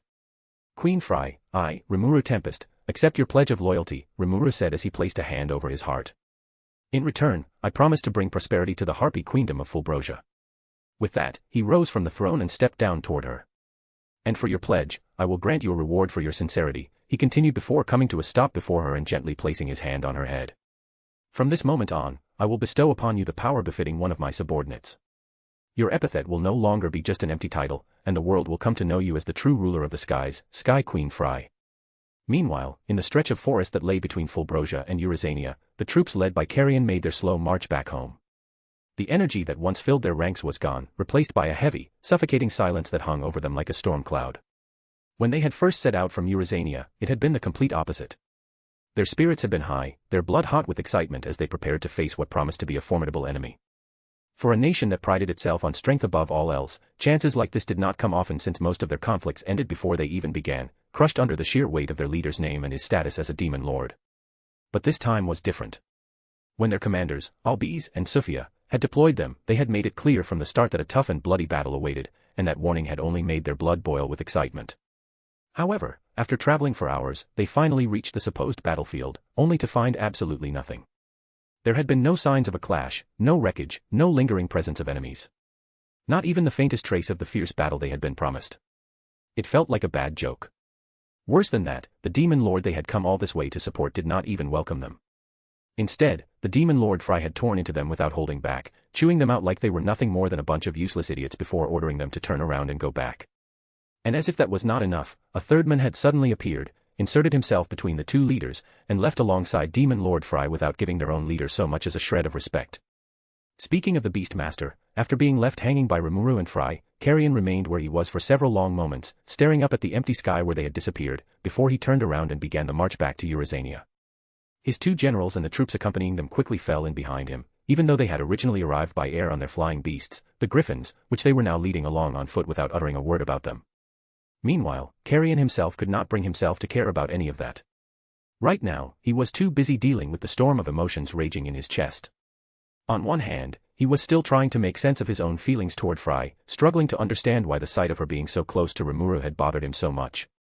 On the other hand, he was furious at the way Fry had treated him, and even more pissed at how Rimuru had just shown up, undermined him, and walked off with her without giving a single fuck about him. What frustrated him even more was the fact that, despite being treated like that in front of his generals and soldiers, there was very little he could do to avenge his reputation. He could not just turn around and storm the gates of Fulbrosia to demand answers or revenge from Fry or Rimuru, especially considering his relationship with her. And going after Tempest was even less of an option, considering that if what Fry had said was true, then picking a fight with Rimuru was not just reckless, it was borderline suicidal unless he was ready to throw everything into a full-scale war. As those thoughts continued to churn in his mind, Carrion let out a low grunt and clenched his fist in frustration. This was exactly why he hated politics, alliances, and the constant need to think beyond your own instincts, making it all feel like a cage wrapped around his neck. If it had been up to him alone, he would have already turned back, hunted Rimuru down, and challenged him to a straight fight, consequences be damned. But he was not just a warrior. He was the ruler of Eurysania. He could not ignore what it would mean if he lost, if his reputation as an undefeated, ruthless beast crumbled in front of the world, or worse, if he ended up dead. That was not just his life on the line. That was his entire nation. And that was a burden he could not just brush aside, no matter how badly he wanted to. Aside from everything else weighing on his mind, what really started to get under Carrion's skin were the pitying looks his two generals kept throwing his way. Finally, unable to take it anymore, Carrion came to an abrupt stop and turned around sharply to face them. "Will you two stop looking at me like that? It's starting to get really damn annoying," he barked, locking his furious glare onto Albise and Sophia. "Lord Carrion, we understand," Albise replied, shaking her head with a soft sigh. "I know this must be a difficult time for you, so no matter what you say to us, we will not take offense." "Indeed, Lord Carrion, please do not be sad," Sophia added, nodding along in full agreement with Albise. "You know what they say, right? There are plenty of fish in the sea." "I don't get it, what the hell are you two even talking about?" A vein pulsed visibly on Carrion's forehead as he stared at them, completely lost, while expressions of the two women somehow became even more sympathetic, which only made his blood boil hotter. "It's all right, Lord Carrion." "The first step to acceptance is denial," Albise continued with a small, reassuring smile. "I am sure that one day, you will find someone who truly appreciates you, my lord." "Ah!" Carrion shouted in frustration, finally snapping at their nonsense before transforming into his beast form and launching himself into the sky, heading straight for Eurysania. Meanwhile, back on the ground, Albise and Sophia exchanged a glance and let out a quiet, almost synchronized sigh.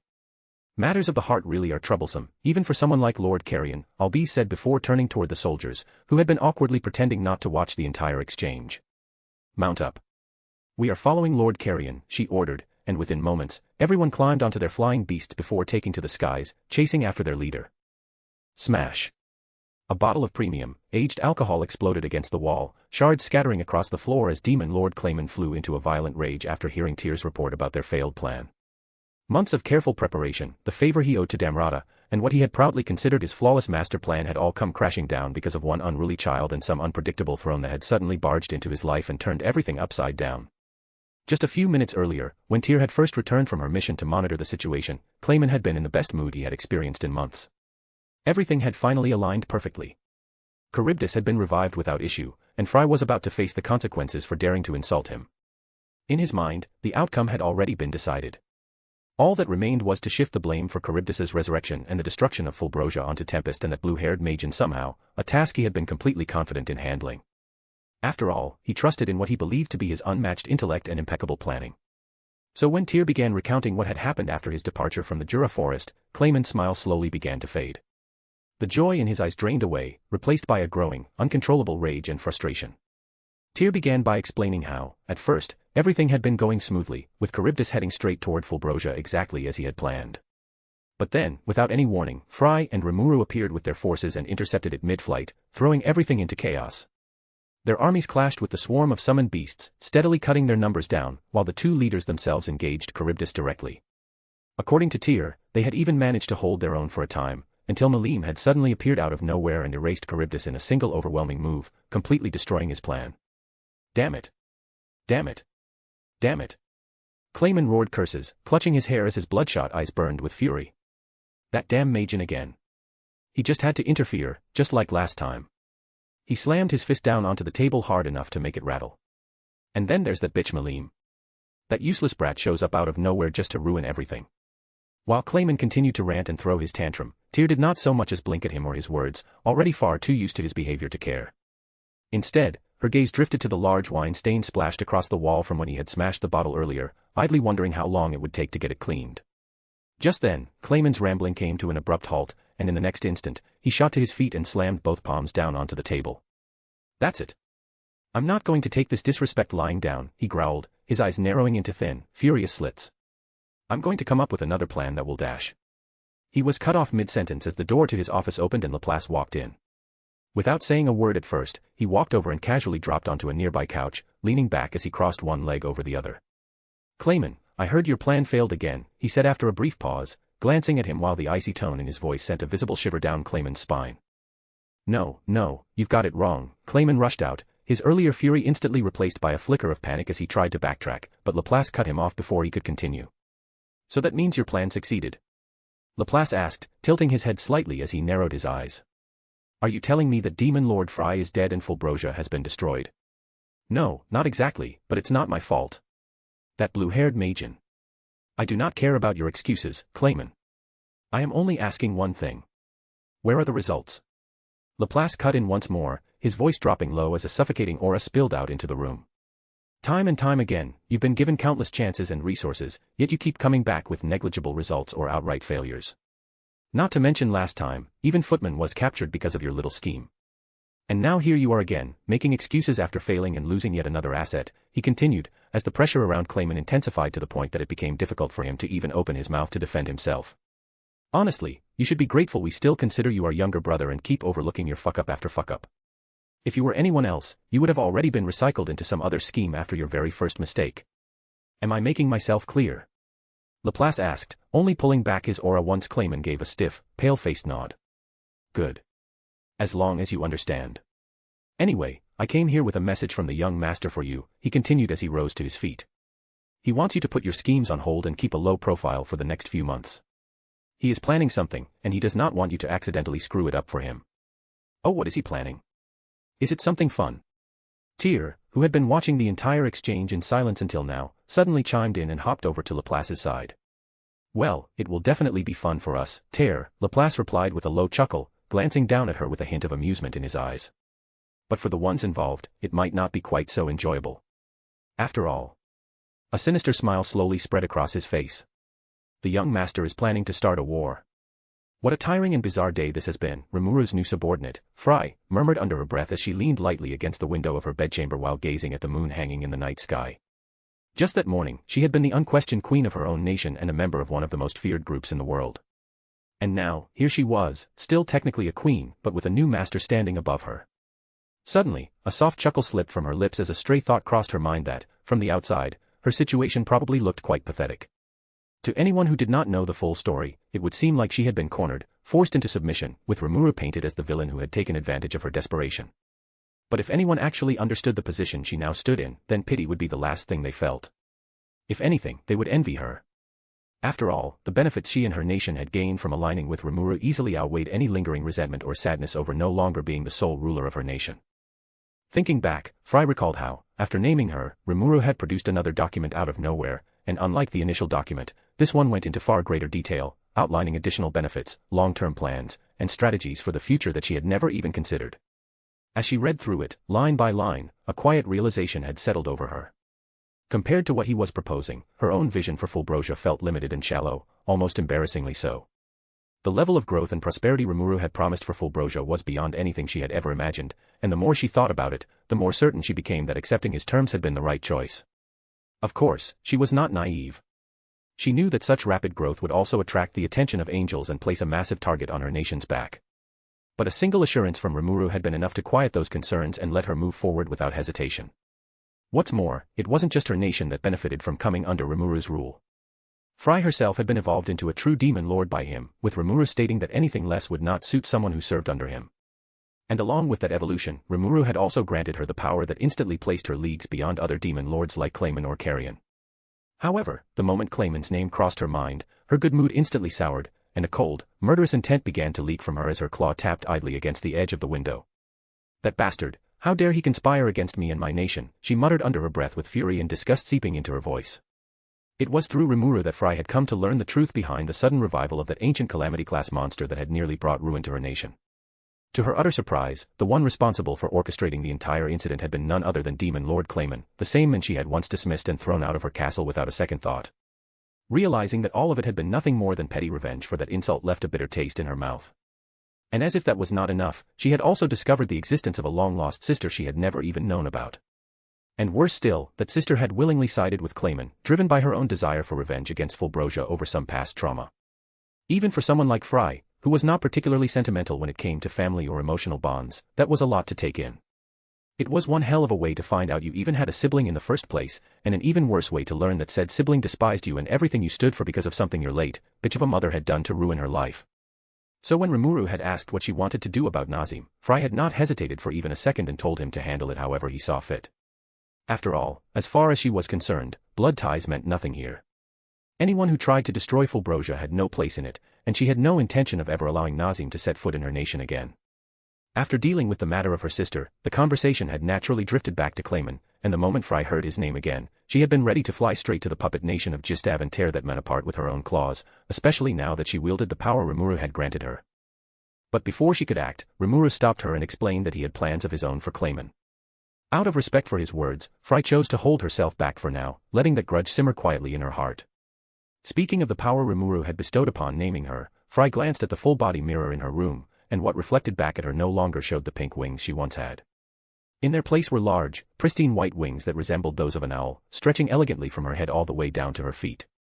They were broad, almost majestic, easily large enough to wrap around her body entirely if she so wished. And yet, those wings were only the most visible change, a surface-level transformation that barely scratched the truth of what she had been given. They were nothing more than a byproduct of something far greater, an ultimate skill. Hashtag. Ultimate skill, King of Sky, Horus, the skill is granted to an individual seen as worthy of ruling the sky. Thought acceleration allows the user to greatly increase the speed of their thought process. Universal perception allows for the perception of nearly all things within a wide radius. Demon Lord's Haki allows the user to exert a powerful spiritual pressure over their targets. Airlock suppresses the effects of weather for a period of time, depending on the user's endurance. Tough Claws transforms the user's claws and talons into a material comparable to God-grade metal while enhancing the power of direct attacks. Fierce Wings grants complete control over each individual feather, allowing them to be manipulated freely, used independently, and even detached while maintaining a telepathic connection. It also enables flight at extraordinary speeds. Hashtag. The ability to control the weather, claws stronger than any weapon I've ever seen, and complete control over every single feather on my wings. Fry murmured to herself as she mentally detached one of her feathers and made it dance in the air before her. Once again, Lord Rimuru, you really make me wonder which one of us got the better deal out of this, she added, a faint, almost fond smile forming on her lips as the feather drifted gently back into her waiting palm. Well, come to think about it, what's so great about being the queen of a small mountain nation when I could one day stand at the top of the Tempest Empire alongside Lord Rimuru? Fry said with a cunning smile, manipulating the feather once more to carve a small heart into the wall. To be continued. Illustrations, Fry with her new wings. Chapter 47, Returning Bestie, Malim Nava. Ciel. Voice of the world. After the situation with Fry and Charybdis was resolved, the following days passed in a stretch of quiet and peace. Life in Tempest carried on without any major disruptions, while Genevieve and Anna gradually found their footing, settling into a routine as they adjusted to the rhythm of their new lives there. At first, Genevieve found herself more than a little overwhelmed by her new role as the caretaker of Rimuru's household. The work itself was not particularly difficult, but it was completely foreign to her. These were the kinds of everyday responsibilities she had never once needed to think about during her life as a noble. Still, she approached everything with an open mind and a surprising eagerness to learn. More importantly, she quickly built an easy rapport with Shizu and Frameya, the two who spent the most time at Rimuru's residence, and with their guidance and support, the transition became far less intimidating, and she found herself growing comfortable with the work. It also made a difference that Rimuru himself was nothing like the image she had initially formed in her mind. She had expected someone far more imposing, someone distant or difficult to approach. Instead, what she found was someone surprisingly easygoing, almost disarmingly so when he was among his own people. The contrast between how he carried himself around his own people and how he dealt with outsiders was so stark that there were moments when she genuinely questioned if she was looking at the same person. Even so, it was not that contrast that stayed with her the most. It was the way he interacted with her daughter that brought a quiet sense of comfort to her heart, giving her a feeling of security for her child that she had never truly experienced, not even back in Ciel. Anna, on the other hand, slipped into her new life almost effortlessly. Unlike Genevieve, her responsibilities here were not all that different from what she had been used to before, and it showed in how quickly she adjusted. Within just a few days, she had already found her place among the other maids. They welcomed her warmly, sharing tips, small tricks, and the unspoken do's and don'ts of handling both the household routines and the unique etiquette that came with serving in Tempest. All in all, both women were adapting far better than either of them had expected. The unease and uncertainty that had weighed on them when they first arrived slowly began to fade, replaced by a growing sense of curiosity and even a quiet excitement about what lay ahead. Encouraged by Rimuru, they even started considering picking up hobbies of their own, especially after exploring the lively streets of the city during their free time and discovering just how much Tempest had to offer. Meanwhile, Maria Belle was busy with what could only be described as the most important role an infant could have. She ate, she slept, and she existed in a constant state of being impossibly adorable, somehow managing to charm even the ruler of Tempest into dancing to her tune without the slightest resistance. And so, time drifted by in this gentle, almost dreamlike calm, until at last the long-awaited day for Tempest finally arrived. Rimuru, how do I look? Shizu asked, gently smoothing the fabric of her black gown with golden accents as it draped over her figure. Like a never-ending dream, Rimuru replied, letting out a soft, almost wistful sigh. Flatterer, Shizu said, rolling her eyes, though a playful giggle still slipped from her lips. Her smile lingered for a moment before softening, and she tilted her head slightly as her tone shifted into something more thoughtful. But seriously, are you sure you want me there? I thought the plan was to keep my existence a secret. It won't be an issue. There are only a handful of people I don't want finding out about you, and this time the guests are coming to our home. That makes it easy for me to control the flow of information, Rimuru explained as he stepped closer, slipping an arm around her waist. He then leaned in and pressed a gentle kiss against her neck, earning a soft, involuntary gasp from her. And don't worry about the guests spreading anything, he added in a quieter tone. They know better than to talk. Shizu turned in his arms, wrapping her own around his neck. You really do enjoy playing the villain, don't you, she teased, and another soft laugh escaped her. I'm not playing the villain.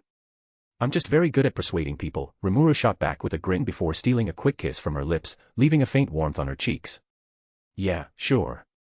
Persuading, Shizu replied, rolling her eyes again as she reached up and lightly tapped the tip of his nose. Well. Rimuru began, but his words trailed off as his attention suddenly shifted. His gaze moved toward the window, and a faint frown formed on his lips. I didn't expect her to show up at a time like this. Rimuru, what is it? Shizu asked, her eyes narrowing slightly as she caught the change in his expression. No, it's nothing serious. I just sensed a friend heading toward Tempest, a troublesome one, Rimuru replied after a brief pause. Sorry, but I'll need to step out for a bit to greet her. Oh.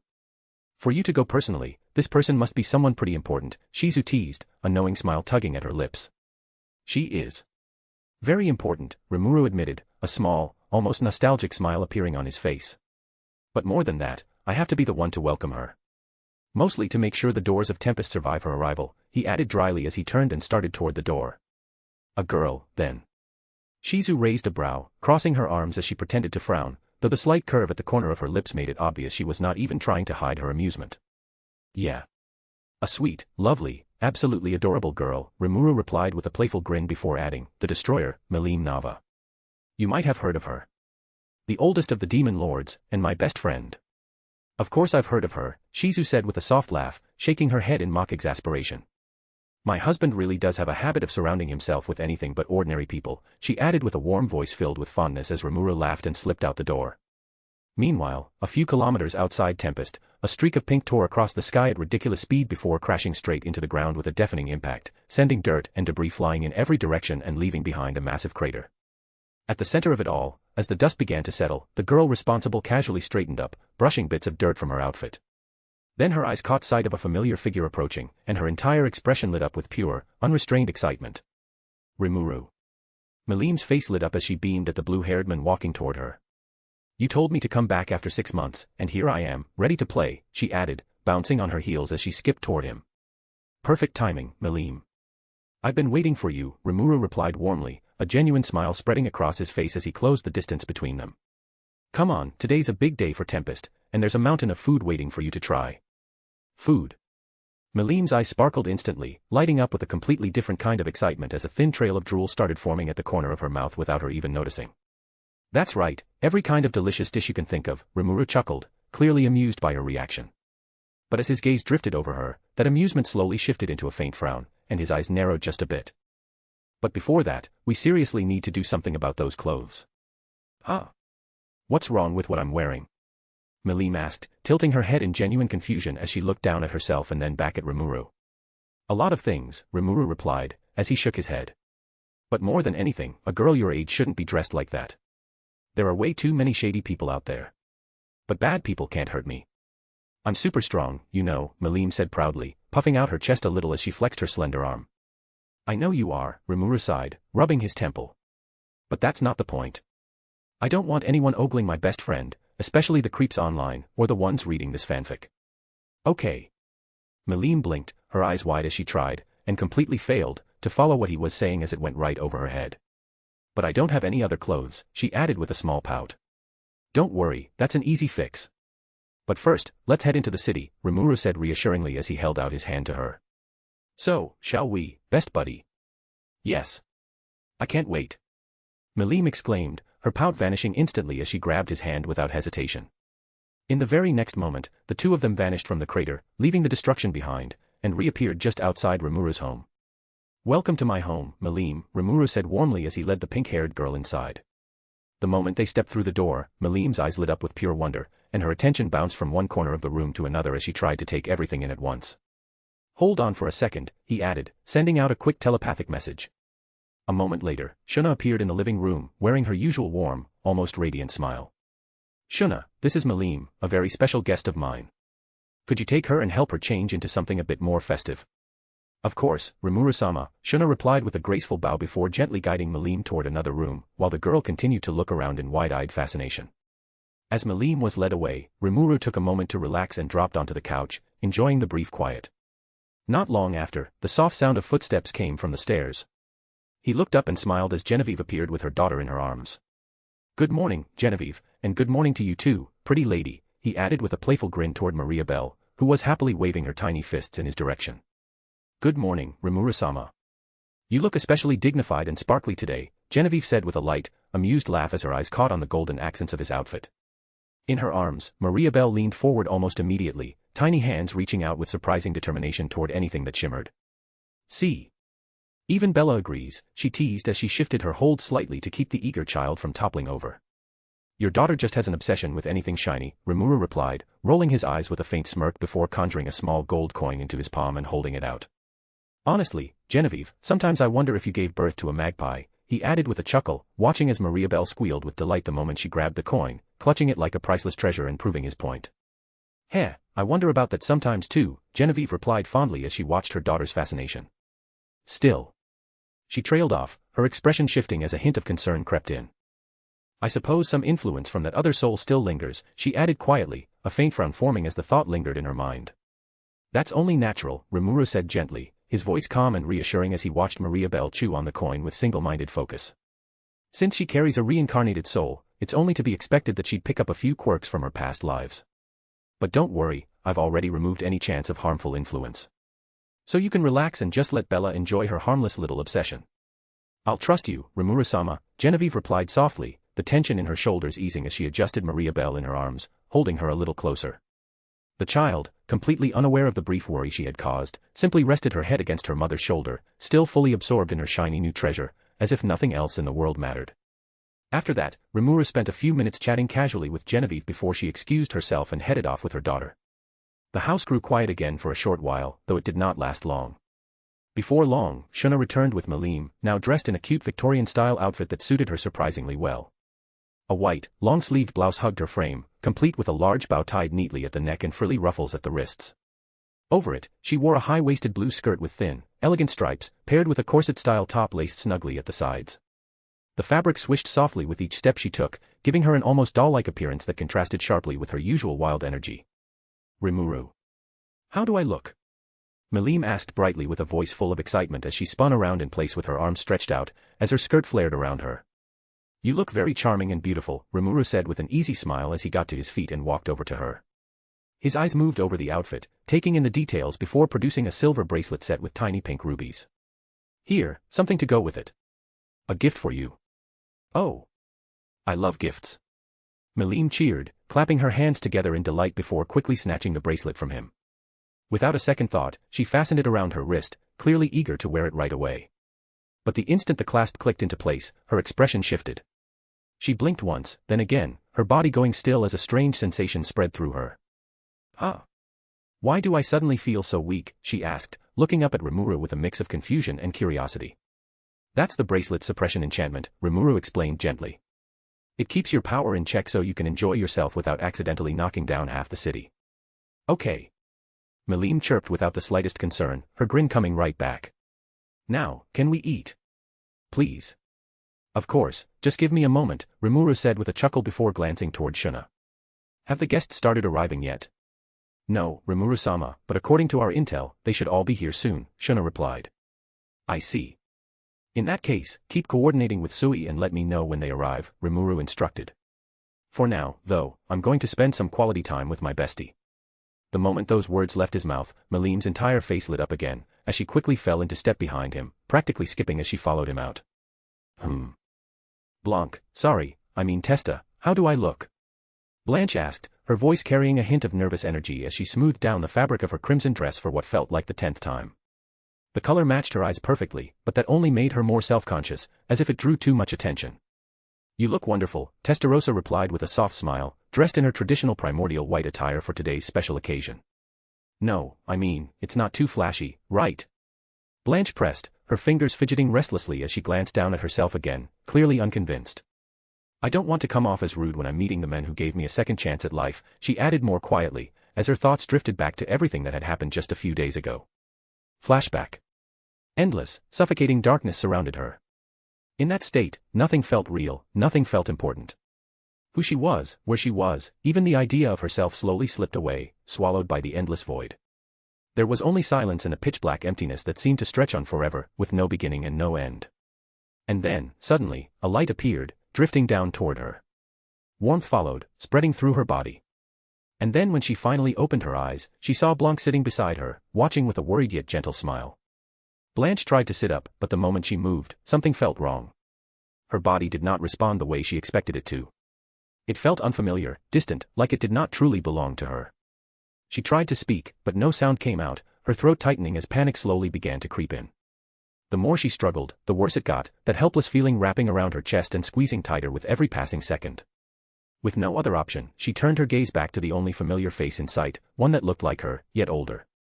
Blanche, you're awake, Blanc said softly, before reaching out and helping her sit up, carefully guiding her back against the headrest so she would not collapse again. How do you feel? Are you experiencing any discomfort? Blanc. What, where, am I? Blanche finally managed to speak, her voice coming out weak and unsteady as her eyes darted around the room, trying to make sense of her surroundings. Wait. I died, maybe. I can't remember. She muttered, her thoughts slipping through her fingers as she clutched at her head, curling in on herself as panic and fear began to rise all over again. Calm down, everything is fine, Testarossa said gently, as she patted Blanche's back in a slow, steady rhythm, grounding her just enough to keep her from spiraling further. After a moment, she produced a small crystal orb and held it out in front of her. Touch this, and you'll understand everything. Blanche glanced at her, then at the orb, hesitating for a moment before reaching out with a trembling hand. The instant her skin made contact with its surface, her vision was swallowed by darkness, and a flood of memories came crashing in without warning. That dreadful day replayed itself in fragments, leading up to the moment of her death, followed by Testarossa's furious descent upon the kingdom of Silberia. Then came the scenes of Rimuru and Testarossa intervening in the past, and finally, the moment she was brought back to life. Then, just as suddenly as it began, everything stopped. The rushing memories vanished, her vision cleared, and the orb in Testarossa's hand crumbled into faint, glowing particles that drifted away into nothing. Blanche, meanwhile, remained where she was, completely still, yet her mind was in chaos. If anything, she looked more shaken than before, and her expression was frozen as she tried to make sense of everything she had just experienced. The silence stretched on for a moment, until it finally broke. Her stunned expression slowly crumbled, replaced by heartbreak as her eyes filled with tears, and before she could stop them, they spilled over, tracing quiet paths down her cheeks. The betrayal of someone she had once trusted, someone she had cared for, cut deeper now that she understood the full truth. And beyond that, everything that had followed her death, the destruction, the consequences, all pressed down on her chest until it felt hard to breathe. Slowly, almost hesitantly, she lifted her hollow gaze back toward Testarossa. There was confusion there, pain, and something dangerously close to guilt. Why did you bring me back?" she asked, her voice trembling, barely holding together as the question slipped out. "What right do I have to live when so many others died?" Before Blanche could say anything more, Testarossa suddenly reached forward and grabbed her face with both hands, forcing her to look straight at her. The gentleness from earlier vanished in an instant, replaced by a sharp, unyielding glare. "Listen to me, you sniveling brat. You're sitting here right now because you're my friend, and that alone is reason enough," she said, her voice firm and commanding, leaving no room for argument. "And yes, it's unfair to the people who died in my rage back then. So what? Yes, it's selfish, but don't forget who I am. I'm primordial white, and everything I do is justified. So stop overthinking it and just be grateful to Rimuru-sama for giving you a second chance." "Got it." Blanche sniffed, her breath catching slightly as she gave a small, hesitant nod. She understood what Blanc was trying to do, understood that this blunt, almost harsh approach was meant to pull her out of the spiral she was slipping into. But understanding it did not make the weight in her chest disappear. The grief was still there, heavy and suffocating, and her eyes still carried that lingering reluctance, along with the quiet guilt she could not fully shake off. "And for fuck's sake, don't start spiraling into guilt and self-blame. We don't have chapters to waste on your emotional recovery, especially when we barely get one a week," Testarossa continued, her tone shifting into an irritated rant as Blanche blinked up at her in confusion, clearly not following that part at all. Ignoring the look, she went on without missing a beat. "Also, stop calling me Blanc." She released Blanche's face, flipping her hair back with a practiced motion before lifting her chin slightly as her expression settled into one of unmistakable pride. "From now on, you call me Testarossa." Flashback end. Blanche was suddenly pulled out of her thoughts when Testarossa snapped her fingers right in front of her face. "Where did you wander off to?" she asked before stepping behind her and fixing her hair. "Anyway, you don't need to worry about anything. Just be yourself, and Rimuru-sama will love you." "I hope so," Blanche replied softly. The last thing she wanted was to be disliked by her savior. Testarossa let out a quiet sigh as she watched the younger girl, fully aware that her past experiences had all but crushed her confidence and sense of self-worth. It was not something that would be fixed overnight, and she knew it would take time for Blanche to truly find herself again. "All right, let's not keep Rimuru-sama waiting," Testarossa said, and without giving her a chance to hesitate, she took Blanche's hand and led her toward Rimuru's house. When Rimuru walked into the dining room with Malim, he was greeted by quite a scene.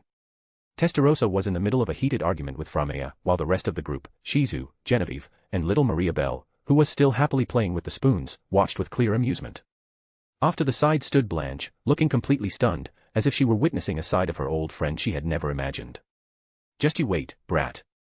The next time you come to train with me, I'm going to smear you across the wall." Testarossa snapped, glaring at the rabbit girl. But the moment she noticed Rimuru standing at the doorway with an amused smile, her fierce expression faltered, replaced by a hint of embarrassment. Her reaction quickly drew everyone else's attention to him, and Framea wasted no time as she rushed over and grabbed onto Rimuru, looking up at him with exaggeratedly pitiful eyes. Brother. Look. Testa is bullying me again. Lies. Don't listen to her, Rimuru-sama, she's slandering me. Testarossa shot back before turning her glare right back on Framea. And you little pest. Weren't you the one who started this by saying Blanche is a sweeter and kinder version of me? So where's the lie in that? Framea fired back without missing a beat. With her brother standing right there, she showed no intention of backing down, planting her foot firmly on the ground and lifting her chin in defiance as she faced Testarossa head-on. You.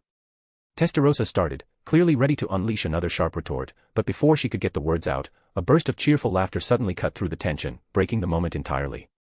Ha ha ha, Rimuru, your subordinates are amazing. Melim laughed, finally drawing everyone's attention to her. Mine just worship me all the time and keep trying to feed me that bland, raw food, she added with a pout. Rimuru let out a small chuckle at her complaint before turning his attention back to the two women who were still glaring at each other. All right, that's enough. Both of you, go sit down and eat. Today's a big day, he said, and the two shot each other one last glare before reluctantly heading back to their seats. Once things settled, Rimuru gently guided Melim forward, resting his hands lightly on her shoulders as he introduced her to the room. Everyone, this is my best friend and the strongest demon lord, Melim Nava. Hello. Nice to meet you. Melim greeted them cheerfully, waving her hand with a wide, open smile. On the other hand, her introduction sparked a range of reactions among the audience. The most notable reaction came from the humans in the room. As Genevieve stiffened where she sat and instinctively pulled her daughter closer, Blanche reached out and grabbed Testarossa's hand without thinking, and Anna, who had been busy preparing breakfast, nearly dropped the bowl of pancake batter she was holding, barely managing to steady it in time. In contrast, the others took it in stride, offering smiles and casual greetings as if this were nothing out of the ordinary. And then there was little Maria Belle. Sitting on the table with her spoons still clutched tightly in her tiny hands, she remained completely oblivious to Melim's reputation. Instead, she simply waved her small fist back at her. Melim, come on, take a seat, Rimuru said as he pulled out a chair for her. Hee okay, Melim skipped over, plopped down in the chair, and almost immediately, Anna stepped forward with slightly shaky hands to place a stack of pancakes in front of her, drenching them in an almost ridiculous amount of honey just as Rimuru had instructed. Wow. This looks amazing. Melim exclaimed, and her eyes sparkling with excitement as she leaned forward, completely captivated by the sight. Go on, take a bite. I promise they taste just as good as they look, Rimuru said as he took his own seat between Shizu and Melim, watching her reaction with clear anticipation. Melim did not need to be told twice and immediately dug in. The moment she took her first bite, her entire expression lit up with pure, unfiltered bliss. Her eyes widened, shining as if she had just discovered something life-changing, and for a moment, it felt like everything else in the room simply ceased to exist. From that point on, it was a losing battle for the pancakes. Her hands and mouth moved in perfect sync as she devoured them at an impressive pace, barely pausing between bites. Told you so, Rimuru said with a smirk as he signaled Anna and the other maids to keep refilling Melim's plate. Bringing Apito and Zijin to Tempest early really was the best choice, Rimuru praised himself in his mind. By the way, Rimuru said, glancing up as he motioned for one of the hobgoblin maids to come closer, where's Veldora? Didn't anyone call him for breakfast? His tone was completely casual, like he was asking about anyone else, but the name alone was enough to make Genevieve and Blanche, who had just barely recovered from the shock of Melim's presence, stiffen all over again. The absurdity of it hit them at once, and both of them instinctively swallowed hard. Well, we did send someone to fetch Veldora-sama, but he sent them away, saying he needed to finish something called Dragon Ball. The maid replied with an awkward smile. Ah. I see. In that case, just leave him be. Have someone bring his breakfast to him, Rimuru said, taking a bite of his own pancake before finally turning his attention to the other new face in the room. Hello, Blanche. It's nice to finally meet you. Blanche was still trying to steady herself after hearing Veldora's name when Rimuru suddenly addressed her, snapping her out of it. Why yes, it's nice to meet you as well, Rimuru-sama, she replied, her voice catching slightly as she struggled to compose herself. And thank you for dash. There's no need to thank me, Rimuru said, raising a hand to stop her. It was a small matter on my end. But if you really want to thank someone, thank Testarossa. This whole situation was more of a gift for her, he added before taking another bite. Anyway, so what are your plans for the future? Future? Blanche echoed, clearly thrown off by the question. She hesitated, her gaze dropping for a moment as uncertainty crept in. I don't know, Rimuru-sama, she admitted honestly, her voice quieter this time. In that case, take this week to rest and get familiar with Tempest, Rimuru said, shifting slightly as he picked up Maria Belle, who had crawled her way over to him, and settled her comfortably on his lap. After that, this little gremlin, he continued, pointing toward Framea, who immediately puffed up and shot him an annoyed glare, will show you around and introduce you to the different jobs we have here. If something catches your interest, you can start learning it. And if nothing stands out, you can work as Framea's assistant for the time being until you figure it out. Sound good? Yes, Rimuru-sama, Blanche answered right away. Even if she was not confident in her own abilities, she could not bring herself to refuse such a generous offer. Great, then it's settled, Rimuru said, gently catching Maribel's hand just as she tried to dip her fingers into the honey. The little girl looked up at him with an adorable pout, clearly unhappy about being denied, and he could not help but chuckle at her cute expression. To make up for it, he casually created a small toy and placed it in her hands, instantly capturing her attention before she could protest further. He then glanced over at Framea. What about you? Are you okay with this arrangement? Don't worry, brother, I've got this. Framea said, unable to hold back her smile. After all, coming from a place where a ruler's word was absolute and never questioned, she genuinely appreciated the fact that Rimuru took the time to ask for her opinion, especially on something that directly involved her. Just then, Shuna stepped into the room and addressed him. Rimuru-sama, the guests have arrived. They are all gathered in the guest lounge. I see, Rimuru said, rising to his feet after carefully handing Maribel back to her mother. In that case, it's time to make our official debut on the world stage. To be continued.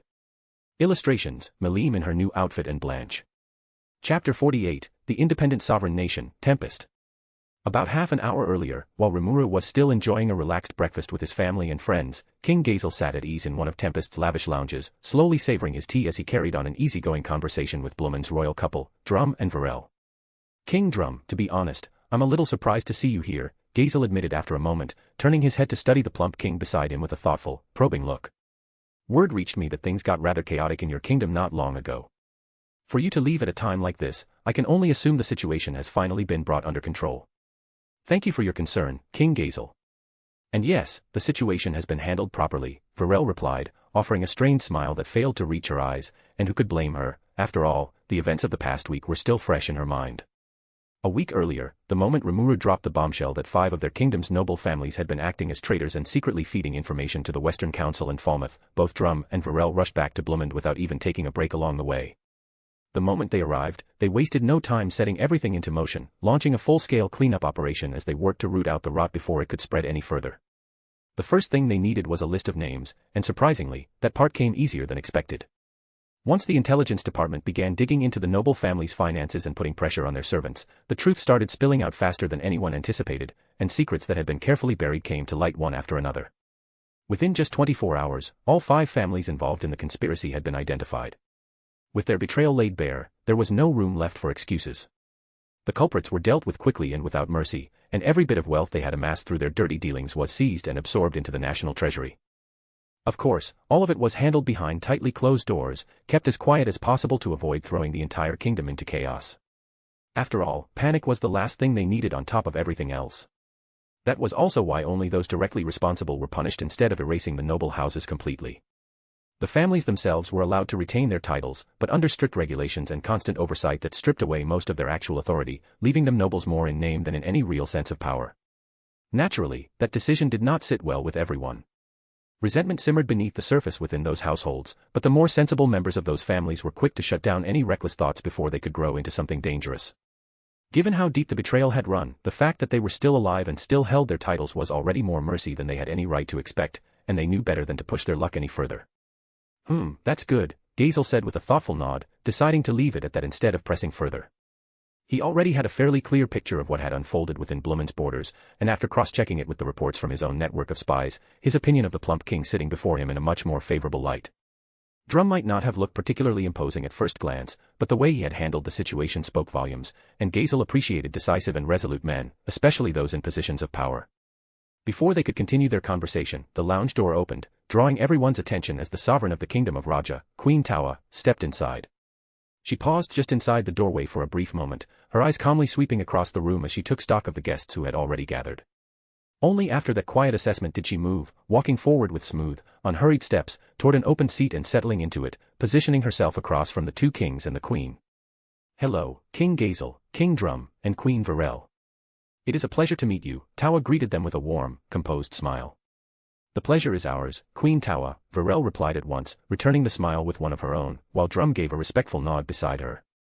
Queen Tawa, I'm glad to see you in good health, Gazel added, his tone measured and formal, maintaining the proper decorum expected of a king despite the fact that they shared a familial connection. Yes, the past 2 months have been quite fortunate for me, Tawa said with a bright, genuinely pleased smile. Ever since Raja became a vassal state of Tempest, our kingdom has prospered beyond anything we could have imagined. The moment those words left her mouth, a stunned silence settled over the lounge. The other 3 royals stared at her, eyes wide, completely caught off guard. Drum and Varel were not hit quite as hard since they had already heard hints of this from Rimuru, but hearing it spoken so plainly by Queen Tawa herself still made their expressions stiffen in surprise. Gazel, however, was hearing this for the very first time. When did Raja become a vassal nation, he blurted out, nearly losing the composure he prided himself on. The sheer shock of it made it hard to keep his reaction in check. His mind raced, trying to make sense of what he had just heard.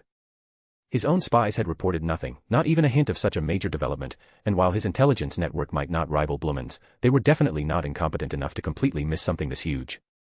Well, it has been 2 months since we received Lord Rimuru's blessing, Tawa explained calmly, completely unfazed by his reaction. It happened shortly after he helped us resolve the issue with the Cursed Lake and brought an end to the conflict with the Kingdom of Astoria. I see. Gazel muttered under his breath, though it was clear he was still struggling to fully process it. The realization that something of the scale had happened without his knowledge sat uncomfortably with him. His first instinct was to question whether his intelligence network had somehow failed him, but the more he turned it over in his mind, the more that idea lost weight. This wasn't a lapse on his people's part. This was Rimuru deliberately keeping everything tightly controlled, revealing nothing until Tempest was ready to present itself as a proper sovereign nation. Even understanding that, the level of control involved was impressive and almost unsettling. It left Gazel caught between genuine admiration for the blue-haired ruler's capability and a quiet, lingering unease that he could not quite shake as a fellow king. Queen Tawa, if you don't mind, could you tell us more about the state of your nation after becoming a vassal?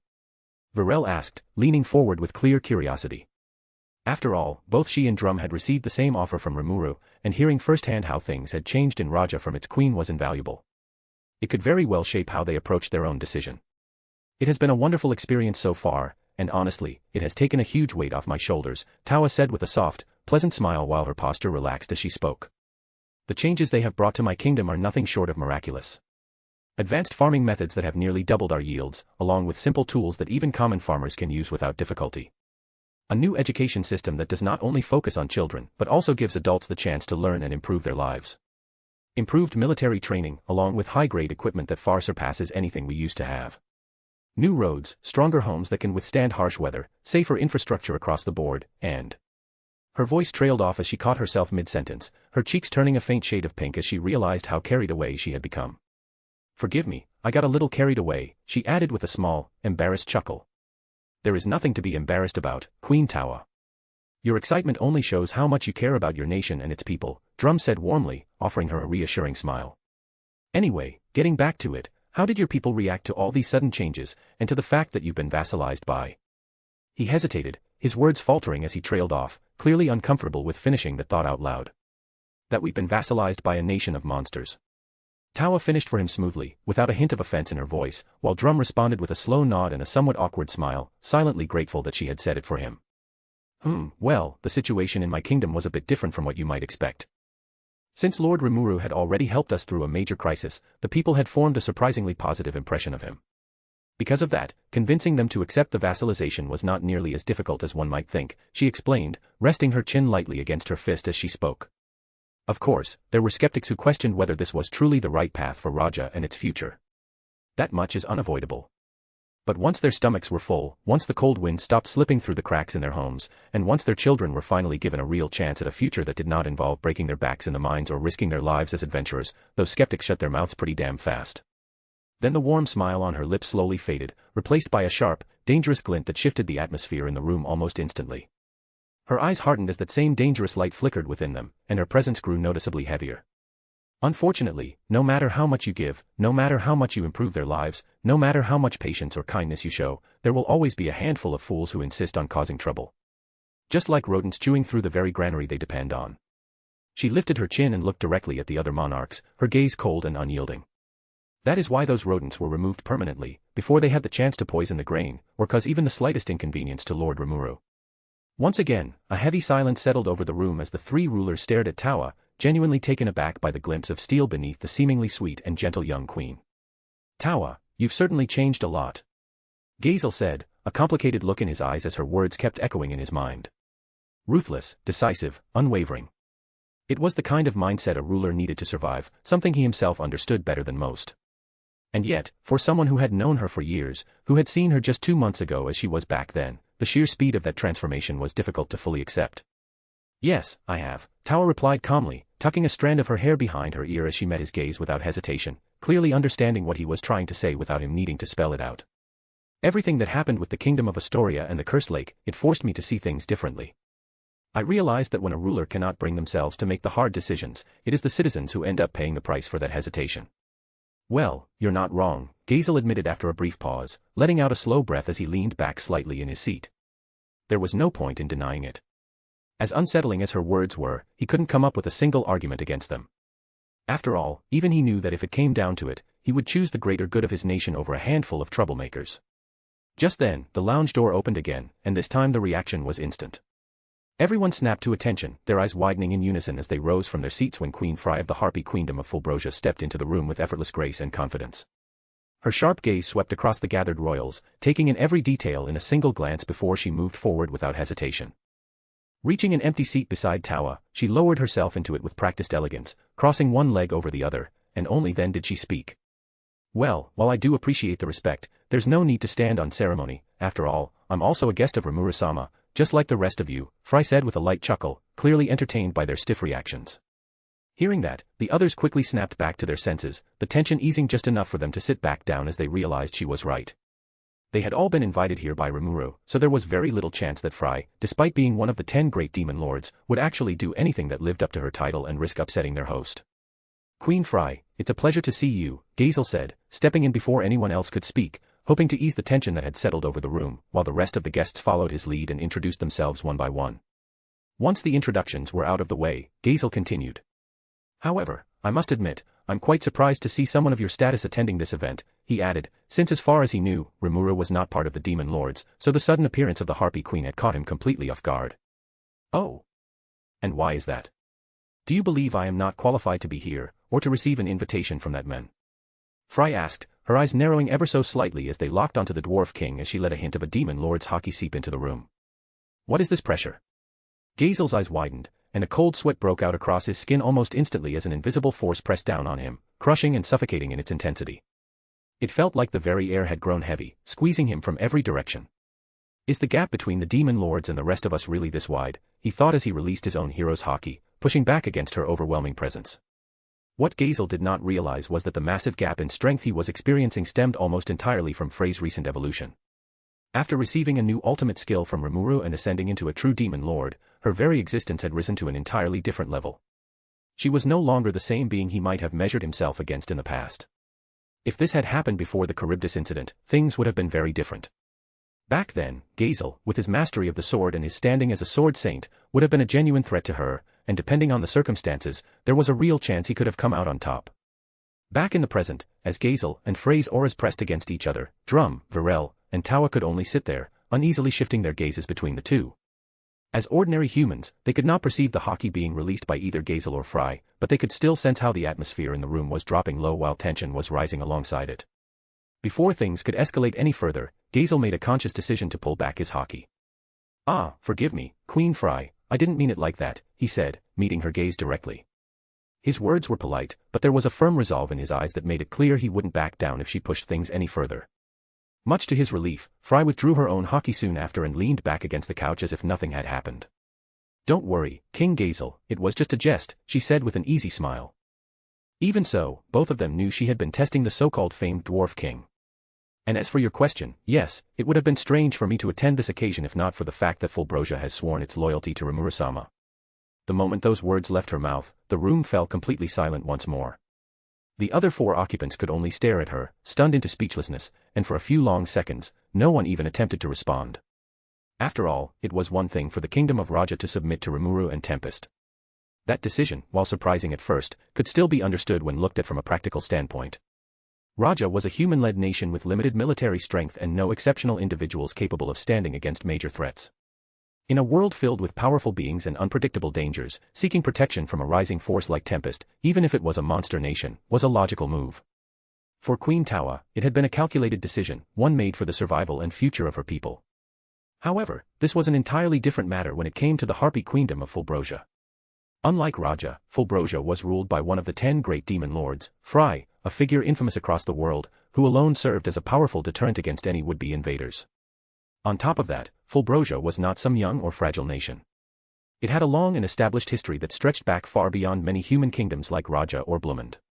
It was a nation with deep roots, hidden strengths, and a well-trained military force, and combined with the natural advantage of the surrounding mountain ranges that only the Harpies could truly navigate with ease, it was a stronghold that few would dare to challenge. That was exactly why Gazel and the others were so shaken by what they had just heard. Fulbrosia was a powerful, stable kingdom with no real need to bow to anyone, yet it had chosen to do so anyway. The idea that such a nation would willingly pledge its loyalty to Tempest, a country that had not even been formally recognized on the world stage, was nothing short of shocking, and it left them all wondering just what kind of magic Rimuru had worked on the Harpy Queen. Queen Fry, if you don't mind, could you tell us what led you to take such a step? Tawa asked, though she sounded more curious than shocked, given that she had made a similar choice herself. That is not a problem. The details will be made public soon enough anyway, Fry replied before going on to recount the entire Charybdis incident, along with Rimuru's role in saving her nation. She also made sure to mention how effortlessly he defeated the Calamity-class beast, as well as the benefits she had been promised after bringing Fulbrosia under Tempest's banner. Ah, I see. No wonder you chose to entrust your future to Rimuru-sama. In that sense, we really are quite similar, Tawa said with a gentle, almost fond smile. Frey's brow lifted slightly at that, a silent prompt for her to elaborate, and Tawa did just that. She spoke of the hardship that had plagued her kingdom, the looming threat of war, and how Rimuru had stepped in, not only purifying the cursed lake that had plagued their land but also eliminating the threat that had been hanging over them for so long, giving Raja a chance to breathe again. I understand now. You were right, Queen Tawa. From a certain perspective, we might be considered kindred spirits, Fry said, a soft smile touching her lips. And I take it you do not regret your decision. Not at all, Queen Fry, Tawa replied, her smile widening just a little, the answer coming without even a hint of hesitation. If anything, my kingdom is advancing so quickly that even I sometimes struggle to keep up with it. While Tawa and Fry continued their conversation, Drum and Varel listened intently, their attention fully drawn in as the two queens spoke in detail about the benefits their nations had received from Tempest. Each point only made the offer they had been given seem more appealing, more tangible. Before long, the couple found themselves exchanging another quiet glance, carefully weighing the opportunity Rimuru had placed in front of them and what it could mean for the future of Blumund. Gazel, meanwhile, was growing increasingly uneasy. He did not miss that brief exchange between the Blumund royals, and it did not take much effort for him to figure out where their thoughts were heading. That realization stirred something uncomfortable in his chest, and a troubling idea slowly began to take shape in his mind.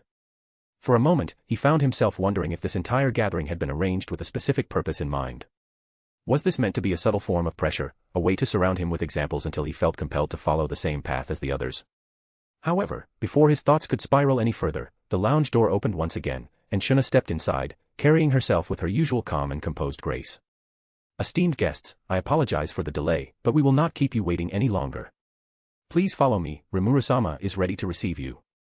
Welcome, and thank you for coming to this auspicious occasion. Rimuru greeted them with an easy, welcoming smile as everyone took their seats around the circular table, each person facing one another. However, before we begin, there is one more person who will be joining us, he added, and almost on cue, the door to his right slid open.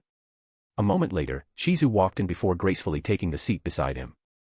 Rimuru's smile softened slightly as he gestured toward her. Ladies and gentlemen, allow me to introduce my life partner and the love of my life, Shizu Izawa Tempest. Hello, everyone, it's a pleasure to meet you, Shizu greeted them politely, inclining her head a little in greeting. Then her expression warmed almost immediately when her eyes landed on Tawa. And Tawa, it's nice to see you again. Yes. It's lovely to see you. Tawa replied as her face lit up with genuine enthusiasm. Also, how is your? She began, clearly about to ask about Shizu's pregnancy, but she caught herself mid-sentence when Shizu gave her a subtle shake of her head. Life. How is your life going? She added, stammering slightly as she tried to recover without making a fool of herself. It's going great, Shizu said with a soft, amused chuckle, clearly finding Tawa's awkward, flustered recovery endearing. She let the moment pass without drawing attention to it and smoothly continued, exchanging polite greetings with Drum and Varel before turning her attention to Gazel. King Gazel, I believe this is our second meeting, if I am not mistaken. Indeed, Miss Tempest. It was a few years ago when you completed a particularly troublesome commission for us, Ciel said, nodding slightly as he recalled the incident with a particularly elusive demon that had been terrorizing the outer regions of Dworgen. Since it wasn't feasible for him to leave his duties and pursue it himself, they had hired the legendary hero, the Conqueror of Flames, and she did not disappoint, resolving the problem within 3 days. Ah, yes, the good old days, Shizu said with a soft sigh, her voice carrying a touch of nostalgia as she remembered her adventuring days. Still, if anyone asked her now whether she wanted to return as the Conqueror of Flames, she would refuse without a second thought. By the way, Miss Tempest, it is quite a surprise to see you well and alive, Ciel said, hesitating slightly as he glanced at Rimuru to gauge his reaction. To his relief, the blue-haired man did not seem offended. What I mean is that there have been rather widespread rumors of your death circulating throughout the Western nations, particularly within the Free Guild. Ah, well, the rumors of my death were greatly exaggerated, and as you can see, I am very much alive and doing quite well, Shizu replied, a faint smile playing on her lips as she briefly glanced at Rimuru before returning her attention to Ciel. However, I would truly appreciate it if this information remains within this room for the time being. As you can imagine, there is a reason those rumors exist, and the time will come for me to make my return. Of course, do not worry. You have my word, Miss Tempest, your secret is safe with us, Ciel said sincerely, while Blumen's royal couple voiced their agreement. Thank you, Shizu said with a gentle smile before turning her attention to the final person at the table. And you must be Queen Fry. I have heard a few things about you from my husband. Oh, I hope it's all good things, Fry replied smoothly, letting out a soft, refined laugh as she lifted a hand to her lips. Heh, so this is the wife Rimuru-sama mentioned back then. A mere human as the head wife of that incredible existence. How foolish. It seems it would be much easier for a queen like me to take that top spot, she thought to herself, hiding the mockery in her heart behind a perfectly pleasant smile. Or so she thought. Does she really think that mockery and that superiority complex don't show on her face? And let me guess, she's after my position as the head wife, how amusing. It might actually be fun to see how far you can go before you realize there's no one in this world who can take my place in Rimuru's heart, Shizu thought to herself before saying, of course, it's all good. After all, Rimuru doesn't have a habit of bad-mouthing people behind their backs, as she laughed along with Fry while already considering just how entertaining it might be to toy with the Harpy Queen a little. Well, now that the introductions and pleasantries are out of the way, let's focus on the objective of today's gathering, Rimuru began again once Shizu had been properly introduced to everyone as his golden eyes moved from one guest to another. However, before we get into that, since we're all here, does anyone have any thoughts or proposals they'd like to put forward, he added, giving them the space to speak first. A brief silence settled over the table as the others exchanged glances, each weighing whether to speak up before Fry took the lead. In that case, Rimuru-sama, I have made a decision. Instead of becoming a vassal state, Fulbrosia would like to become a part of Tempest and exist as one of its cities. What? Ciel, Tawa, Drum, and Varel all snapped their heads toward the Harpy Queen, shock clearly written across their faces as the weight of her words sank in. This was not some simple declaration of allegiance. What Fry had just proposed was the complete surrender of Fulbrosia's sovereignty, dissolving it into Tempest as nothing more than another city. It was a far more drastic step than becoming a vassal state, and the sheer scale of it left them completely stunned. You all make some amusing expressions, Fry scoffed, her lips curling into a faint, knowing smile as she looked around the table, clearly entertained by their reactions. Do not take me for a fool, I know exactly what I am doing. In fact, I have been considering this ever since Lord Rimuru explained the benefits of becoming a vassal state to me. And then it struck me, if we are going to serve under him anyway, why cling to the illusion of independence? Why not dissolve the nation entirely and become a part of Lord Rimuru's empire? It would be far more efficient without needing to worry about taxes or dividing resources when everything would ultimately belong to him regardless. Truth be told, Fry had grown tired of ruling Fulbrosia over the past few decades. What had once been a position of pride had slowly turned into a constant burden she could never truly set aside. Even so, she had endured it because she had no real choice. As the ruler, she had to uphold her authority, maintain her prestige, and act as its shield against the outside world. But the recent incident with Charybdis had pushed her to her limit, leaving her mentally and physically drained to the point where it felt like the stress alone might turn her hair gray. More importantly, it had forced her to confront a truth she could no longer ignore. She was not as powerful as she had believed. Compared to the forces now gathering under Rimuru, she had been completely outmatched, to the point where even his subordinates could have easily wiped the floor with her. That realization was what led her to make this decision. Now that Rimuru had entered the picture and granted her new strength, she saw an opportunity she had never had before. She was more than willing to step back from the throne and focus entirely on growing stronger, leaving the management of Fulbrosia in Rimuru's hands. More importantly, it allowed her to redirect all of her time and energy toward what truly mattered to her now. No more wasting effort on tedious political games, no more stressing over decisions that drained her. Instead, she could devote herself fully to pushing her abilities to their absolute limit and pursuing a far more personal goal. That goal being to overthrow Shizu and claim the position of Rimuru's head wife for herself. Fry, are you sure about this? Have you really thought it through? Rimuru asked, looking directly at the Harpy Queen. Indeed, Rimuru-sama. I never act without thinking things through carefully, Fry replied without missing a beat, in a firm and unwavering voice. Very well. In that case, I will accept your proposal, but we can go over the details later, Rimuru said after a brief pause, giving a small nod as he reached his decision. Fry returned the gesture calmly, though a quiet sense of relief settled in as her declaration went through without any unexpected twists. Truth be told, her bold move had completely caught him off guard, but it was not a bad development. Watching someone as proud as Fry willingly hand over her nation sent a powerful message, one that was not lost on the others in the room. It neatly planted the idea in others' minds as well, especially Gazel, whom Rimuru knew would be a tough cookie to crack when it came to his goal of achieving a mostly peaceful world domination. Once things with Fry were settled, Tawa took the opportunity to speak. Rimuru-sama, the negotiations with the Astoria Kingdom are finally complete, and they have agreed to serve under you just like Raja, she said with a small, satisfied smile. In return, all of their troops, along with the first prince, have been released from captivity and allowed to return home, she continued, though her expression soon shifted and a hint of unease crossed her face. As for the younger prince, his attitude never changed over these past few months. He remained fixated on avenging his father, no matter what was said to him. In the end, his own mother, the queen of the Astoria Kingdom, who personally came to negotiate on their behalf, disowned him. She stated that she no longer had any connection to him and that we were free to do whatever we deemed necessary. Wow, this queen sounds quite level-headed and wise. Maybe she should have been leading their nation from the very beginning, Rimuru said with a light chuckle, not sounding particularly surprised, as if he had already been briefed by his people on the situation Tawa was describing. She really is. I had quite an enjoyable time speaking with her, Tawa replied with a soft, appreciative smile before her expression turned serious. Rimuru-sama, the decision Queen Fry just made. I think, at least on a personal level, I would like to do the same, she admitted honestly while her words caused Gazel's eyes to widen yet again as he turned sharply toward her. However, please forgive me, as I cannot make that decision right away. I need to consider how my people would respond before taking such a step. It is not something I can decide on my own. At that moment, Tawa could not help but feel a flicker of envy toward Fry. The Harpy Queen ruled with absolute authority and could make sweeping decisions without having to justify them to anyone. There was a certain simplicity to that kind of power, a freedom that Tawa herself did not have. Unfortunately, things were not so simple for her. She had to weigh countless factors before making a decision like that and could not afford to act on instinct alone, no matter how appealing the idea might seem. Don't worry, Tawa, you have all the time you need, Shizu said, offering her an encouraging smile. And if you ever need help, you can come to me anytime. Thank you, Shizu, Tawa replied with a warm smile. For someone like her, a young girl forced to grow up too quickly for the sake of her kingdom, even simple words like those were enough to touch her heart. Rimuru-sama, we finally have an answer to your proposal. Seeing that Tawa had finished, Drum took the opportunity to speak. He glanced briefly at Varel, and she gave a small nod before continuing in his place.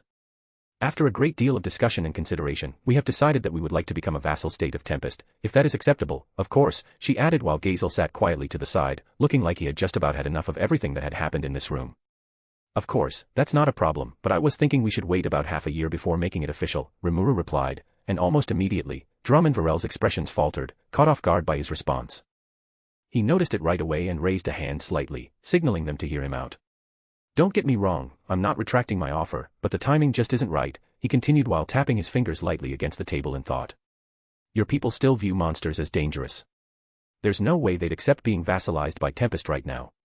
So for the time being, you'll recognize us as an independent sovereign state alongside Dworgen, Raja, and Fulbrosia, and we'll establish a formal treaty between our nations. Then, once your people start seeing the kind of development we bring to Raja, they'll slowly become more open to the idea on their own. Ah, I see, Drum said, scratching the back of his head with a sheepish, slightly embarrassed smile. With everything going on in our kingdom lately, we didn't really think that far ahead. It's all right, King Drum. It happens to the best of us, Rimuru said with an easy chuckle, brushing it off without any hint of judgment. So, does this arrangement work for you? He asked, as Drum and Varel exchanged another quick glance, silently confirming their thoughts before nodding together in agreement. Good, Rimuru said with a satisfied nod before shifting his attention to the one person who had remained unusually quiet throughout all of this. His eyes settled on the Dwarf King, and a faint smirk tugged at his lips. So, Gazel, got something on your mind? He asked. Rimuru, I'm not handing over my nation, so don't even think about it, Gazel said with a tired sigh, rubbing his temple as if he already knew where this conversation might head and wanted to shut it down before it even began. What are you talking about, Gazel? I would never force you to do that, Rimuru replied, flashing him a bright, sunny smile that, from Gazel's perspective, looked far more like the grin of a devil in Gazel's eyes.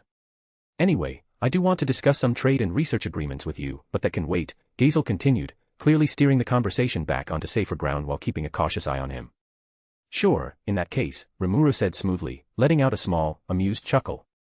Then, with a casual motion, he produced a document and placed it at the center of the table, drawing everyone's attention.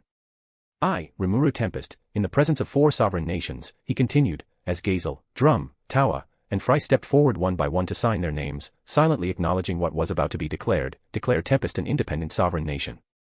To be continued. Chapter 49, Fierce Usagi, Framea. Nazca Namrium Ulmiria United Eastern Empire. And that's how we lost Nazim, along with our chance to bring Charybdis over to our side, Damrata reported in a heavy voice, standing stiffly at attention with his head lowered in shame as he faced Rudra Nam ul Nazca, Emperor of the East. Well, Charybdis is whatever, but losing a developed asset like Nazim is a serious blow, Lieutenant Konda said with a quiet sigh from behind Rudra's throne. And then there's Gradim. He's going to be a real headache once he finds out what happened to her. Yeah, I'm really not looking forward to seeing him again, Damrata let out another weary sigh, already realizing yet another problem he would have to deal with. Anyway, Your Majesty, I failed you. Punish me as you see fit. Rudra stared at Damrata for a long moment before finally speaking. It doesn't matter, he said with a nonchalant wave of his hand. The moment Charybdis consumed her mind, Nazim was as good as dead. So the blame cannot be placed entirely on your shoulders. And if she couldn't even handle something as simple as a mindless beast, then she was never truly necessary to us in the first place. His voice carried no anger, no disappointment, and certainly no sympathy. To Rudra, it was nothing more than a simple assessment of value. As for Gradim, tell him Nazim died for the Empire, and that alone is a noble enough cause. If he still chooses to disturb the peace over this matter, then he can join her in the afterlife. That won't be necessary, Emperor, Lieutenant Konda said. Gradim is a veteran who has served both you and the Empire for a very long time. I'm sure he'll understand. To outsiders, Rudra's words might have sounded cold and unnecessarily harsh, especially considering he was speaking about high-ranking officials within his own army. However, neither Konda nor Damrata even batted an eye at his words. After all, they knew better than anyone that for centuries, the Empire had repeatedly thrown countless soldiers to their deaths in pursuit of a single goal, creating saint-level warriors capable of awakening ultimate skills. It was a brutal and merciless process, but undeniably effective, as proven by the quality of the 100 Imperial Guards, individuals who, at their very best, possessed enough power to bring entire nations to their knees on their own. What should we do about that blue-haired Magian building a nation in Jura Forest? Damrata asked, finally bringing up the issue that had been lingering in the back of his mind. His expression grew more serious as he recalled the encounter. From what I saw, he could become a serious problem in the future. Ah, about that. According to my estimation, that demon was likely born from Veldora's magicules before his death, which would explain his abnormal strength, Rudra analyzed as he tapped his fingers against the armrest of his throne. As for dealing with him, I say we let him grow for now. Let him build his nation and play king among those monsters, he said, a sinister smile slowly spreading across his face. Let him disrupt the balance of power in the West and throw their fragile peace into chaos. Then, once he becomes strong enough, we'll simply bring him over to our side. As he spoke, Rudra cast a meaningful glance toward Kondu, who silently lowered his head and nodded, immediately understanding the intent behind the order. By the way, what do you think of that boy, Yuki? Rudra asked, turning back toward Damrad as a hint of interest appeared in his eyes. Do you think he's someone we could bring over to our side? He asked, and unlike with Rimuru, his first thought was to win Yuki to his side. After all, even after all these years, he still had a soft spot for talented humans who were capable of carving out their own place in a world dominated by monsters and powerful races. Truthfully, he's not a bad kid, Damrata replied honestly after a brief moment of thought. Talented too, but he's too cunning for his own good and trying to keep one foot on too many boats at once. A faint smile crossed his face as he recalled his observations. The boy is already one of the most influential humans in the West, and he even has one of his own people sitting on the Demon Lord Council. Right now, he's also trying to sweet-talk his way into Grand Bell Rosso's inner circle and earn his favor. Grand Bell, you say? Rudra muttered, leaning back slightly as a nostalgic look briefly crossed his face. Ah, that old student of mine. He let out a quiet sigh and shook his head. It's a shame he still chose to protect the humans of the West instead of joining me. The moment passed quickly, and the faint sentimentality disappeared from his face. Anyway, Damrata, I want that boy on our side. We could really use more people like you too. People with more brains than brawn. Damrata lowered his head without a word, silently accepting the order. Seeing that no one had anything further to add, Rudra waved his hand dismissively. If that's all, you two may take your leave. Understood. Long live your majesty. Damrata and Khanda declared in unison before snapping sharp salutes. Then, without another word, the two men turned and walked out of the throne room. Once they were gone, Rudra sat in silence before he finally let out a long, frustrated sigh and pressed his fingers against his temples. Damn it. It hasn't even been 30 years with this body, and the stress is already becoming unbearable, he cursed inwardly, knowing well that each reincarnation took a toll on both his mind and soul, wearing them down bit by bit. At this rate, it won't be long before His thoughts trailed off before he could bring himself to finish it. Just then, the door to the room slowly opened, pulling him out of his thoughts. A woman stepped inside before making her way behind him and wrapping her arms around his neck. Rudra, you're always working so hard. Let me reward you a little, she whispered sweetly into his ear in a sultry, alluring voice.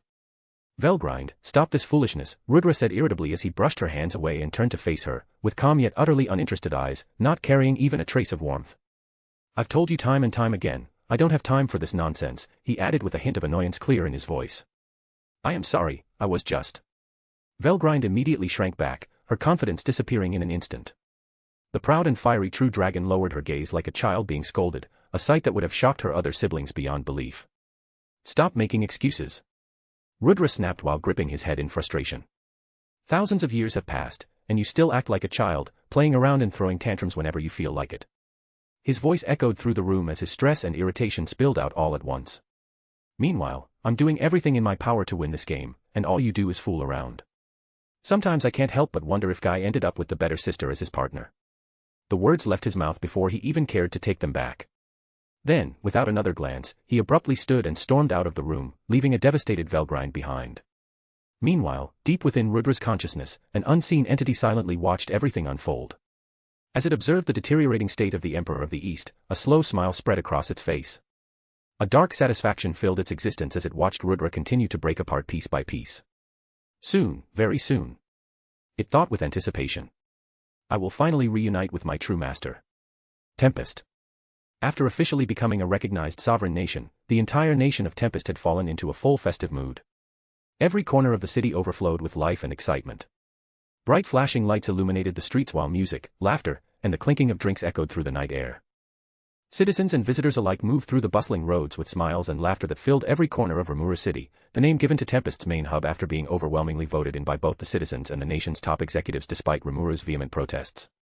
In the end, he gave in and granted their wish, deciding he would just save his ultra-awesome naming skills for something else.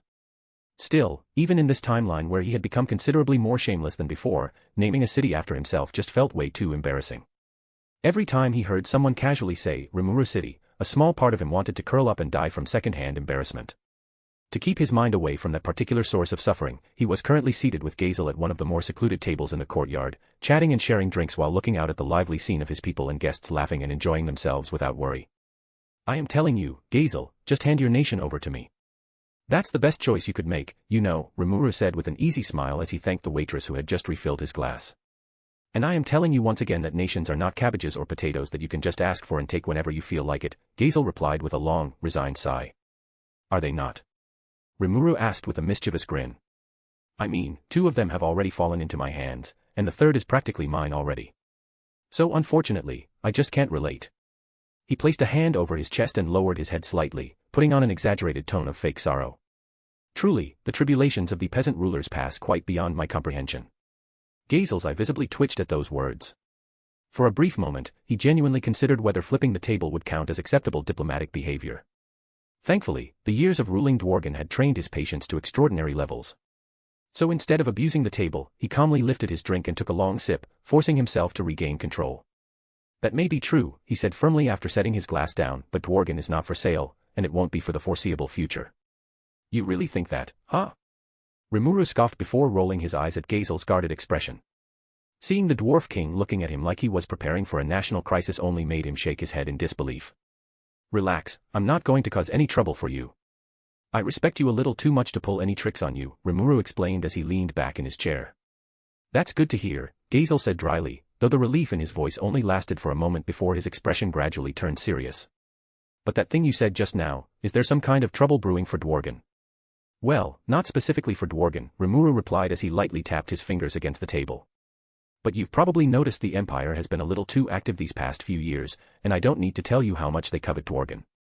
Yes, that could certainly become a problem, Gazel said with a slow nod, knowing that issue all too well. The Empire had been trying to pressure Dworgen into joining them since the days of his grandfather's reign, and the pressure had continued even into his own rule. It seems they really are desperate for a foothold in the West. Exactly. Rimuru nodded before a faint smirk slowly spread across his face. However, back then, having Dworgen on their side was more of a bonus for the Empire, since Jura Forest, while incredibly dangerous, sure, was still an open route into the West if they were willing to force their way through. He raised his glass and lazily swirled the drink inside. But now. His grin widened slightly. Now that I've claimed this entire forest as my territory, they're not getting past me, he said without the slightest hint of arrogance, as if he were simply stating an obvious fact. And trying to seize the puppet nation of Gistav would basically mean declaring war on the demon lords. So. Dworgen suddenly becomes essential if they ever want to march troops into the West, Gazel finished, his eyes narrowing as the implications settled into place. He fell silent, sinking into thought as he mentally ran various scenarios in his mind. After a few moments, he finally looked back toward Rimuru and spoke again. And I'm guessing you wouldn't be willing to form a defensive pact either, considering you're after my nation too, he said, looking directly into the blue-haired man's eyes, studying his expression carefully.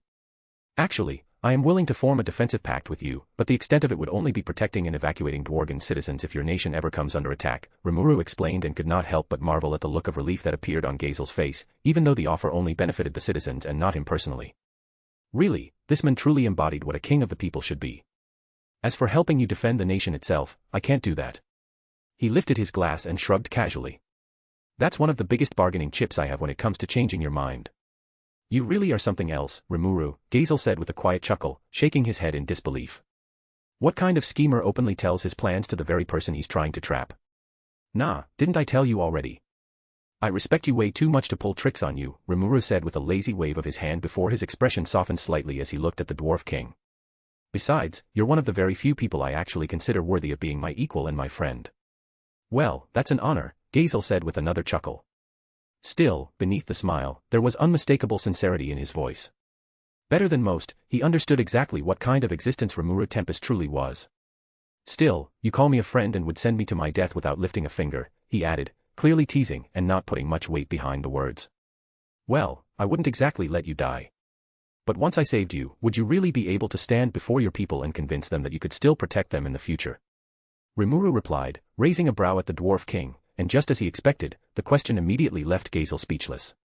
Besides, you should understand this better than anyone. As a king, I will always put my nation above everything else, he continued, his playful attitude having completely vanished by now. And I have a big dream for Tempest, and to make that dream a reality, I need the entire world under my command. Gazel remained silent for a moment, lightly tapping his fingers against the mug in front of him as he processed everything Rimuru had just said. After a while, he finally let out a quiet breath and spoke. It must be one hell of a dream if it requires you to acquire the entire world. Yeah, Rimuru replied with a faint smile as he leaned back and looked up toward the star-filled sky above them. For just a moment, an image of the entire world flying his banner flashed through his mind. Yet Rimuru simply smiled. It's a pretty damn big dream, all right. A brief silence settled between them as the sounds of the festival carried on around them. Eventually, Rimuru pushed himself to his feet and stretched lightly. Anyway, I have to get going. I've got another meeting to attend. He glanced back toward Gazel and grinned. Still, enjoy the rest of the evening. I'll come join you again later. Gazel simply nodded and watched as Rimuru walked away, gradually disappearing back into the sea of people and lights. He stared after him for several seconds before shaking his head and letting out a long sigh. The world really isn't ready for that man, he muttered quietly to himself before picking up his mug. Well, whatever. At least the alcohol here is good, he said and immediately gulped down the rest of his drink just as Dorf, captain of the Pegasus Knights, and Vaughn, the supreme commander of Dworgen's military, returned and took their seats at the table. Meanwhile, in some other part of the city. Shizune. Hurry. Hurry. Otherwise all the good stuff is gonna sell out. Framea repeated for what had to be the 10th time as she excitedly dragged her sister-in-law through the crowded festival streets. It's fine, slow down a little. Shizu said with a laugh, nearly stumbling as Framea pulled her forward again. She could not help smiling at the girl's endless enthusiasm. You don't need to rush that much. We're almost there. And just as Shizu said, a few minutes later, they finally arrived at their destination. Ahead of them stood a crowded stall packed with people from all over the festival grounds. At the center of it all was a giant bee enthusiastically serving cups filled with all kinds of honey drinks. A large crowd had gathered around the stall, everyone eagerly waiting for the chance to get even a single cup. Judging by the excitement in the air, this place had clearly become one of the festival's biggest attractions. Damn it. I knew we should have come earlier. Framea said with a deep frown, her ears drooping as she stared at the massive crowd gathered around the stall. Just looking at that sea of people was enough to make her already regret arriving late. Of course, if she really wanted to, she could easily use her position as Tempest Quality Control Officer or pull out the ultimate trump card of being Rimuru's little sister and cut straight through the line. But in her opinion, using her brother's name for something this trivial just felt cheap and unworthy of being his sibling. Fortunately for Framea, before she could start mentally preparing herself for the nightmare of squeezing through the crowd, Apito spotted them. The large black and yellow wasp immediately buzzed excitedly and made her way over, somehow balancing 2 cups of honey drinks on her legs with impressive precision. Shizu-sama, Framea-sama, thank you for coming to my shop, she said happily as she presented the drinks to them. Hello, Apito. I'm glad to see your business is doing so well, Shizu said with a bright smile as she accepted the drink. After taking a small sip, her eyes widened slightly in surprise. And I have to say, this is the best honey I've ever tasted. True. Framea gulped down the entire cup in one go before making an OK sign with her fingers. A truly delicious 3-star drink. Thank you. Apito buzzed again, looking genuinely overjoyed by their praise. By the way, how is your brother? Has he recovered yet? Shizu asked, tilting her head slightly as she looked at Apito. For the most part, yes, Apito replied before pointing one of her legs toward a darker area behind the stall. Hidden within the shadows stood Zijin, a giant beetle possessing traits of both a stag beetle and a rhinoceros beetle. Despite his enormous frame, he remained almost unnaturally still, silently standing guard over Apito from the darkness like a loyal sentinel. Noticing everyone's eyes fall on him, Zijin slowly lifted his head and gave them a small nod in greeting before returning to his post without saying a word. He can't wait to fully recover and finally be useful to Rimuru-sama after he saved our lives, Apito added in an admiration-filled voice. I appreciate the sentiment, but tell him there's no need to rush, Shizu said with a kind smile. You'll only be truly useful to Rimuru when you're at your best. Yes, Shizu-sama. We will remember that. Apito replied immediately, nodding with complete sincerity. Just then, Framea spotted Nimue walking through the crowd. Nimue. Over here, she immediately called out, enthusiastically waving her hand at the young harpy. Hearing her name, Nimue turned and looked in their direction before making her way over. The moment she arrived, however, her attention instantly locked onto the drinks in their hands while her eyes practically sparkled as she stared at the cups, and a tiny line of drool slowly formed at the corner of her mouth. Her reaction did not go unnoticed, and Framea chuckled before asking, Do you want a honey drink too? She asked, already knowing the answer. I want. Nimue began, nearly nodding without hesitation, but suddenly froze midway through the motion upon suddenly realizing that she did not have any money left. Not a single coin. In fact, she had already blown through her entire allowance and all of her savings at the countless shops around Tempest, leaving herself completely broke in a foreign nation.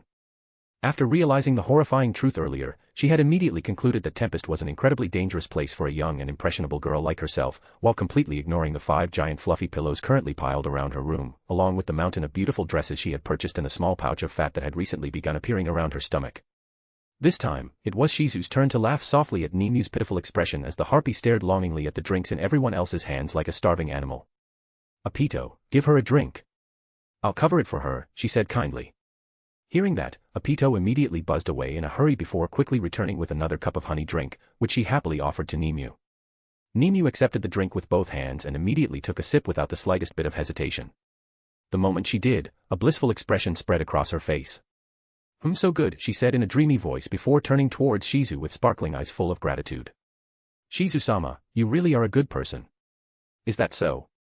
Suddenly, all the bliss and joy vanished from Nimue's face, and a shiver ran down her spine the moment she heard that voice. Cold sweat began pouring down her face as she slowly turned around, only to find Fry standing behind her, looking down at her with a frighteningly sweet smile. It's nice to see you again, my dear daughter. At the very least, now I know you're still alive and well. Mother-sama, why you, cheer. Nimue stammered out as her hands began trembling, causing the glass she was holding to shake along with them. Of course, dear, Fry replied, tilting her head slightly while somehow maintaining that same terrifying smile. After all, you're not the only one allowed to be here, especially after coming on a mission and then abandoning everything just to go off and have fun. I. Nemu desperately searched for an excuse, her mind spinning at full speed as she tried to come up with literally anything that could save her. But under her mother's gaze, every possible explanation immediately died before leaving her mouth. In the end, realizing that making excuses would only anger her mother even more, she lowered her head and shrank into herself. "I am sorry." "Sorry," she says, Fry scoffed as she glared down at her daughter, finally dropping part of the sweet act. "Does apologizing magically erase your irresponsible behavior? What the hell were you thinking, staying in a foreign nation for this long without sending even a single message back? Do you have any idea what kind of misunderstandings that could have caused?" "Sorry. I overslept when I was supposed to return to Fulbrosia with Rimuru-sama," Nemu admitted quietly without lifting her head. Again with the excuses. "You." Fry started once more, immediately preparing to continue tearing into the trembling girl, but before the storm could fully continue, another voice calmly cut through the tension. "Fry, don't you think that's enough?" Shizu asked gently as she reached over and carefully pulled Nemu to her side. "You've already scolded her, and she's learned her lesson. So why don't you calm down too? Miss Shizu, I appreciate the sentiment, but please stay out of this." Fry slowly turned her gaze toward Shizu, slightly narrowing her golden eyes at the black-haired girl before folding her arms beneath her chest. "This is between my daughter and me. As both her mother and her queen, it is my right to discipline and educate her whenever I see fit. I don't believe you have any place interfering in that matter." "Well, actually, since you now serve Rimuru, and I happen to be Rimuru's wife, I do, in fact, outrank you. Which means I absolutely have the right to step in and correct you when I feel it's necessary," Shizu said with a polite yet completely unconcealed smug smile as a vein visibly throbbed on Frey's forehead. "Now, regarding Nemu's situation, I understand why you're angry, but this isn't the way to handle it." Shizu gently patted the still trembling harpy beside her before shaking her head with a disappointed sigh. "Even if you wanted to scold her, you should have waited until the two of you were alone instead of dressing her down in front of everyone." Her expression became thoughtful for a moment before she tilted her head slightly. "Honestly, it's surprising that you have 3 children and still don't understand something this basic. It really makes you wonder what kind of poor mother you are," she added, and another vein immediately pulsed on Frey's forehead. "Honestly, Fry, I think your temper is the root of all your problems," Shizu continued while putting on a fake sympathetic expression so transparent that even Framea had to look away to hide her smile. "Or maybe it's just frustration from living this long without ever finding a partner of your own." That last remark had done it for Fry, nearly pushing her over the edge and making her want to crash out on Shizu. However, summoning every bit of willpower she had, Fry took a deep breath and forced herself to calm down. She knew that, at the moment, she was not in a position to lash out at Rimuru's official wife. Not only would it be incredibly rude, but it would also draw unnecessary hostility from Tempest's residents. Besides, scolding Nemu was one thing, but Fry personally preferred not to make a scene in public, especially with someone of Shizu's status. "Thank you for your concern, Miss Shizu. I will remember these kind words and repay your generosity tenfold someday," Fry said haughtily, lifting her head slightly before turning around and briskly walking away. A moment later, once Fry was finally out of sight, Nemu let out a relieved sigh. "That was really scary," she muttered before turning toward Shizu and quickly bowing her head. "Shizu-sama, thank you for Savi." Her words were abruptly cut off when Shizu lightly smacked her on the head. "Why?" Nemu immediately cried out, clutching the top of her head with teary eyes. "What did I do now?" "Silly girl, you're still asking that kind of question." "Of course that was for making your mother worry," Shizu said sternly as she folded her arms across her chest and looked down at her. "The banter between Fry and me is our own personal business, and while I don't agree with the way she handled things, I do agree with what she was saying. So Nemu, even if you overslept, and even if you planned on staying here a little longer afterward, you still should have informed Fry first. From what I just saw, Frey's parenting style does seem pretty strict, but I can tell she genuinely cares about you." Shizu's voice grew gentler as she crouched down to meet Nemu at eye level. "And that same concern could have caused friction between Fry and Rimuru if she had started thinking he did something to you." Looking directly into the young harpy's eyes, she spoke more seriously. "So from now on, you can come here and play whenever you want, but you have to inform your mother every single time. Is that clear?" "Yes, I understand, Shizu-sama," Nemu replied immediately, nodding with complete seriousness. "Good, it looks like she's really reflecting on it," Shizu thought with a satisfied smile as she gently patted Nemu on the head. At the same time, some distance away, Fry had heard every word of the conversation thanks to her naturally sharp hearing. Her steps slowed slightly.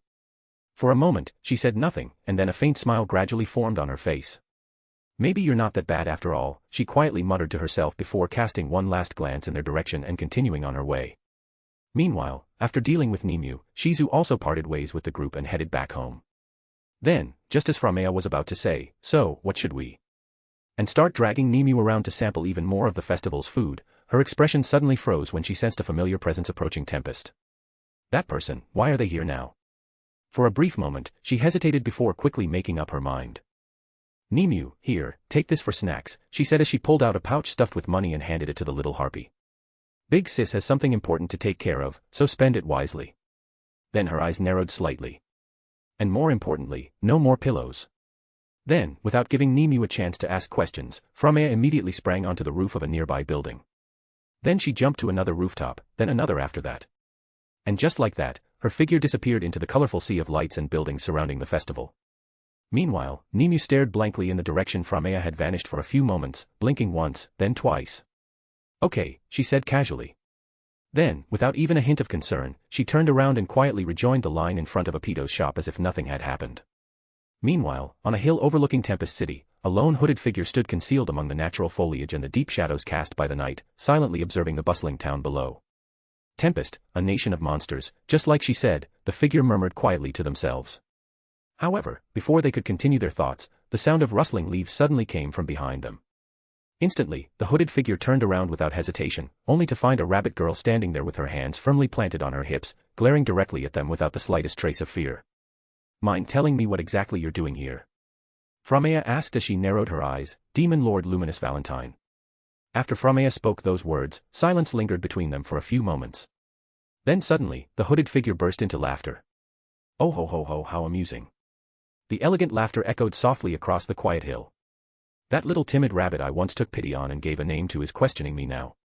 As she spoke, she casually tossed aside her cloak, revealing a beautiful silver-haired girl with striking heterochromatic red and blue eyes. Bathed beneath the pale moonlight, the queen of vampires looked almost unreal, carrying a beauty that felt more mystical than human. However, the amusement on her face vanished in an instant, and her expression twisted into something colder as she looked down at Framea with fierce eyes. What makes you think you're in any position to ask me that? The old Framea would have instantly cowered beneath that pressure. But that version of her no longer existed. Demon Lord Valentine, I am asking you again. Framea's voice remained steady as she stared directly back into the eyes of one of the world's strongest beings. What is the purpose of your visit? Tell me honestly, or... She was not the same naive village girl anymore, the one who occasionally wandered off in search of excitement and adventure. She was Rimuru's sister now. A citizen of Tempest. Part of a place she finally considered home. And if someone threatened that home, I'll beat the answers out of you, she declared without hesitation as blue lightning suddenly crackled violently around her body. To be continued. Chapter 50, The Visionary King, Rimuru Tempest. Half an hour before the arrival of Luminous Valentine. Inside the meeting room, Rimuru sat at the head of the round table, his gaze slowly sweeping across the people gathered around him. Every person seated there represented one of the many races living under Tempest's banner, individuals entrusted with carrying the responsibilities of their people. Representing the hobgoblin population was Rigurd, the massive and muscular goblin king who also served as Tempest's mayor. Despite his imposing build and intimidating appearance, however, Rigurd carried himself with a calm sense of dignity and treated everyone he met with kindness and respect. He oversaw the day-to-day operations of Rimuru City and handled the countless responsibilities that came with governing a nation growing at an incredible pace. Seated beside him was his son, Rigger, the head of security, acting as his second. Next was the representative of the Kijin, Edelgard, the current head of Kijin village. She possessed striking lilac eyes, lustrous white hair that flowed down her back, and two black horns protruding proudly from her head. Sitting beside her as her second was her younger son, Rimuru, Tempest's commander-in-chief and one of Rimuru's most trusted subordinates. Next, representing the High Orcs was Geld Jr., a massive orc with a towering build and a distinctive mohawk-like hairstyle. Like his father before him, Geld carried a strong sense of duty toward his people and took his responsibilities seriously. Seated beside him as his second was Hakuru, Tempest's elderly sword instructor. Though Hakuru had no ties to the High Orc tribe by blood, Geld considered him a far wiser and more dependable advisor than anyone currently available from his own race. Next to represent the Dragonauts was Abiru, the chieftain of the Dragonaut tribe.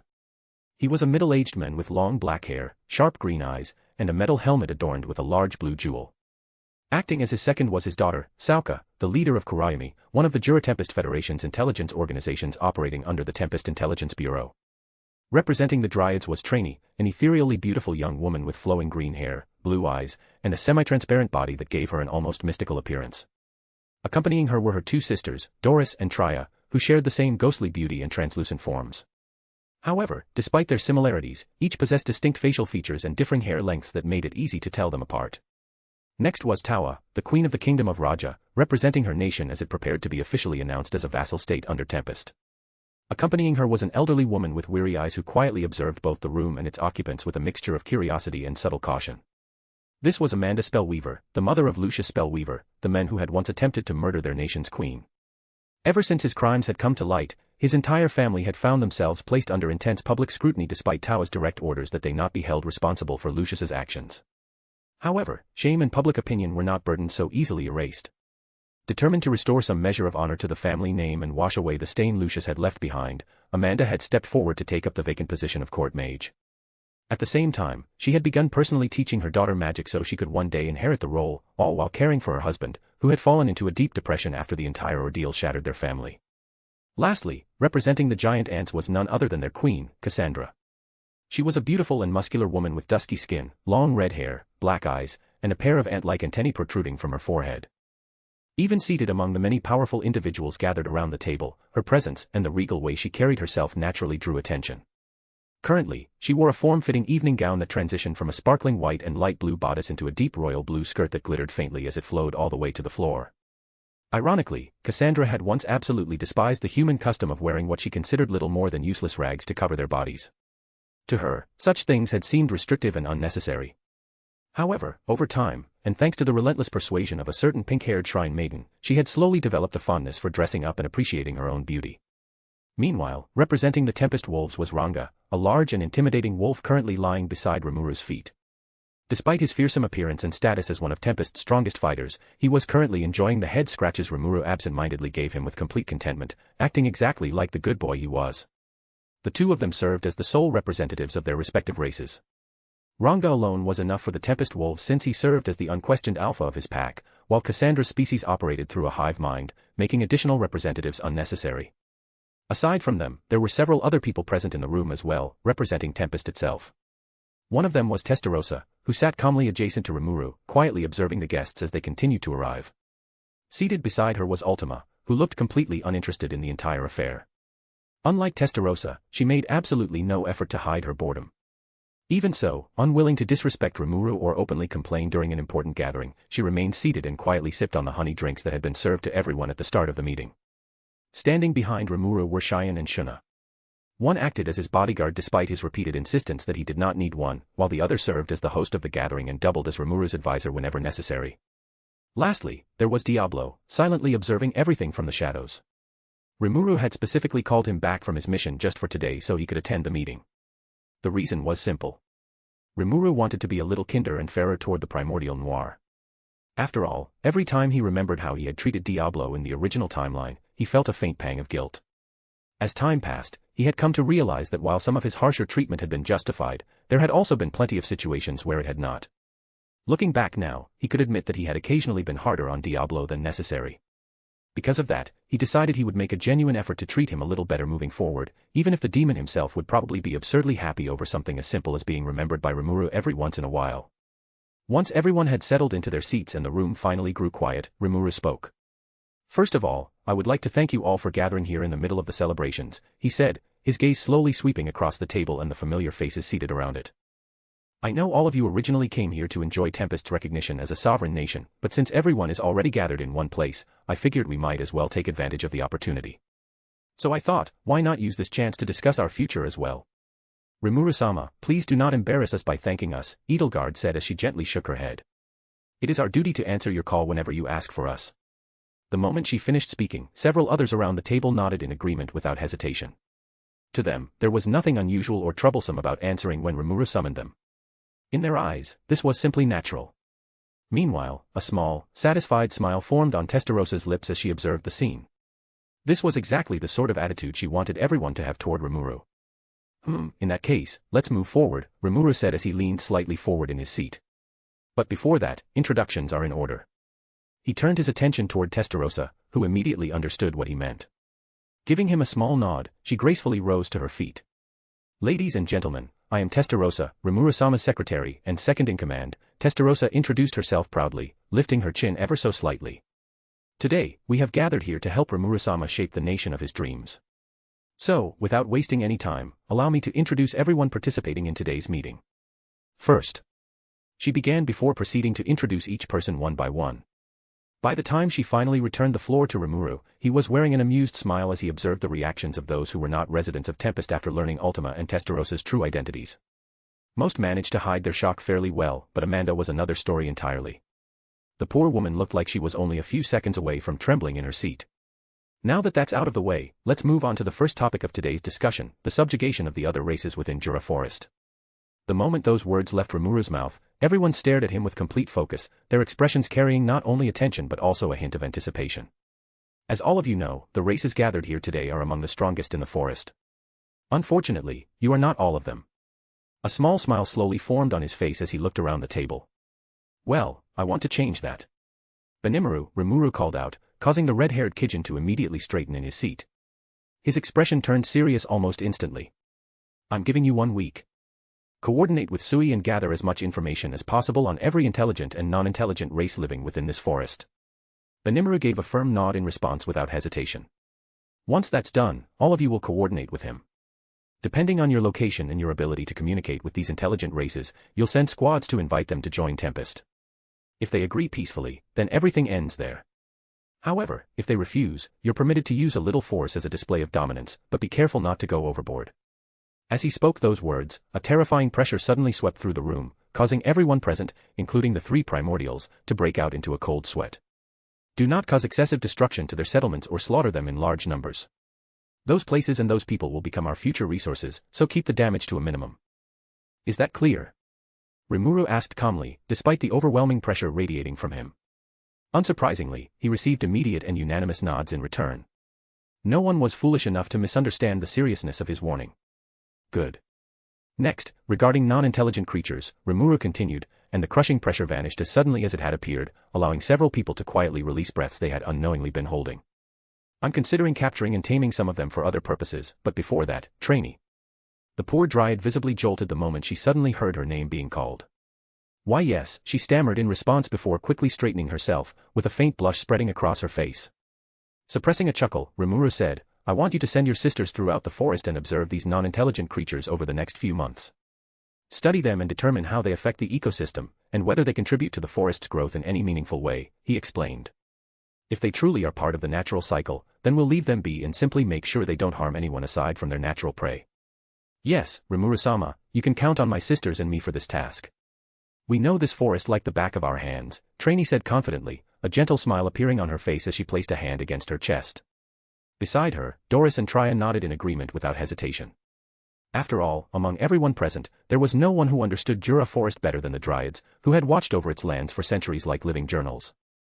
Rimuru gave the 3 Dryads an approving nod before continuing. Now, on to the next and main topic for today, the development of Tempest as a nation, he said before gesturing toward Shuna, who, without saying a word, quietly moved around the room, gracefully placing a file in front of each representative one by one. I plan to turn your settlements into fully developed cities under Tempest, and these files contain some of my ideas on how each region could grow. Of course, none of these plans are set in stone, so once you understand the vision I have in mind, your suggestions are more than welcome. First, Edelgard. Your Kijin village will be renamed Muspelheim, the city of forge and fire, Rimuru declared as he turned toward the white-haired Kijin woman. And you will serve as its mayor. Muspelheim. Edelgard repeated softly, testing the name on her tongue. Rimuru-sama, I understand the forge part, considering our expertise in weaponsmithing, but I don't quite understand the fire part. You're right about the forge part. I do intend to turn Muspelheim into the largest hub for high-quality weapons. But not just Kijin-made weapons. I also plan to bring talented blacksmiths from other races to Muspelheim so they can work together and create all kinds of weapons. Naturally, there will be supporting attractions too, like traditional Kijin clothing, cuisine, and other cultural aspects, but the main draw will still be the sheer variety and quality of the weapons produced there, Rimuru explained. As for the fire part, well. A small grin appeared on his face. I'm thinking of introducing a yearly tournament in your city, something similar to the Goblet of Fire. Challengers would have the opportunity to face the strongest Kijin warriors in your village for a chance to win a powerful weapon of their choosing, along with earning the right to challenge Benimaru, our commander-in-chief. I think your plan is quite feasible, Rimuru-sama. However, I do have one concern, Edelgard said with a slight frown as she looked down at the file in front of her before raising her eyes toward Rimuru again. Your approach will bring a large number of outsiders into the city, especially humans, and many among my people do not enjoy socializing with other races. Then they will learn to coexist, Rimuru replied firmly, a trace of steel entering his voice. Of course, a large portion of the city will be dedicated to commerce, while a smaller section will be designated as a residential area and restricted from public access. He paused briefly before continuing. The people you mentioned can either learn to tolerate the crowds or spend the rest of their lives confined to the district, shut away inside their homes. His expression remained calm, but there was no room for negotiation in his words. Edelgard, I trust you can properly convey this to them without forcing me to speak with them personally. Of course, Rimuru-sama. You need not worry, I will handle it, Edelgard replied, a faint sheen of sweat appearing on her brow. Internally, however, she found herself agreeing with Rimuru's approach. In fact, a part of her believed that anyone who caused trouble for Rimuru should be dealt with swiftly and decisively, before they had the chance to bring trouble upon the rest of their people. Good, Rimuru said before turning his attention toward Abiru. The same goes for Dragonut Village and the entirety of Lake Sis, which will be renamed Surayu Lake City from this point onward. He glanced down at the documents for a moment before continuing. Your city's main purpose will be supplying freshwater fish throughout Tempest. And don't worry about overfishing, because we'll be introducing new aquaculture and pisciculture techniques to your people. Once those methods are in place, you'll be able to massively increase production without damaging the lake itself. That would be incredibly helpful, Rimuru-sama, Abiru replied, lowering his head slightly in gratitude. Also, will our Dragonut Surayu Lake City, also be designed to attract visitors, he asked, quickly correcting himself halfway through. Sort of, but not on the same scale as Muspelheim, Rimuru answered. We'll sell various fish-related delicacies along with some of your cultural specialties, and we'll also hold a yearly fishing competition. But aside from that, your city's primary focus will be fish farming.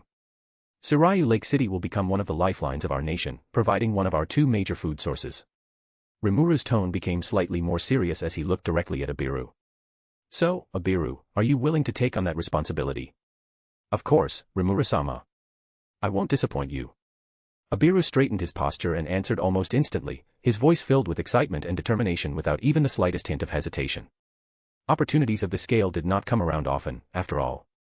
To be entrusted with something that could grow into one of Tempest's most important industries was both an honor and a responsibility, and it was one he had absolutely no intention of letting slip through his fingers. Good, Rimuru nodded at him before turning toward Geld. By the way, speaking of our two major food sources, Geld, I've decided to redevelop your people's abandoned homeland and transform it into a large city called Abundantia, the largest agricultural hub in the world. Hearing Rimuru's words, Geld completely froze. For a brief moment, he could only stare at Rimuru in silence, almost as if he was questioning whether he had heard him correctly. Is that really true? He finally asked with a slight tremor creeping into his voice. After all, that land was not just some abandoned territory to the High Orcs. It was their homeland. A place scarred by tragedy, burdened with guilt, and filled with memories they could never truly leave behind. Why would I lie to you? Rimuru let out a small chuckle before his expression gradually turned serious. To be honest, Geld, my decision to use that place for our third major city was partly to honor your father, but mostly because of the vast open land there. If we make proper use of it, we could completely reshape the world's grain market. It doesn't matter, Rimuru-sama. The fact that you remembered my father and chose to honor him is already the greatest honor our race could receive, Geld said sincerely in a gratitude-filled voice, and for a brief moment, his usually massive and imposing figure seemed strangely smaller as he lowered his head. However, how exactly are we supposed to build farms there when that land is nothing but a barren wasteland? He asked after lifting his head again. His expression grew troubled as old memories resurfaced in his mind. After all, more than anyone else, Geld remembered why his people had fallen into despair and been forced down that path of sin in the first place. That cursed land had given them neither harvest nor hope, only endless emptiness and starvation. You don't need to worry about that. I have my own ways of restoring that land, Rimuru replied with a dismissive wave of his hand. But I can't send most of you orcs there either. You guys are the backbone of our construction and development efforts. If all of you run off to work the farms, then who's going to build the nation? He asked before looking around the room once more.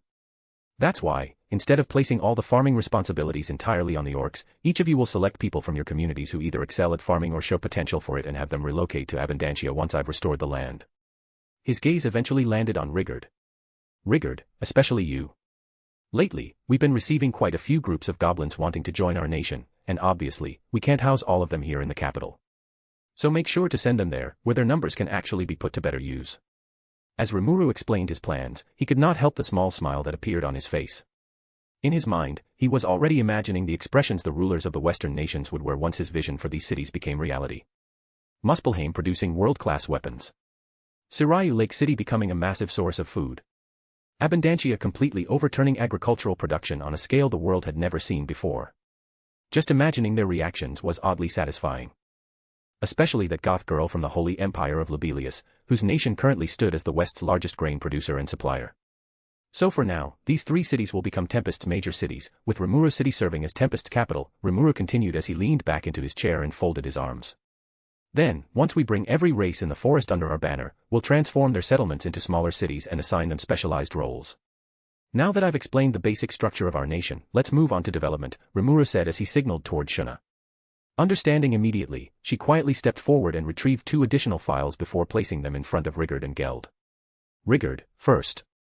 The file in front of you contains some of the priority structures I want constructed in Rimuru City as quickly as possible. I will see to it personally, Rimuru-sama. Rigurd declared enthusiastically, slamming his fist against his chest with enough force to produce a heavy thud throughout the room. Seeing his reaction, Rimuru sighed wryly before giving him an approving nod. Oh right, that reminds me. Shuna, Testarossa, I have an important task for the 2 of you, Rimuru said, immediately drawing the full attention of both women.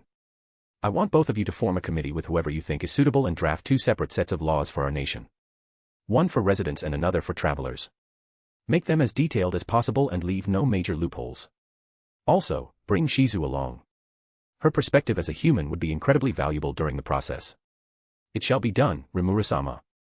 Shuna and Testarossa replied in unison, already beginning to compile lists of people and potential laws in their minds. Coming back to the topic, Geld, the file in front of you contains the projects your team needs to begin working on as soon as possible, Rimuru explained. Also, there is no need to waste your manpower transporting materials from one place to another. I already have a better solution for that. He then turned toward the red-haired woman who had spent most of the meeting sitting there with an aloof and distracted expression, looking far more interested in her snacks than the discussion itself. Cassandra, your colony has flying ants, right? He asked, receiving a nod in return. Good. In that case, you'll coordinate with Geld and help transport materials and people from place to place. It'll save both time and manpower. I could do that, Cassandra replied nonchalantly while casually munching on her chips.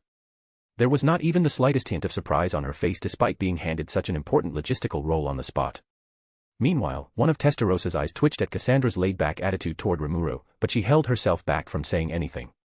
At this point, she had more or less accepted that Cassandra simply operated on her own bizarre wavelength, and more importantly, Rimuru clearly did not mind her behavior in the slightest. Rimuru nodded at her before turning toward Tawa, who had been quietly waiting for her turn with visible anticipation.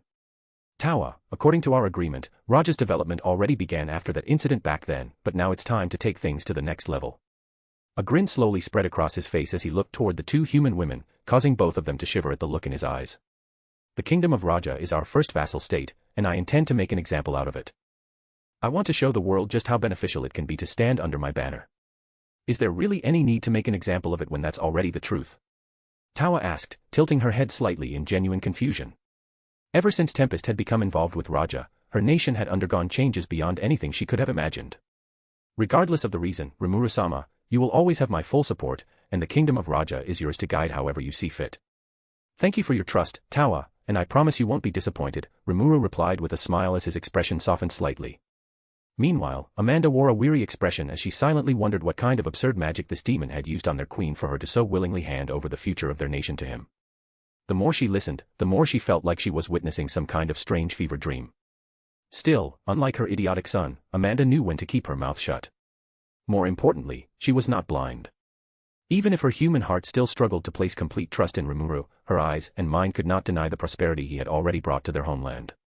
Well, moving on. Rimuru began, only to suddenly stop mid-sentence when he felt a familiar presence approaching Tempest. His expression remained calm, but a small smile slowly appeared on his face. Miss Valentine, you finally decided to show up, huh? He thought to himself. And Rimuru was not the only one who had sensed her arrival. People like the Primordials, Benimaru, Cheyenne, Ranga, Fry, and Shizu had all noticed her presence as well. However, before any of them could move to confront her, Rimuru stopped them with a simple message sent through thought communication, telling them to leave this little visitor to him. Sorry, ladies and gentlemen, but unfortunately, we'll have to cut this meeting short for now, Rimuru said as he rose from his seat. Around the table, several people blinked in surprise, though no one objected. Still, I think I've already given all of you more than enough to work with, so starting tomorrow, get to it. He walked toward the door before suddenly stopping midway and glancing back over his shoulder. A playful grin appeared on his face. And remember, the night's still young, so go out and enjoy the rest of it, he said and gave everyone a wink before leaving the room. As the door clicked shut behind him, the playful expression on Rimuru's face slowly faded away. The easygoing smile he had worn moments earlier gradually twisted into something far more mischievous, until it finally spread into a wicked grin. "Now then, my dear sister, I hope you won't disappoint me," Rimuru muttered to himself before letting out a loud laugh that echoed through the hallway. To be continued. Illustration, Cassandra. Chapter 51, Bewildered Queen of Vampires, Luminous Valentine. What is the purpose of your visit? Tell me honestly, or I'll beat the answers out of you, Framea declared without hesitation as blue lightning suddenly crackled violently around her body. Luminous narrowed her eyes slightly as she observed the rabbit girl standing before her, feeling an overwhelming surge of power radiating from her. Strange, how did a low-level monster like her become this strong in such a short amount of time? Luminous wondered silently, seeing how the level of growth Framea was displaying right now was completely unnatural. No, even calling it unnatural felt like an understatement.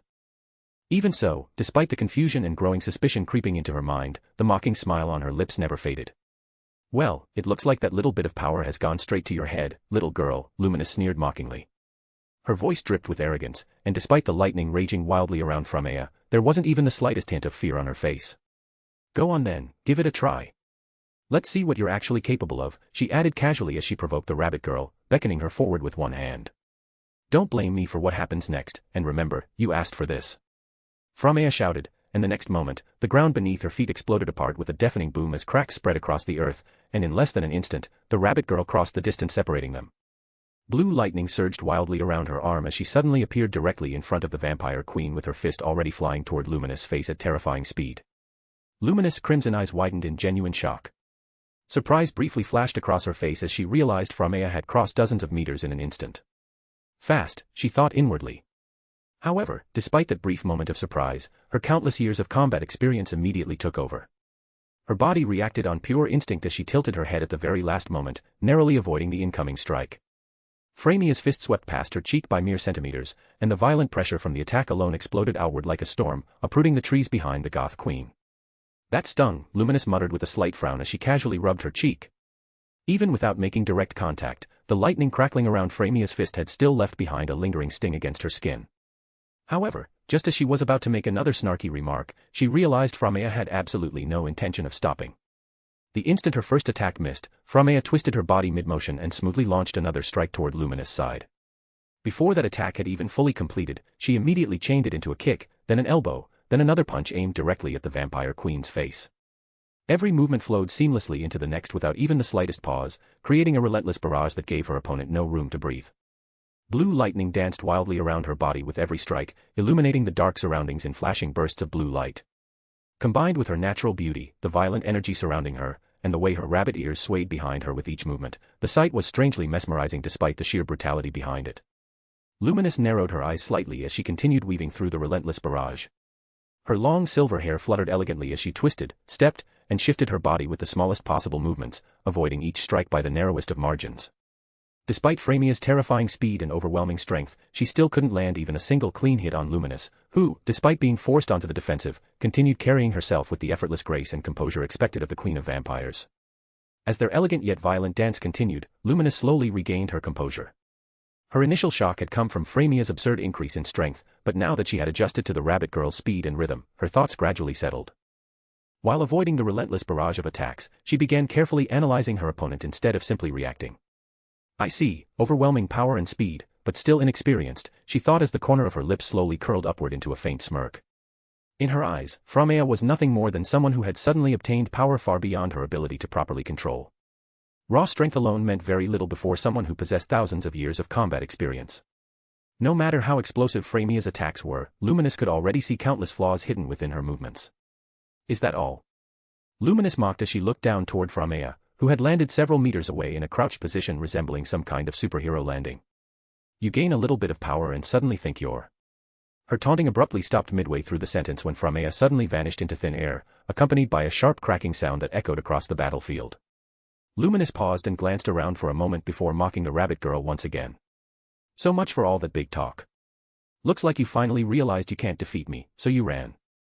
Her words abruptly died in her throat, and her expression froze for the first time since the battle had begun as she sensed a presence appear directly behind her.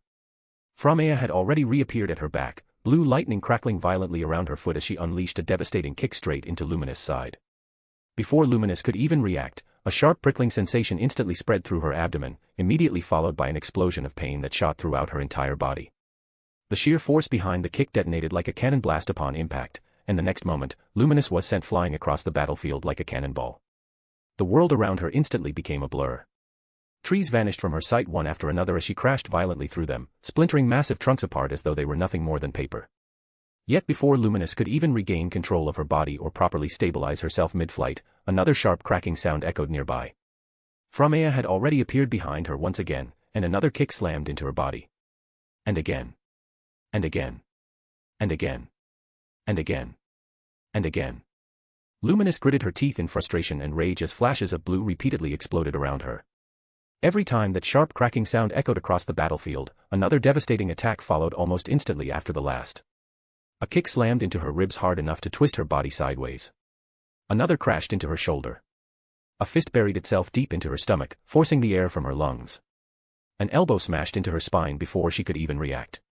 The attacks came relentlessly from every possible direction, each one flowing seamlessly into the next with terrifying precision. There was no time to recover. No time to counterattack. Hell, there was barely enough time to even process what was happening before the next blow struck her. The barrage continued without even the slightest hint of mercy.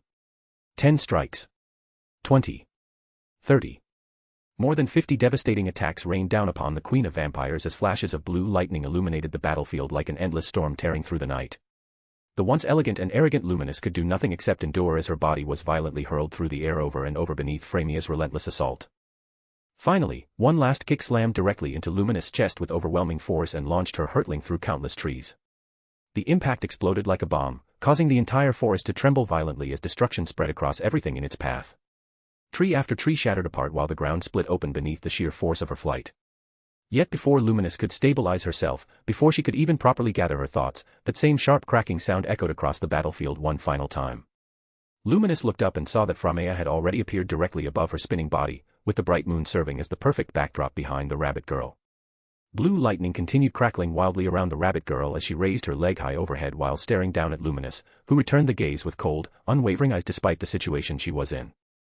Then Framea brought her leg crashing down, and in the next instant, the impact sent Luminous hurtling toward the earth below like a falling meteor. A thunderous explosion erupted the moment she struck the ground as the earth collapsed beneath the sheer force, forming an enormous crater while dust, stone, and debris blasted high into the sky. For several long seconds, the entire battlefield shook violently before the destruction finally began to settle and an eerie silence slowly spread across the devastated landscape. Framea descended near the edge of the crater while the blue lightning surrounding her body gradually faded away into small crackling sparks before disappearing completely. Dust and wind swept through the ruined battlefield as she folded her arms and stared down at the Goth Queen lying amidst the dust and rubble below. "Now," she said coldly, narrowing her eyes toward the center of the crater, "are you going to answer my question?" Meanwhile, the Queen of Vampires slowly rose to her feet from the center of the crater as dust and fragments of shattered stone slid from her torn and disheveled attire. Her once elegant appearance had clearly taken a heavy beating, yet strangely enough, the expression on her face remained unnervingly calm. Then, wearing a blank and almost vacant look, Luminous casually brushed the dust from her clothes before looking up at the full moon hanging in the night sky. "What a beautiful sight," she said softly, almost absent-mindedly, before lowering her gaze back toward Framea. The vacant expression on her face slowly twisted into something far colder as she said, "Shame you're going to make me do something horrible on such a beautiful night. Did all that beating finally make you go loony or something?" Framea asked while tilting her head slightly, staring at Luminous with a raised brow and an expression full of confusion. "Seriously, what the hell are you even talking about?" Before she could finish her question, Luminous suddenly snapped her fingers, and in the next instant, Framea's body went weak, her legs gave out beneath her, and she collapsed to the ground as all the strength suddenly drained from her body. Before she could even process what was happening, an excruciating agony suddenly erupted deep within her body, far worse than anything she had ever experienced before. It felt as though something inside her veins had ignited and was tearing her apart from the inside out. A blood-curdling scream tore from her lips as her body convulsed violently against the ground, every nerve in her body screaming in protest while the unbearable pain spread through her limbs, her chest, and every part of her being. Several agonizing minutes later, Framea somehow managed to regain a faint semblance of awareness. Her breathing had become ragged, and her body trembled uncontrollably as she slowly forced herself to look up, only for her eyes to widen in shock once again as she witnessed Luminous walking out of the crater toward her with slow, elegant steps as the bruises covering her body and the tears in her outfit rapidly healed before her very own eyes. "Little rabbit, you must be wondering what's happening to you right now." "Shame I'm not the kind of fool who explains her abilities," Luminous said, clasping her hands behind her back with a sweet smile that looked utterly menacing in the eyes of the withering and trembling rabbit girl lying on the ground. The full moon overhead, which had amplified Framia's presence earlier, only made things worse. Now that same moonlight illuminated Luminous' smiling face and her heteromorphic red and blue eyes, making her appear even more terrifying to the poor rabbit girl. It's the effect of her unique skill, lust. Suddenly, a voice interrupted them, and relief immediately flooded Framia's entire being. Meanwhile, Luminous snapped her head toward the source of the voice and saw a blue-haired man walking toward them with unhurried steps and a smile on his face. Her unique skill has two sub-skills called Energy Drain, which forcibly drains vitality through direct contact to replenish her own energy reserves, and Embrace Drain, which allows her to send pain signals directly into a target's soul through touch, bypassing pain nullification and causing immense agony, Rimuru calmly explained, completely ignoring the increasingly stunned expression spreading across Luminous' face. And my dear sister, he continued as he glanced down at Framea, you gave her not 1 or 2 chances, but over 50 opportunities to use those abilities on you, which led directly to your current condition. Who the hell are you, and how do you know so much about my skill? Luminous demanded cautiously as she immediately assumed a defensive stance while summoning her god-grade blade Night Rose into her hand. And honestly, how could she not be wary? The details this man had just revealed were things that absolutely should not have been known to anyone else. Very few people who had ever faced her survived long enough to understand the true nature of her abilities, let alone the exact mechanics behind them. Yet the men standing before her had casually explained everything with perfect accuracy while acting as though it were common knowledge. Rimuru merely glanced at her for a brief moment before completely ignoring her once again and walking straight toward Framea instead. He then crouched down beside her and gently placed a hand on her back. In the next instant, warmth and relief flooded through her body as the unbearable pain from earlier vanished completely. But then his next words, I am so disappointed in you, caused a pain in her heart that even Luminous attacks could never compare to. However, before she even had a chance to respond, Rimuru teleported her away and used thought communication to tell Shizu to take care of her.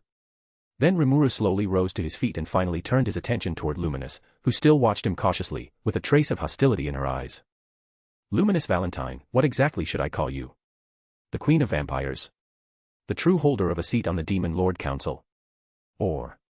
He paused before a wild smile slowly spread across his face. Should I call you God Luminous of the Holy Empire of Lobelia? The moment Rimuru said that, the atmosphere around Luminous instantly shifted from cautious hostility to genuine murderous intent. Her body exploded forward at blinding speed as Night Rose shot straight toward his neck, undisguised killing intent burning fiercely within her heteromorphic eyes. After all, it was one thing for him to somehow know about her unique skill, which was already alarming enough on its own. But knowing one of her deepest secrets, her identity as the god worshipped by the Holy Empire of Lobelia, was an entirely different matter altogether. That secret could never be allowed to spread. The instant she realized just how dangerous this man truly was, Luminous made her decision without the slightest hesitation. He needed to die here and now and vanish from this world, along with every piece of knowledge he possessed. However, just as Night Rose was about to pierce his neck, Rimuru suddenly moved. With blinding speed, he casually raised one hand and caught the very tip of the blade between 2 fingers. Impossible. Luminous exclaimed, her eyes widening in genuine shock. For a brief moment, her thoughts completely froze as disbelief spread across her face. Night Rose was no ordinary weapon. It was a god-grade blade, one of her most treasured possessions, yet this man had stopped it with nothing but his bare fingers as though he were casually catching a harmless toy sword. Meanwhile, Rimuru maintained that same easygoing smile on his face, looking completely relaxed despite the murderous attack that had been aimed at his throat only moments earlier. Darling, you have no idea what's possible, he said casually before lightly pinching the blade between his fingers. In the next instant, Luminous watched in horror as countless cracks rapidly spread across the length of Night Rose. The god-grade blade trembled violently before suddenly crumbling apart into countless shattered fragments that scattered across the ground like broken glass glimmering beneath the moonlight. Within seconds, nothing remained except the hilt still tightly clenched in her hand. Nice try, but toys like these stopped working on me a very long time ago, he added with a casual shrug. Toys? That was a god-grade blade, you asshole. Luminous screamed inwardly as rage boiled violently inside her chest, mixed with genuine shock and disbelief.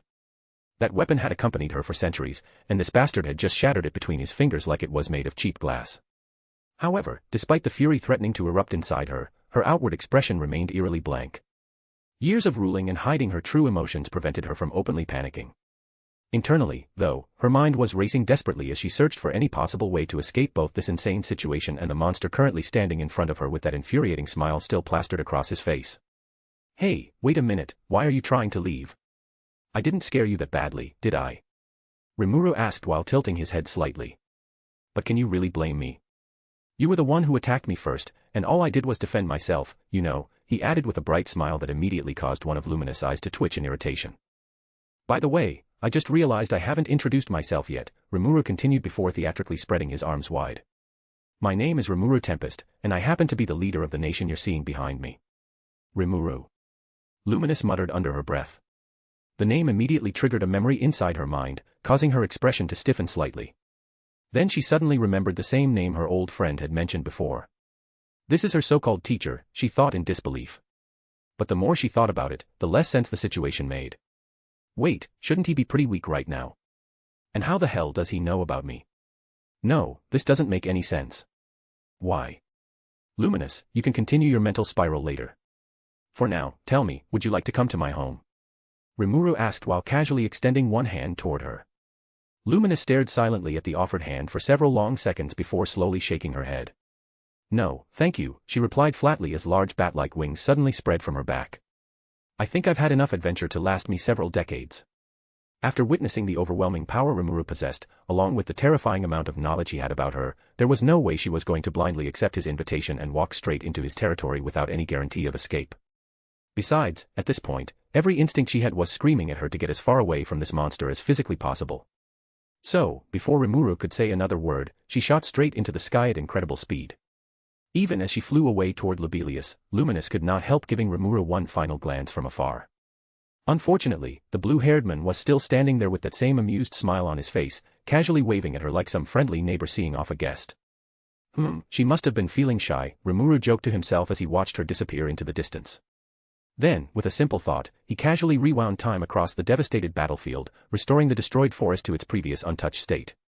Once everything had returned to normal, Rimuru calmly gathered the shattered fragments of Night Rose and stored them away inside his imaginary space. This should make a nice gift someday, he muttered with a grin before finally leaving the forest to go check on his sister. As Rimuru walked through the hallway of his house, he quietly listened to the sounds of laughter, music, and celebration still echoing from outside. Even this late into the night, the festival showed absolutely no signs of slowing down. People were still drinking, dancing, partying, and enjoying themselves to the fullest. Honestly, he had expected as much. Tempest's official recognition as a sovereign nation was far too important of an occasion for everyone to celebrate for just a few hours and then call it a night. At this rate, the festivities would almost certainly continue until morning, which also meant tomorrow was probably going to become an incredibly lazy day for most of the city. Thinking about it, Rimuru couldn't help but chuckle as he imagined half the population sleeping until noon while the other half stumbled around suffering from massive hangovers. But as amusing as that mental image was, he knew most of Tempest's population still consisted of monsters with far sturdier physiques than humans. Those people would probably be up and back to their assigned duties long before noon even arrived. Bringing his attention back to the present, Rimuru finally stopped in front of a certain room. Just as he reached for the door, it suddenly swung open before he could touch it, and Shizu immediately stepped out while glaring directly at him. Rimuru, what did you do? Shizu asked sharply. Why is that poor girl in there crying her eyes out and sobbing about how you hate her now? Well, I knew she'd be upset, but isn't this reaction a little too exaggerated? Rimuru wondered to himself, but he was quickly pulled out of his thoughts when he heard Shizu clear her throat. She was still standing in front of him, arms folded across her chest as she waited for an answer. Letting out a small sigh, Rimuru proceeded to explain the entire situation from the beginning.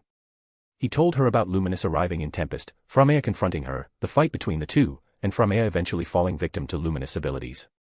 In the end, I told Framea how disappointed I was in her before sending her here, he concluded. I see. Shizu said quietly before falling silent for a few moments as she processed everything Rimuru had just told her. Then she looked back at him with a slight frown. And you just let this Luminous go like that? I don't think that really suits you, especially after she hurt Framea. Come on now, don't make it sound like I'm some kind of petty guy, Rimuru scoffed in protest. However, the moment he noticed Shizu giving him that particular look, he immediately averted his eyes. Okay, fine, I can be a little petty sometimes, he admitted with a snort. Then, seeing Shizu casually gesture with her head for him to continue, Rimuru explained himself further. But this time I had two main reasons for letting her get away relatively unscathed. First, as a show of gratitude for educating my sister, Rimuru said with a mischievous smile slowly spreading across his face again. Today, Luminous used the secret technique of a worldly sage named Kaido to teach that foolish girl a very important lesson. And as for the second reason, the playful expression on his face gradually softened into something far more genuine and nostalgic. She once took care of my student and a friend of mine in the past. So I didn't really feel like giving her too much trouble today. Aside from, well, He casually scratched his cheek. Destroying her prized blade with my bare hands and giving her the lifelong anxiety of knowing someone outside her trusted circle knows the truth behind Lobilius's god. Honestly, that doesn't sound anything like not giving her too much trouble, Shizu replied with a deeply exasperated sigh. Sometimes, she genuinely wondered how her husband's mind even worked. Still, I didn't know you had a student before. Wait, is this connected to that time travel stuff you mentioned? She asked curiously, only to receive a quiet nod in response. Sounds complicated, she said with a shrug, immediately deciding she wanted absolutely nothing to do with that mess. Anyway, she continued as she stepped aside and gestured toward the room behind her, go comfort that girl already, or who knows how long she'll keep sulking like this, she added, and judging by the muffled crying still coming from inside the room, Rimuru honestly didn't doubt it either. Rimuru nodded before entering the room, and just like Shizu had said, Framea was lying face down on the bed while quietly sobbing into her pillow. Letting out a small sigh, Rimuru walked over and sat down beside her before gently placing a hand on top of her head. The sudden touch startled the poor rabbit girl enough to make her immediately lift her head in panic, revealing an absolutely miserable face, complete with puffy red eyes and tear stains running down her cheeks. Meanwhile, the moment Framea realized Rimuru was sitting beside her, she froze in shock for a brief second before hurriedly snapping back to her senses. She quickly sat upright and began wiping at her eyes with both hands. "Brother," she said quietly before lowering her head again almost immediately. The moment she saw him, memories of her humiliating defeat against Luminous and Rimuru's disappointed words after saving her came flooding back all at once, causing her ears to droop even further. "How are you feeling? Is the pain from earlier gone now?" Rimuru asked calmly, receiving a small nod in return. "Good." He remained silent for a brief moment before continuing. "Now tell me, what's going on with you? Why are you acting like a widow who just lost her husband in a war?" "Because." Framea started quietly before pausing midway through the sentence. She tried lifting her head several times, but each attempt failed as guilt and embarrassment weighed her down. "Because you said you were disappointed in me." "And why do you think I was disappointed in you?" Rimuru pressed while folding his arms across his chest and watching her carefully. "Because I lost to Demon Lord Luminous." Framea replied in a voice so small it was barely above a whisper. "No, you're wrong.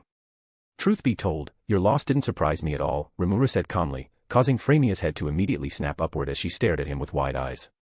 "What's with that look? My dear little sister, Luminous Valentine has been alive for over 20,000 years. Do you understand how absurdly long that is? She was already walking this world before the very first ancestor of your clan even came into existence. So, in a sense, that teen-looking goth girl is actually an old hag," he said, earning a small chuckle from Framea.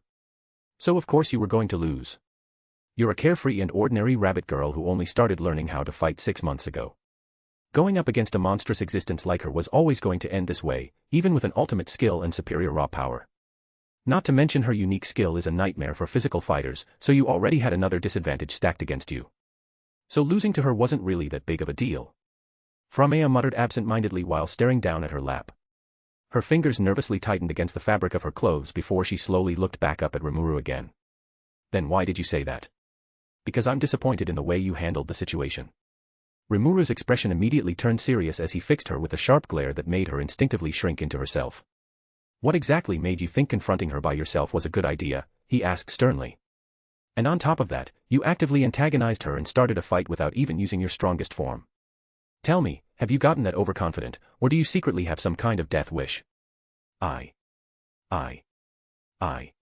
Framea desperately tried to say something, but no proper words would come out.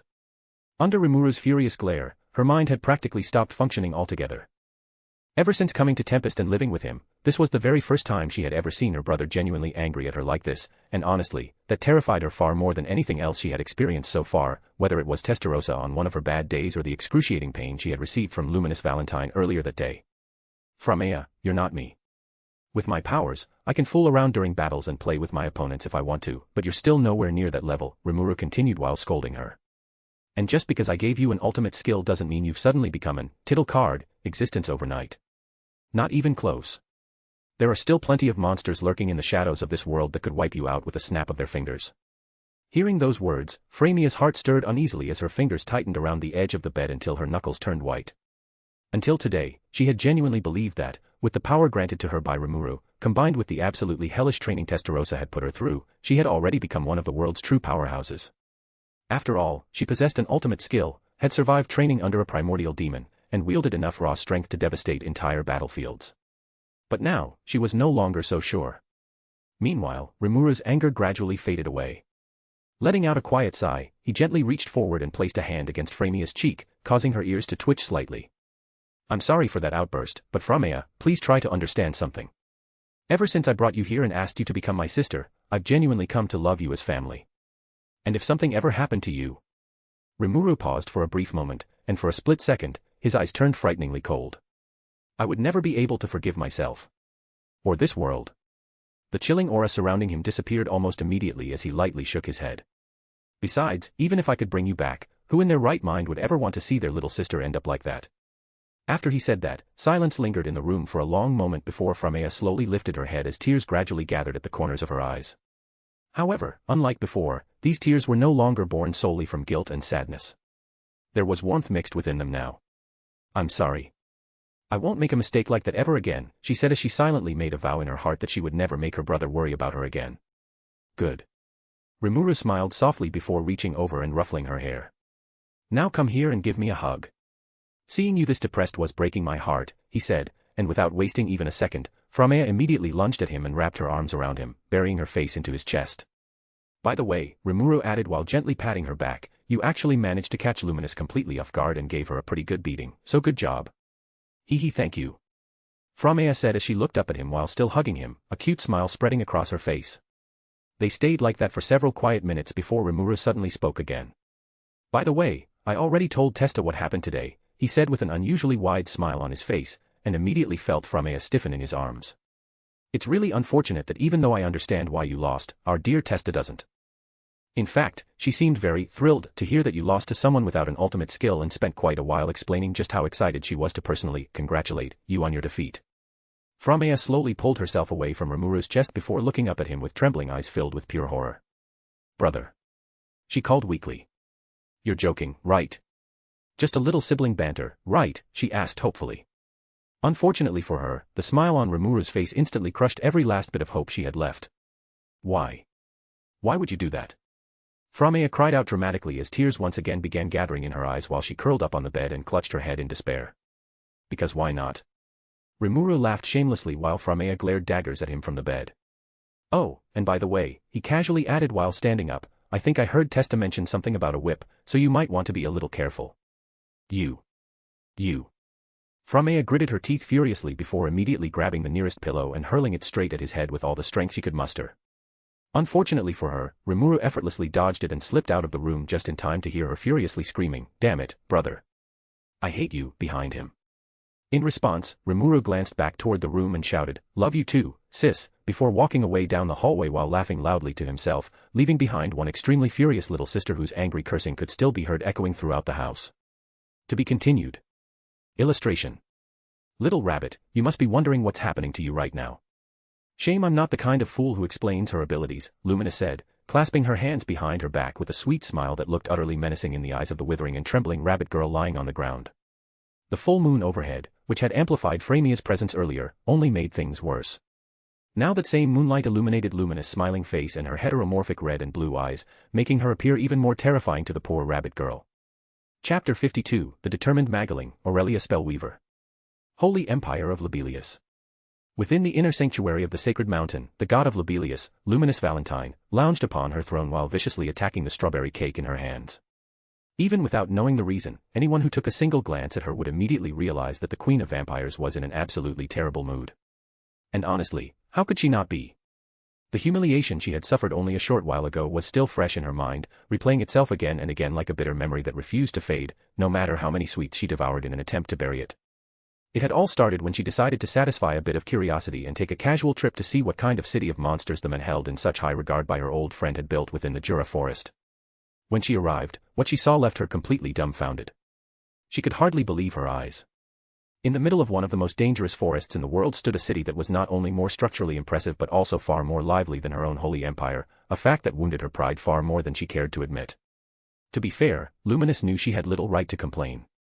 She rarely involved herself in the day-to-day governance or development of Lobelia, preferring to leave such matters to her subordinates while she focused on things she found far more interesting. Even so, that realization did absolutely nothing to ease the jealousy bubbling inside her as she looked upon the progress those monsters had achieved in just a few short months. If anything, it only made her more irritated, to the point where it almost made her want to march back home and smack her own subordinates for slacking off all these years. More importantly, the faint sound of melodious music drifting through the city and the scent of absolutely delicious sweets only made her even more frustrated. More than once, she found herself grumbling about why her own people could not create something equally wonderful before she remembered the answer. The citizens of Lobelia were intentionally kept ignorant of many of the realities, luxuries, and advancements that existed beyond their borders. Their worldview was carefully restricted to keep their expectations small and their desires modest.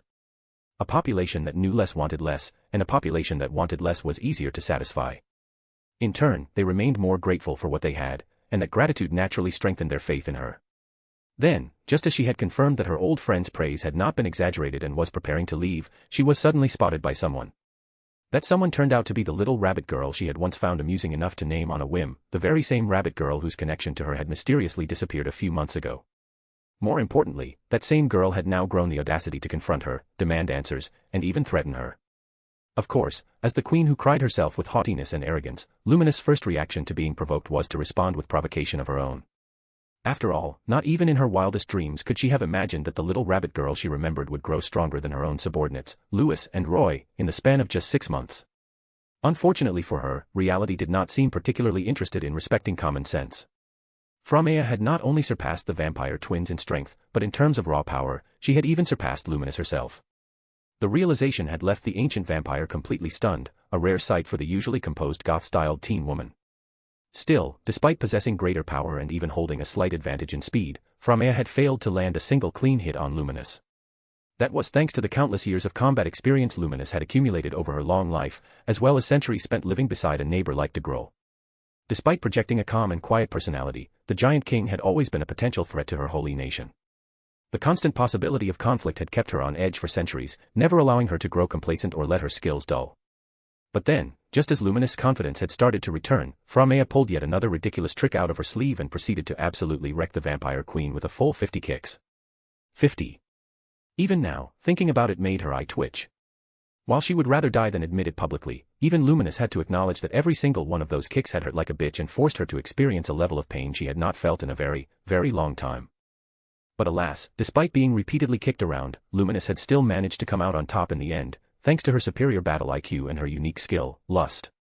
Unfortunately, before she could even gloat about her victory, that man appeared. A very, very dangerous man.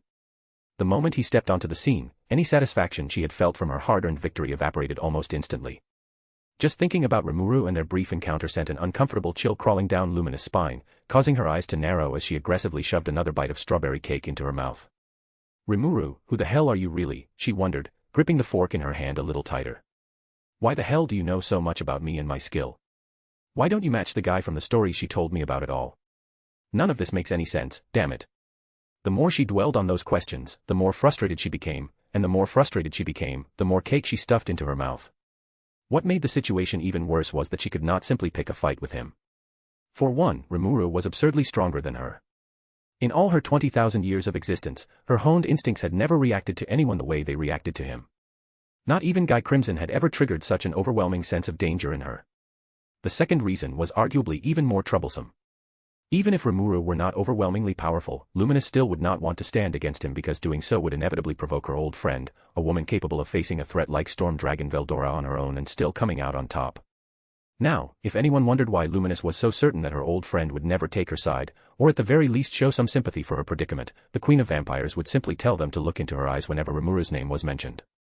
The look of absolute obsession and near-fanatical devotion that appeared there every time he came up sent chills down Luminous' spine and made one thing painfully clear: that if she ever dared to harm him, she would be the one standing on the chopping block. Still, I can only hope he doesn't reveal my secret to the world, Luminous sighed as she sank deeper into her throne. At the moment, there was very little else she could do. Any thoughts of subduing Rimuru by force were completely out of the question. The gap between them was simply too vast. That left her with only one option: placing her trust in his goodwill and hoping he had no interest in exposing her secret. Unfortunately, it was also the option she hated the most.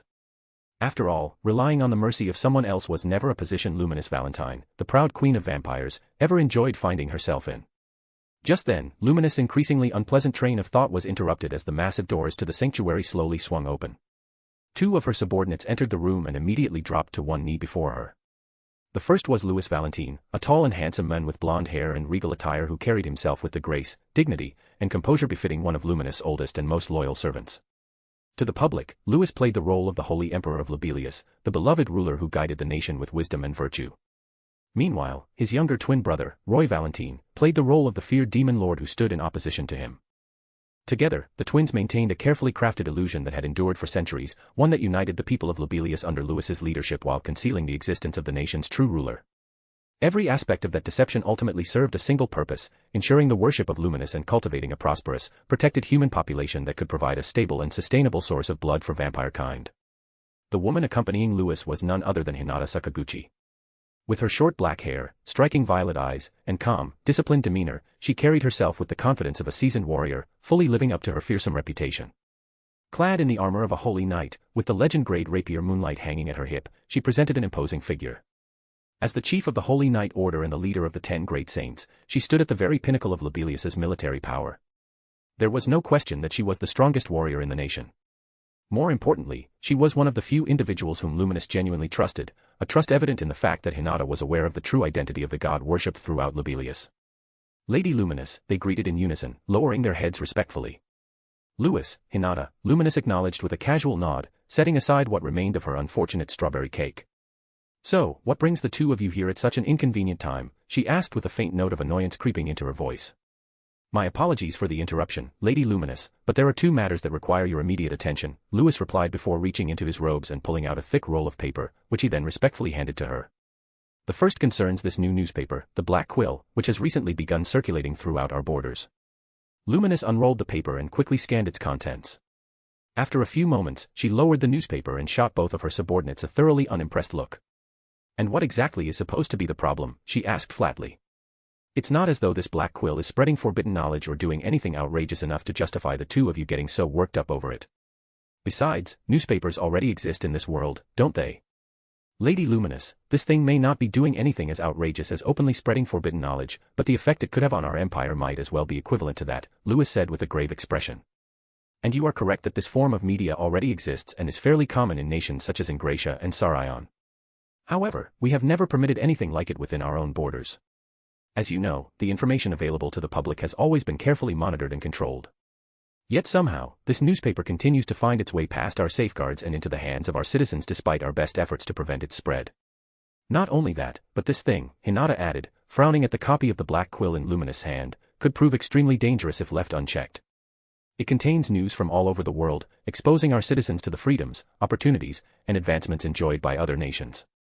For generations, we've carefully cultivated the image of Lobelia as humanity's greatest sanctuary. A nation blessed by Lady Luminous, the safest, most prosperous, and most enlightened country in the world. However, if people continue reading stories about thriving foreign cities and prosperous nations, they may begin to question that belief," she continued. "Once people start comparing their lives to those beyond our borders, dissatisfaction and greed will inevitably follow. They'll begin wanting things they never even knew existed, and when those desires go unmet, resentment will take root. People may start asking why other nations enjoy luxuries, opportunities, and freedoms that they themselves do not. And once those questions begin, it becomes much harder to control what comes next.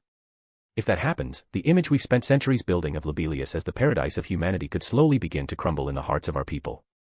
Moreover, town criers have been appearing all across the nation, stopping in public squares, marketplaces, and busy streets to read the news aloud for anyone willing to listen.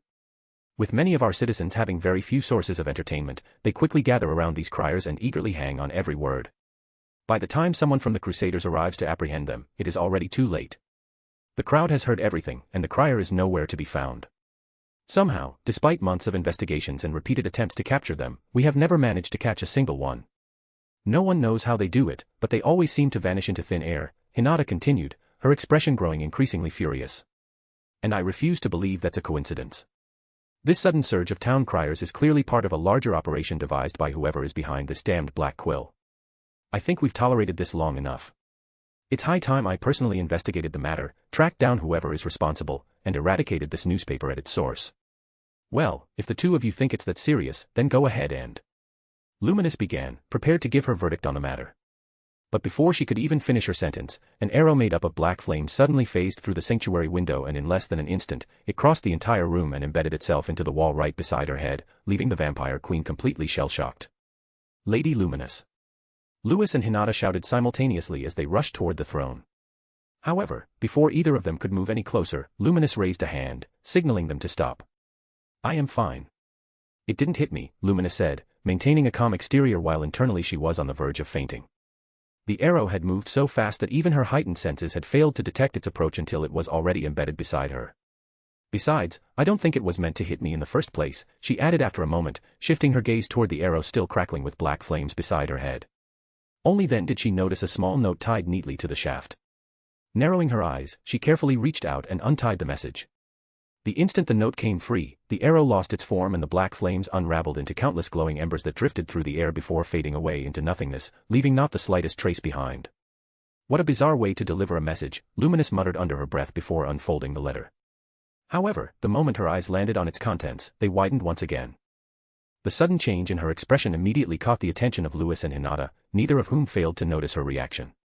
Lady Luminous, what's the matter? Hinata asked.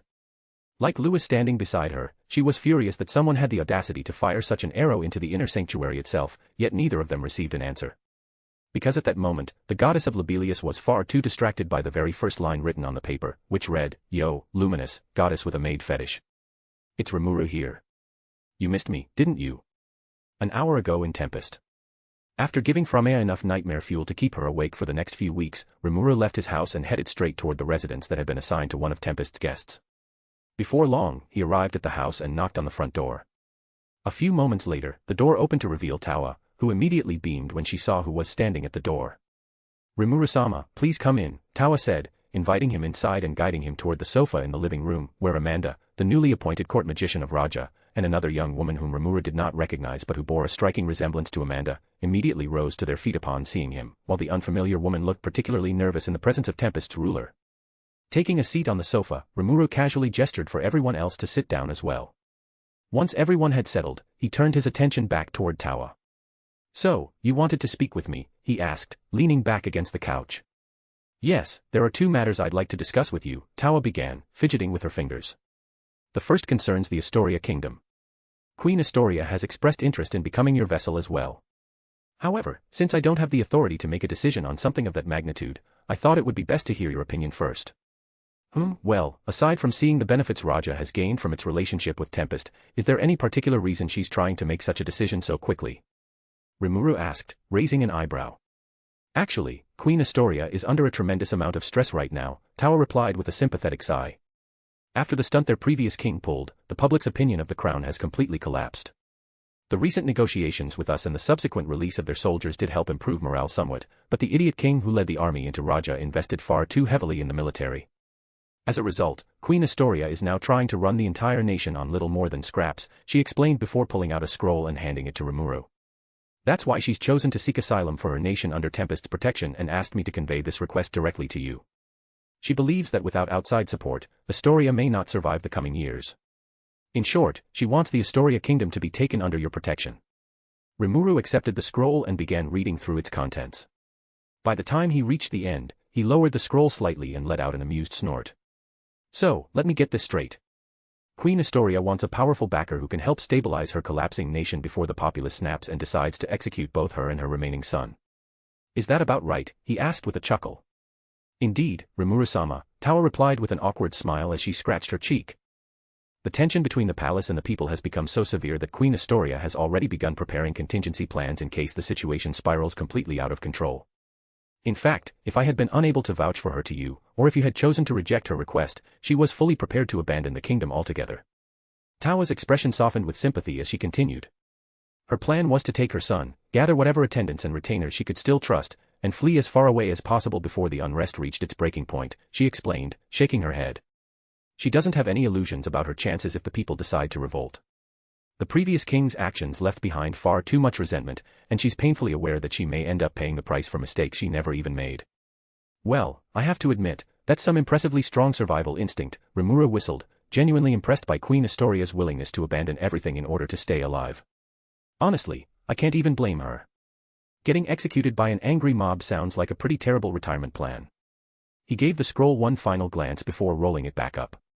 Oh well, it looks like she'll have to cancel her grand escape plan because, fortunately for her, I don't mind taking another nation under my wing, he added before contacting Shuna through thought communication. A few minutes later, the door opened, and the sweet, kind-looking Kijin girl stepped into the room. "Rimuru-sama, you called for me," she asked, bowing her head respectfully as she approached the group. "Shuna, come sit down and take a look at this," Rimuru said, patting the empty spot beside him before handing her Queen Astoria's scroll. "Tell me what you think." Shuna smiled warmly and accepted the scroll before taking the offered seat beside him. She spent the next minute carefully reading through its contents before looking up at Rimuru with a thoughtful expression. "Rimuru-sama, if you decide to grant this request, I believe it would be a natural outcome for us. From a purely economic and strategic perspective, Astoria does not offer any particularly valuable resources, unique industries, or critical locations that would significantly strengthen Tempest in the short term. However, I believe there are other advantages worth considering," she said calmly, folding her hands in her lap. "On one hand, we would not gain any particularly valuable resources or strategic locations by taking Astoria as a vassal state. On the other hand, having another fully established nation under our banner would give us more room and a bigger sample base to test future innovations, policies, and projects on a larger scale. So while the benefits may not be immediately profitable, having Astoria under our protection could prove quite useful in the future." "Good. That's a well-reasoned answer, exactly what I've come to expect from you," Rimuru said with an approving smile before gently patting her head. A faint blush immediately appeared on Shuna's cheeks, though the smile on her face only grew brighter. "And that's precisely why I'm giving this project to you." The moment those words left his mouth, Shuna's eyes widened slightly in surprise, and she turned her head toward him. "Shuna, you have 6 months to revitalize the kingdom of Astoria and raise its social and cultural standards to the same level as Raja. Of course, you'll have access to all of Tempest's resources," he continued. "That includes Ultima and Diablo. Those two have more than enough tools at their disposal to help steer public opinion in whatever direction you need. I'll also grant you the teleportation skill so you can travel freely between the two nations whenever necessary. As for your subordinates for the mission, you're free to choose them yourself. Build whatever team you think is necessary." Leaning forward slightly, he looked directly at her. "So, are you willing to take on this project?" "Of course, Rimuru-sama," Shuna replied immediately without the slightest trace of hesitation in her voice. "If you've chosen to entrust this responsibility to me, then that means you can already see me succeeding. And if that's the case, how could I possibly allow your judgment to be proven wrong?" she said with a small but confident smile. "Good. That's exactly the answer I expected from you," Rimuru said with a satisfied nod before patting her head once more while Shuna made no effort to hide the joy on her face. "Well, now that that's settled, go and enjoy the celebration. Starting tomorrow, you're going to have a lot of work on your hands." Shuna bowed her head once again before excusing herself and leaving the house. She understood perfectly well that Rimuru likely had other matters to discuss with Tawa, matters that did not require a presence or input. As such, she left without another word, already preparing herself for the enormous undertaking that awaited her. Once Shuna was gone, Rimuru turned his attention back toward Tawa. "Now then, with that taken care of, what was the other thing you wanted to discuss?" he asked. "Well, about that." Tawa began as her previously warm smile became noticeably strained.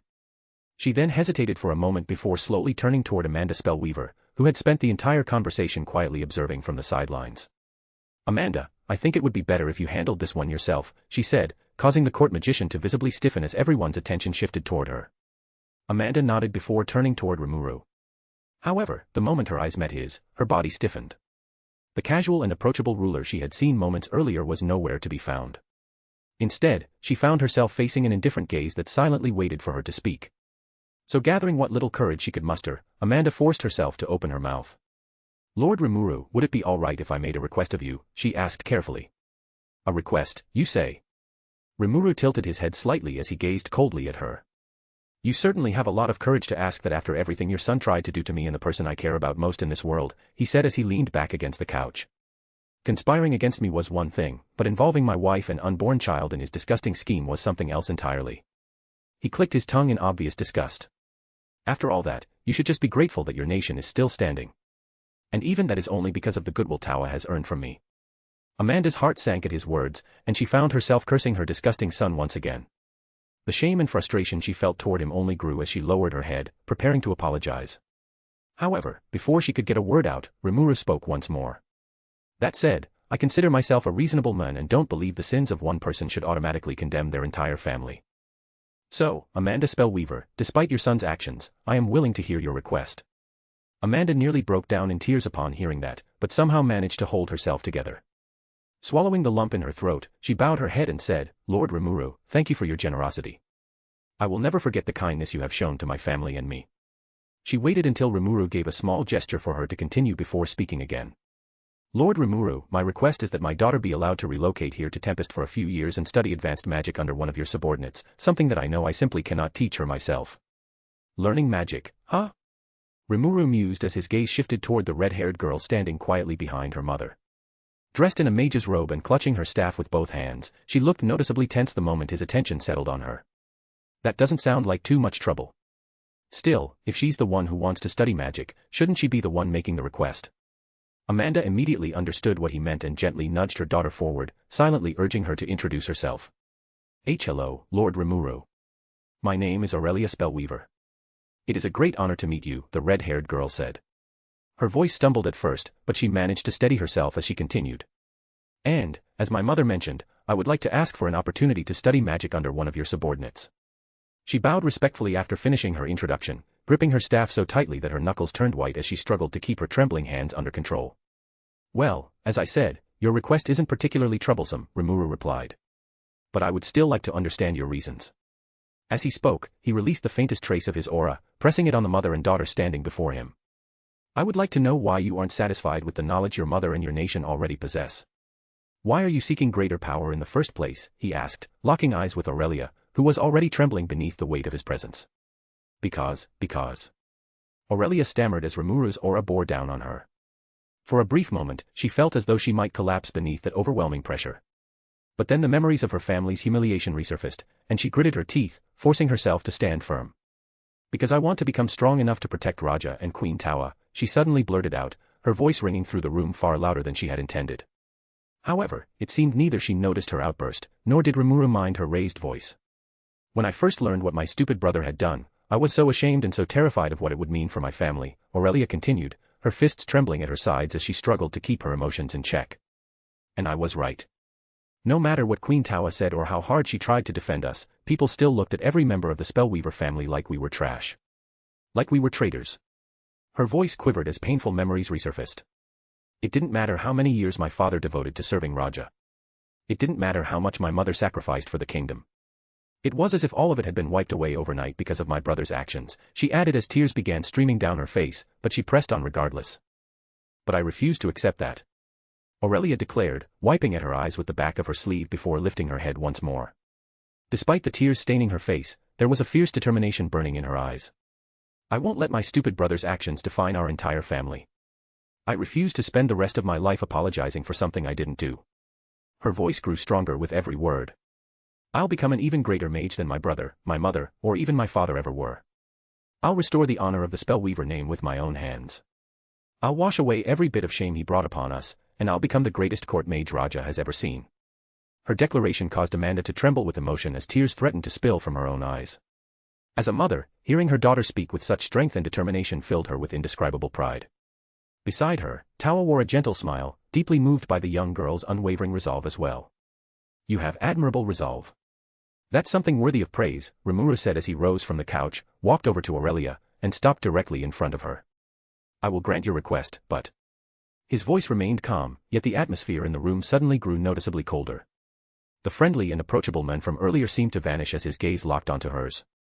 Keep in mind that Tawa is one of my wife's closest friends and someone I hold in very high regard. So if you ever even think about betraying her or seeking revenge on behalf of your brother, the consequences will be far beyond anything you can imagine. Faced with Rimuru's threatening words, Amanda felt her heart tremble, and her face turn pale while part of her was already regretting bringing her daughter here in the first place. Aurelia, however, was a different story. Despite standing directly before Rimuru and bearing the full weight of his gaze, she remained firm, showing not the slightest trace of fear. Lord Rimuru, you needn't worry, Aurelia declared firmly. I have no intention of ever walking the same path as my shameless brother. The damage he caused to my family, my nation, and Queen Tawa is something I can never forgive. She straightened her posture and met his gaze head-on. And if I ever knowingly or unknowingly betray the trust Lady Tawa has placed in me, then I am willing to stake both my magic and my life on it. Should such a thing ever happen, I am willing to forfeit my life on the spot.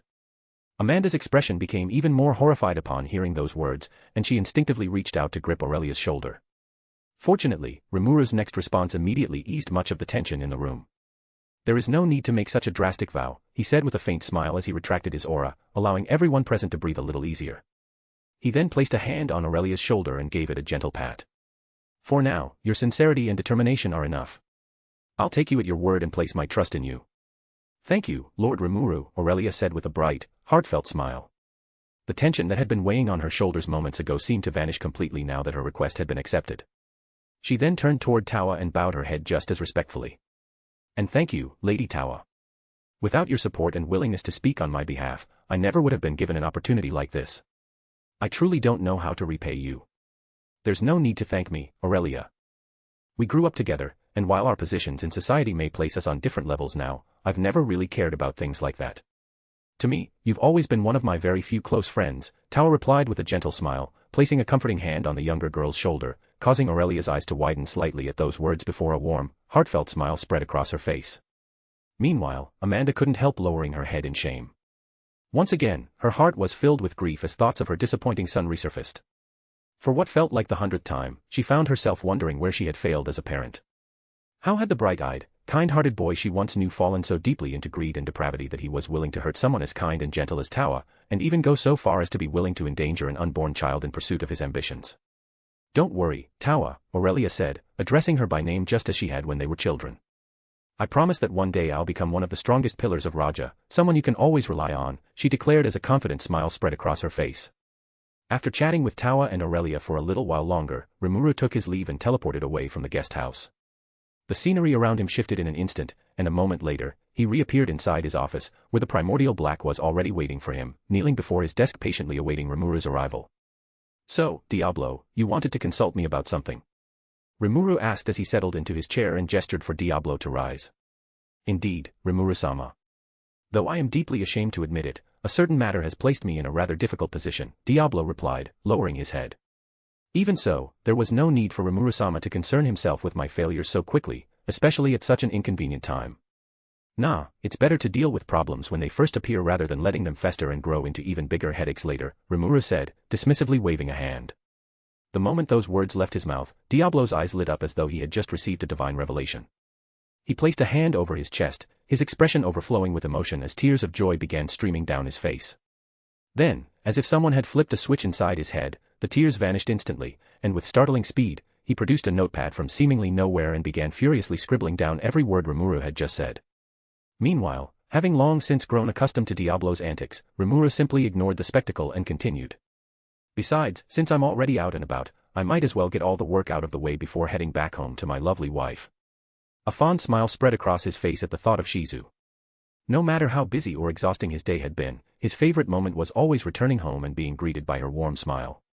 So stop wasting my time and get to the point. Rimuru's words pulled Diablo back from his own little world, and his demeanor shifted once again. The emotional fanatic vanished, replaced by the calm and composed executive as he began speaking. Rimuru-sama, this issue concerns Project False Utopia, he said. According to the plan, the Black Quill has successfully begun circulating throughout the Holy Empire of Lobelia. While the operation proceeded smoothly during its initial stages and achieved all expected results, I believe we have now pushed matters far enough that the Empire may soon resort to more drastic measures.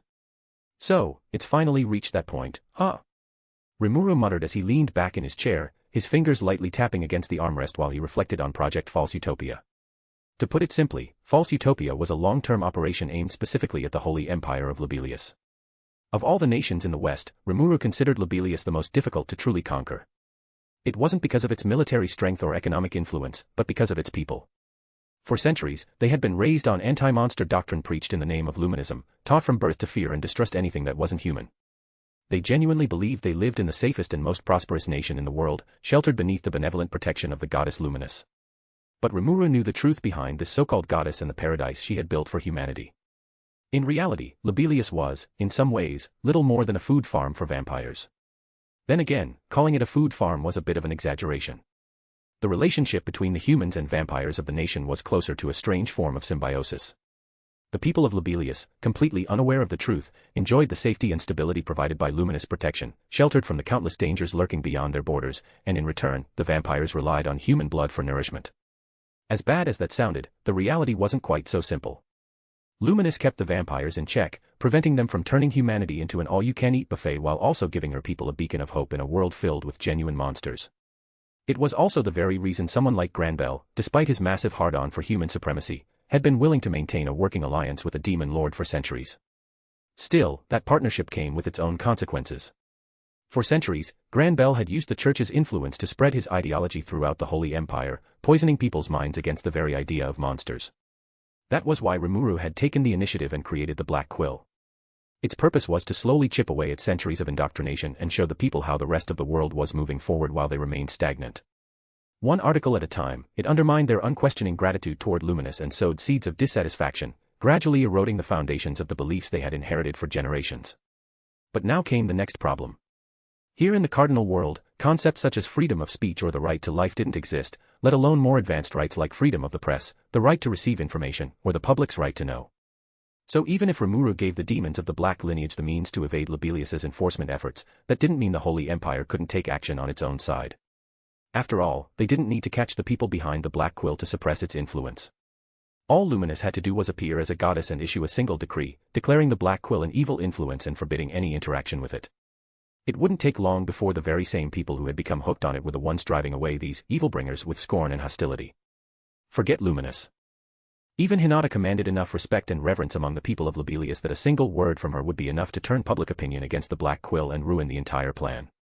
That was why, now that Diablo had successfully completed the first phase of the operation, it was time for Rimuru to make his move. Fortunately, of all days, Luminous had chosen to visit Tempest today, sparing him the trouble of making a trip to Lobelia and introducing himself in person. "Don't worry. I'll take care of it," Rimuru said as he rose from his seat. A moment later, he teleported away once more, reappearing atop the hill overlooking the town. Rimuru paused for a moment to admire the view of Rimuru City spread out beneath him before conjuring a ball of black flames in his hand and casually tossing it from one hand to the other. Then he stopped and muttered, "Quartz, quartz," causing the mass of black fire to twist and reshape itself into a sinister-looking bow. Reaching toward the riser, he drew back 2 fingers as though pulling an invisible string, and an arrow formed along with the motion. By the time his fingers reached the bowstring, a folded note had already materialized and attached itself neatly to the shaft of the newly created arrow. "Ciel, I want to create a skill," Rimuru said internally to his partner. "Of course, master. Though you are quite clearly overdoing it, I shall assist you in indulging your childishness," Ciel replied, sounding thoroughly exasperated. A moment later, she announced, "Extra skill, 1 shot, 1 kill, acquired." Extra skill, 1 shot, 1 kill, allows the master to fire an arrow that can bypass any barriers and penetrate through every obstacle, which cannot be stopped nor blocked until it reaches its target. Strange. Why do I suddenly feel the urge to annoy a gloomy teacher? Rimuru chuckled to himself before drawing back the string. As if responding to his intent, the black flames that formed both the bow and arrow began to roar and surge with power. "Now then, let's test this new skill, shall we?" he said with a grin, having already found his target, before releasing the string. Meanwhile, outside a tavern in Rimuru City, a crowd had gathered, laughing and pointing up at the roof where Gobata stood swaying unsteadily with a bottle of alcohol clutched in one hand and his face bright red from drink. "I am Gobata, the strongest warrior under Rimuru-sama," he declared proudly, waving the bottle around as if it were a sword. "And guess what? Even Hakuru isn't a match for me. Ha ha ha ha." Throwing his head back, he burst into loud, drunken laughter while the crowd below cheered him on and laughed at his antics. However, before he could continue his boastful speech, he spotted an arrow made of black flames hurtling toward him at terrifying speed. "What?" Gobata's eyes nearly bulged out of their sockets as his drunken haze vanished in an instant. "No. I won't die like this. I, the great Gobata, will survive," he yelled. Then, without a second thought, he jumped. Not to the side where any sane person would have gone, but straight forward, directly into the arrow's path. The next moment, the arrow reached him, and the instant it made contact, it passed harmlessly through his body as though he weren't even there, continuing on toward its true target. Gobata's eyes widened as he realized what had happened, but he didn't have time to celebrate his miraculous survival. A heartbeat later, gravity reminded him of its existence. "Ah, he screamed as he plummeted toward the ground and crashed straight through the tavern's wooden staircase, leaving a massive hole in the middle as splinters flew everywhere. The onlookers who had been watching Gobata make a fool of himself were still gathered around, though now they stood surrounding the tavern's shattered staircase and staring into the hole in stunned silence. Then, without warning, a skinny green hand shot up from the darkness below. A moment later, Gobata launched himself out of the hole and landed on his feet. "Ha ha ha. I told you." The strongest subordinate of Rimuru-sama, he declared once again, proudly puffing out his chest. This time, however, his boast was met with genuine cheers and applause from the crowd. But just as Gobata was basking in the crowd's admiration, the cheers suddenly came to an abrupt stop. It took him a moment to notice, but when he did, he tilted his head in confusion and glanced around for an explanation. Then he heard a voice from directly behind him. I heard you've become the strongest, Gobata. The moment he heard that voice, Gobata froze solid. Cold sweat immediately began pouring down his body as a sense of dread settled deep in his stomach.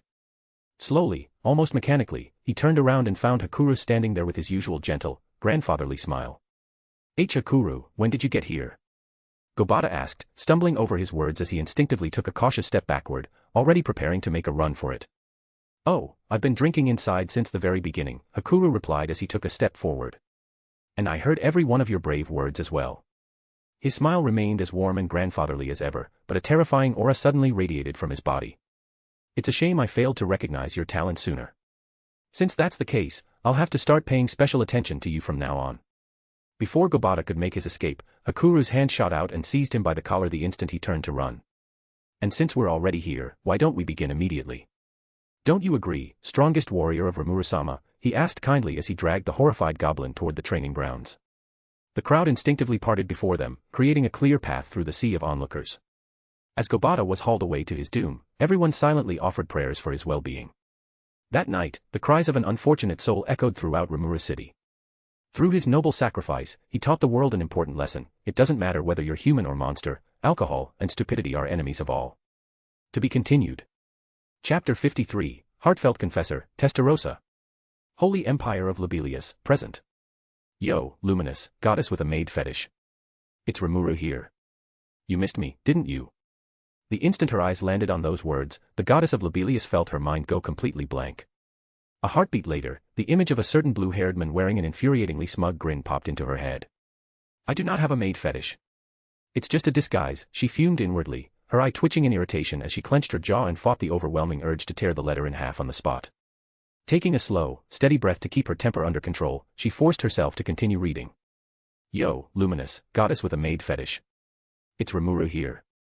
You missed me, didn't you? Well, anyway, there's something I wanted to ask you. Have you heard of something called the Black Quill? Ah, who am I kidding? Of course you have. In fact, you're probably reading this while thinking, what an impressive newspaper.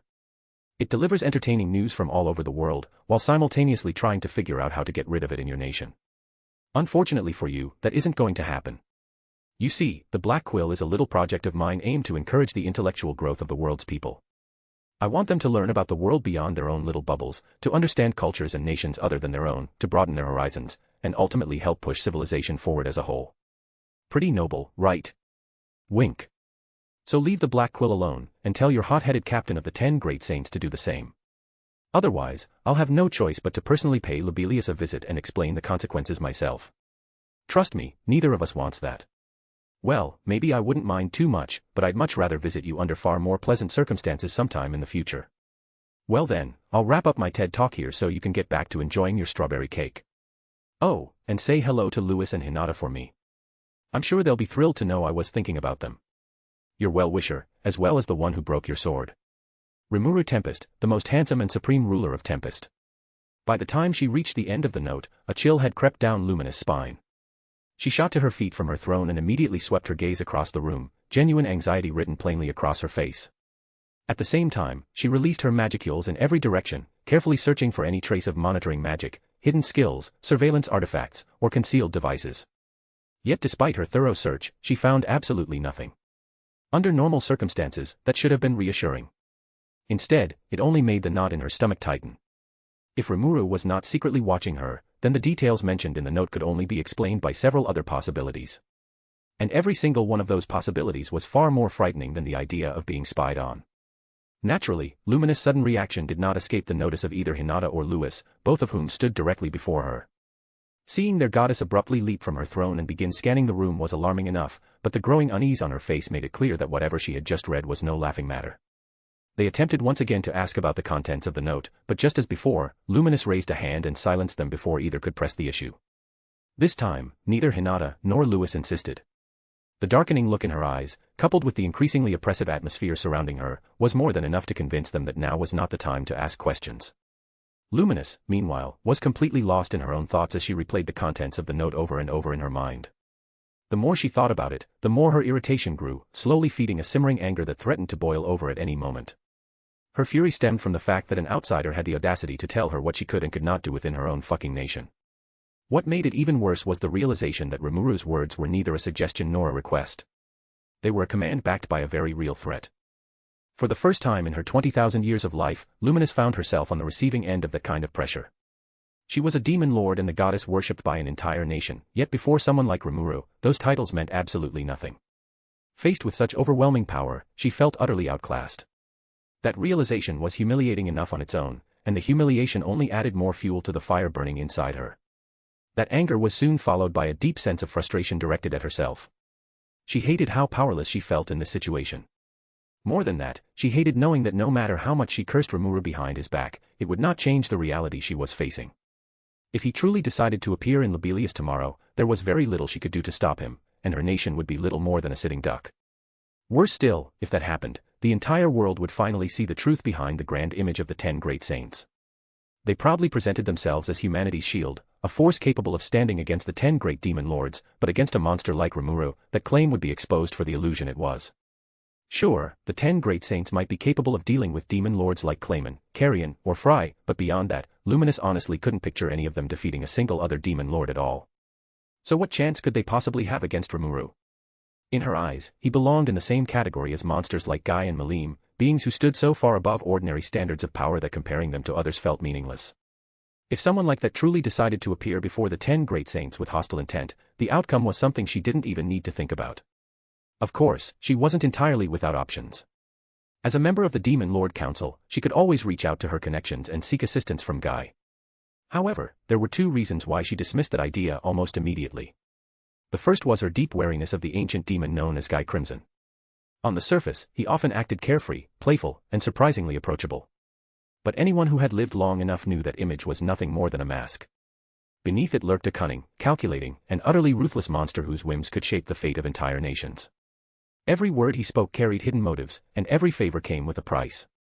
So in Luminous' mind, maintaining as much distance from Guy as possible was simply common sense, even in a situation as troublesome as this one. And the second reason, well, Luminous had no concrete proof to support it, but deep down, she was convinced that Rimuru was somehow an even greater existence than Guy. The thought sounded absurd, even to her. After all, Guy Crimson was a being who had stood at the pinnacle of the world for thousands upon thousands of years. Comparing anyone to him was ridiculous enough. Yet that was exactly what her instincts kept telling her. If she absolutely had to put the feeling into words, she would say that while Guy felt overwhelmingly powerful, Rimuru felt impossible. Guy was a monster she could at least understand. Rimuru was not. He felt like an existence that fundamentally shouldn't be walking among them. So, after carefully considering every option available to her and finding none of them particularly appealing, Luminous let out a long, weary sigh and finally came to a decision. "Lewis, Hinata," Luminous said as she straightened in her throne and looked down at her 2 subordinates. "I understand your concerns regarding the Black Quill. However, I am ordering both of you to leave it alone and allow it to continue operating as it pleases within Lobelia." "What?" Hinata and Lewis shouted simultaneously, their eyes widening in disbelief as they stared up at the Vampire Queen.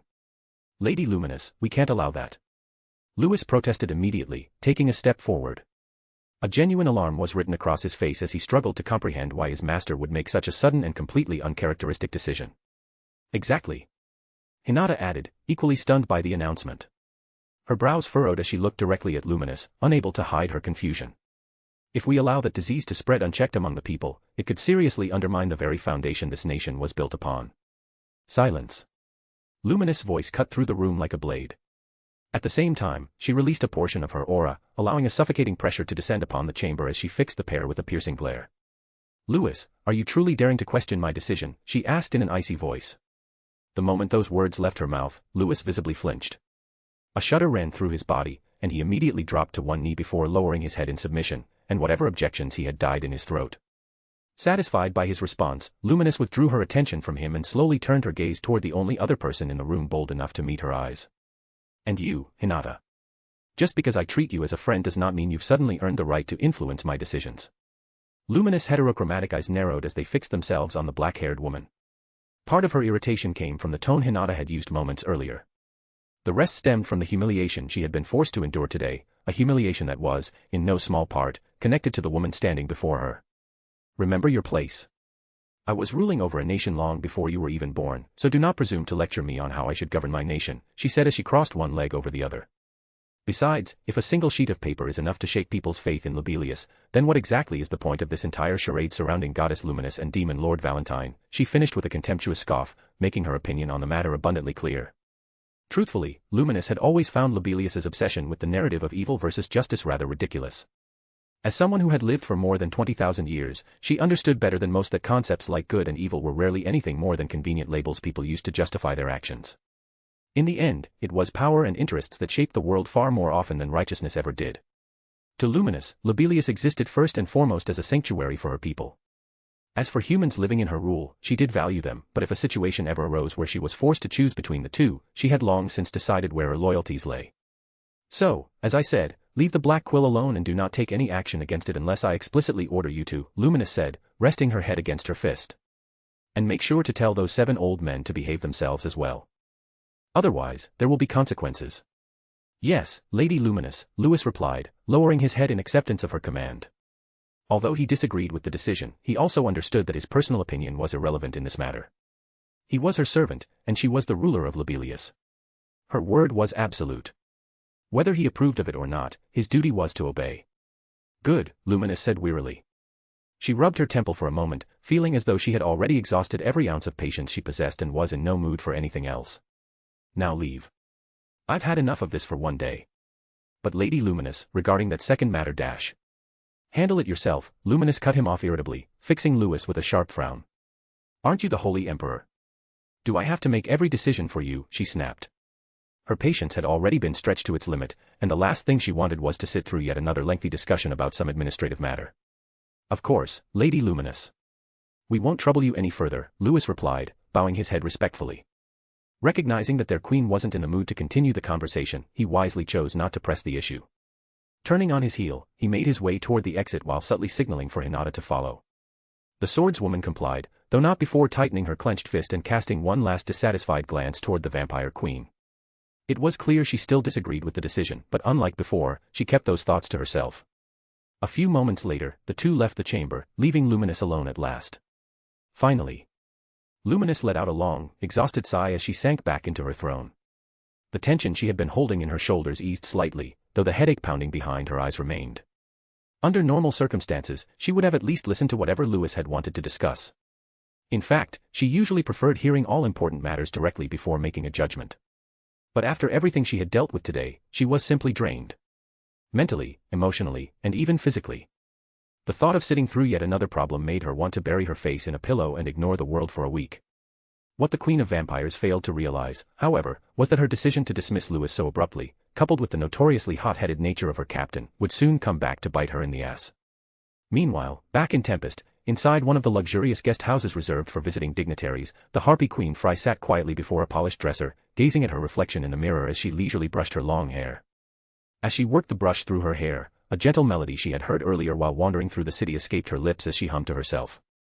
Eventually, Fry set the brush aside and let out a soft sigh. Her eyes lingered on her reflection for a few moments as her thoughts drifted back over everything she had seen and experienced throughout the day. So much prosperity in such a short time. Fry murmured to herself before rising from her seat and smoothing the folds of her pale blue nightgown before making her way toward the window, drawn by the lights of the city beyond. A part of me truly envies Rimuru as a fellow ruler, Fry admitted quietly as she leaned against the window frame and looked out over the vibrant city below. Though I suppose it doesn't matter anymore, considering I've already decided to entrust my nation to him, she added, knowing that her people and nation would flourish under Rimuru's leadership. Not merely because he was a capable ruler, but because he possessed the vision and ingenuity to guide a nation toward a brighter future. Speaking of Rimuru, Fry murmured, a faint smile appearing on her lips as she tucked a loose strand of hair behind her ear. Her gaze softened slightly as she stared out into the night. Well, I'm not exactly opposed to entrusting myself to him as well, but I suppose that will take a little more time. A quiet laugh escaped her before she shook her head. Unfortunately, the pleasant mood did not last long as a certain black-haired woman suddenly came to her mind. That damn woman. Fry growled through gritted teeth, a vein twitching on her forehead. The memory of their earlier exchange resurfaced in her mind, along with the infuriating realization that she had been utterly demolished in that verbal battle. Worse yet, she hadn't even managed to land a single meaningful comeback. Just you wait, she muttered darkly, narrowing her eyes at the night sky. I'll show you who's got anger issues. Just then, a knock echoed through the room, pulling Fry from her thoughts. It looks like my wine has arrived, Fry murmured to herself. Pushing aside her earlier irritation, she turned away from the window and gave permission for the person outside to enter. However, the moment the door swung open, both Fry and the maid carrying the wine froze where they stood. For a few seconds, neither of them said a word. Standing in the doorway was none other than Nazim, Frey's recently discovered elder twin sister, dressed from head to toe in a perfectly proper maid outfit. When Rimuru had first told her about Nazim, Fry had nearly refused to believe him. After all, how could she possibly have a twin sister and not know about it? The idea sounded absurd on the surface. Yet the rational part of her mind quickly pointed out that Rimuru had no reason to lie about something like that. In the end, logic won out over disbelief, and she reluctantly accepted that he was telling the truth. Then Rimuru explained why she had never known about Nazim's existence and how a series of decisions made long before either of them had any say in their own lives had led to their separation. He also revealed why Nazim harbored such deep hatred toward both her and her nation, hatred so intense that she had willingly agreed to become a mindless monster if it meant gaining the power to destroy them. After hearing the full truth, Fry found herself repeatedly cursing her incompetent and short-sighted mother for creating this entire mess in the first place. Meanwhile, Nazim snapped out of her initial shock, took a deep breath, and pushed the trolley carrying the wine into the room.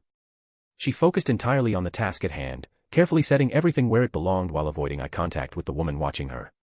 The moment she finished, she turned on her heel and headed straight for the door, eager to escape before the situation became even more awkward than it already was. Unfortunately for her, she had barely reached the doorway when a familiar voice called out from behind. "Nazim, we should talk."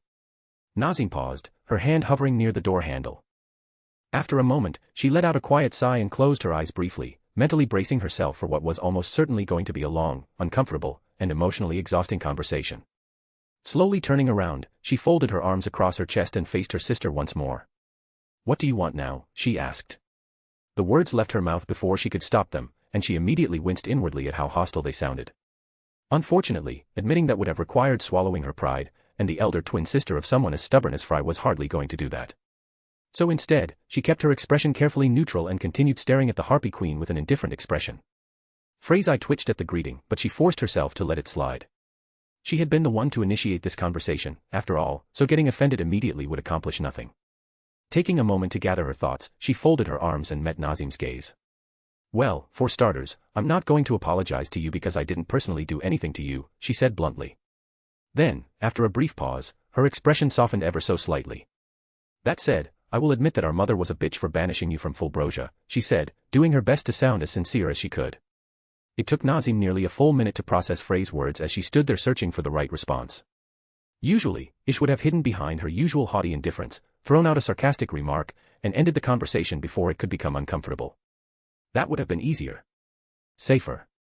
But as she opened her mouth, the image of a certain blue-haired man appeared in her mind. Rimuru had given her a second chance at life.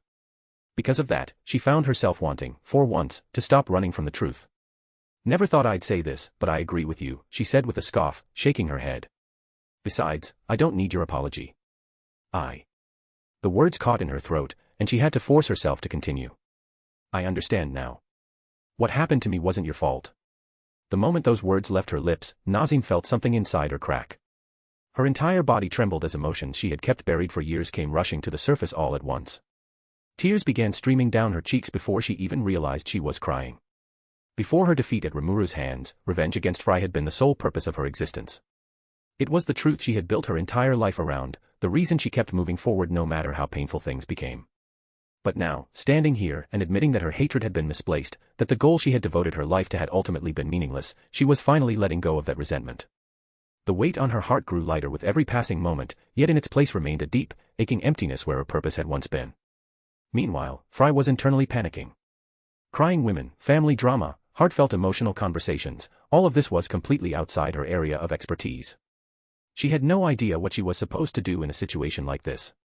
In the end, she simply followed her instincts as she reached out and grabbed Nazim's hand before guiding her over to the couch and sitting down beside her.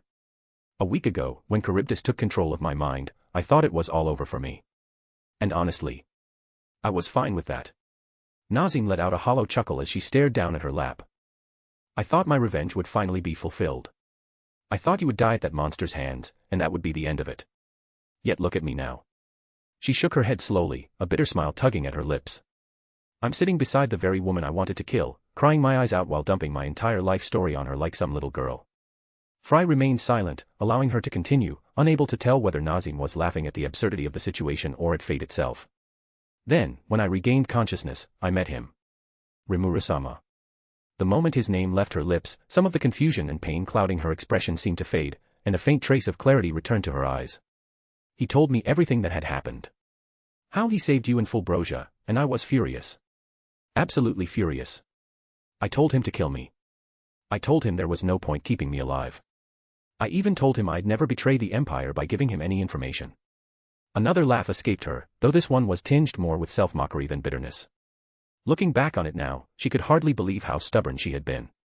But instead of killing me, he sat there and listened. Then he told me the truth and... Her voice caught for a moment, and her grip around Frey's hand tightened unconsciously. He gave me a chance to vent all that anger. He gave me the opportunity to take revenge on our mother. What? Frey blurted out, her eyes widening in shock. Oh, our mother, she repeated, her voice stammering with disbelief. Nazim nodded slowly. Yes.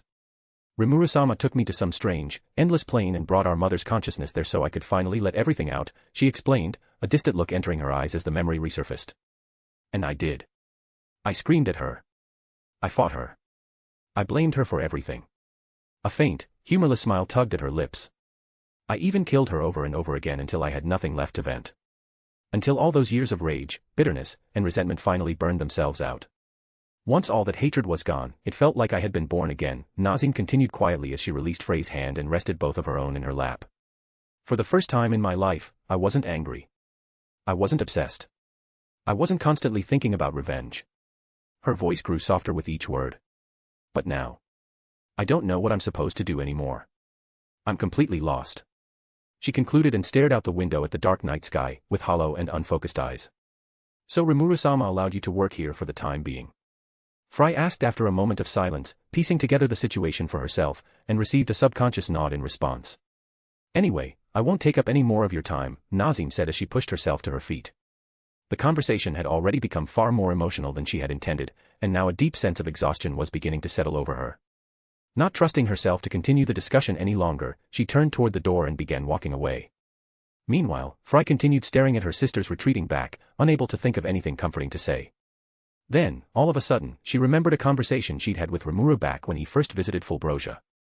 At the time, he had casually remarked that while her castle was undeniably impressive, it didn't feel like a home. Naturally, she had mocked the comment and dismissed it as sentimental nonsense. Yet instead of arguing, Rimuru had simply smiled and said that no matter how far he traveled, knowing there were people waiting for him always made him feel warm whenever he returned home. Back then, Frey had thought the statement was hopelessly naive. Now, however. Do those things really matter? Frey wondered silently. A home. Family. A place where you belonged. They sounded like simple things, yet Nazim had spent her entire life without any of them. As that realization settled in her mind, Frey finally reached a decision. Before she could second-guess herself, she looked up and called out to her sister. Nazim, you can come to Fulbrosia with me if you'd like. The moment those words reached her ears, Nazim froze mid-step and slowly turned around, staring at Frey with wide eyes. What did you? She began before stopping herself. Almost immediately, suspicion crept onto her face, and her gaze narrowed into a cautious glare. Are you pitying me? She asked. No, I am not, Frey replied, shaking her head as she met Nazim's suspicious gaze. I have my own reasons for extending this offer, but there are two major ones. Raising a finger, she continued, first, now that Fulbrosia is under Rimuru-sama's rule, I am no longer truly the queen of that nation. I still have responsibilities, of course, but my role has changed. A faint sigh escaped her lips. And knowing Rimuru-sama, he's going to introduce a mountain of new ideas, reforms, and projects sooner rather than later in our nation. When that happens, I'll need someone to help me oversee things and lighten my workload. So it might as well be you. Nazim listened quietly, nodding along as Frey spoke. On the surface, her expression remained composed, but inwardly, she had to suppress the emotions stirring within her chest when she heard Frey casually refer to Fulbrosia as our nation. Second, of course, is to piss off our mother's soul, Frey continued, a devious grin slowly spreading across her face. Just think about it. Can you imagine her reaction if I brought the daughter she banished back to the nation and welcomed her into our castle? The grin widened further. She'd be absolutely furious, and honestly, the thought alone almost makes this worth doing. Nazim stared at her for several long seconds before eventually letting out a weary sigh. Somehow, that ridiculous second reason felt more convincing than the first. I need some time to think about it, if that's all right with you, she said at last. That's fine, Frey replied with an easy shrug. I'll be staying here for another 2 days, so just give me your answer before then. Nazim nodded in acknowledgement. Neither sister said anything else after that. With one final glance toward Fry, Nazim quietly turned around and left the room. Once the door closed behind her, silence settled over the guest house once more. Fry remained seated on the couch, staring at the spot where her sister had been standing only moments earlier. Eventually, a small chuckle escaped her lips. Rimuru-sama, what are you doing to me? I don't even recognize myself anymore, she murmured, a soft smile spreading across her face. Meanwhile, after finally wrapping up his work for the day, Rimuru returned home, more than ready to call it a night. However, the moment he opened the door to his room, he came to an abrupt halt. Sitting on his bed was Tensura, dressed in an elegant white nightgown that somehow managed to be both refined and incredibly alluring at the same time. A faint blush colored her cheeks, and for perhaps the first time since he had met her, the usually poised and unshakable demoness looked genuinely nervous. The sight was so unexpected that Rimuru simply stood there for a moment, staring at her in stunned silence. Tensura, Rimuru said. The sound of his voice immediately snapped the white-haired demoness out of her thoughts. She straightened almost instantly and rose gracefully from the bed before turning to face him. Rimuru-sama, I. Tensura began, only for the words to falter and die in her throat. Everything she had painstakingly rehearsed over and over in her mind seemed to vanish the moment their eyes met. For perhaps the first time in a very long while, the normally composed and eloquent demoness found herself completely flustered, struggling to find the right words to express what was in her heart. Testa, let me ask you something. Did Shizu put you up to this? Rimuru asked with a sigh. Seeing the state she was in, he could already guess where this conversation was headed. Listen, you don't have to take her seriously. If you want to leave, you can. No, I don't want to leave. Tensura stepped forward before he could finish and grabbed the front of his shirt. When Rimuru looked down, he was met by a pair of surprisingly soft and vulnerable crimson eyes. Shizu-sama did tell me to be brave and take my shot, but I've wanted to tell you this ever since the day you defeated me in that cave. Her voice gradually softened as she spoke. Then her courage faltered, and she lowered her gaze, resting her forehead against his chest. This emotion, love, is something completely foreign to me. It took me a very long time to understand what I was feeling. And by the time I finally did, Shizu-sama was already by your side. She let out a quiet sigh before gathering her courage once more and lifting her head to meet his eyes. Back then, I was jealous of her. But more than that, I was furious with myself. A bitter smile briefly crossed her lips. And ashamed that I could feel something like that toward Shizu-sama, her fingers tightened slightly against his shirt. But some time ago, she came to me herself and told me that my feelings for you weren't wrong. She told me that I shouldn't keep them buried inside forever. She told me I owed it to myself to tell you how I truly feel. So, Rimuru-sama. Tensura began, her voice remarkably steady despite the blush steadily spreading across her cheeks. I, Tensura, love you. I want to devote my heart and soul to you, not merely as your servant, but as your partner. Having finally voiced the feelings she had kept buried for so long, she felt a tremendous weight lift from her shoulders. Unfortunately, that sense of relief lasted only a moment before it was overwhelmed by sheer embarrassment. Lowering her head, she fixed her gaze firmly on the floor, her face burning crimson as she stubbornly refused to meet his eyes while waiting for his answer. Rimuru, meanwhile, stared at her expectant face for a long moment before reaching out to Shizu through thought communication. Shizu, are you really okay with this? Of course I am, Rimuru. I wouldn't have sent her to you if I wasn't, came Shizu's reply from the other end of the link, sounding gentle yet carrying absolute certainty in her voice. There was even a faint hint of amusement in her tone that didn't escape Rimuru's notice. Now go on. Don't keep that sweet girl waiting. As the connection faded, Rimuru finally made up his mind. Reaching out, he gently lifted Tensuro's chin with his fingers, prompting her to look up at him. The moment their eyes met, her heart nearly stopped.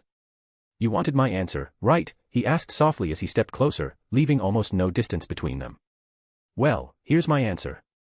Before she could react, he leaned forward and pressed his lips against hers while the door quietly locked behind him. To be continued. Chapter 55, The Bringer of Storm, Black Quill. The next morning, when Tensura slowly opened her eyes, she found herself lying comfortably atop Rimuru, with his arm wrapped securely around her waist. It took her a few moments to fully wake up and gather her bearings, but once she did, a deep blush immediately spread across her face as memories of the previous night came flooding back, reminding her of the night they had spent together, making use of nearly every corner of the room without a shred of restraint or embarrassment. A moment later, however, her embarrassment gradually faded, replaced by a warm sense of happiness and contentment. Letting out a quiet sigh, she reflected on the fact that she had finally done what she had spent months gathering the courage to do. She had confessed her feelings to the men she loved, and to her immense joy, those feelings had been returned. What followed had been a truly magical experience, one so precious and unforgettable that even a primordial demoness like her had never experienced anything quite like it since the dawn of creation itself. Still basking in the joy of the previous night, Testarossa eventually remembered that she still had work to do. So, taking a deep breath, she allowed herself one last moment to savor his scent before reluctantly slipping free from his embrace and climbing out of bed. As she rose to her feet, the morning sunlight streamed across her bare body as she began to stretch a little, only to immediately wince when a sharp wave of soreness spread throughout her body, particularly in one very specific area, causing her expression to tighten into a slight grimace. Strange, this shouldn't be happening. I am a demon, after all. She muttered to herself, gently touching her side as a puzzled frown formed on her face. That's because I temporarily gave your body a few human traits for the duration of last night and throughout today. Testarossa suddenly heard a familiar voice behind her, followed by a pair of arms wrapping gently around her waist. I wanted your first time to feel as authentic as possible, so I may have bent the rules a little. I hope you don't mind, he whispered into her ear while his long blue hair cascaded over her shoulder as he rested his chin lightly against her head. Good morning, Rimuru-sama, Testarossa greeted him warmly with a content smile spreading across her face as she relaxed against his chest. As for the soreness, I don't mind it at all, in fact, I think I might even like it a little, her cheeks turning a faint shade of pink as she admitted in a small voice. Hey, that's good to hear, I suppose, Rimuru replied with an amused chuckle before planting a gentle kiss on her cheek. Still, there's no need to rush back to work. You can take the day off and get some proper rest if you'd like. No, it's all right, Testarossa replied, shaking her head without hesitation. There's some discomfort, certainly, but it's nowhere near unbearable. I'm sure I can manage my work just fine. Well, if that's what you want, just don't push yourself too hard, Rimuru said before gently turning her around within his embrace so they were facing one another. Anyway, if you're determined to get back to work, we should probably get cleaned up first, he added with a meaningful smile tugging at the corners of his lips as he guided her toward the washroom. Of course, my lord, Testarossa replied with a knowing smile of her own, already having a very good idea of how the next hour or so was going to be spent. Meanwhile, as Rimuru spent some quality time with Testarossa, the latest edition of the Black Quill was sweeping across the world like a storm. By now, copies had reached nearly every corner of the continent, carrying with them a headline that was impossible to ignore. Splashed across the front page was the official announcement of Tempest's debut onto the world stage as a sovereign nation, marking the monster nation's formal entry into the political landscape of the world. Sorceress Dynasty of Sarion. In a courtyard filled with blooming flowers, a beautiful woman sat leisurely on a swing. She possessed long pointed ears, skin as white as fresh snow, slanted jade-green eyes, and flowing pale blue-silver hair that cascaded down her back. In one hand, she held a delicate teacup, while in the other rested the latest edition of the Black Quill, a newspaper she had become surprisingly fond of over the past few months. The woman was none other than the High Elf, Elmesia El-Ru Sarion, Empress of the Sorceress Dynasty of Sarion. Widely regarded as one of the wealthiest and most influential individuals in the world, standing at the pinnacle of both political and economic power, with few who could claim to rival her status. Another new variable in the world, how fascinating, Elmesia mused, a thoughtful expression crossing her elegant features as she rested her chin against her fist while gently swaying back and forth on the swing as she considered the implications of everything she had just read. But quite troublesome as well, especially now that Fulbrosia has become part of a monster nation's domain. Once again, Elmesia let out a quiet sigh as she set the newspaper aside and leaned back against the swing's cushioned seat, already able to see the storm this new nation was about to unleash upon the world. After all, founding a nation of monsters was one thing. Turning a human kingdom into a vassal state was another entirely. But bringing a nation ruled by a demon lord under one's banner and making that very demon lord a subordinate. That was an entirely different beast altogether. Even for someone like Elmesia, who had lived for thousands of years and witnessed the rise and fall of countless nations, this kind of debut was utterly absurd. And while she considered the endless responsibilities of ruling to be a constant nuisance and would much rather spend her days traveling the world in search of rare sweets and interesting entertainment, she could not simply abandon her duties as the ruler of Sarion. Honestly, there were times when Elmesia genuinely envied that child, Leon, in this regard. Unlike her, he had the luxury of ruling a nation located on an entirely different continent, safely removed from this political maneuvering and the endless headaches brought about by this newly rising power. Still, knowing there was no escaping her responsibilities, Elmesia snapped her fingers and instructed one of her guards to bring her a pen and some paper. Taking a sip of tea, she quickly drafted a letter before sealing it with her personal magical insignia. Here, have this delivered to King Gazel of the armed nation of Dworgen, she instructed, handing the letter to the guard. Also, contact Elian and tell her to return to Sarion.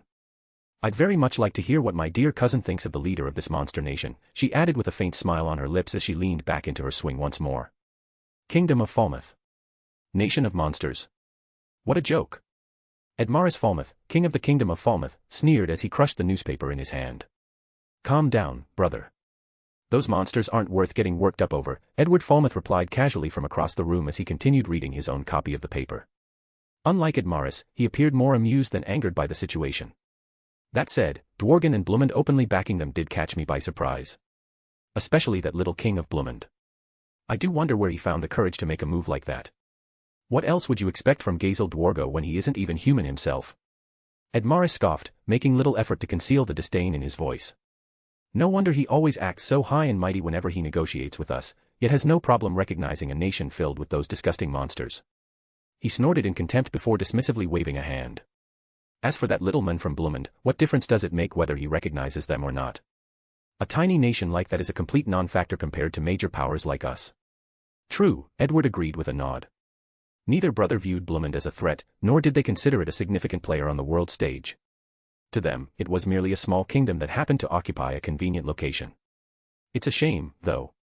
All of our major assets within Blumund were exposed and thoroughly rooted out not long ago. Otherwise, we could have used this opportunity to apply pressure from within before making our move to bring the kingdom under our control. Well, even if we can't cause unrest from within, we can certainly apply pressure from the outside, can't we? A sinister smile slowly spread across Edmaris' face as he turned toward his brother. I have an idea. Station some of our soldiers near Blumund's borders and have them ambush any merchant caravans leaving the kingdom. After that, make it appear as though the attacks were carried out by monsters. And then have our people fan the flames by relentlessly criticizing their king's decision to associate with monsters despite their supposedly savage nature. Edward finished with a cruel smile mirroring his brother's own. Though wouldn't that hurt our own merchants as well? Many of them still conduct business with Blumund regularly despite the growing tensions between our nations. Some of Falmouth's wealthiest trading houses could end up suffering significant losses if their caravans are caught up in the attacks. And what's the problem with that? Edmaris replied with a dismissive wave of his hand. As citizens of Falmouth, it's their duty to make sacrifices for the sake of the nation, isn't it? His smile widened slightly. Though, make a list of the merchant caravans owned by our supporters and associates and exclude them from the attacks. There's no reason for us to suffer unnecessary losses. Oh, what a beautifully crafted plan. I'm truly in awe of your brilliance. The sudden appearance of a third voice caused both brothers to snap their heads toward its source. Standing a short distance away was a man dressed in colorful clown attire, an eerie mask concealing his face as he slowly applauded their conversation. You. Edmaris recognized the intruder immediately, and his expression darkened as his eyes narrowed into a glare. What are you doing here this time? I already told you that I'm not interested in collaborating with the likes of you. Oh, such hurtful words. My poor heart is practically shattering, you know, Laplace replied dramatically, clutching his chest before casually dropping onto the couch beside Edward, completely ignoring the hostile stares directed his way. But are you really sure you don't want to work together? He asked, crossing one leg over the other. That monster nation has become an officially recognized sovereign state, and they even managed to bring the kingdom of Raja under their banner as a vassal state. Surely that's at least a little concerning to you. So, what of it? Edmaris raised an eyebrow dismissively. Just because they've become an official nation doesn't mean they're suddenly on the same level as a great power like us. What can those monsters possibly offer the world that established nations like ours cannot? He scoffed arrogantly, completely brushing aside the matter of Raja. Much like Blumund, he had never considered Raja a nation worthy of his attention. In fact, the fact that they had willingly submitted themselves to a nation of monsters only reinforced his already low opinion of them. And do you think I don't see what you're trying to do? Let me make one thing clear. I'm not about to lose sleep over some monsters playing house in a forest. Ah, I see it now. Laplace said, nodding thoughtfully. Edmaris, however, didn't miss the look in the clown's eyes that clearly called him an idiot in his face. His expression immediately darkened, but before he could snap back with an angry retort, Laplace suddenly rose from his seat. Well, if you ever happen to change your mind, take this. Reaching into his pocket, he pulled out a small purple orb and casually tossed it toward Edmaris. It's a communication device that can contact me directly. So don't be a stranger, all right? Laplace said with a playful wave of his hand, before he vanished from the room as suddenly as he had appeared. Brother, that. Edward began, only to be cut off. Forget about that clown for now, Edmaris said dismissively, waving a hand. I need to speak with Raisin first. After that, we'll decide how to deal with him. He lifted the purple orb to eye level and examined it for a moment before letting out a derisive snort. Besides, I doubt we'll ever have a use for this. His voice was filled with absolute confidence as he carelessly tossed the orb onto a nearby table, putting both the clown and the so-called nation of monsters out of his mind. Kingdom of Inglacia. Within the royal castle of Inglacia, King Egil sat upon his throne with a grave expression etched across his face as he folded the latest issue of Black Quill on his lap and let out a long, weary sigh. Another major player is stepping onto the board, and this time it's the monsters, he said, leaning back against his throne as he pondered the future of his kingdom. Unlike King Edmaris of Falmouth, Egil did not underestimate the significance of the monster nation's rise. If anything, the additional details contained within the article only made the situation more concerning in his eyes. After all, Tempest had not merely declared itself as a sovereign nation but had also secured the support of both Dworgen and Blumund, establishing its legitimacy in the global trade market. On top of that, they brought the Kingdom of Raja under its banner as a vassal state and even incorporated Fulbrosia into its domain. When all of those developments were considered as a whole, the emergence of Tempest was anything but a laughing matter. Perhaps I should speak with the Church of God Luminous. They certainly won't tolerate the existence of a nation of monsters, Egil said thoughtfully while rubbing his chin, since he himself was far from enthusiastic about the idea of establishing diplomatic relations with those so-called savage monsters. In his eyes, the very notion of monsters gathering together and forming a nation was absurd enough. The fact that they now sought to stand alongside human kingdoms as equals made the prospect even less appealing. After all, while he was pragmatic enough to acknowledge Tempest's growing influence, that did not mean he had to like what it represented.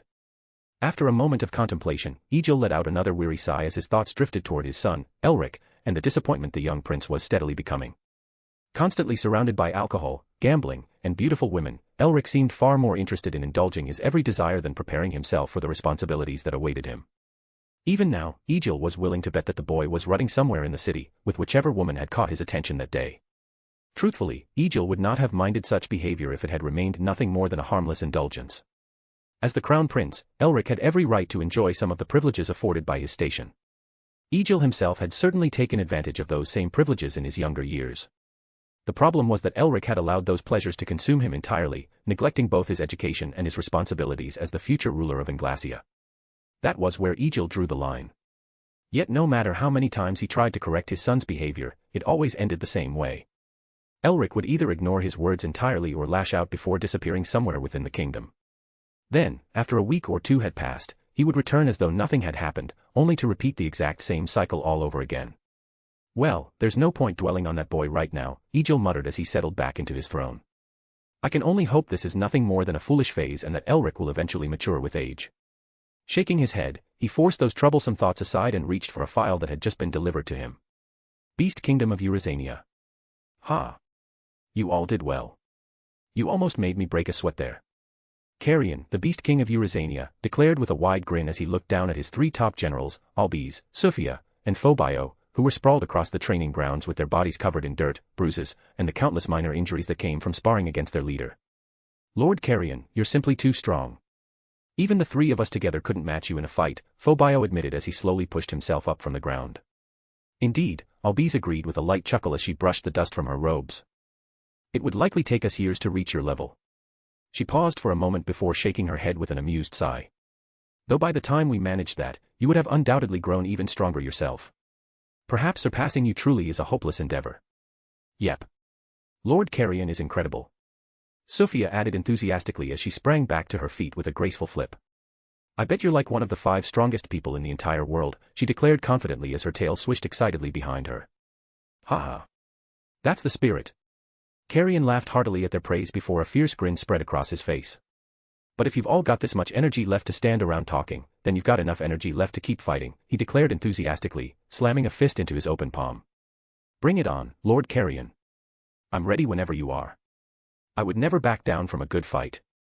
Before they could begin, however, the doors to the training hall suddenly burst open, and a guard rushed inside, heading straight for Carrion. Lord Carrion. It's urgent. You need to see this, the guard exclaimed, slightly out of breath as he thrust a copy of the Black Quill into the Beast King's hands. What has you so worked up? Carrion asked with a frown as he unfolded the newspaper. The moment his eyes landed on the front page, however, he froze. The casual expression vanished from his face in an instant, replaced by pure disbelief.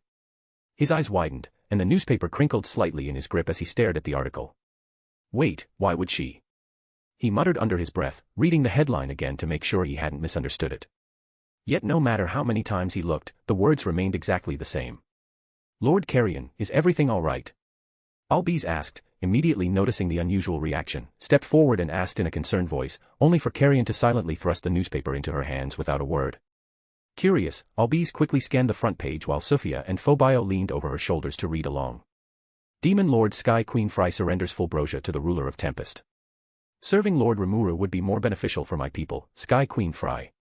As soon as they finished reading the headline, all three wore the exact same stunned expression as their king, exchanging speechless glances with one another. This. Albiz, Sophia, and Phobio were simply too shocked to find the words. A fellow demon lord, someone who stood on the same level as their own ruler, had supposedly handed over a nation to some unknown Magian and willingly chosen to serve under him. Yeah, that was far too bizarre for their minds to process. There has to be something wrong here. There's no way a woman like her would. Carrion muttered, struggling to make sense of the article. Maybe. A dark aura suddenly flared around his body as countless possibilities raced through his mind. She's being blackmailed, or worse, mind-controlled, or... His voice trailed off as he continued grasping for explanations that would make the situation seem more reasonable to his own mind. In Carrion's mind, Frey's image was that of a proud, intelligent woman who was more than capable of ruling her own nation. That was precisely why the Beast King, who had known her for many years, found the article impossible to believe. He simply could not imagine Fry willingly surrendering everything she had built and placing herself beneath another ruler's banner unless something behind the scenes had been forcing her hand. Lord Carrion, why don't we gather our army and march on this monster nation and claim it for ourselves? Phobio suggested, lifting his head proudly as though he had just proposed the perfect solution. That way, not only can we teach that upstart Magian a lesson for disrespecting Carrion-sama, but we can also make Demon Lord Fry owe us a favor for rescuing her from his grasp and whatever leverage he's using to keep her under his thumb. As Carrion listened to Phobio's proposal, a fierce glint briefly flashed across his eyes. For a moment, he was genuinely tempted to act. However, he quickly shook his head and forced himself to calm down. No, we can't do that. Not yet, at least, he said, recalling Frey's earlier words about Rimuru and the unbelievable story of how he had supposedly defeated Charybdis. So with considerable effort, he suppressed the wild beast within him that was urging him to march straight into Tempest and settle the matter through force. At the very least, I need to speak with Fry first before making any kind of decision. Hearing Carrion's decision, Phobio couldn't help but frown in dissatisfaction. He simply couldn't understand why his leader was being so cautious. In his mind, the situation was as straightforward as it could get. What was so difficult about marching into that newly established nation and claiming it by force? How could a country that had only just appeared on the map, led by some upstart Magian nobody had even heard of just a year ago, possibly compare to the strength and long-established legacy of Eurasania? Another reason Phobio was so eager to launch an assault on Tempest stemmed from Carrion's previous encounter with Rimuru. From what he had heard from Albiz and Sophia, when their lord had gone to assist Fry, she had shown him very little respect. Worse still, this Rimuru had apparently taken several jabs at Carrion before casually telling him to turn back as though he were some lost child who had wandered into the wrong place. Every time Phobio recalled that story, his blood boiled with anger. In his eyes, Carrion was one of the strongest rulers in the world and a man he respected with all his heart. So, to him, disrespecting Carrion was akin to disrespecting their entire kind. Still, despite his dissatisfaction, Phobio wisely kept his grievances to himself. Openly questioning Carrion's judgment was not something he intended to do. However, as he watched his king leave the training grounds, clearly troubled by the news concerning Fry and lost in his own thoughts, a fire ignited deep within Phobio's heart. Silently, he swore that one day he would make those who had dared to disrespect his lord pay for it in blood. Kingdom of Silk Rosso.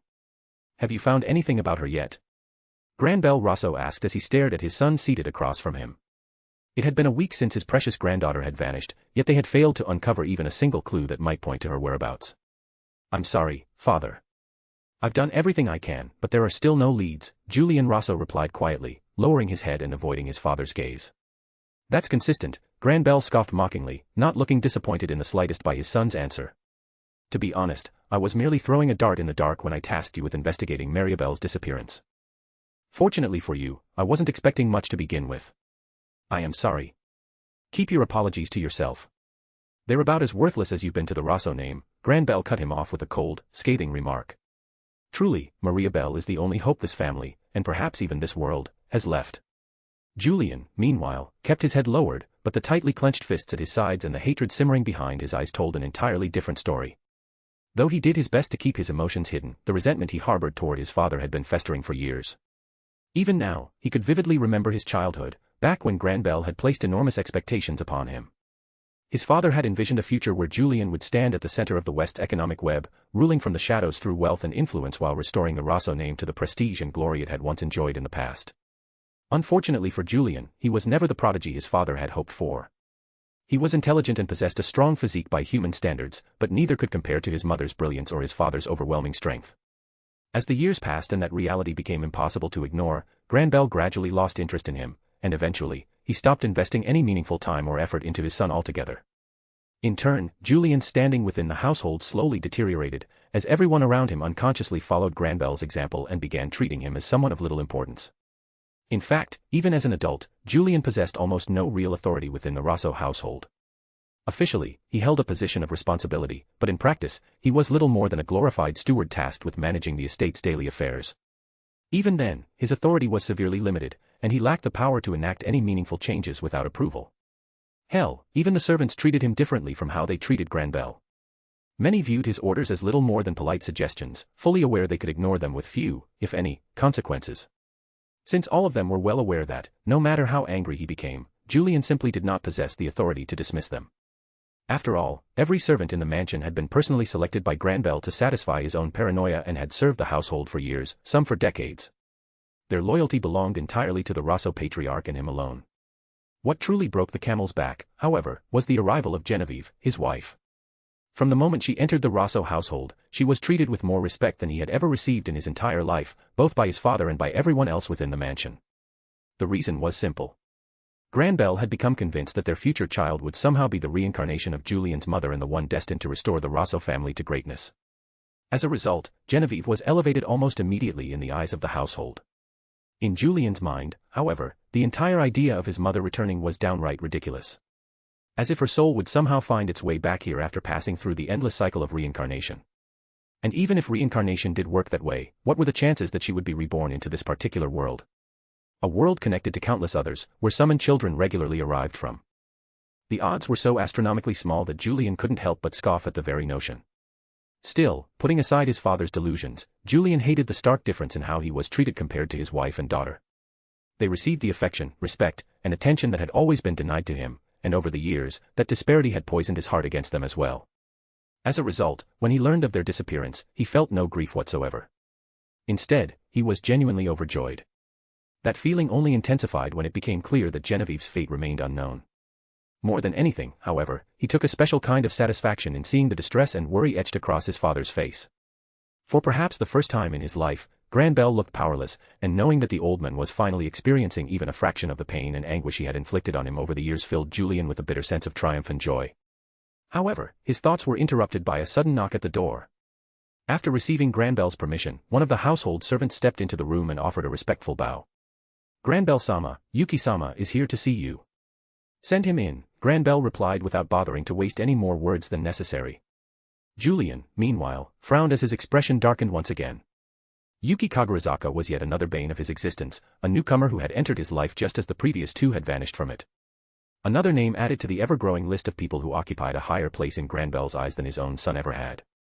A familiar bitterness welled up inside him as he thought about it, unable to ignore how quickly Yuki had earned the trust, respect, and attention that Julian himself had spent a lifetime chasing in vain. Before he could sink any deeper into those poisonous thoughts, however, his father's voice cut through them like a knife. "If you're going to sit there cursing me and Yuki, do it somewhere else.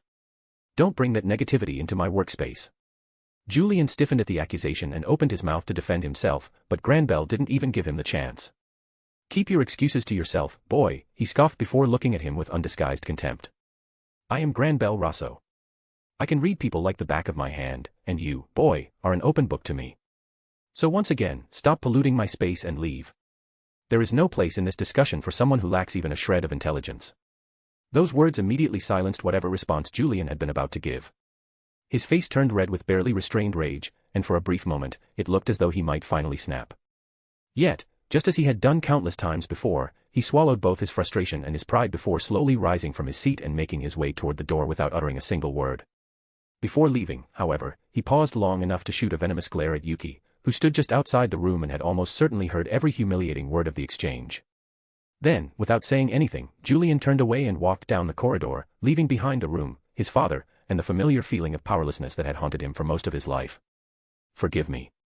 It seems I overheard something I wasn't meant to," Yuki said politely as he entered the room and quietly closed the door behind him. "It's nothing.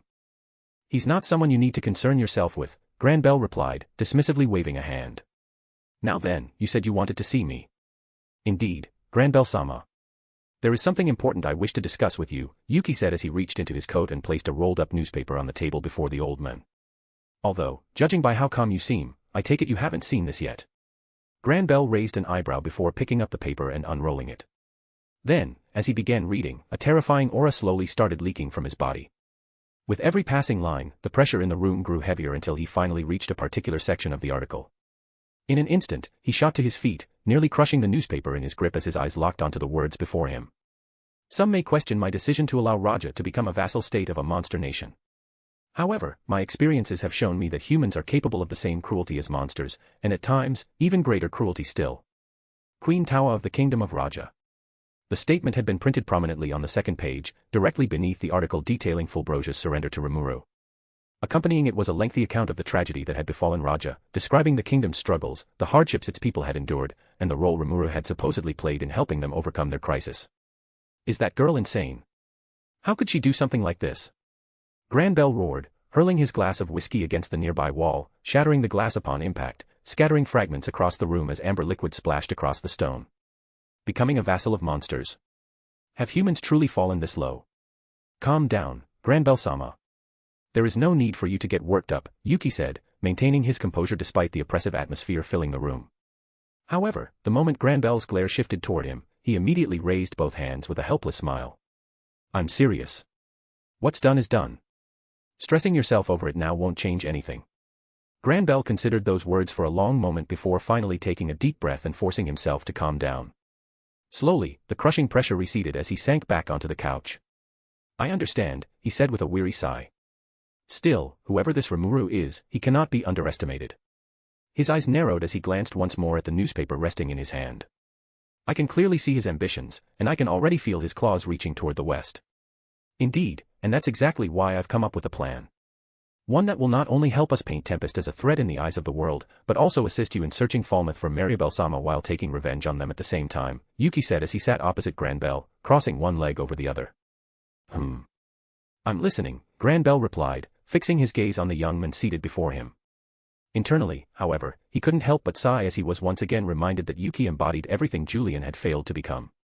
Intelligent, charismatic, resourceful, and capable of spotting opportunities that others often missed. More importantly, he possessed the courage and confidence to seize those opportunities without hesitation, something Granbell had long since given up expecting from his own son. Well, Granbell-sama. Yuki began, leaning to the side and resting his head against his fist. How do you feel about manufacturing a war? He paused before correcting himself with a sinister glint flashing in his eyes. Actually, let me rephrase that. How do you feel about manufacturing a massacre? To be continued. Illustration. Black Quill first page. Black Quill second page.